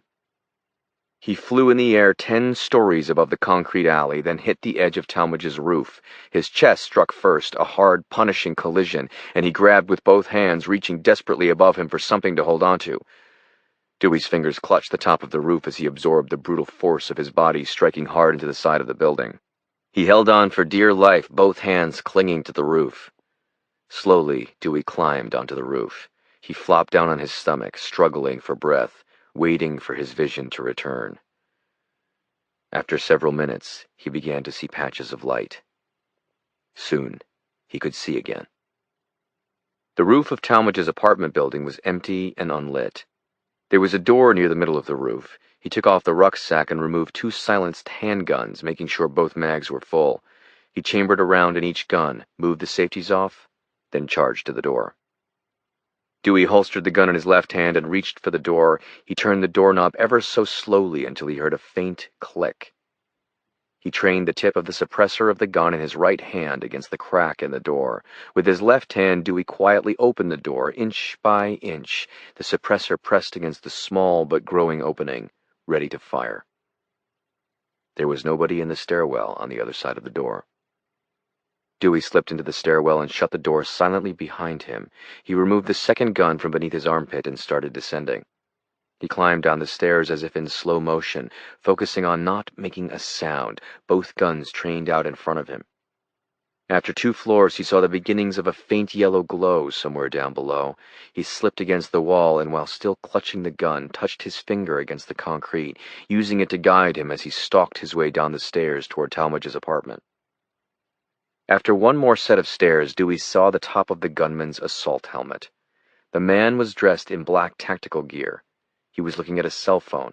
Its dim light illuminated a high-powered rifle, an AR-15 knockoff. Dewey moved slowly to the banister and leaned down, the silenced 1911 in his right hand. He aimed it down at the agent outside the door and fired once. The bullet struck the man in the neck, kicking him sideways. He tumbled down the stairs as Dewey took the last flight of steps and positioned himself outside the door. Dewey knew he should have searched the agent for information, but it was too late for that. He had one goal, one objective. He needed the antidote. The door was steel, with a small slat window crossed with wire. He looked through it for other gunmen, registering 2 tactical agents at the end of a long, dimly lit hallway. Dewey opened the door a few inches and then abruptly slammed it shut. He watched through the small window as both men turned. They spoke for a moment, then one of the men started walking toward the door. Dewey watched as the soldier approached. When the gunman was just a few feet away, Dewey stepped to the side of the door and crouched low next to the doorframe. Dewey knelt on the stairs against the wall below where the soldier was about to enter. He tucked the gun in his left hand into a shoulder holster beneath his right armpit, then pulled his combat blade from a sheath at his ankle. There was a pause of a few seconds. Then the door opened. The agent stepped into the stairs. As he did, Dewey stood and slashed the knife in a fluid surgical strike. The blade ripped deep into the gunman's neck before he knew he was being attacked. Dewey tore the blade across the front of the man's neck and quickly lifted it back out. The gunman tumbled to the stairs. Dewey sheathed the knife and then threw the dead agent down the stairwell where he landed beside the first corpse. Dewey opened the door and moved into the apartment hallway, both guns raised and trained ahead. As he entered, he fired each weapon. 2 bullets spat from the guns, a dull metallic thwap-thwap, hitting the gunman in the forehead and neck. The man dropped to the floor. Dewey heard a voice. The dead gunman was visible to anyone around the corner from where Dewey stood. Dewey charged down the hallway, knowing that someone was outside Talmadge's door, and they were moving. As he came to the corner of the hallway, Dewey dived over the dead man, training both guns down the hallway. In the half-second he was airborne, Dewey found another gunman as he sought to escape. Dewey triggered both guns simultaneously. Bullets spat from the guns, thwack-thwack, one bullet hitting the soldier in the back of the thigh, the other sailing wide. Dewey landed hard but fired again before the agent could scream. The bullet shattered the side of the man's head, throwing him backwards, washing the walls in a blood-spattered mist. From the ground, Dewey swept both guns across the hallway, searching for other soldiers, finding no one.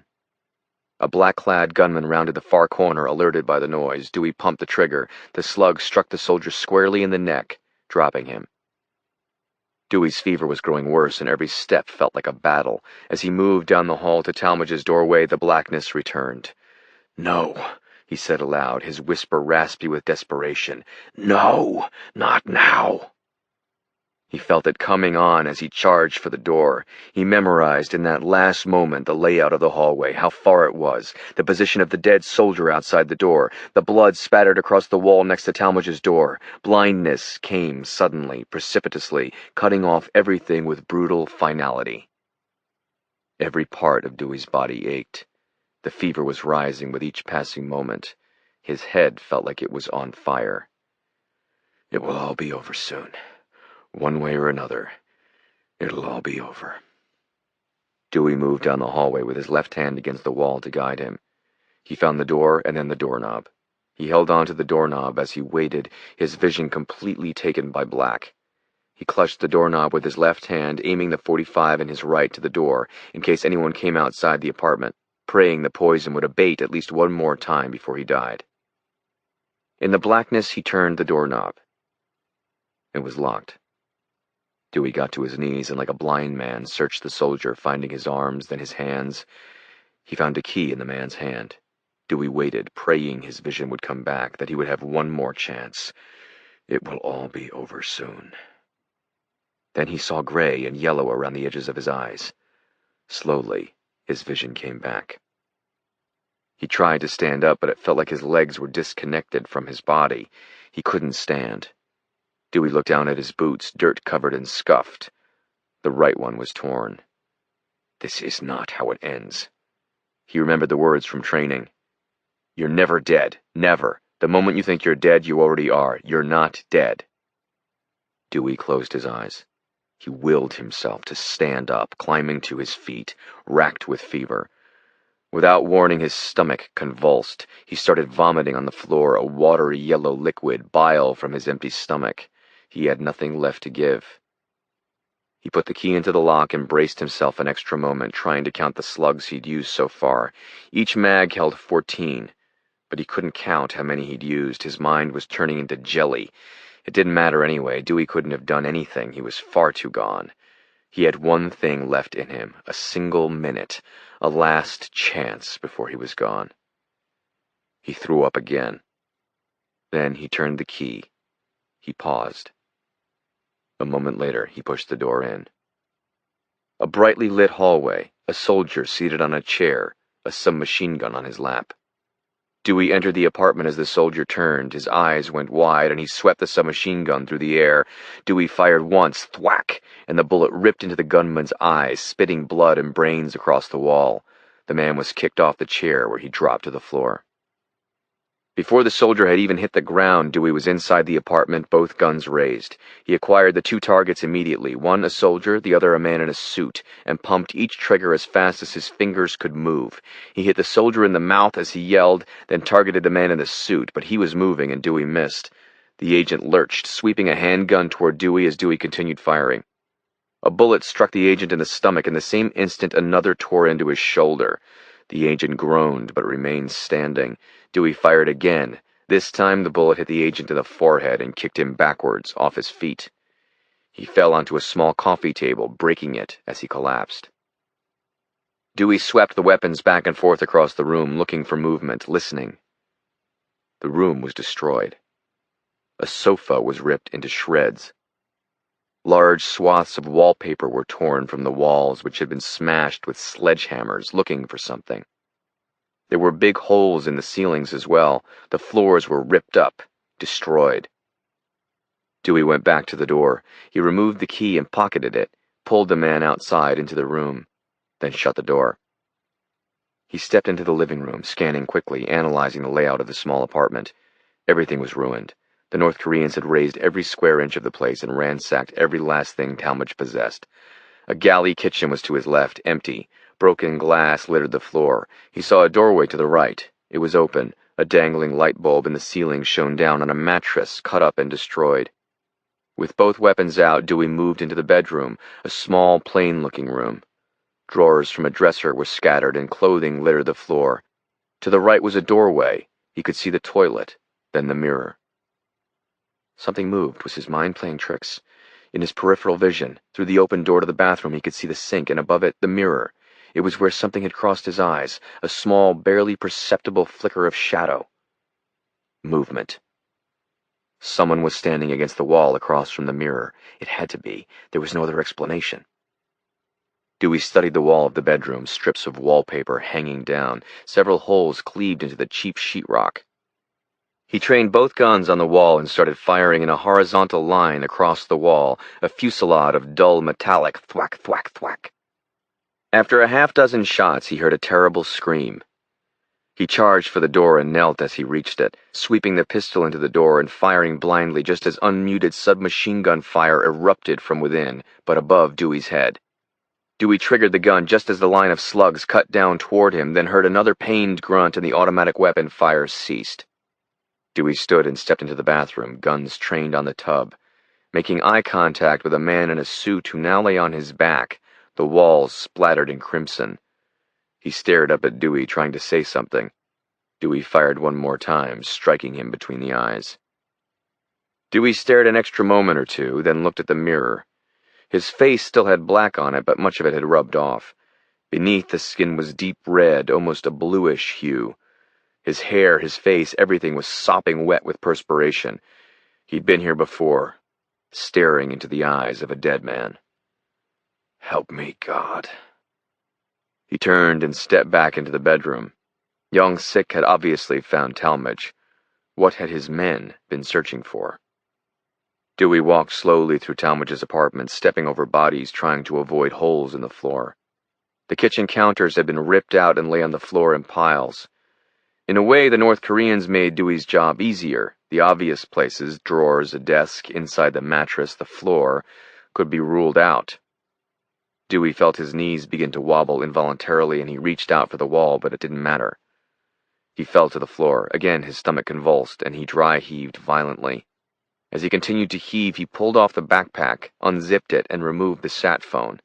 He hit a single number and held it in, then lay on his back, listening as the phone made several clicks and beeping noises. Then Jenna's soft British accent came on the line. "Dewey?" she asked. Her voice had urgency and emotion to it. "It's nearly 23 hours. Are you there? You have to hurry." "I can't find it," he whispered hoarsely. "Do you know if he had a hiding place?" "I don't know." "Are your agents trained to hide it in a particular—" "No," said Jenna. "Are you sure you sent two?" Jenna's voice trailed off as Dewey's arm became weaker. He heard her talking but couldn't understand what she was saying, so intense was the pain now. She didn't understand. He heard her sobbing. "You have to keep searching," she begged. "Please, I know you can do it." As blackness swept across his eyes, he dropped the phone. He curled up in a fetal position, his sight cloaked in pitch black, and again he started convulsing and throwing up. Guttural moans came involuntarily from deep in his throat as he coughed and dry-heaved onto the dirty floor. When finally Dewey's vision returned, he crawled to the bathroom, using every ounce of strength he had left. He grabbed the front of the sink and pulled himself up, looking in the medicine cabinet behind the mirror. It was empty, its contents thrown to the floor by North Korean agents. Dewey looked at the toilet. The top was off. They'd searched there too. The ceiling, walls, and floor were hacked with violent axe cuts. Dewey stared at the mirror. The wall around it was a filthy brownish tan. A small line around the edges appeared cleaner, as if Talmadge had scrubbed it. Dewey grabbed the door of the medicine cabinet and ripped backwards. A dusting of sheetrock tumbled from the wall around the steel cabinet. He pulled even harder, yanking the entire cabinet from the wall, letting it fall next to the sink and smash. In the recess, where the cabinet had been, Dewey saw something. It was a long, thin syringe. A thin needle jutted from the end. Dewey reached for it just as his legs again went weak. He clutched the syringe as he fell to the ground, slamming the needle into the center of his chest and pressing the end of the plunger. A sharp electric burn shot through him. His eyes went back in his head as his skull slammed to the hard linoleum floor, motionless, unconscious.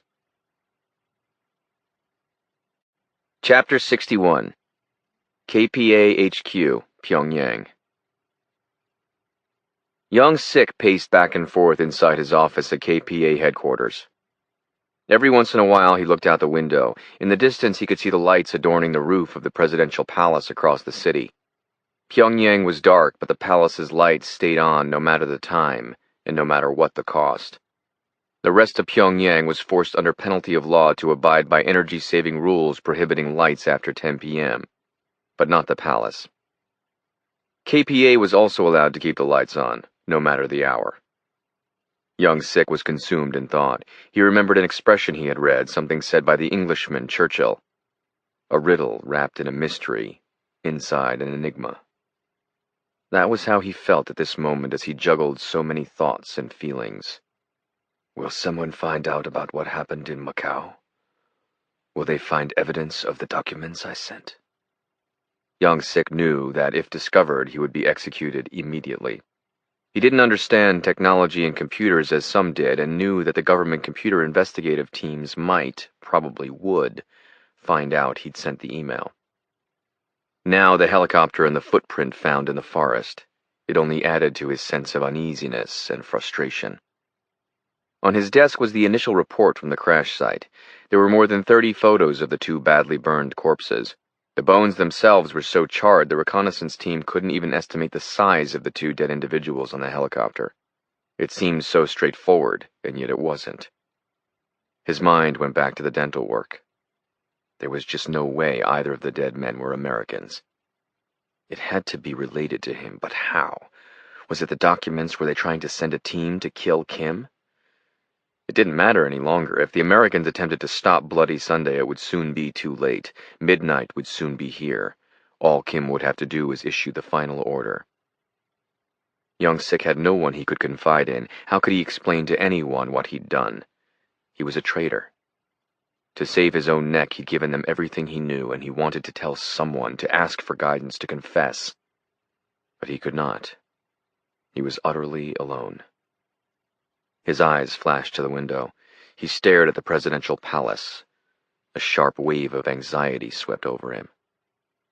Bloody Sunday. Young Sik shuddered as he realized it wasn't the helicopter that worried him now. He could care less if the Americans were here. It didn't matter. It would all soon be over. Everything would be gone. Kim would launch the nuclear device. It was inevitable now, and when that happened, Pyongyang would be erased from the earth. The Supreme Leader wanted to start World War III, but all that would happen is the destruction of North Korea, and then it would all be over. He put his hand on the side of his desk to steady himself as he finally allowed himself to admit the truth. That Kim was mad. Young Sik understood this now. Kim had terminal cancer and he would soon be dead, and now he believed the only way to live was in infamy. Kim would destroy his country to live in infamy. Was it really so surprising? "Should I do something?" he said aloud to no one. "Should I try to talk to Kim?" "You already did something. You sent them everything and now they know."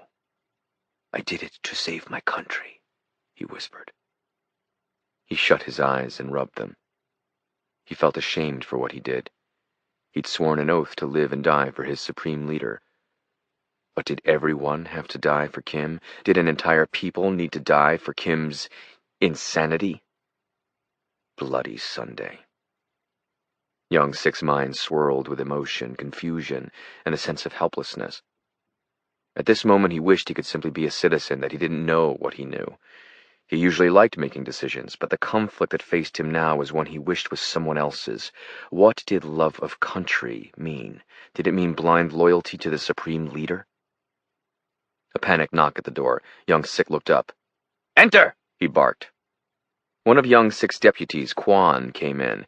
He was breathing rapidly, his face flushed with excitement. "General Young Sik, the apartment of the reporter," Quan stammered. "What about it?" "They stopped communicating, sir," said Quan. "Every one of them? That's impossible." "Yes, General, every man." The red phone on Young Sik's desk rang. Young Sik and Quan's eyes went immediately to it.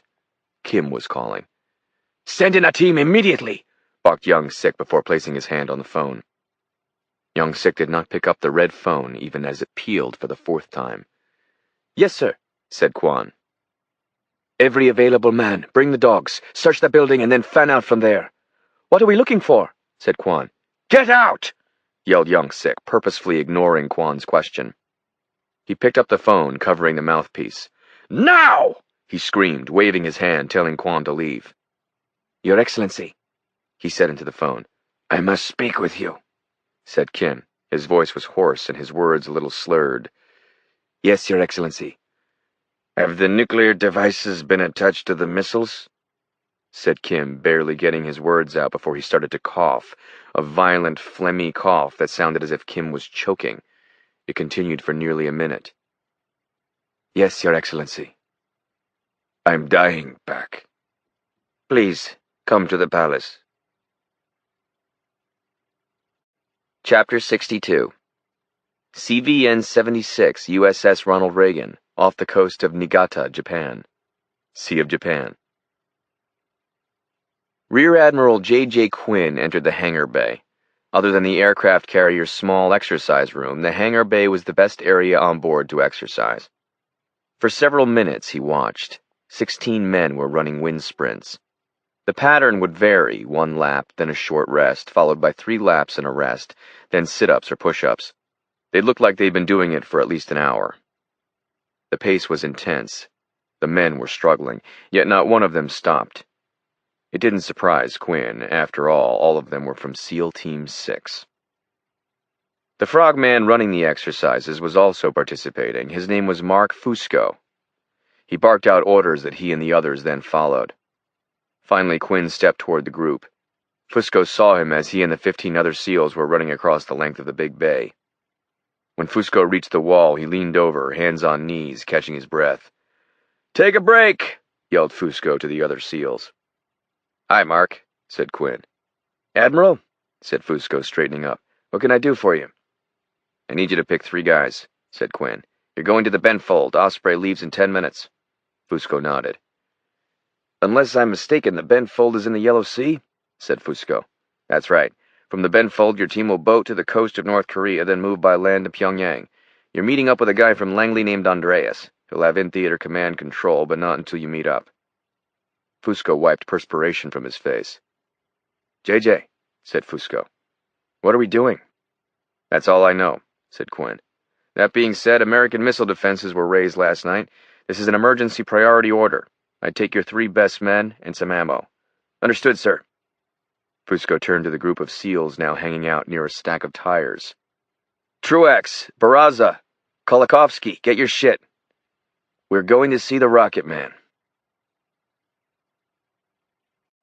Chapter 63 47 Moranbong Street, Pyongyang. Dewey heard the faint click of a door latch. Slowly, he opened his eyes. He was lying in the hallway just outside the bathroom. His face was against the floor. He took a few seconds to look around. He saw a dead soldier, then his eyes shot to his own chest. The syringe was still sticking out. He was alive.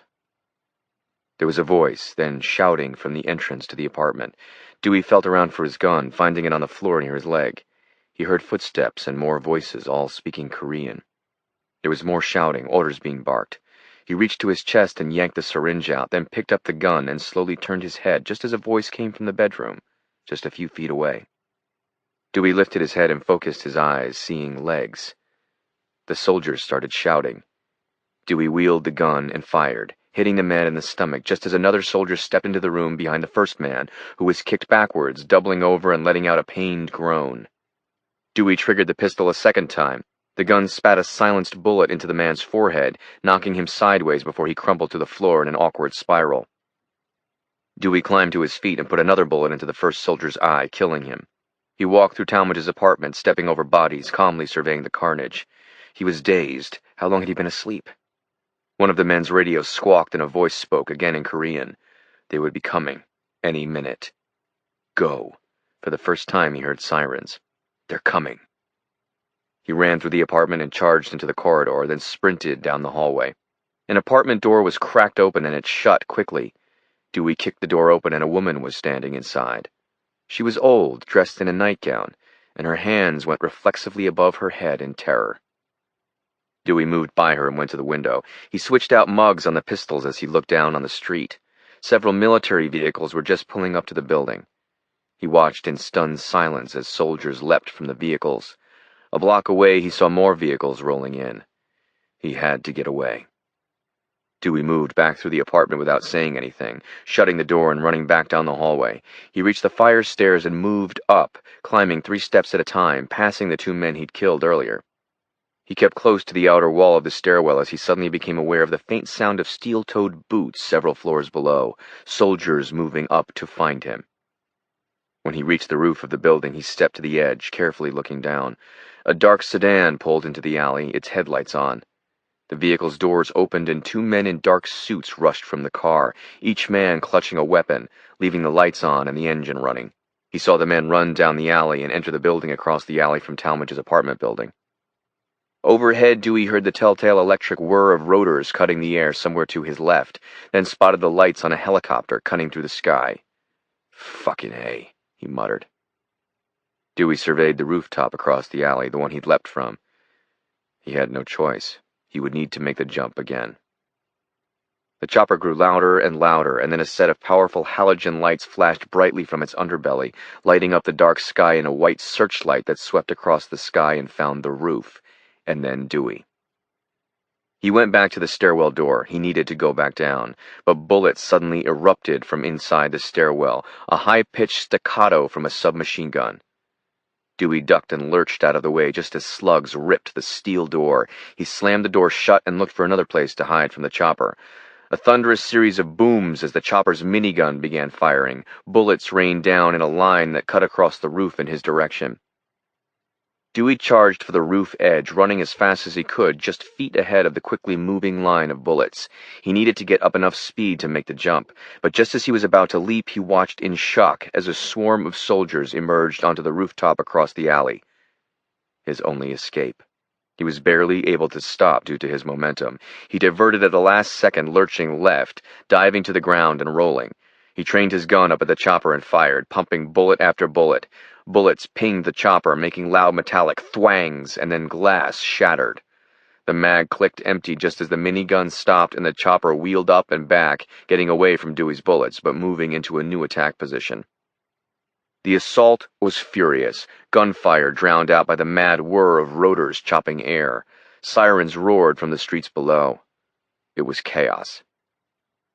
Dewey was on his back, shielded by the eave of the roof as the soldiers across the alley fired just above his head. He reached into his ruck and searched for another mag. He slammed it into the gun and removed a third pistol from the ruck just as the door to the roof of Talmadge's building opened, and the helicopter swooped back in, and the spotlight from the chopper again found him. With one gun, Dewey pumped bullets at the doorway as the first soldier barreled through, hitting him in the chest. He triggered the second gun at the chopper overhead, dinging and bagging the fuselage, causing the chopper to again spin around and carve left, out of the way. Another soldier emerged from the doorway and Dewey fired, striking him squarely in the forehead. When a third soldier attempted to duck back inside the stairwell, Dewey fired twice, missing the first time, hitting the back of his head with the second bullet. He reached into the ruck and pulled out a grenade just as the chopper spun around again and lit him up in bright white. He pulled the pin and hurled the grenade toward the roof across the alley, then triggered the gun at the chopper. The chopper's minigun erupted, pelting the roof just feet from where he lay, tucked against the eave. He heard glass shatter and then a faint scream. The chopper lifted up and then the air shook as the grenade exploded on the other roof. Screams and shouting echoed in the wind-chopped air. A man emerged onto the rooftop near Dewey. Dewey fired, ripping a slug into the soldier's chest, dropping him.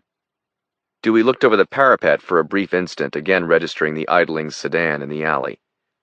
Dewey was surrounded by chaos, trying to simply last until the next second, but he was outnumbered and outgunned. He fired at the chopper but heard the click of the spent mag. He popped it out and reached into the ruck, searching for another mag. He found the last one. He pulled it out and slammed it in. Gunfire started up again from the neighboring roof. Bullets thudded against the concrete and whizzed just over his head. The grenade had killed a few of them, but there were more. Dewey was almost out of ammo. He crawled along the roof, hidden by the eave, a dozen feet from where the gunman on the neighboring roof thought he was. He reached into the ruck and grabbed the low-jump chute he hadn't had time to use in the forest. He quickly attached the chute to a steel ring on his weapons vest and pulled straps across his chest, then stood, both guns out and trained across the alley, just as the chopper again lit him up and the minigun erupted above. In that brief quarter-second of surprise, Dewey counted 4 gunmen across the alleyway. He started running toward the roof edge, pumping both triggers as fast as his fingers could flex, surprising the men who swiveled their rifles towards Dewey, but too late. A dull staccato of metallic thuds was barely audible. He cut down the remaining gunmen as he ran, fast, reaching the eave of the roof, hitting it with his right foot and leaping out into the open air just as the chopper pelted the ground near him with bullets. Dewey tumbled, falling toward the ground, gaining speed, then ripped the chute. It popped open even as he descended, faster and faster toward the tar below. The chute ruffled a sec and then burst open, arresting Dewey's descent just as he reached the ground. Bullets rained from the sky as the minigun tracked him in the alley, but Dewey was already running, yanking off the chute and diving into the open front door of the idling sedan. He slammed the gas just as 2 soldiers charged around the corner, rifles out, firing at the car.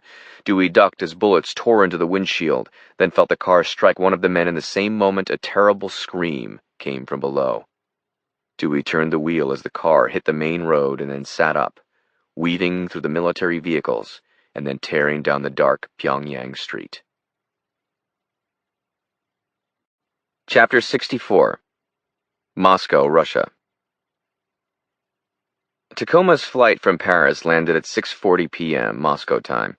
He rented an orange Lamborghini Huracan and drove into Moscow. He didn't need a map. After checking into his suite at the Four Seasons, Tacoma opened the folder. He studied the information available about the man.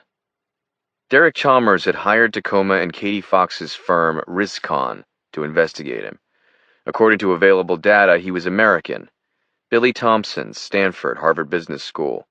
The problem is, he wasn't Billy Thompson's Stanford, Harvard Business School.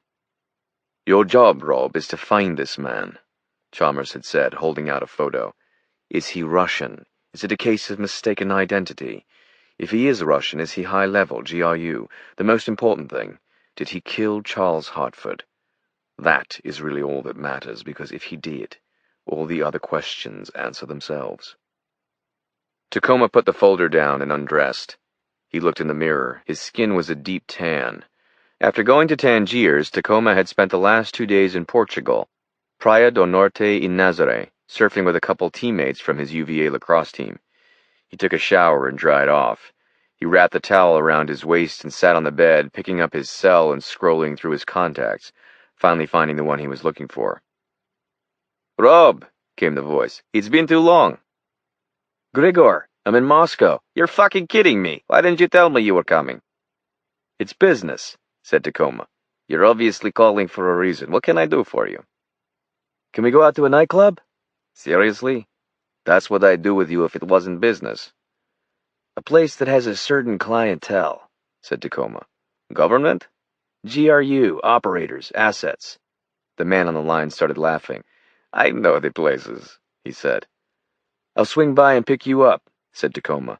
"I'll send the limo, Rob." "I'll pick you up, Grigor. I might need to get out of here quickly." Grigor Sarkov was the third wealthiest man in Russia. At 33, Sarkov had acquired mining rights in an area of Siberia that was thought to hold oil. Sarkov had not only discovered massive quantities of oil, but had, somewhat accidentally, found rich gold deposits, and in a separate part of the 900,000-acre piece of land struck a diamond vein, now the most productive single diamond mine in the world. Sarkov was now 54. A year ago, his 15-year-old daughter had been kidnapped from a Swiss boarding school while getting a drink of water during a field hockey match. Sarkov was a close friend of Putin, and the government had searched high and low for the girl. They were unsuccessful. The ransom note had come in after 3 weeks. It was an email, with a chilling proof-of-life video showing Sarkov's daughter, Irina, strapped to a ladder, and a demand for $250 million. Through intermediaries, Sarkov heard about Katie Fox and Rob Tacoma. Riscon's fees were exorbitant. For this project, their cost was $3.5 million a week, with a 6-month minimum engagement, along with expenses. They also required a $30 million success fee. Sarkov didn't care. He just wanted Irina back. They told Sarkov to wire the money to the anonymous Swiss bank account the hostage-takers had given for the payment, a 22-digit alphanumeric account that was not traceable due to Swiss banking laws. From there, it had been relatively easy. Riscon's hackers had long ago penetrated the Swiss banking system and its member banks. They detected when the wire arrived, when it was moved from the central bank balance sheets and was in the member bank's possession, and finally when the funds were placed in the account owner's possession. There was no way to know who the account owner was, but they didn't need that. Instead, they tracked the account and awaited its first disbursement, an electronic wire to an account in Barbados for a local real estate firm. The amount was material, $18 million. Within 12 hours, Tacoma, alone, was in Barbados. A quick conversation with a local realtor revealed the information he needed. Was there a property that recently went under contract, a rather large property? Tacoma waited until dark to come up from the ocean. A former Navy SEAL loved the feeling of being in the water. He'd swum 2 miles to the property, swimming along the coast of the island 50 feet offshore. He had on a mid-thigh black and blue tactical wetsuit, a pair of SIG P226s in watertight pockets at his left waist and right thigh. There, inside an astonishing, huge, boldly modern, all-glass house, Tacoma had found the man, a Russian, sipping a glass of vodka as 2 naked women kept him company and music blared. Tacoma didn't have to break in. The glass door was open to the Caribbean air. Tacoma had entered with only 1 gun. He would need his free hand. He was still wet, his face flushed. He walked in, and for a few moments the 3 drunken partiers didn't even notice him with the music blaring. Tacoma told the 2 girls to disappear, then shot the Russian in the knee. As he screamed, Tacoma worked out of him the country, then town, then address of the house where his co-conspirators had the girl.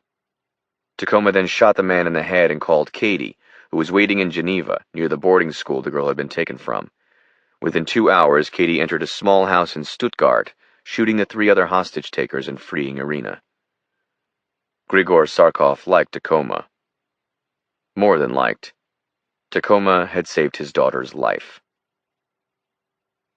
The first 2 nightclubs were equally packed with people dancing under strobe lights and loud music. It took Tacoma an hour to sweep each one. He didn't see Billy Thompson at either. At the 3rd club Sarkov took him to, a place called Troika Multispace, Tacoma spied Thompson in the first 5 minutes, seated in a booth near the bar. Tacoma crossed the dance floor to the bar, closer to his target. His mind flashed to someone in his fraternity at UVA, James Godfrey, who went to Harvard Business School after Virginia. Even though Thompson's story was fabricated, he never attended Harvard Business School or even stepped foot in the United States. All Tacoma could think of was what an asshole Godfrey was. A small grin crossed his face as he thought about finding Billy Thompson. Still, Tacoma needed to be smart. Thompson was GRU or some other branch of the Russian military intelligence world. They fired first and asked questions later, or else they didn't even ask the questions. They were highly trained in all manner of weapons, firearms, cold weapons, explosives, but it was their training in martial arts, compounded by their large size, that made them truly dangerous. Fortunately, thought Tacoma as he reached the bar and ordered a vodka, there was one country with slightly tougher soldiers. Thompson was seated in a round booth with 3 other men, smoking cigars and drinking. He was laughing. Tacoma watched him from the mirror behind the bar, sipping a vodka as he waited. When Thompson got up, Tacoma moved ahead of him, walking where he could tell Thompson was headed, down a dark hallway lined with women to a set of stairs that led to a lower level of the club. A few people were scattered about the stairs, smoking marijuana or cigarettes and talking. The music from below echoed up the stairs. Tacoma descended, looking for egress, eyeing Thompson in his peripheral, seeing a door at the bottom of the stairs. He pushed it open. Outside was an alley filled with exotic sports cars, parked while their owners partied inside. Tacoma shut the door to the alley only part way, leaving it slightly ajar, and turned around and started moving back up the stairs. He passed Thompson, then turned around again, following Thompson down the stairs. When Thompson was at the bottom of the stairs, Tacoma took 2 running steps down and charged. His shoulder slammed Thompson in the middle of his back. Thompson's head struck the door. He let out a pained grunt, and the door pushed open. Tacoma followed with a sharp kick to the back of Thompson's knee, and he fell down into the alley. Tacoma slammed the door shut, and the 2 men were alone in the alley. Tacoma removed his leather coat, which held both his gun and blade, and dropped it on the tar just as Thompson got to his feet and lunged. Tacoma didn't have time to react. Thompson slashed a blade, which Tacoma ducked. Thompson slashed again. This time, Tacoma blocked Thompson's forearm and kicked him in the torso, sending the Russian back. Thompson's dark eyes found Tacoma as the Russian spat. He lurched again, blade extended, stabbing at Tacoma's head. Tacoma ducked his head to the right, barely avoiding the blade, then slammed his left fist into the Russian's neck. As Thompson tried to absorb the brutal strike, Tacoma slammed his right fist into Thompson's exposed chin, sending him flying back into the brick wall. Thompson's head struck the wall and Tacoma lunged, but the Russian absorbed it. He used the wall as leverage, and as his head slammed into the wall, he immediately pushed forward, getting a precious half-second. Tacoma was several feet away. Thompson hurled the knife at the charging Tacoma. The blade somersaulted toward Tacoma's chest, but he lurched right. The knife hit his forearm, spiking in and then bouncing to the alley, but it had struck. Blood surged from the gash. It caused Tacoma to reel slightly. Thompson surged, moving closer, both fists in the air, then he lay into Tacoma. Thompson slammed a left fist into Tacoma's stomach and a right into his face, striking just below Tacoma's eye, bumping him back. Tacoma swung, but by then the Russian unleashed a vicious kick to Tacoma's stomach, followed by a series of punches Tacoma could only absorb as he stepped backwards, his back suddenly hitting the brick wall. Thompson reared back and swung for Tacoma's neck, going for the kill. But Tacoma ducked and lashed out desperately, delivering a hard right fist to the Russian's neck, then a left to his chin, and another right, sending Thompson back on his heels. But Thompson caught his balance almost immediately, charging at Tacoma, his fist covered in blood. Tacoma had a few feet and saw the space between them. He ducked right and swung his leg in a trained wheelhouse 270. His boots swept the air. By the time it hit the Russian's jaw, it was moving fast and had power. The boot hammered the Russian's jaw. Thompson let out a pained grunt as he stumbled sideways and fell to the tar, face down, blood bubbling up from his mouth and nose. Tacoma didn't wait. He pounced on the Russian and slammed his boot on his neck. He stepped down hard, pressing him against the alley as his hand shot to Thompson's mane of black hair, grabbing it and tugging to the point just before breaking his neck. "I want information," said Tacoma, breathing hard, trying to catch his breath. "Fuck you," said Thompson in perfect English, coughing up blood. "I'll let you live," said Tacoma. The Russian let out a pained laugh. Bullshit. Tacoma ripped up on his head, pulling it to a 90-degree angle. I'll walk away. I don't care if you live. But if you don't start talking, I will kill you, and then I'll go through your phone and your wallet, said Tacoma, as the Russian bled in crimson trickles from his nose and mouth. I'm guessing within an hour we'll have everything and then some. You, meanwhile, will be dead as a goddamn doornail, Ivan. I'm interested in one thing. You tell me, and I won't kill you. Thompson's eyes were swirling around in the sockets. The kick from Tacoma had done serious damage. Tacoma didn't need to kill him. He was dying no matter what. What? He said in a slurred mumble. Why did you kill Charles Hartford? I was told to. Why him? I don't know. I like Charles. I was told to kill him, that's it. That's business, isn't it? Was he GRU? The Russian coughed as he laughed. No. Was Jenna the target? Yes, but not to kill her. It was a warning. Why? Is she involved with Russia? Even I don't know why, said the Russian, looking up at Tacoma with lifeless eyes. Please, he whispered. Tacoma dropped the Russian's hair and put his right hand beneath his forehead, still on top of his neck, then yanked up. A dull snap echoed in the alleyway. I had my fingers crossed, Tacoma said as he let the dead man's head drop to the pavement. Tacoma found his coat and pulled it on, covering his wound. He pried the door to the building back open and moved quickly up the stairs. He found Sarkov in a booth, already surrounded by several beautiful women. Tacoma came in front of the table and caught Sarkov's attention. I need to go. One of the women to Sarkov's left, a brunette in a sheer white blouse, leaned forward. Please have a drink with us. Tacoma ignored her. Can I borrow one of your planes? Said Tacoma. Sarkov, who was leaning back, relaxing, leaned forward with a serious look. Of course. Where do you need to go? London. Anything, Rob. You know this. Beneath the leather jacket, Tacoma felt his arm growing wet from the knife wound. Is there a medical kit on board? I need sutures. Yes, said Sarkov. Do you want me to get a doctor?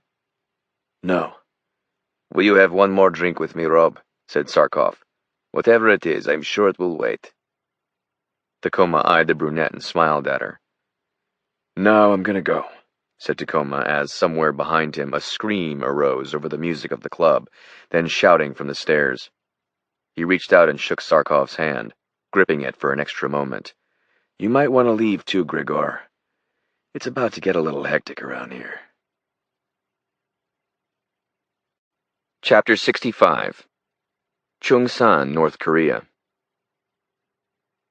2 miles from North Korea's coast, 4 men sat on the edge of a custom-built heavy-duty Zodiac. Each man wore a tactical combat wetsuit, self-contained breathing apparatus, SCBA, and carried an airtight weapons cache. One of the men nodded to the other 3. This was Mark Fusco. He was team leader.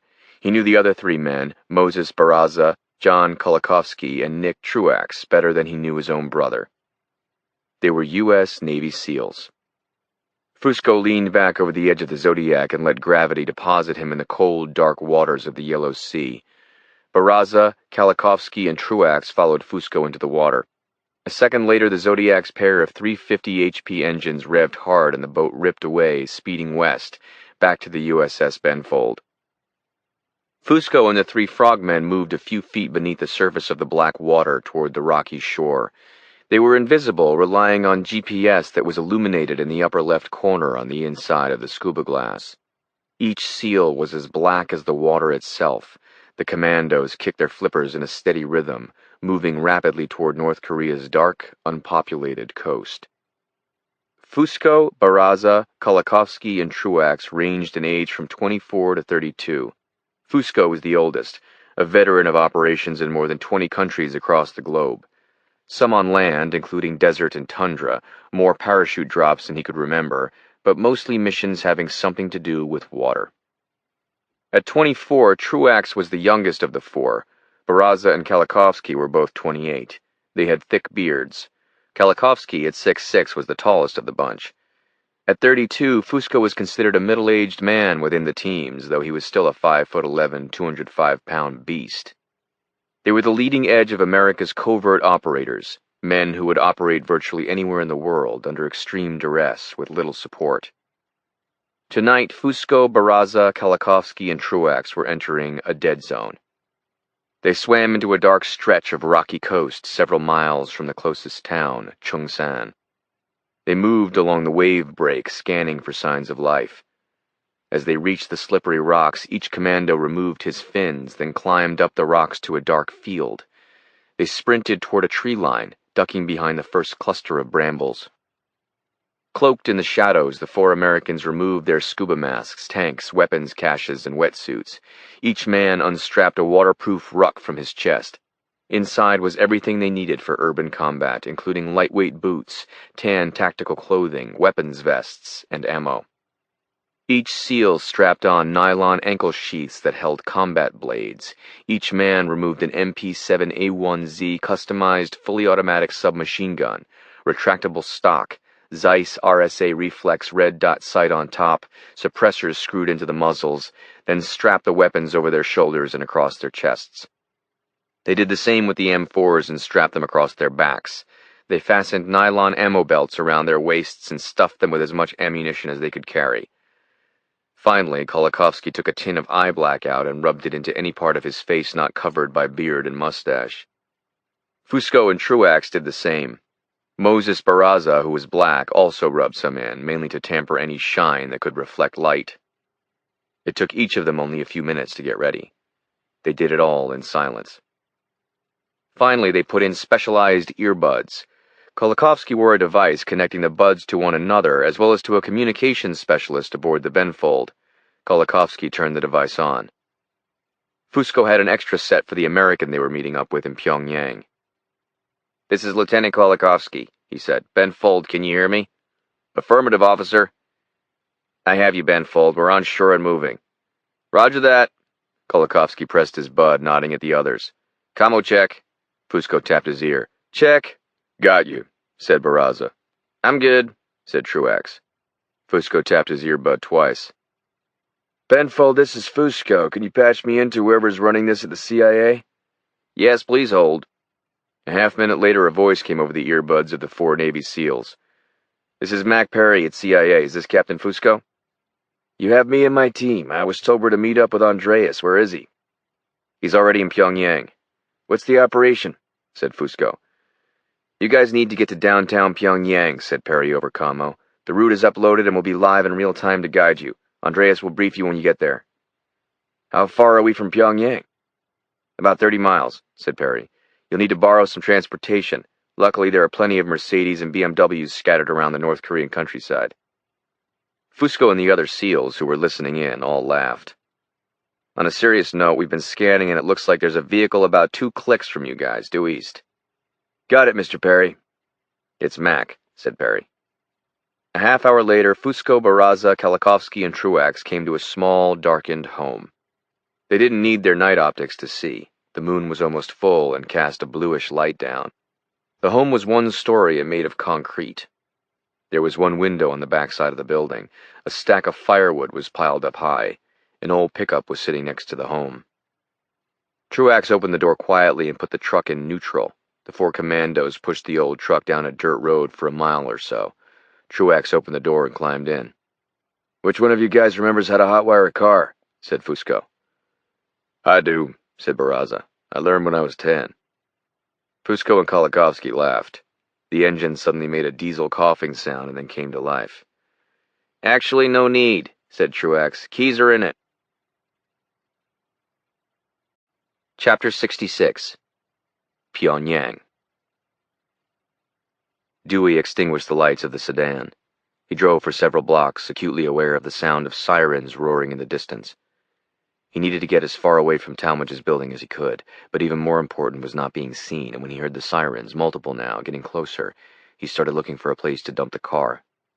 He saw flashing blue and yellow lights reflecting down an alley as a police cruiser searched just a block away. Ahead on the left, he pulled into a parking garage. A waist-high chain-link fence was shut and padlocked across the entrance.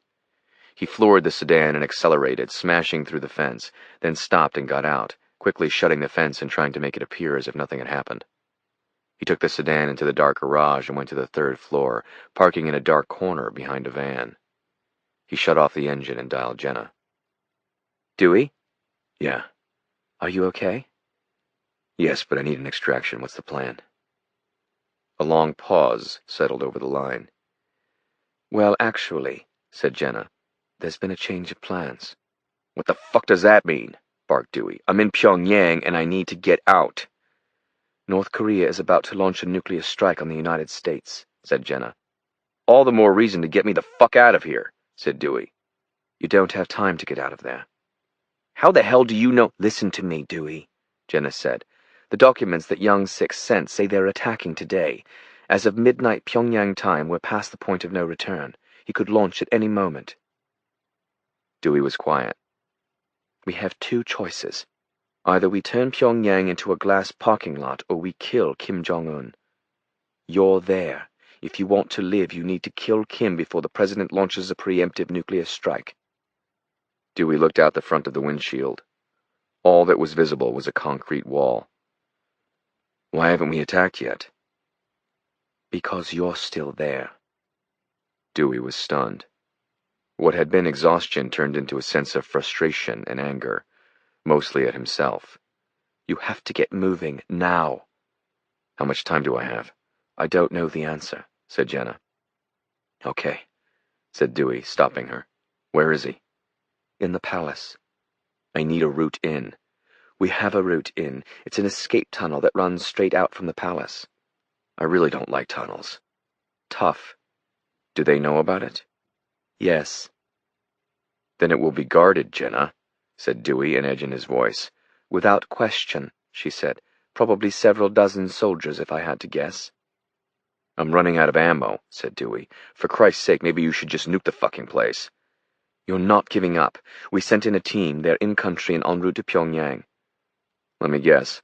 An 87-year-old MI6 agent with a magic umbrella that shoots darts? Jenna laughed. Very funny, she said. They're Navy SEALs. Captain Mark Fusco is in charge. It's a 4-man team. You have in-theater command. I'm uploading a map that'll guide you to the meet-up point. Now go! 10 minutes later, Dewey crouched in the low-hanging eave of the building. A digital map was imposed on the phone's screen. According to the map Jenna had uploaded, the building across the street held one of a half-dozen entrances to a set of highly guarded tunnels that ran beneath the city.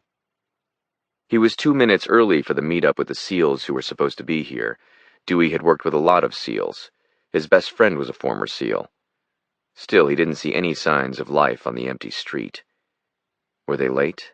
Had they been captured? He needed a team if he was going to kill Kim. There were simply going to be too many people with automatic weapons for one man to make it through. Dewey heard sirens in the distance. He put the phone back in his chest pocket. In the dim light of the alcove, he rechecked his weapons set.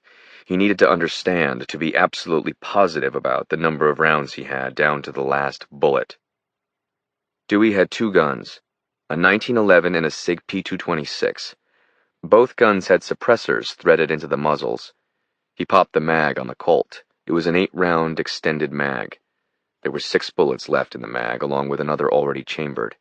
He slammed the mag in and ejected the SIG's magazine. There were 4 bullets remaining, plus another bullet already chambered. He had 12 bullets left.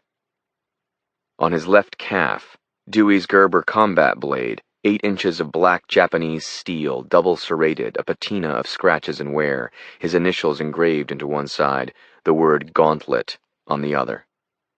The sound of sirens grew louder. From the dark alcove, Dewey stared left and right. The thin city street was empty for the night. He studied the windows of the apartment building across from him, looking for signs of life in the building, someone watching or a light on, but he saw nothing but darkness. In the dim reflection from the building's windows, he tried to see into the building above him, searching for lights, seeing none. Both apartment buildings seemed abandoned, the gray concrete and small glass windows lifeless and spectral. The sirens again, closer this time. He needed to move. He saw movement to his right, a faint shadow of a glimmer in a window. He raised the Colt and moved silently to the corner of the building. He waited 10 seconds and then 10 seconds more. then the glimmer again. He was closer now, and he heard the faint whisper of a shoe on concrete. Dewey lurched around the corner, gun high, and trained straight ahead. The end of the suppressor found the forehead of a man who was clutching an MP7, now aimed at the ground. "I'm Fusco," said the individual whose forehead Dewey was holding a gun against. Dewey swept the pistol aside. Fusco appeared calm, but was breathing rapidly. "Where are the other three?" said Dewey. "Hidden," said Fusco, pointing to 3 different points of egress within a block of where they now stood, 2 doorway alcoves and behind a garbage dumpster. Dewey couldn't see any of them. "Let's get inside first. Here." Fusco handed Dewey an earbud. Dewey put it in his ear, then tapped. "Check." "Commo." "I got you," said Fusco quietly. "Guys, you hear that?" "Check," said Truax. "I'm good," came the deep baritone of Barraza. "Check," said Kolakowski. Dewey nodded and moved ahead of Fusco. They walked across the empty street, a lone lamppost hitting their dark silhouettes, casting shadows along the facade of the building. They came to the building entrance, a set of double-glass doors, Fusco scanning the street as Dewey looked through the glass inside the building. They saw no one. Dewey took 2 steps back, then charged, right foot thrusting forward, kicking viciously. The doors buckled slightly inward, and he repeated the kick 2, 3, 4 times, each time sending the doors a little more inward. Finally, the lock snapped where the 2 doors met. Dewey yanked one of the doors open and stepped inside, followed by Fusco, who closed the door quickly in silence. "Okay, I want 10-second staggers on my go," said Fusco. "Moses, Nick, then John. 1, 2, 3, move." The lobby was empty and dark, and Dewey held a gun in each hand. The forced entry was loud enough to be heard, though he saw no one, just a set of stairs, a wall covered in mailboxes, a table against the wall. Dewey charged across the lobby past an elevator and came to a steel fire door with Korean writing on it. He saw light at the seams of the door. He pressed his ear against the door, listening. One of the commandos, a stocky black man, Barraza, came in behind him clutching a submachine gun. Dewey glanced at him, then looked back at the door. He gripped the knob and started to turn it, but heard the faint scratching of footsteps on the other side of the door.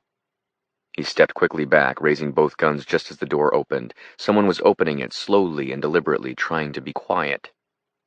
Dewey took 2 running steps and kicked the door just above the doorknob. The door ripped back, striking someone in the head. The man let out a high-pitched, pained yelp as Dewey followed the door in, swinging his right arm through the air and training a pistol on the man. He was a soldier. As he lay on the ground, blood was coursing from his nose. Dewey pumped a silenced bullet into the man's forehead as he swept the other gun and his eyes across the brightly lit room. The dead soldier confirmed the intelligence. Jenna was right. This had to be the entrance to the tunnels. A second door was near the far corner of the room.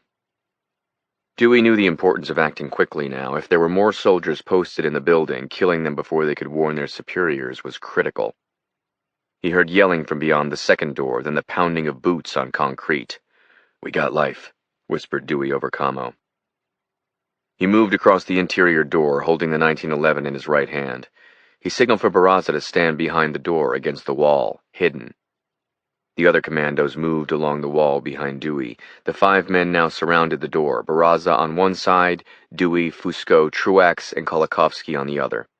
The frogmen raised their submachine guns and trained them on the door, which was closed. Dewey held his suppressed pistol in his right hand as, with his left, he reached for the doorknob, turned it, and pulled the door open before standing back just as automatic machine gun fire erupted from inside the second room, pocking the concrete of the far wall. The gunfire continued for several moments. Dewey crouched and looked at Truax, who took a grenade from his weapons vest and handed it to Dewey. Dewey took it in his left hand, still crouching. As bullets continued to fly from the other room, he pulled the pin out and waited until there was a brief pause in the gunfire, then hurled the grenade inside the room. "Shut it," said Dewey over commo. From behind the open door, Barraza kicked hard. The door went flying shut. A second later, a loud explosion rocked the ground, kicking the door back open as screams suddenly came from inside the second room. Dewey crabbed forward and swept his gun around the corner, firing as fast as his finger could flex. He was joined by Fusco, who stood next to him, still out of the way of the door opening. Fusco put the muzzle of his MP7 also around the corner of the door opening and unleashed a fusillade of bullets, spraying blindly into the other room. Smoke and dust clouded the doorway. As Fusco continued to blast into the room, Dewey holstered the Colt and pulled out the SIG P226. He held a finger up, telling Fusco to hold his fire.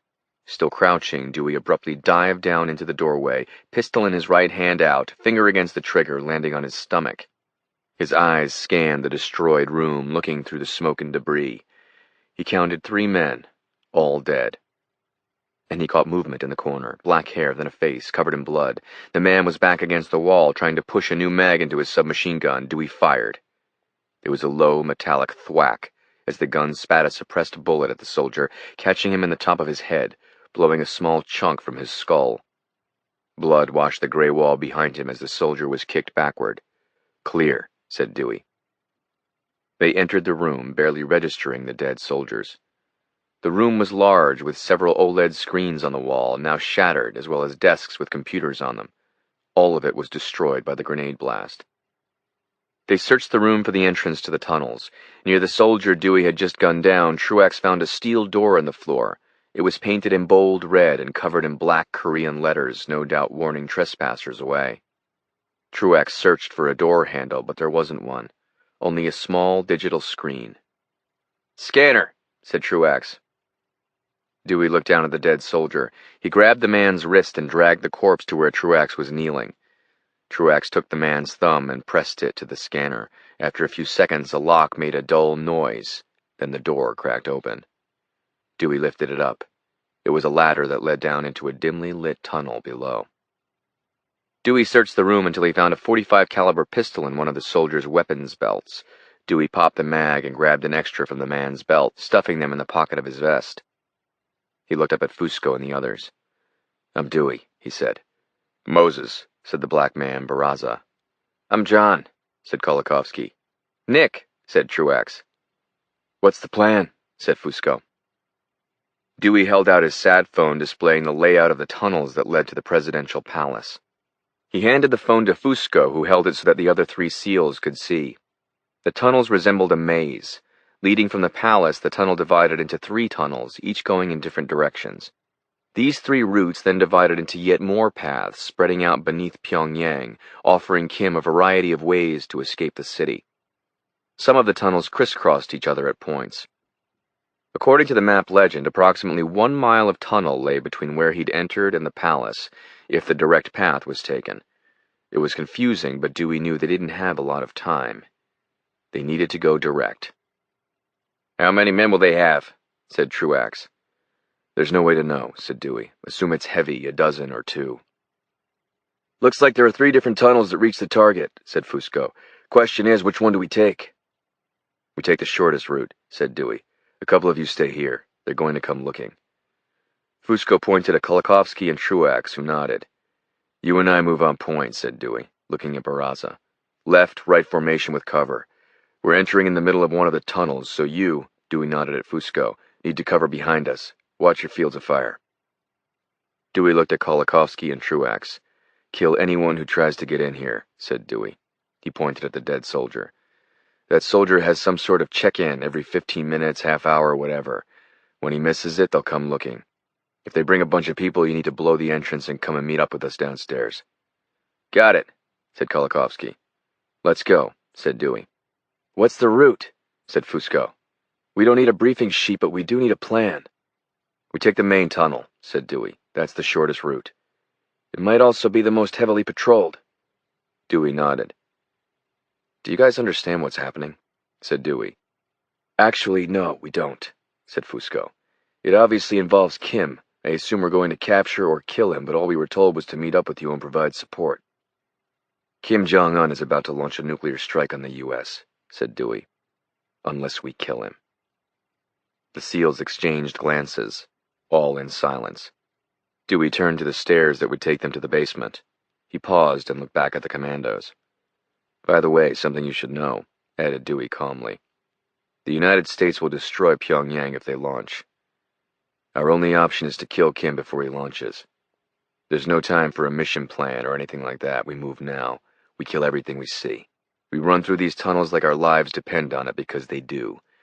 And then we kill that fat-ass motherfucker." Every one of the Navy SEALs nodded in agreement. "Let's go," said Dewey. Dewey looked down into the tunnel. A dull gray light shone up from somewhere below. Steel ladder rungs were embedded into the concrete wall of the tunnel. Dewey climbed down into the small space, trying not to think about Columbia, though he couldn't help it. He'd been trapped in an abandoned water pipe beneath New York City, unable to move and barely able to breathe. He fought to push the memory away. He started climbing down, remembering why he was here. If you want to live, you need to kill Kim. Chapter 67. Signals Intelligence Directorate, NSA, Fort Meade, Maryland. Samantha Stout finished constructing the algorithm. She sat back and stared at the screen. Bruckheimer was now coming into her office at 5-minute intervals, checking her progress. Will Parizeau had called her half a dozen times. "Well, here goes," she said. In order to test her work, Samantha ran the raw data from a single order to launch, selected at random from the catalog of launch sequences Rolex had learned from. It was a launch order made 4 months ago by the North Koreans, exactly 30 minutes prior to the test missile lifting off and flying into the Sea of Japan. She started the feed of data, this time with Rolex looking at it armed with the new algorithm. Her heart was racing as the line of code that demarcated the order to launch appeared on the screen, a series of zeros and ones that scrolled down the screen in rapid formation. She looked at the timer on the computer screen, counting the seconds, praying. After a minute, she stood up, too anxious to watch anymore. What had she done wrong? It should have triggered the algorithm by now. "Come on, you little bastard," she whispered. The first minute turned into 2, then 3. She finally moved over and in resignation got ready to type. She needed to go back into the algorithm and understand why it wasn't. A sharp chime sounded on the computer just as the entire screen started flashing. The word alert flashed in bright red. An automated voice came on the computer screen. "Sequence active," came the voice. 26 minutes, 29 seconds until missile launch. Samantha sat back in shock. Just then, the phone on her desk buzzed. "Will Parizeau is on, and he says he's with the president," said Samantha's assistant, Rudy. Bruckheimer suddenly stepped into her office, his tie off, sleeves rolled up, and a layer of perspiration on his face. Samantha grinned and leaned forward, hitting a button on the phone. "Hey, Will," she said as Bruckheimer stepped to the side of her desk. "Sam," said Parizeau on speaker, "I'm in the Situation Room. Unless you found out a way to do this, they're about to wipe out North Korea." "I got it," said Sam. She scooched her chair in and started typing. "We can now detect as of 3 minutes after they give the order to launch. Every launch sequence from the North Koreans has a 30-minute failsafe." "So we have 27 minutes," said Parizeau. "Excuse my language, but are you fucking sure?" "Positive," said Samantha. "What if they decide to launch without the failsafe?" said Parizeau. "That's a risk," said Samantha. "But every missile launch they've ever done has the 30-minute failsafe. I don't have a PhD in electrical engineering, but the delay might be structural. They might not be able to do it faster than 30 minutes. "That's a big risk," said Parizeau. "You don't understand risk, then," said Samantha. "It's never happened before. I do have a PhD in economics. From a risk perspective, there is none, other than a black elephant." "A what?" "A black elephant," said Samantha. "An anomaly. Now let me go. I need 5 minutes to upload it to the satellite. It'll be live then." "Live wire the priority feed into Janus 49. That way we can see it when it happens. Oh, and Sam?" "Yes?" "Nice work." Samantha continued typing, glancing up at Bruckheimer, who looked relieved. Bruckheimer didn't say anything, but he didn't need to. Samantha understood how proud he was. "I nailed it," she said. "Yes, you did," said Bruckheimer, patting her shoulder. Chapter 68. Situation Room, the White House. Jenna watched the scene with fascination. She had lived through other operations, but never one with such incredible ramifications. She was observing people, trying to figure them out.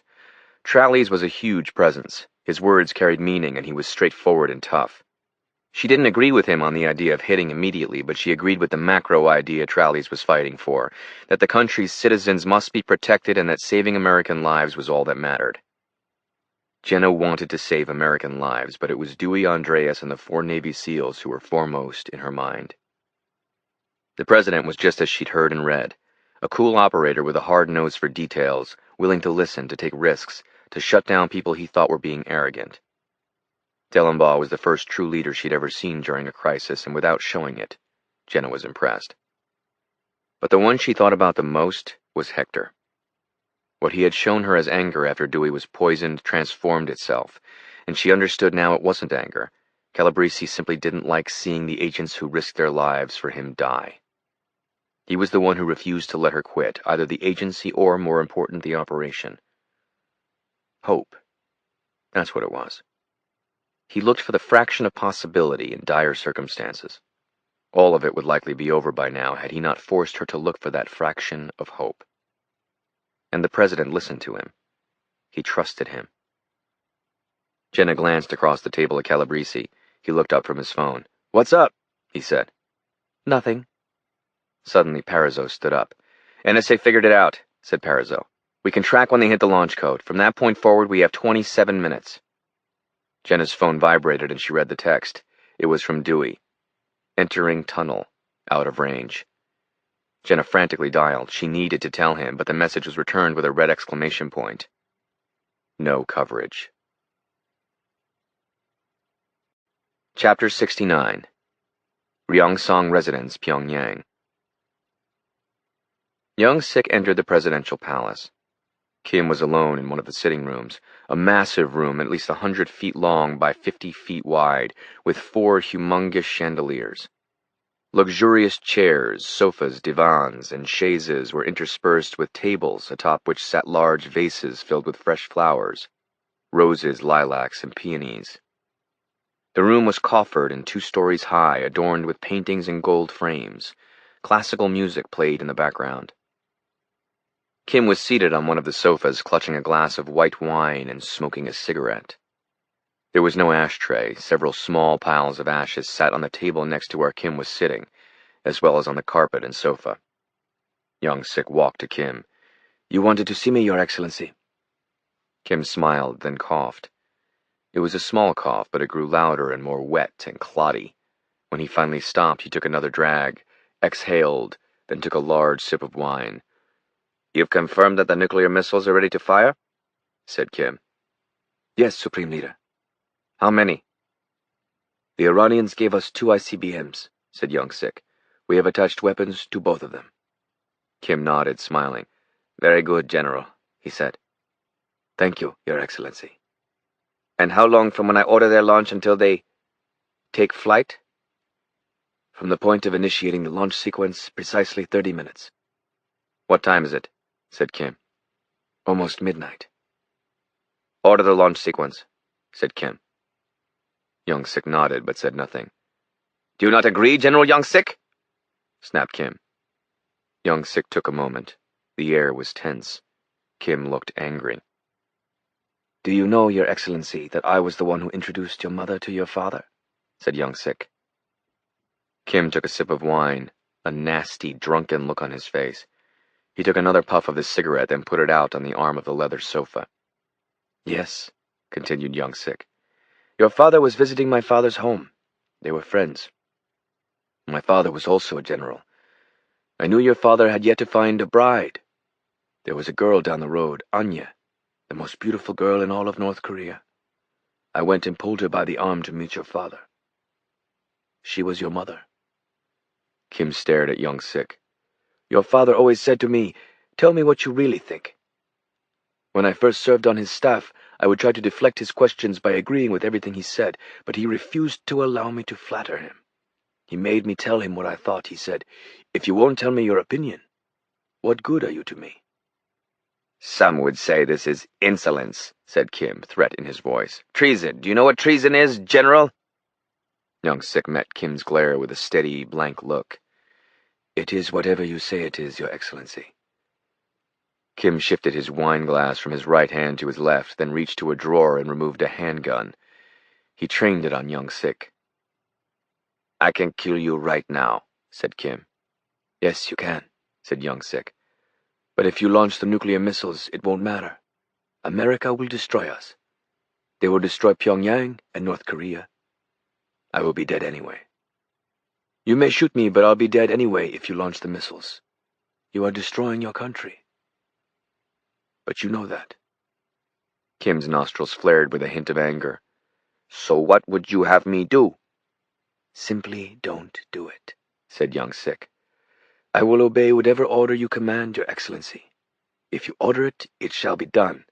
I care not how I die, by your gun or by an American bomb. But I will not disobey my supreme leader."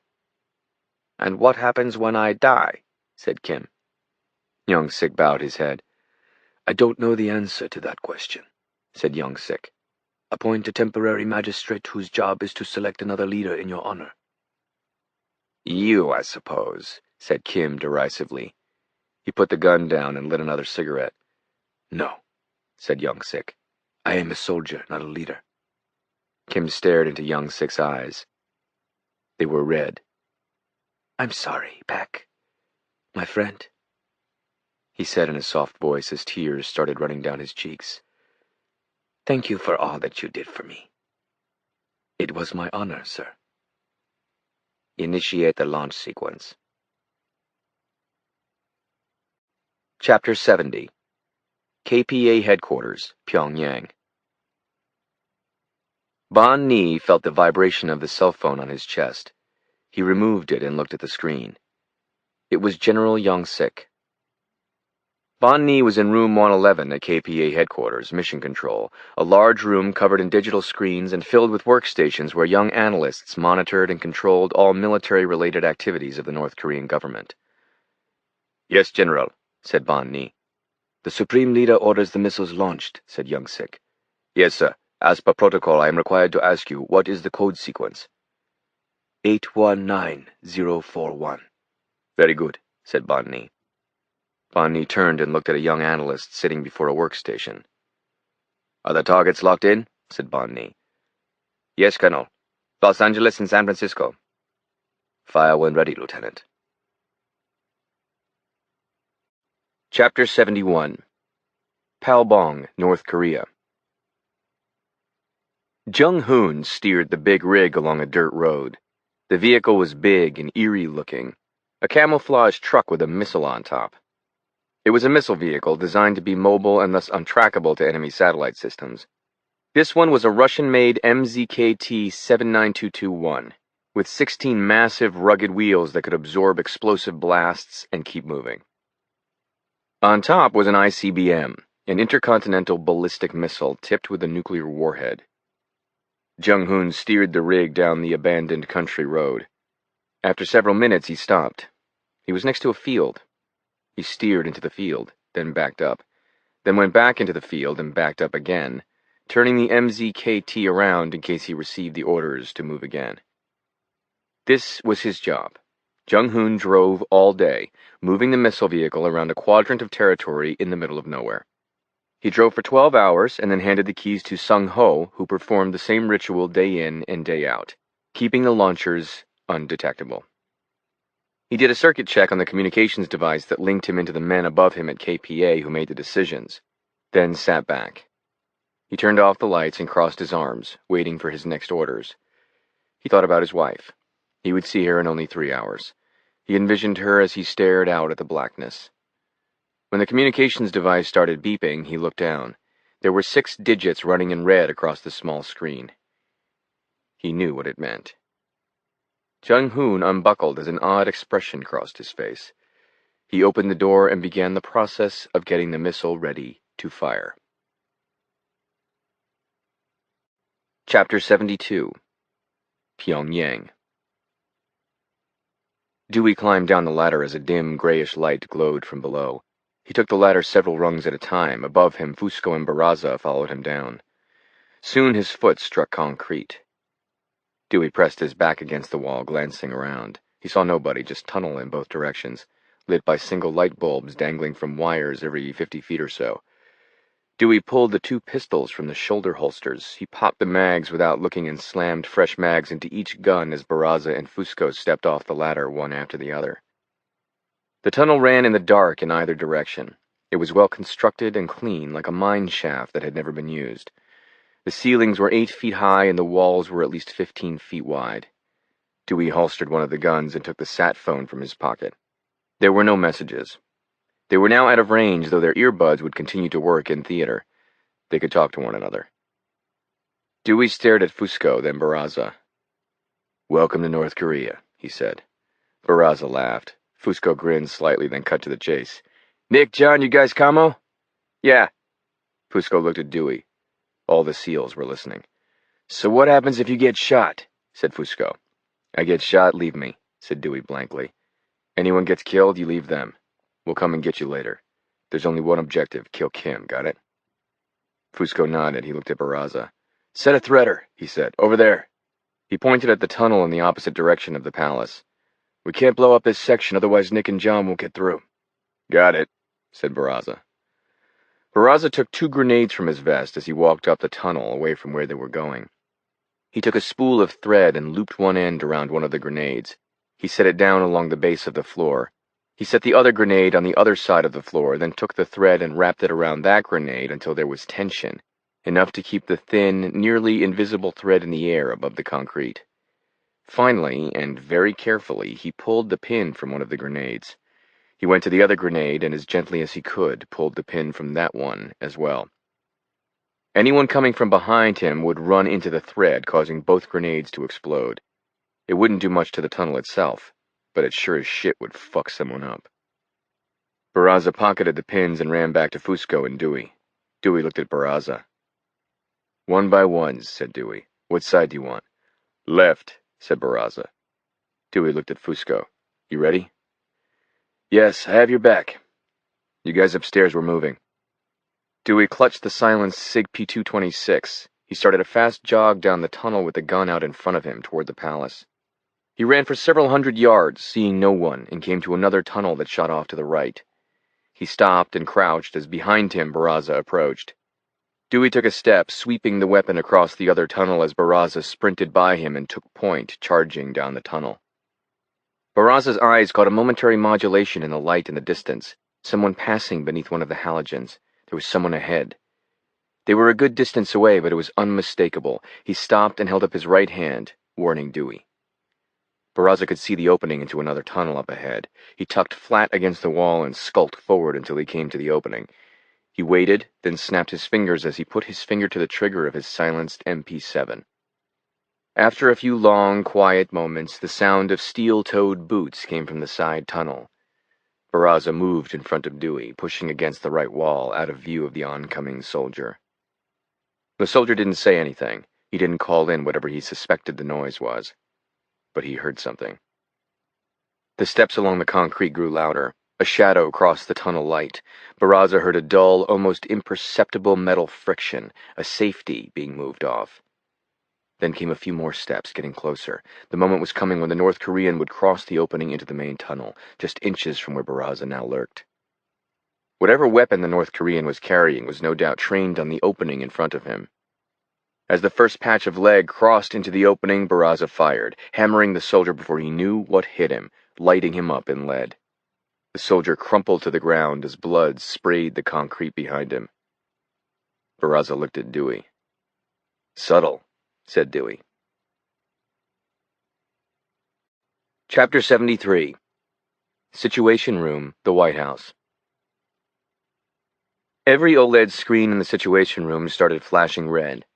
The word ALERT cut on and off across the screens.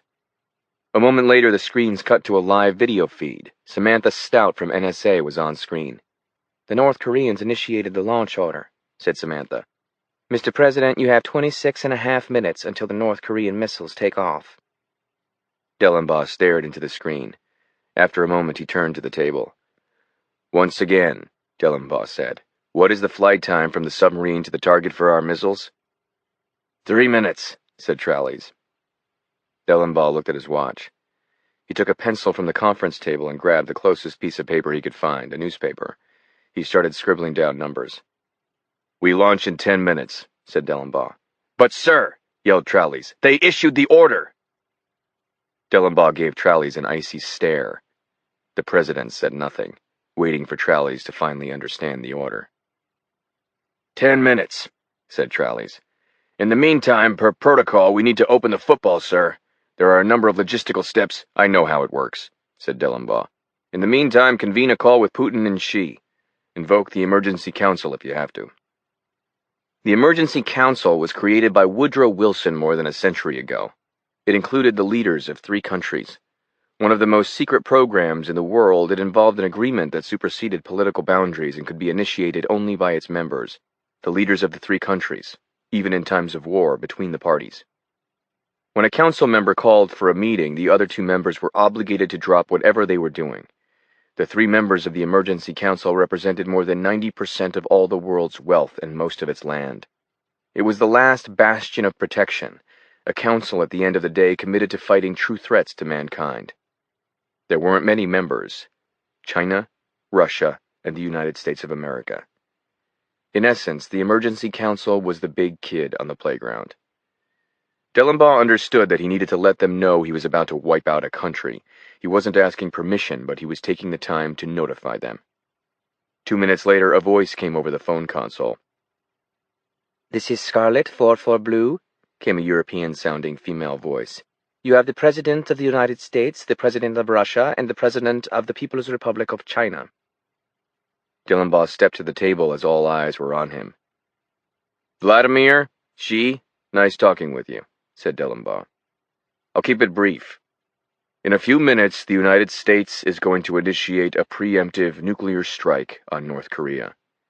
It's our only option at this point. Thank you for your time." Chapter 74. Pyongyang. Dewey and Barraza plowed down the tunnel, taking turns running point, switching when they came to a side tunnel. Fusco moved behind them, eyes and weapon trained backward. He'd switched weapons, taking out the M4, sweeping it across the tunnel behind them, looking for lurkers. Fusco stepped over the bloody corpse of the dead soldier. He kept moving back, but saw a shadow. He stopped. He crouched down low and pressed against the wall of the tunnel, waiting. He heard the faint scratch of material, the sound of someone inspecting the dead man. A moment later, the silhouette became clearer, the dull light illuminating him. Fusco aimed the rifle, and as the soldier stepped into his sight lines, swinging his gun toward Fusco, fired. Fusco's slug ripped the North Korean in the middle of his forehead, dropping him. Dewey and Barraza were now a good distance from Fusco. They moved past another tunnel opening without seeing anyone, and Dewey took point, running down the tunnel, gun extended. They hadn't even come to another opening when they both heard the sound of a soldier speaking Korean. The words were incomprehensible. The tone was frantic. Dewey tucked his gun in the shoulder holster and reached to his leg, taking out his combat blade. The soldier was just ahead, but out of sight, in the lee of the next turn. Just as the soldier stopped talking, Dewey broke into a desperate sprint. As Dewey hit the turn, he saw him clutching an Uzi. He swung the blade, slashing the knife from left to right as, with his outstretched left hand, he reached for the muzzle of submachine gun. Dewey's blade caught the soldier in the neck in the same moment his hand grabbed the muzzle. Dewey ripped the blade sideways as the soldier panicked, attempting to react, but the stab was far too deep and the soldier's hands let go of the gun and reached for his neck. He let out a low, pained groan just as the blade tore horizontally across the nape of his neck. He went tumbling down to the concrete, unable to trigger the gun even once. The gash was deep and jagged, severing half the gunman's neck. Blood started flowing immediately, as if an envelope suddenly opened and spilled out a gurgle of crimson. Dewey kept the Uzi. "We're getting closer," said Barraza. "Lighting's better, more soldiers." As they continued down the tunnel, they heard a walkie-talkie, words in Korean. Dewey stopped walking. He went back to the soldier and took the radio from his belt. Someone was calling the soldier. It didn't sound urgent, until the second squawk a few seconds later. Dewey put the radio in his pocket. "We need to move faster," said Dewey. Dewey and Barraza started a hard sprint, running towards the remaining gunmen who stood between them and Kim. A bolt of cold fear hit Dewey. He realized that the North Koreans knew they were there and why they were there. Talmadge, the dead man at Talmadge's apartment, the takedown of the tunnel entrance. They understood that an invader was in their midst, an invader with one objective: assassinate Kim. Kill the Supreme Leader. "Faster," said Dewey, pushing the pace of their hard run. "Faster! We need to move faster!" Chapter 75. Pyongyang. Truax heard it first. A door moving. He looked at Kolakowski. A half-second later, they charged for the hatch that led to the tunnel, just as automatic gunfire sprayed the door and the sound of boots echoed in between the low-pitched din of the submachine guns. They went through the interior door and slammed it shut. Truax pulled a small object from his vest pocket the size of a pack of cigarettes as Kolakowski ripped a spider web of red, green, and black wires from his pocket. Truax tore off a layer of black, wet-looking plastic from the object. Beneath was a small brick of Semtex, enough Semtex to take down the first 3 floors of the building. He placed it gently against the seam of the door hatch and pressed slowly against it, smashing the clay-like material in place. Kolakowski inserted the wires, one of which was attached to a tiny copper switch. He taped the wires next to the steel hatch so that when it opened, the wires would fall. He pressed a small button on the side of the copper switch, initiating a single-purpose motion detector. Then they fled. Down the tunnel ladder, Kolakowski in front, each man scrambling as the sound of automatic weapon fire grew louder above them. They could hear shouting in Korean, high-pitched orders punctuated by yet more gunfire. Kolakowski and Truax reached the concrete floor of the tunnel and started sprinting, just as the explosion mauled the air. The air pressure threw each man off his feet, kicking them forward. The tunnel behind them collapsed beneath the weight of the falling apartment building. The sound of bending metal and the choke of slurry dust washed over them. Kolakowski was the first to his feet. He grabbed Truax by the front of his weapons vest and pulled him up. "Let's go!" he yelled. Chapter 76.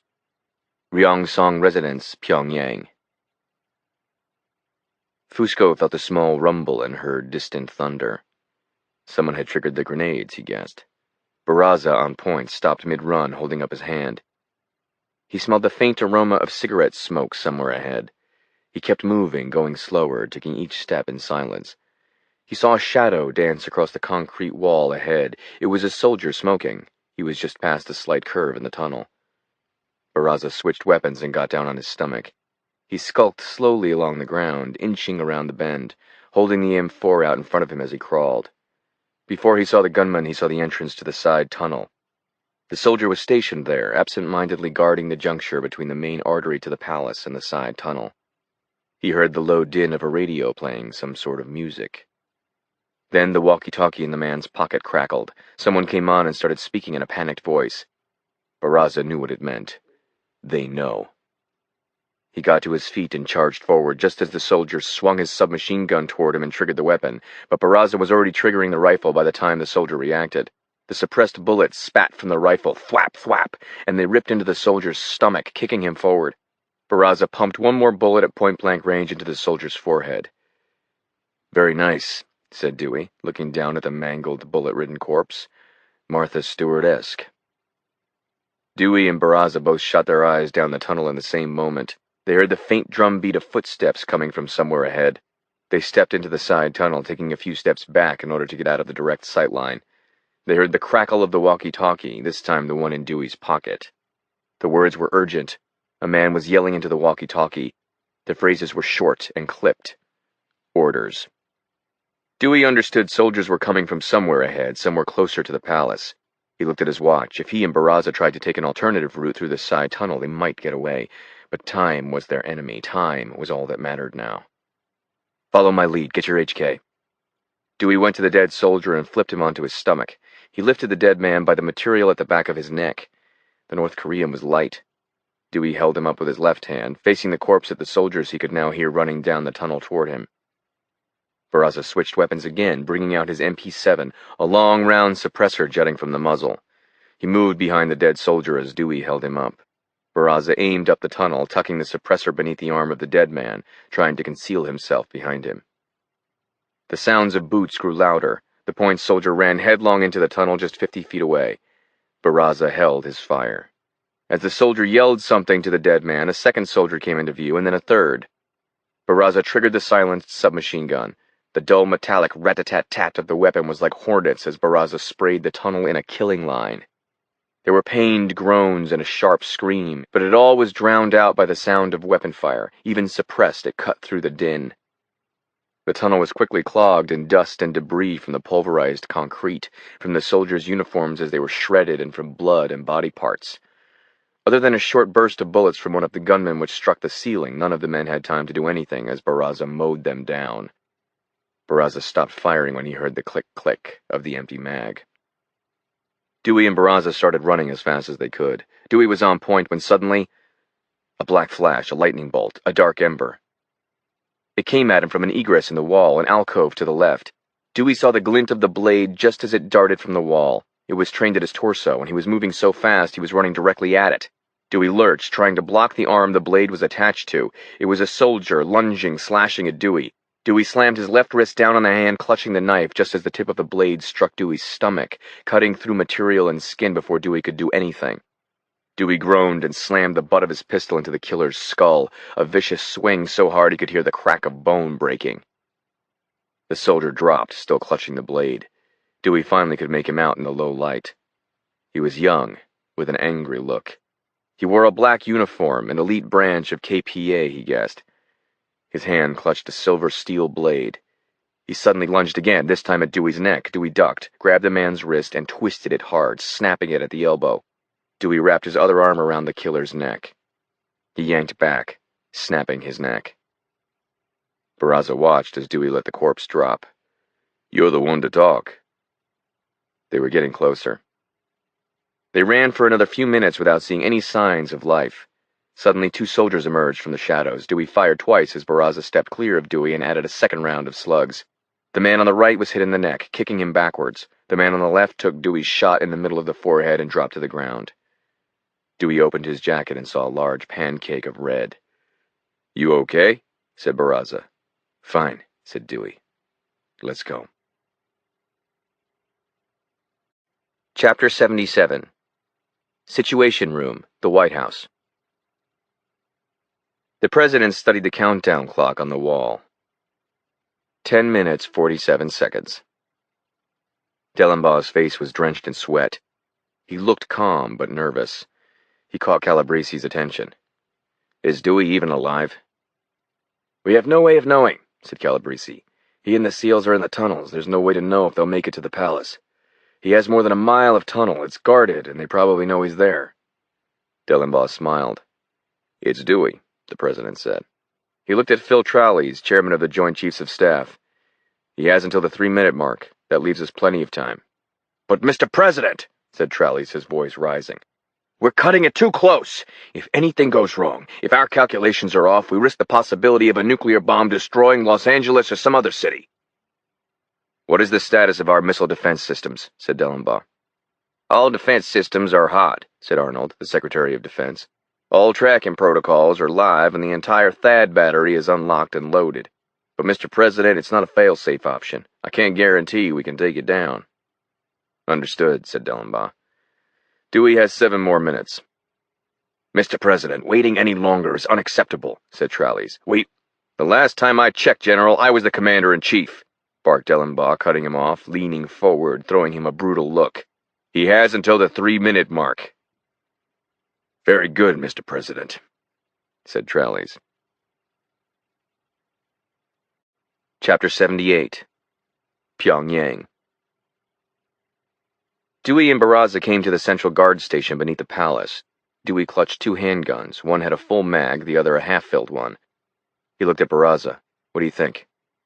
"Let me soften him up with a few 433s, said Barraza. "Do it." Barraza took a grenade from his belt and put it into the undermounted launcher on his rifle. He took aim and fired. The grenade launcher made a low popping noise as it hurled the grenade down the hall into the guard station.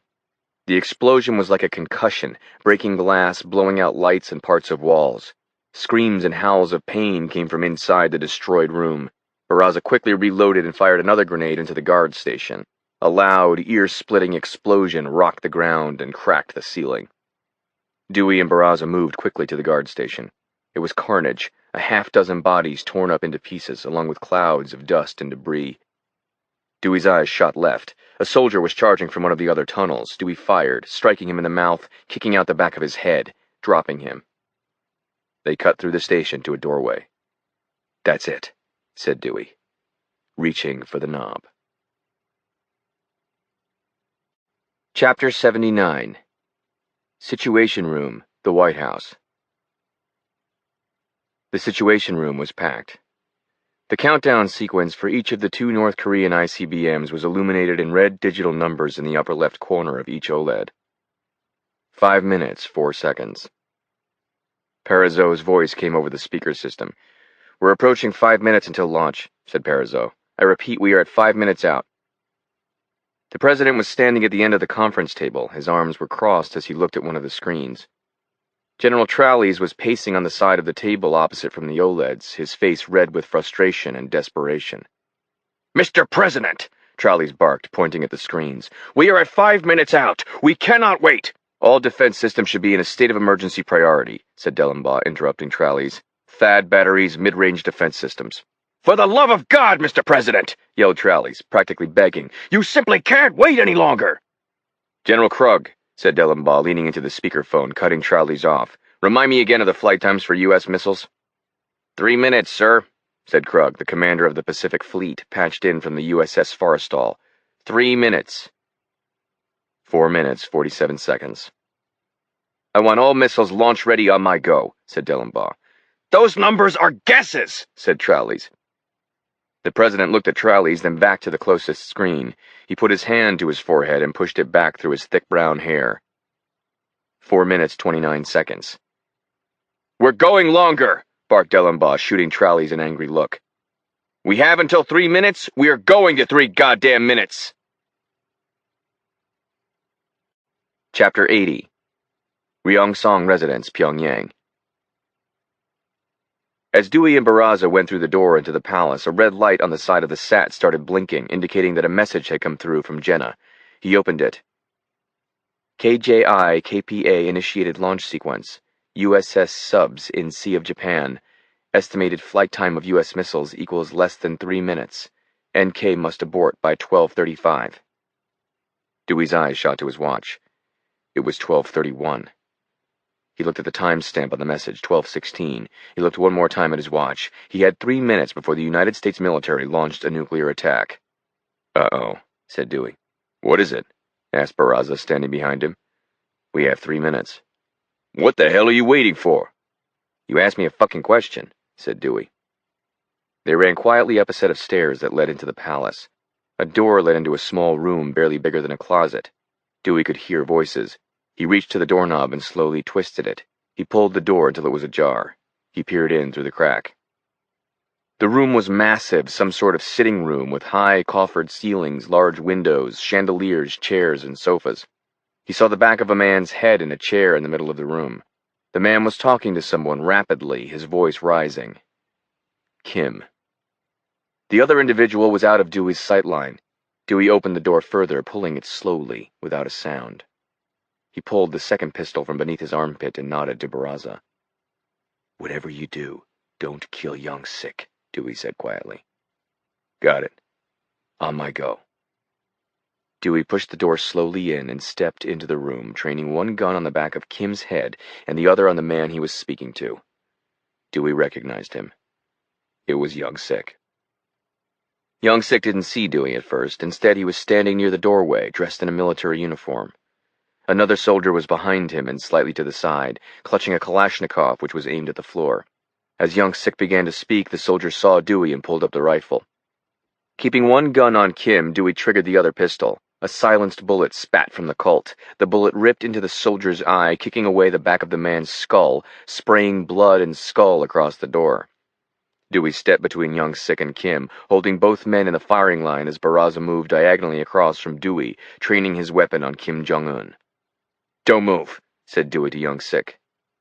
Dewey turned and for the first time met eyes with Kim. Kim was seated on a large wing chair, his face drawn and gray. He looked smaller than he did in photos. The cancer was ravaging him, though his hair remained a thick block of oddly manicured black, and he was still a fat load.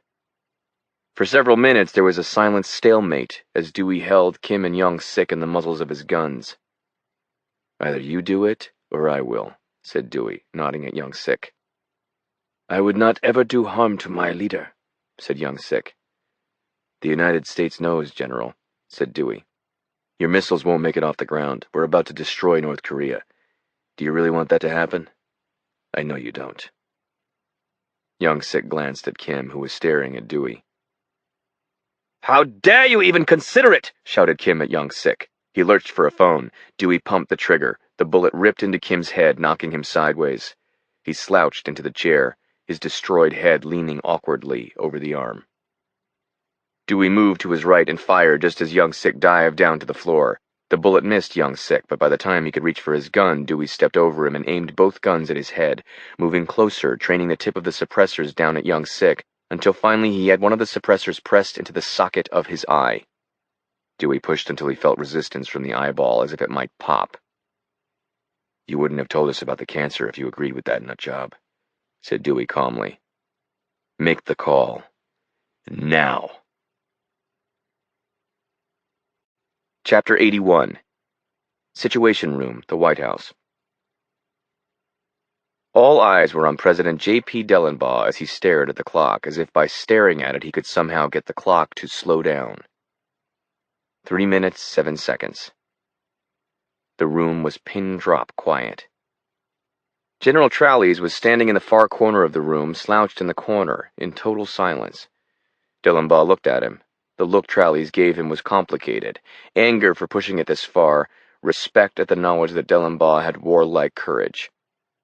Dellenbaugh looked at Calabrese, seated in a chair, hands clutched together, biting his lip. He saw Josh Brubaker standing next to Dale Arnold along the wall, both men silent, both staring at him as he pushed everything to the last possible moment. Dellenbaugh forced himself to look at the clock.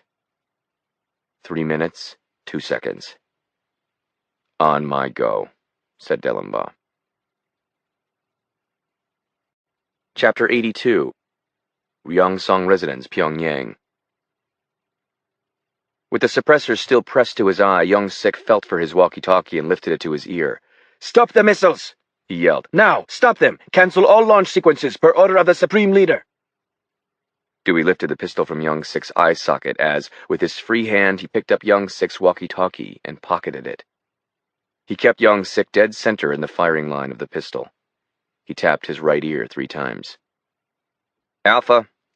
"Give me the president," said Dewey as he looked at Young Sik. "This is Dewey Andreas." As Dewey waited, he walked over to Young Sik, who Barraza held in the firing line of his submachine gun. Dewey motioned for Barraza to lower it, signaling that now Young Sik could be trusted, even though he knew it wasn't true. Young Sik was still on his back on the floor. Dewey came up to Young Sik and crouched down. "Hey, General, don't be so down," said Dewey, patting Young Sik's shoulder as gently as he could. "You just saved at least 1,000,000 lives, including yours, and more importantly, mine.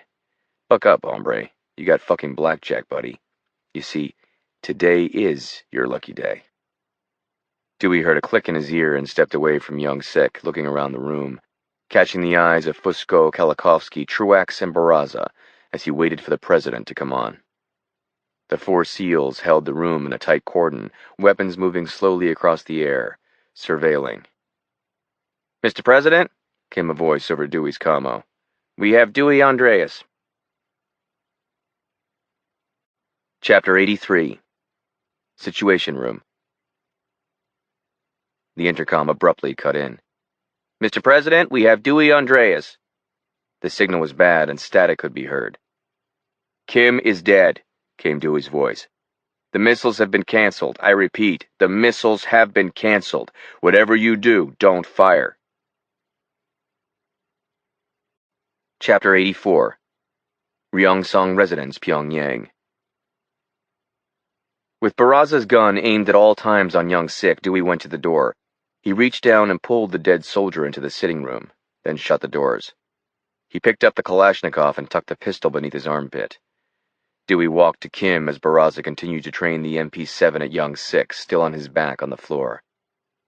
"May I get up?" said Young Sik. "No." Dewey stood in front of Kim. He was slouched over, the side of his head destroyed, the chair covered in a riot of blood. Dewey took the phone and took a few photos. "I'm sending photos of Kim," said Dewey. "I need a recon team in here immediately. We're inside the palace. You should have my phone locked in. We're in the living quarters somewhere. I don't know how long I can hold the theater." A voice came through the phone. "Dewey, this is General Krug. We'll get a team there in about 15 minutes, but you need to make sure they shut off air defenses." Roger that, said Dewey. Dewey turned. He walked to Young Sik. Get up, he said. He pointed with the gun at a sofa near the far wall. Over there. Dewey held Young Sik's wrist and guided him to the sofa. Dewey remained standing. He tapped his ear. CENTCOM, I need a Korean translator on this call, said Dewey. I speak Korean, said Krug. Make sure he's telling them to stand down, said Dewey. Dewey looked at Young Sik. He handed him the KPA walkie-talkie. Tell them to expect inbound helicopters, General, Dewey told Young Sik. They are not to be fired on. How would I possibly explain that? Yelled Young Sik. How the fuck should I know? Said Dewey. You're the boss, figure it out. Young Sik stared at the walkie-talkie. He looked at Dewey. Why are they coming? We don't want to run your country, General, if that's what you're thinking, said Dewey. But we are going to take your nukes. All we want is stability. And Iraq? Shut Young Sik. Afghanistan? How about Vietnam? Dewey nodded. Those are the three primary reasons we don't want to run your country, said Dewey. You're in charge now. You wouldn't have told us about Kim's cancer if you didn't give a damn about your country. Where are they coming from? It doesn't matter, said Dewey coldly. Tell them to turn off the goddamn air defenses. Young Sik whispered so that nobody else would hear. So I can tell them they're friendly? Young Sik asked. Sure, said Dewey. Just understand that if those choppers get fired on, you get a bullet in your kneecap. Dewey paused. It's over, General. We don't want to kill anyone, and we don't want to run your country. We just don't feel like getting nuked. Young Sik nodded. He lifted the walkie-talkie and hit the mic. This is General Young Sik. The Supreme Leader is welcoming guests. They will be coming from multiple places and possibly both coasts. Expect several helicopters. They are not to be fired upon. I repeat, do not fire upon the helicopters. They are friends. I don't have to tell you what will happen if any of the helicopters are shot at. Young Sik handed Dewey the walkie-talkie. Sounded good, said Krug. We'll see you in 15 minutes, Dewey. Dewey hung up the phone. Now that wasn't too bad, said Dewey, taking the walkie-talkie. I can see why you're such a good general. Young Sik shook his head. So do you have senior officers you trust? Said Dewey. Of course. And ones you don't? Yes, those two. I've been through a couple of these before, said Dewey. Change in government. For what it's worth, some advice. You're going to need some support. Get the ones you trust over here. And the ones I don't? They need to be locked up, said Dewey. You can let them out later if you want. When you assume power, you need to immediately start thinking about preservation of power. That means right now. Slowly, Young Sik extended his hand to Dewey. He shook Dewey's hand. Thank you for saving my country. Chapter 85. Ryongsong Residence, Pyongyang. The palace was soon teeming with people. 5 American choppers landed on the palace roof, carrying inside them a small army of Navy SEALs as well as high-level JSOC political, military, and logistics officers, including General Tory Krug, the U.S. commander of the Pacific Fleet. When Krug entered the sitting room, he was trailed by several SEALs in tactical military gear. Krug registered Kim, lifeless and untouched, on the chair. He saw Dewey standing at the far side of the room, talking with Young Sik. Take Dewey's position, said Krug to one of the frogmen. I need to talk with him. The SEAL walked to Dewey and introduced himself. Dewey, General Krug wants a word. I'll stay with General Young Sik. Dewey nodded and walked to Krug. Hi, Dewey, said Krug. General, how you feeling? Fine. Hector is on his way here, along with some planners from the Pentagon and State, said Krug. It's going to be a while. Why don't you take one of the choppers and go back to the ship? I'll have them set you up with a cabin, warm shower, a good meal. I'd rather wait, said Dewey. I'm fine. Let's make sure this thing holds. Have it your way, said Krug. He nodded at Young Sik. Is he going to work with us? I think so, but I don't know. Krug reached out and patted Dewey on the shoulder.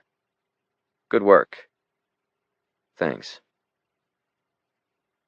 The additional American Special Forces soldiers enabled them to quickly take the entire palace under armed guard.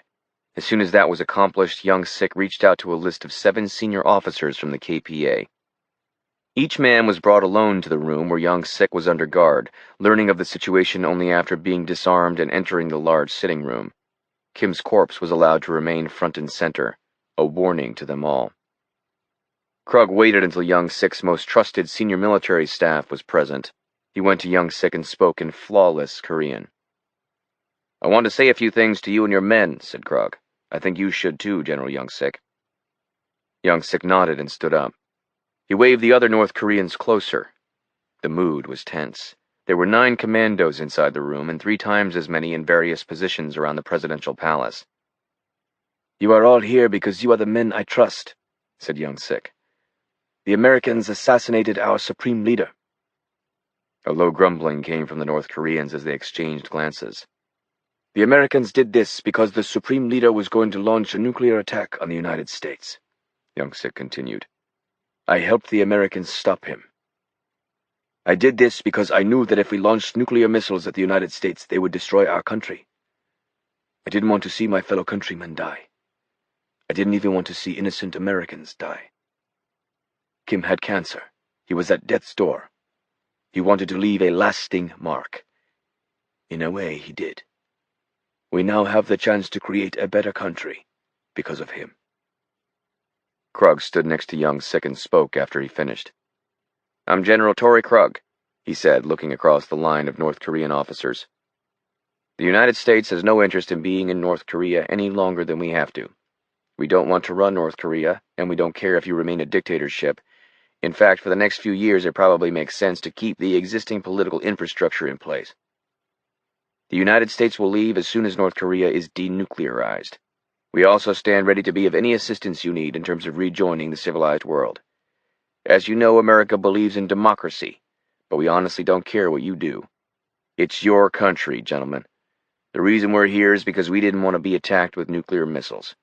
That's the bottom line. We'll leave when we're sure it'll never happen again. In the meantime, no one leaves the palace, and no one communicates outside the palace, unless we tell you to."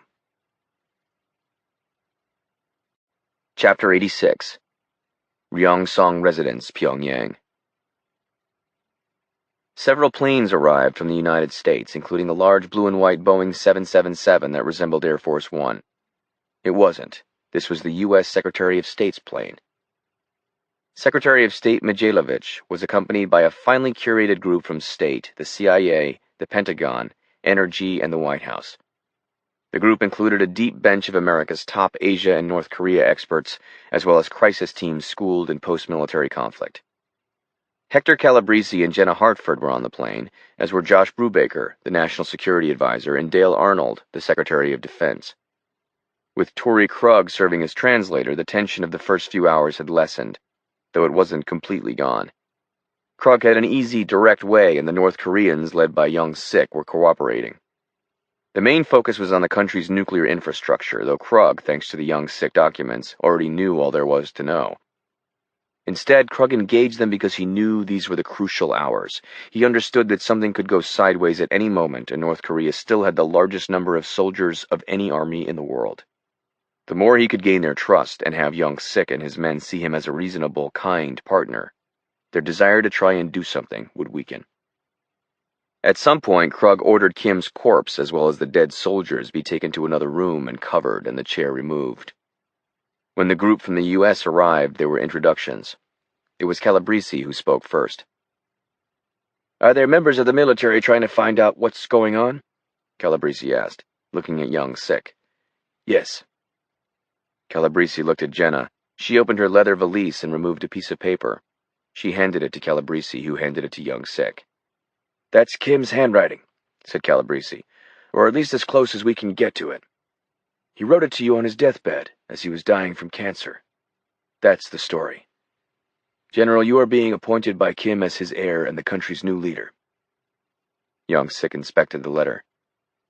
"This isn't true," said Young Sick. "General Young Sick, it's imperative North Korea not be seen as having been taken over by the United States," said Calabrese. "We believe it's absolutely imperative that your countrymen not know what really happened." Young Sick nodded. "I understand." "It doesn't mean we want you to be a dictator," said Calabrese, "though if you do, we'll have no control over it. This note simply covers up the fact that Kim was killed. It's for the masses. It buys you time to plan a smooth transition and to maintain stability. That's all. Calabresi looked at Mila Mijailovic. My name is Mila Mijailovic, and I'm the United States Secretary of State, she said. Thank you for having us, for safeguarding our arrival, and most of all, for listening. I want to tell you, first of all, that we are acutely aware of the dire circumstances regarding the North Korean treasury and economy. That is why the United States and several other nations have joined together and are preparing to make an immediate injection of cash into the North Korean treasury. The amount is $5 billion, and it will be wired as soon as we have the correct information. I should tell you that the group of nations includes Great Britain, Germany, Canada, and South Korea. We will help you. We want to help you. We want to do it quietly. When the money runs out, we will be there for you. Young Sik looked down at the floor, then scanned his lieutenants. Young Sik looked at Krug. May we have a few minutes to consider what you said? Young Sik said politely. Of course, said Krug, nodding at a pair of men clutching rifles near the door, telling them without words to keep their eyes fixed on the group. Krug stepped away along with Mijailovic, Calabresi, and Arnold. Young Sik and his top lieutenants moved to the side of the room and spoke for less than 10 minutes. When they returned to Krug and the others, a nervous smile was across Young Sik's face. We will do it, said Young Sik. We are unanimous in our decision. It is the right thing for our people. Chapter 87. River House, MI6 Headquarters, London. Tacoma entered Derek Chalmers' third-floor office. He was still dressed in a leather coat and white t-shirt from Moscow. That was quick, said Chalmers. Tacoma said nothing. Where's Katie? Paraguay, said Tacoma. You were alone? That was worth $2 million a week? You get what you get and you don't complain, said Tacoma. Are you interested in what I found, or should I come back another time? Touché. I found Billy Thompson, definitely GRU. He admitted to killing Charles Hartford. Admitted to it? Yes. Freely? I exerted a little pressure, said Tacoma. I asked him why. He said it was a warning to Jenna. Chalmers' brow furrowed as he realized the implication. Jenna? Yes, said Tacoma. When I asked him why, he said, even I don't know that. Chalmers stood up and walked to the bar in his office. He poured himself a scotch. Rob, do you want something? No, I need to go, said Tacoma, standing up. Chalmers took a sip. How far does this go? Said Chalmers. You pay for confidentiality, said Tacoma, unless it's something that the United States needs to know. If she's working at Langley... I'll call Hector, said Chalmers. Tacoma walked to the door. Derek, don't jump to conclusions, said Tacoma. Assuming Jen is bad is the same thing as everyone who assumed Billy Thompson was good. You recruited her. Someone might be setting her up. What did you do with Billy Thompson? Tacoma smiled. Broke his neck. See you later, Derek. Chapter 88. Ryongsong Residence, Pyongyang. As the conclave broke up, Jenna glanced around the large room. She hadn't seen Dewey, but her eyes found him on a sofa along the far wall of the gigantic, ornate room. It was a fancy, extra-long sofa with gold-covered fabric. Dewey was seated, watching everything, a gun on his lap. His weapons vest was still on.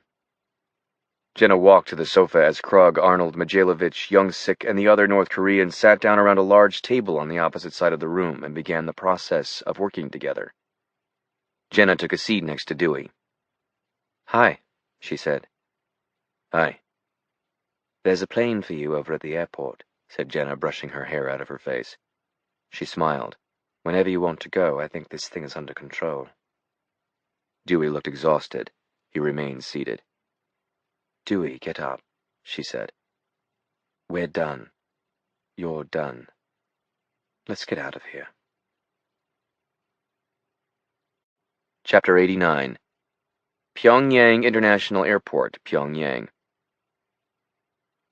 A silver Gulfstream G650ER was idling at Pyongyang International Airport, engines humming. A few seconds later, a gray Sikorsky SH-60 descended toward the tarmac and touched down next to the jet. The side door opened, and Dewey and Jenna stepped down onto the tarmac. They walked to the 650, Jenna in front, and they both climbed on board. Inside, Dewey pressed a button and the hydraulics purred, pulling the stairs shut. Within a minute, the CIA-owned jet was barreling down the runway, climbing rapidly into the dark sky.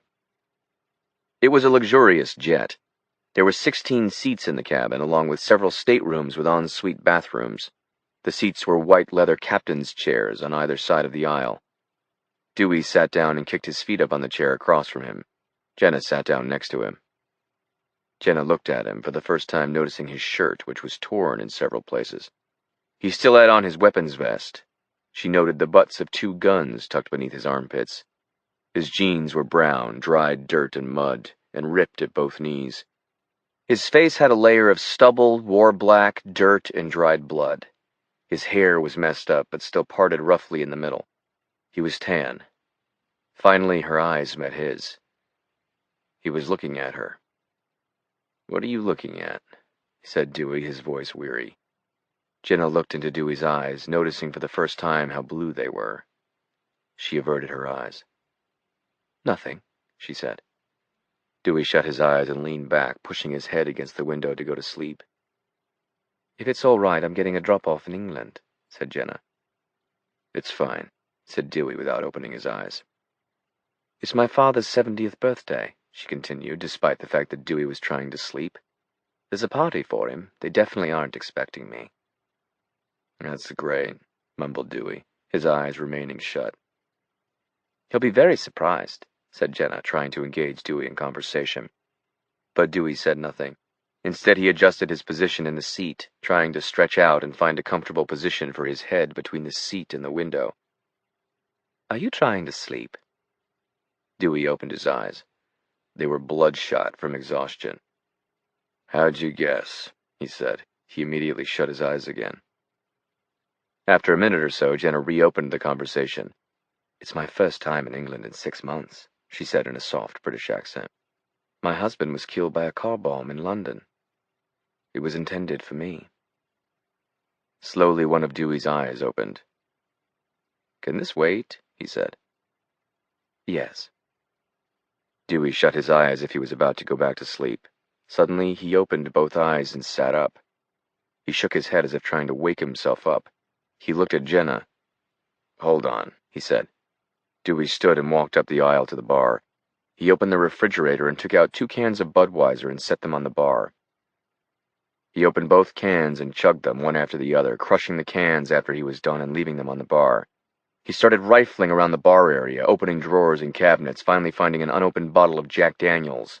He unscrewed the top and took a sizable chug. He looked back down the aisle. "Do you want something to drink?" "Whatever you're having," said Jenna. Dewey took 2 glasses and poured each one half full with whiskey. He took 2 more beers from the refrigerator and walked back down the aisle. He handed Jenna the glass of Jack Daniels. She took the glass with a look of disbelief and shock at the volume of brown liquid, just as Dewey extended the beer. She took that too. Dewey sat down, put his legs up, and brought the glass of bourbon to his lips and took a big sip. "So your husband died?" said Dewey, leaning back. "Tell me what happened." For the next 2 hours, Jenna did most of the talking.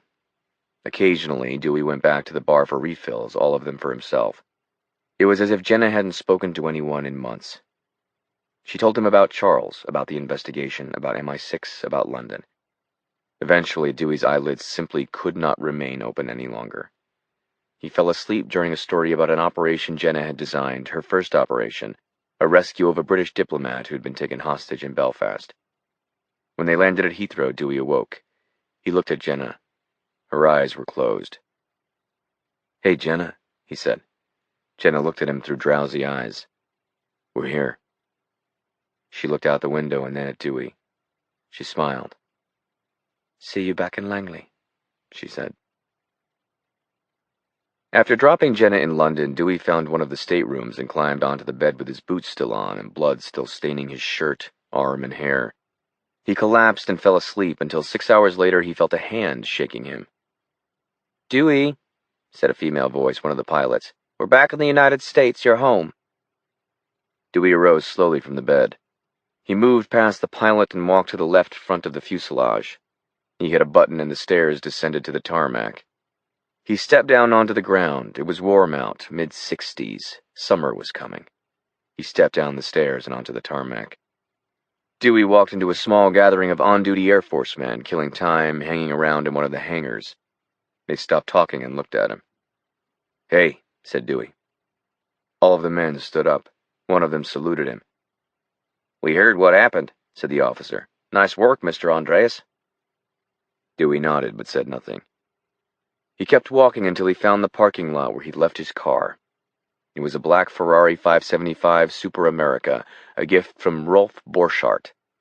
Dewey didn't necessarily like expensive cars, but he was starting to like this one.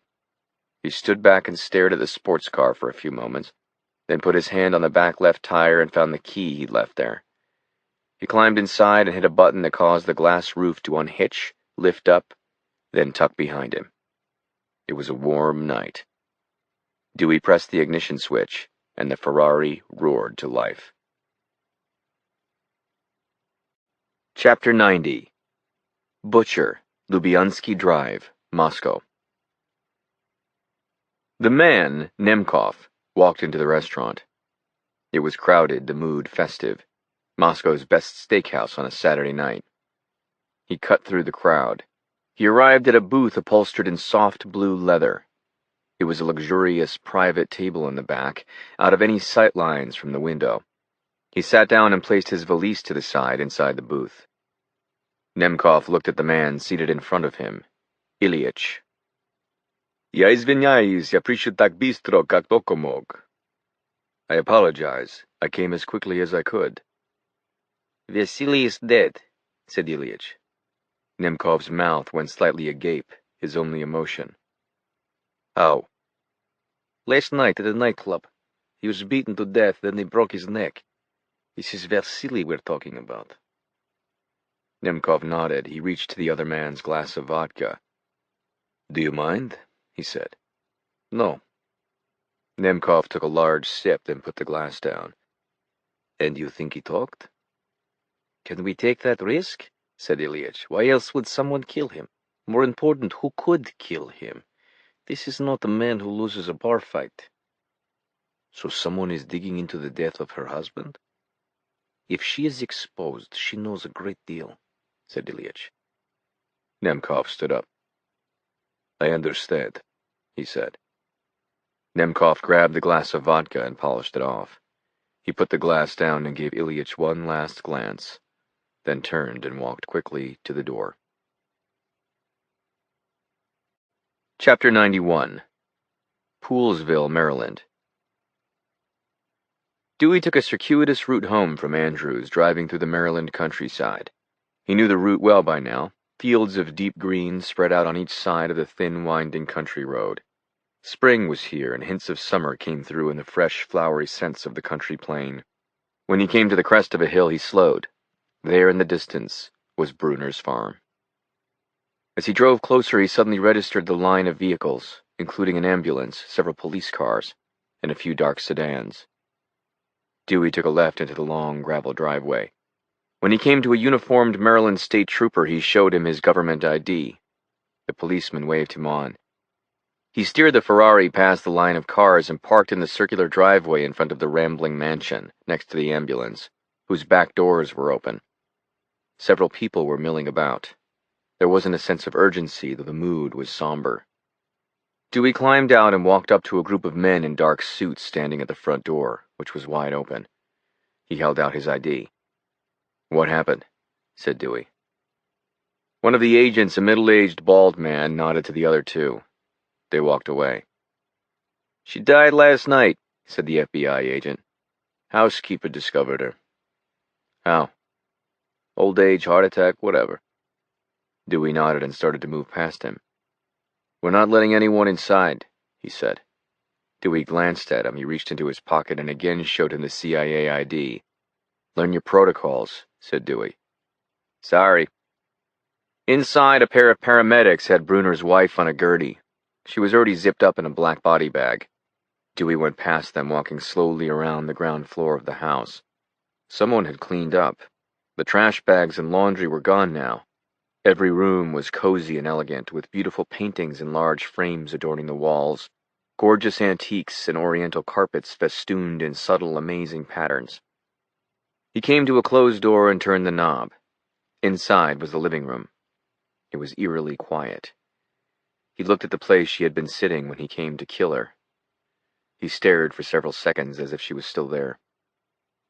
Then he saw movement and glanced to his right.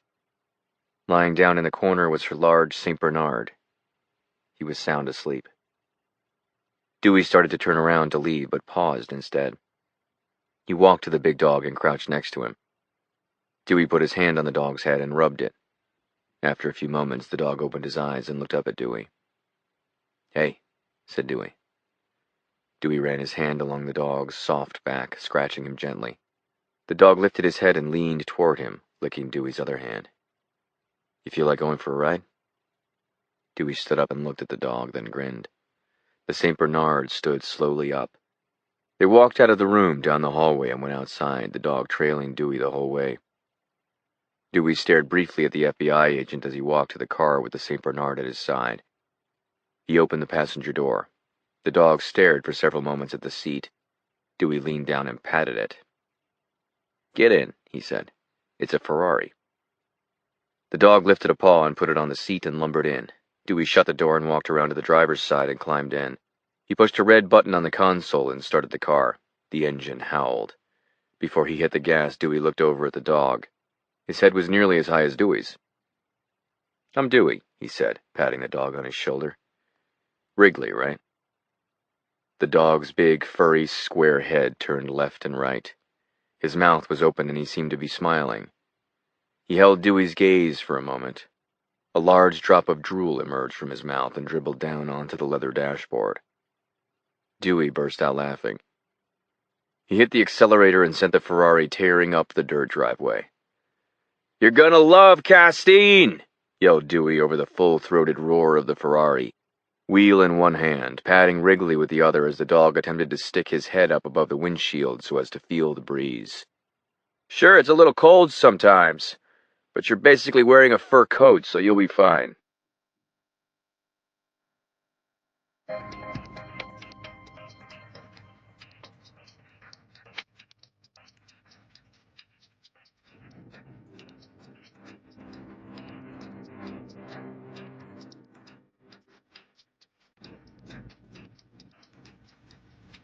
We hope you've enjoyed Bloody Sunday, a Macmillan audiobook production from St. Martin's Press. Text copyright 2018 by Ben Coes. Production copyright 2018 by Macmillan Audio. This program was produced by Robert Van Kolken. Post-production by John Marshall Media. All rights reserved.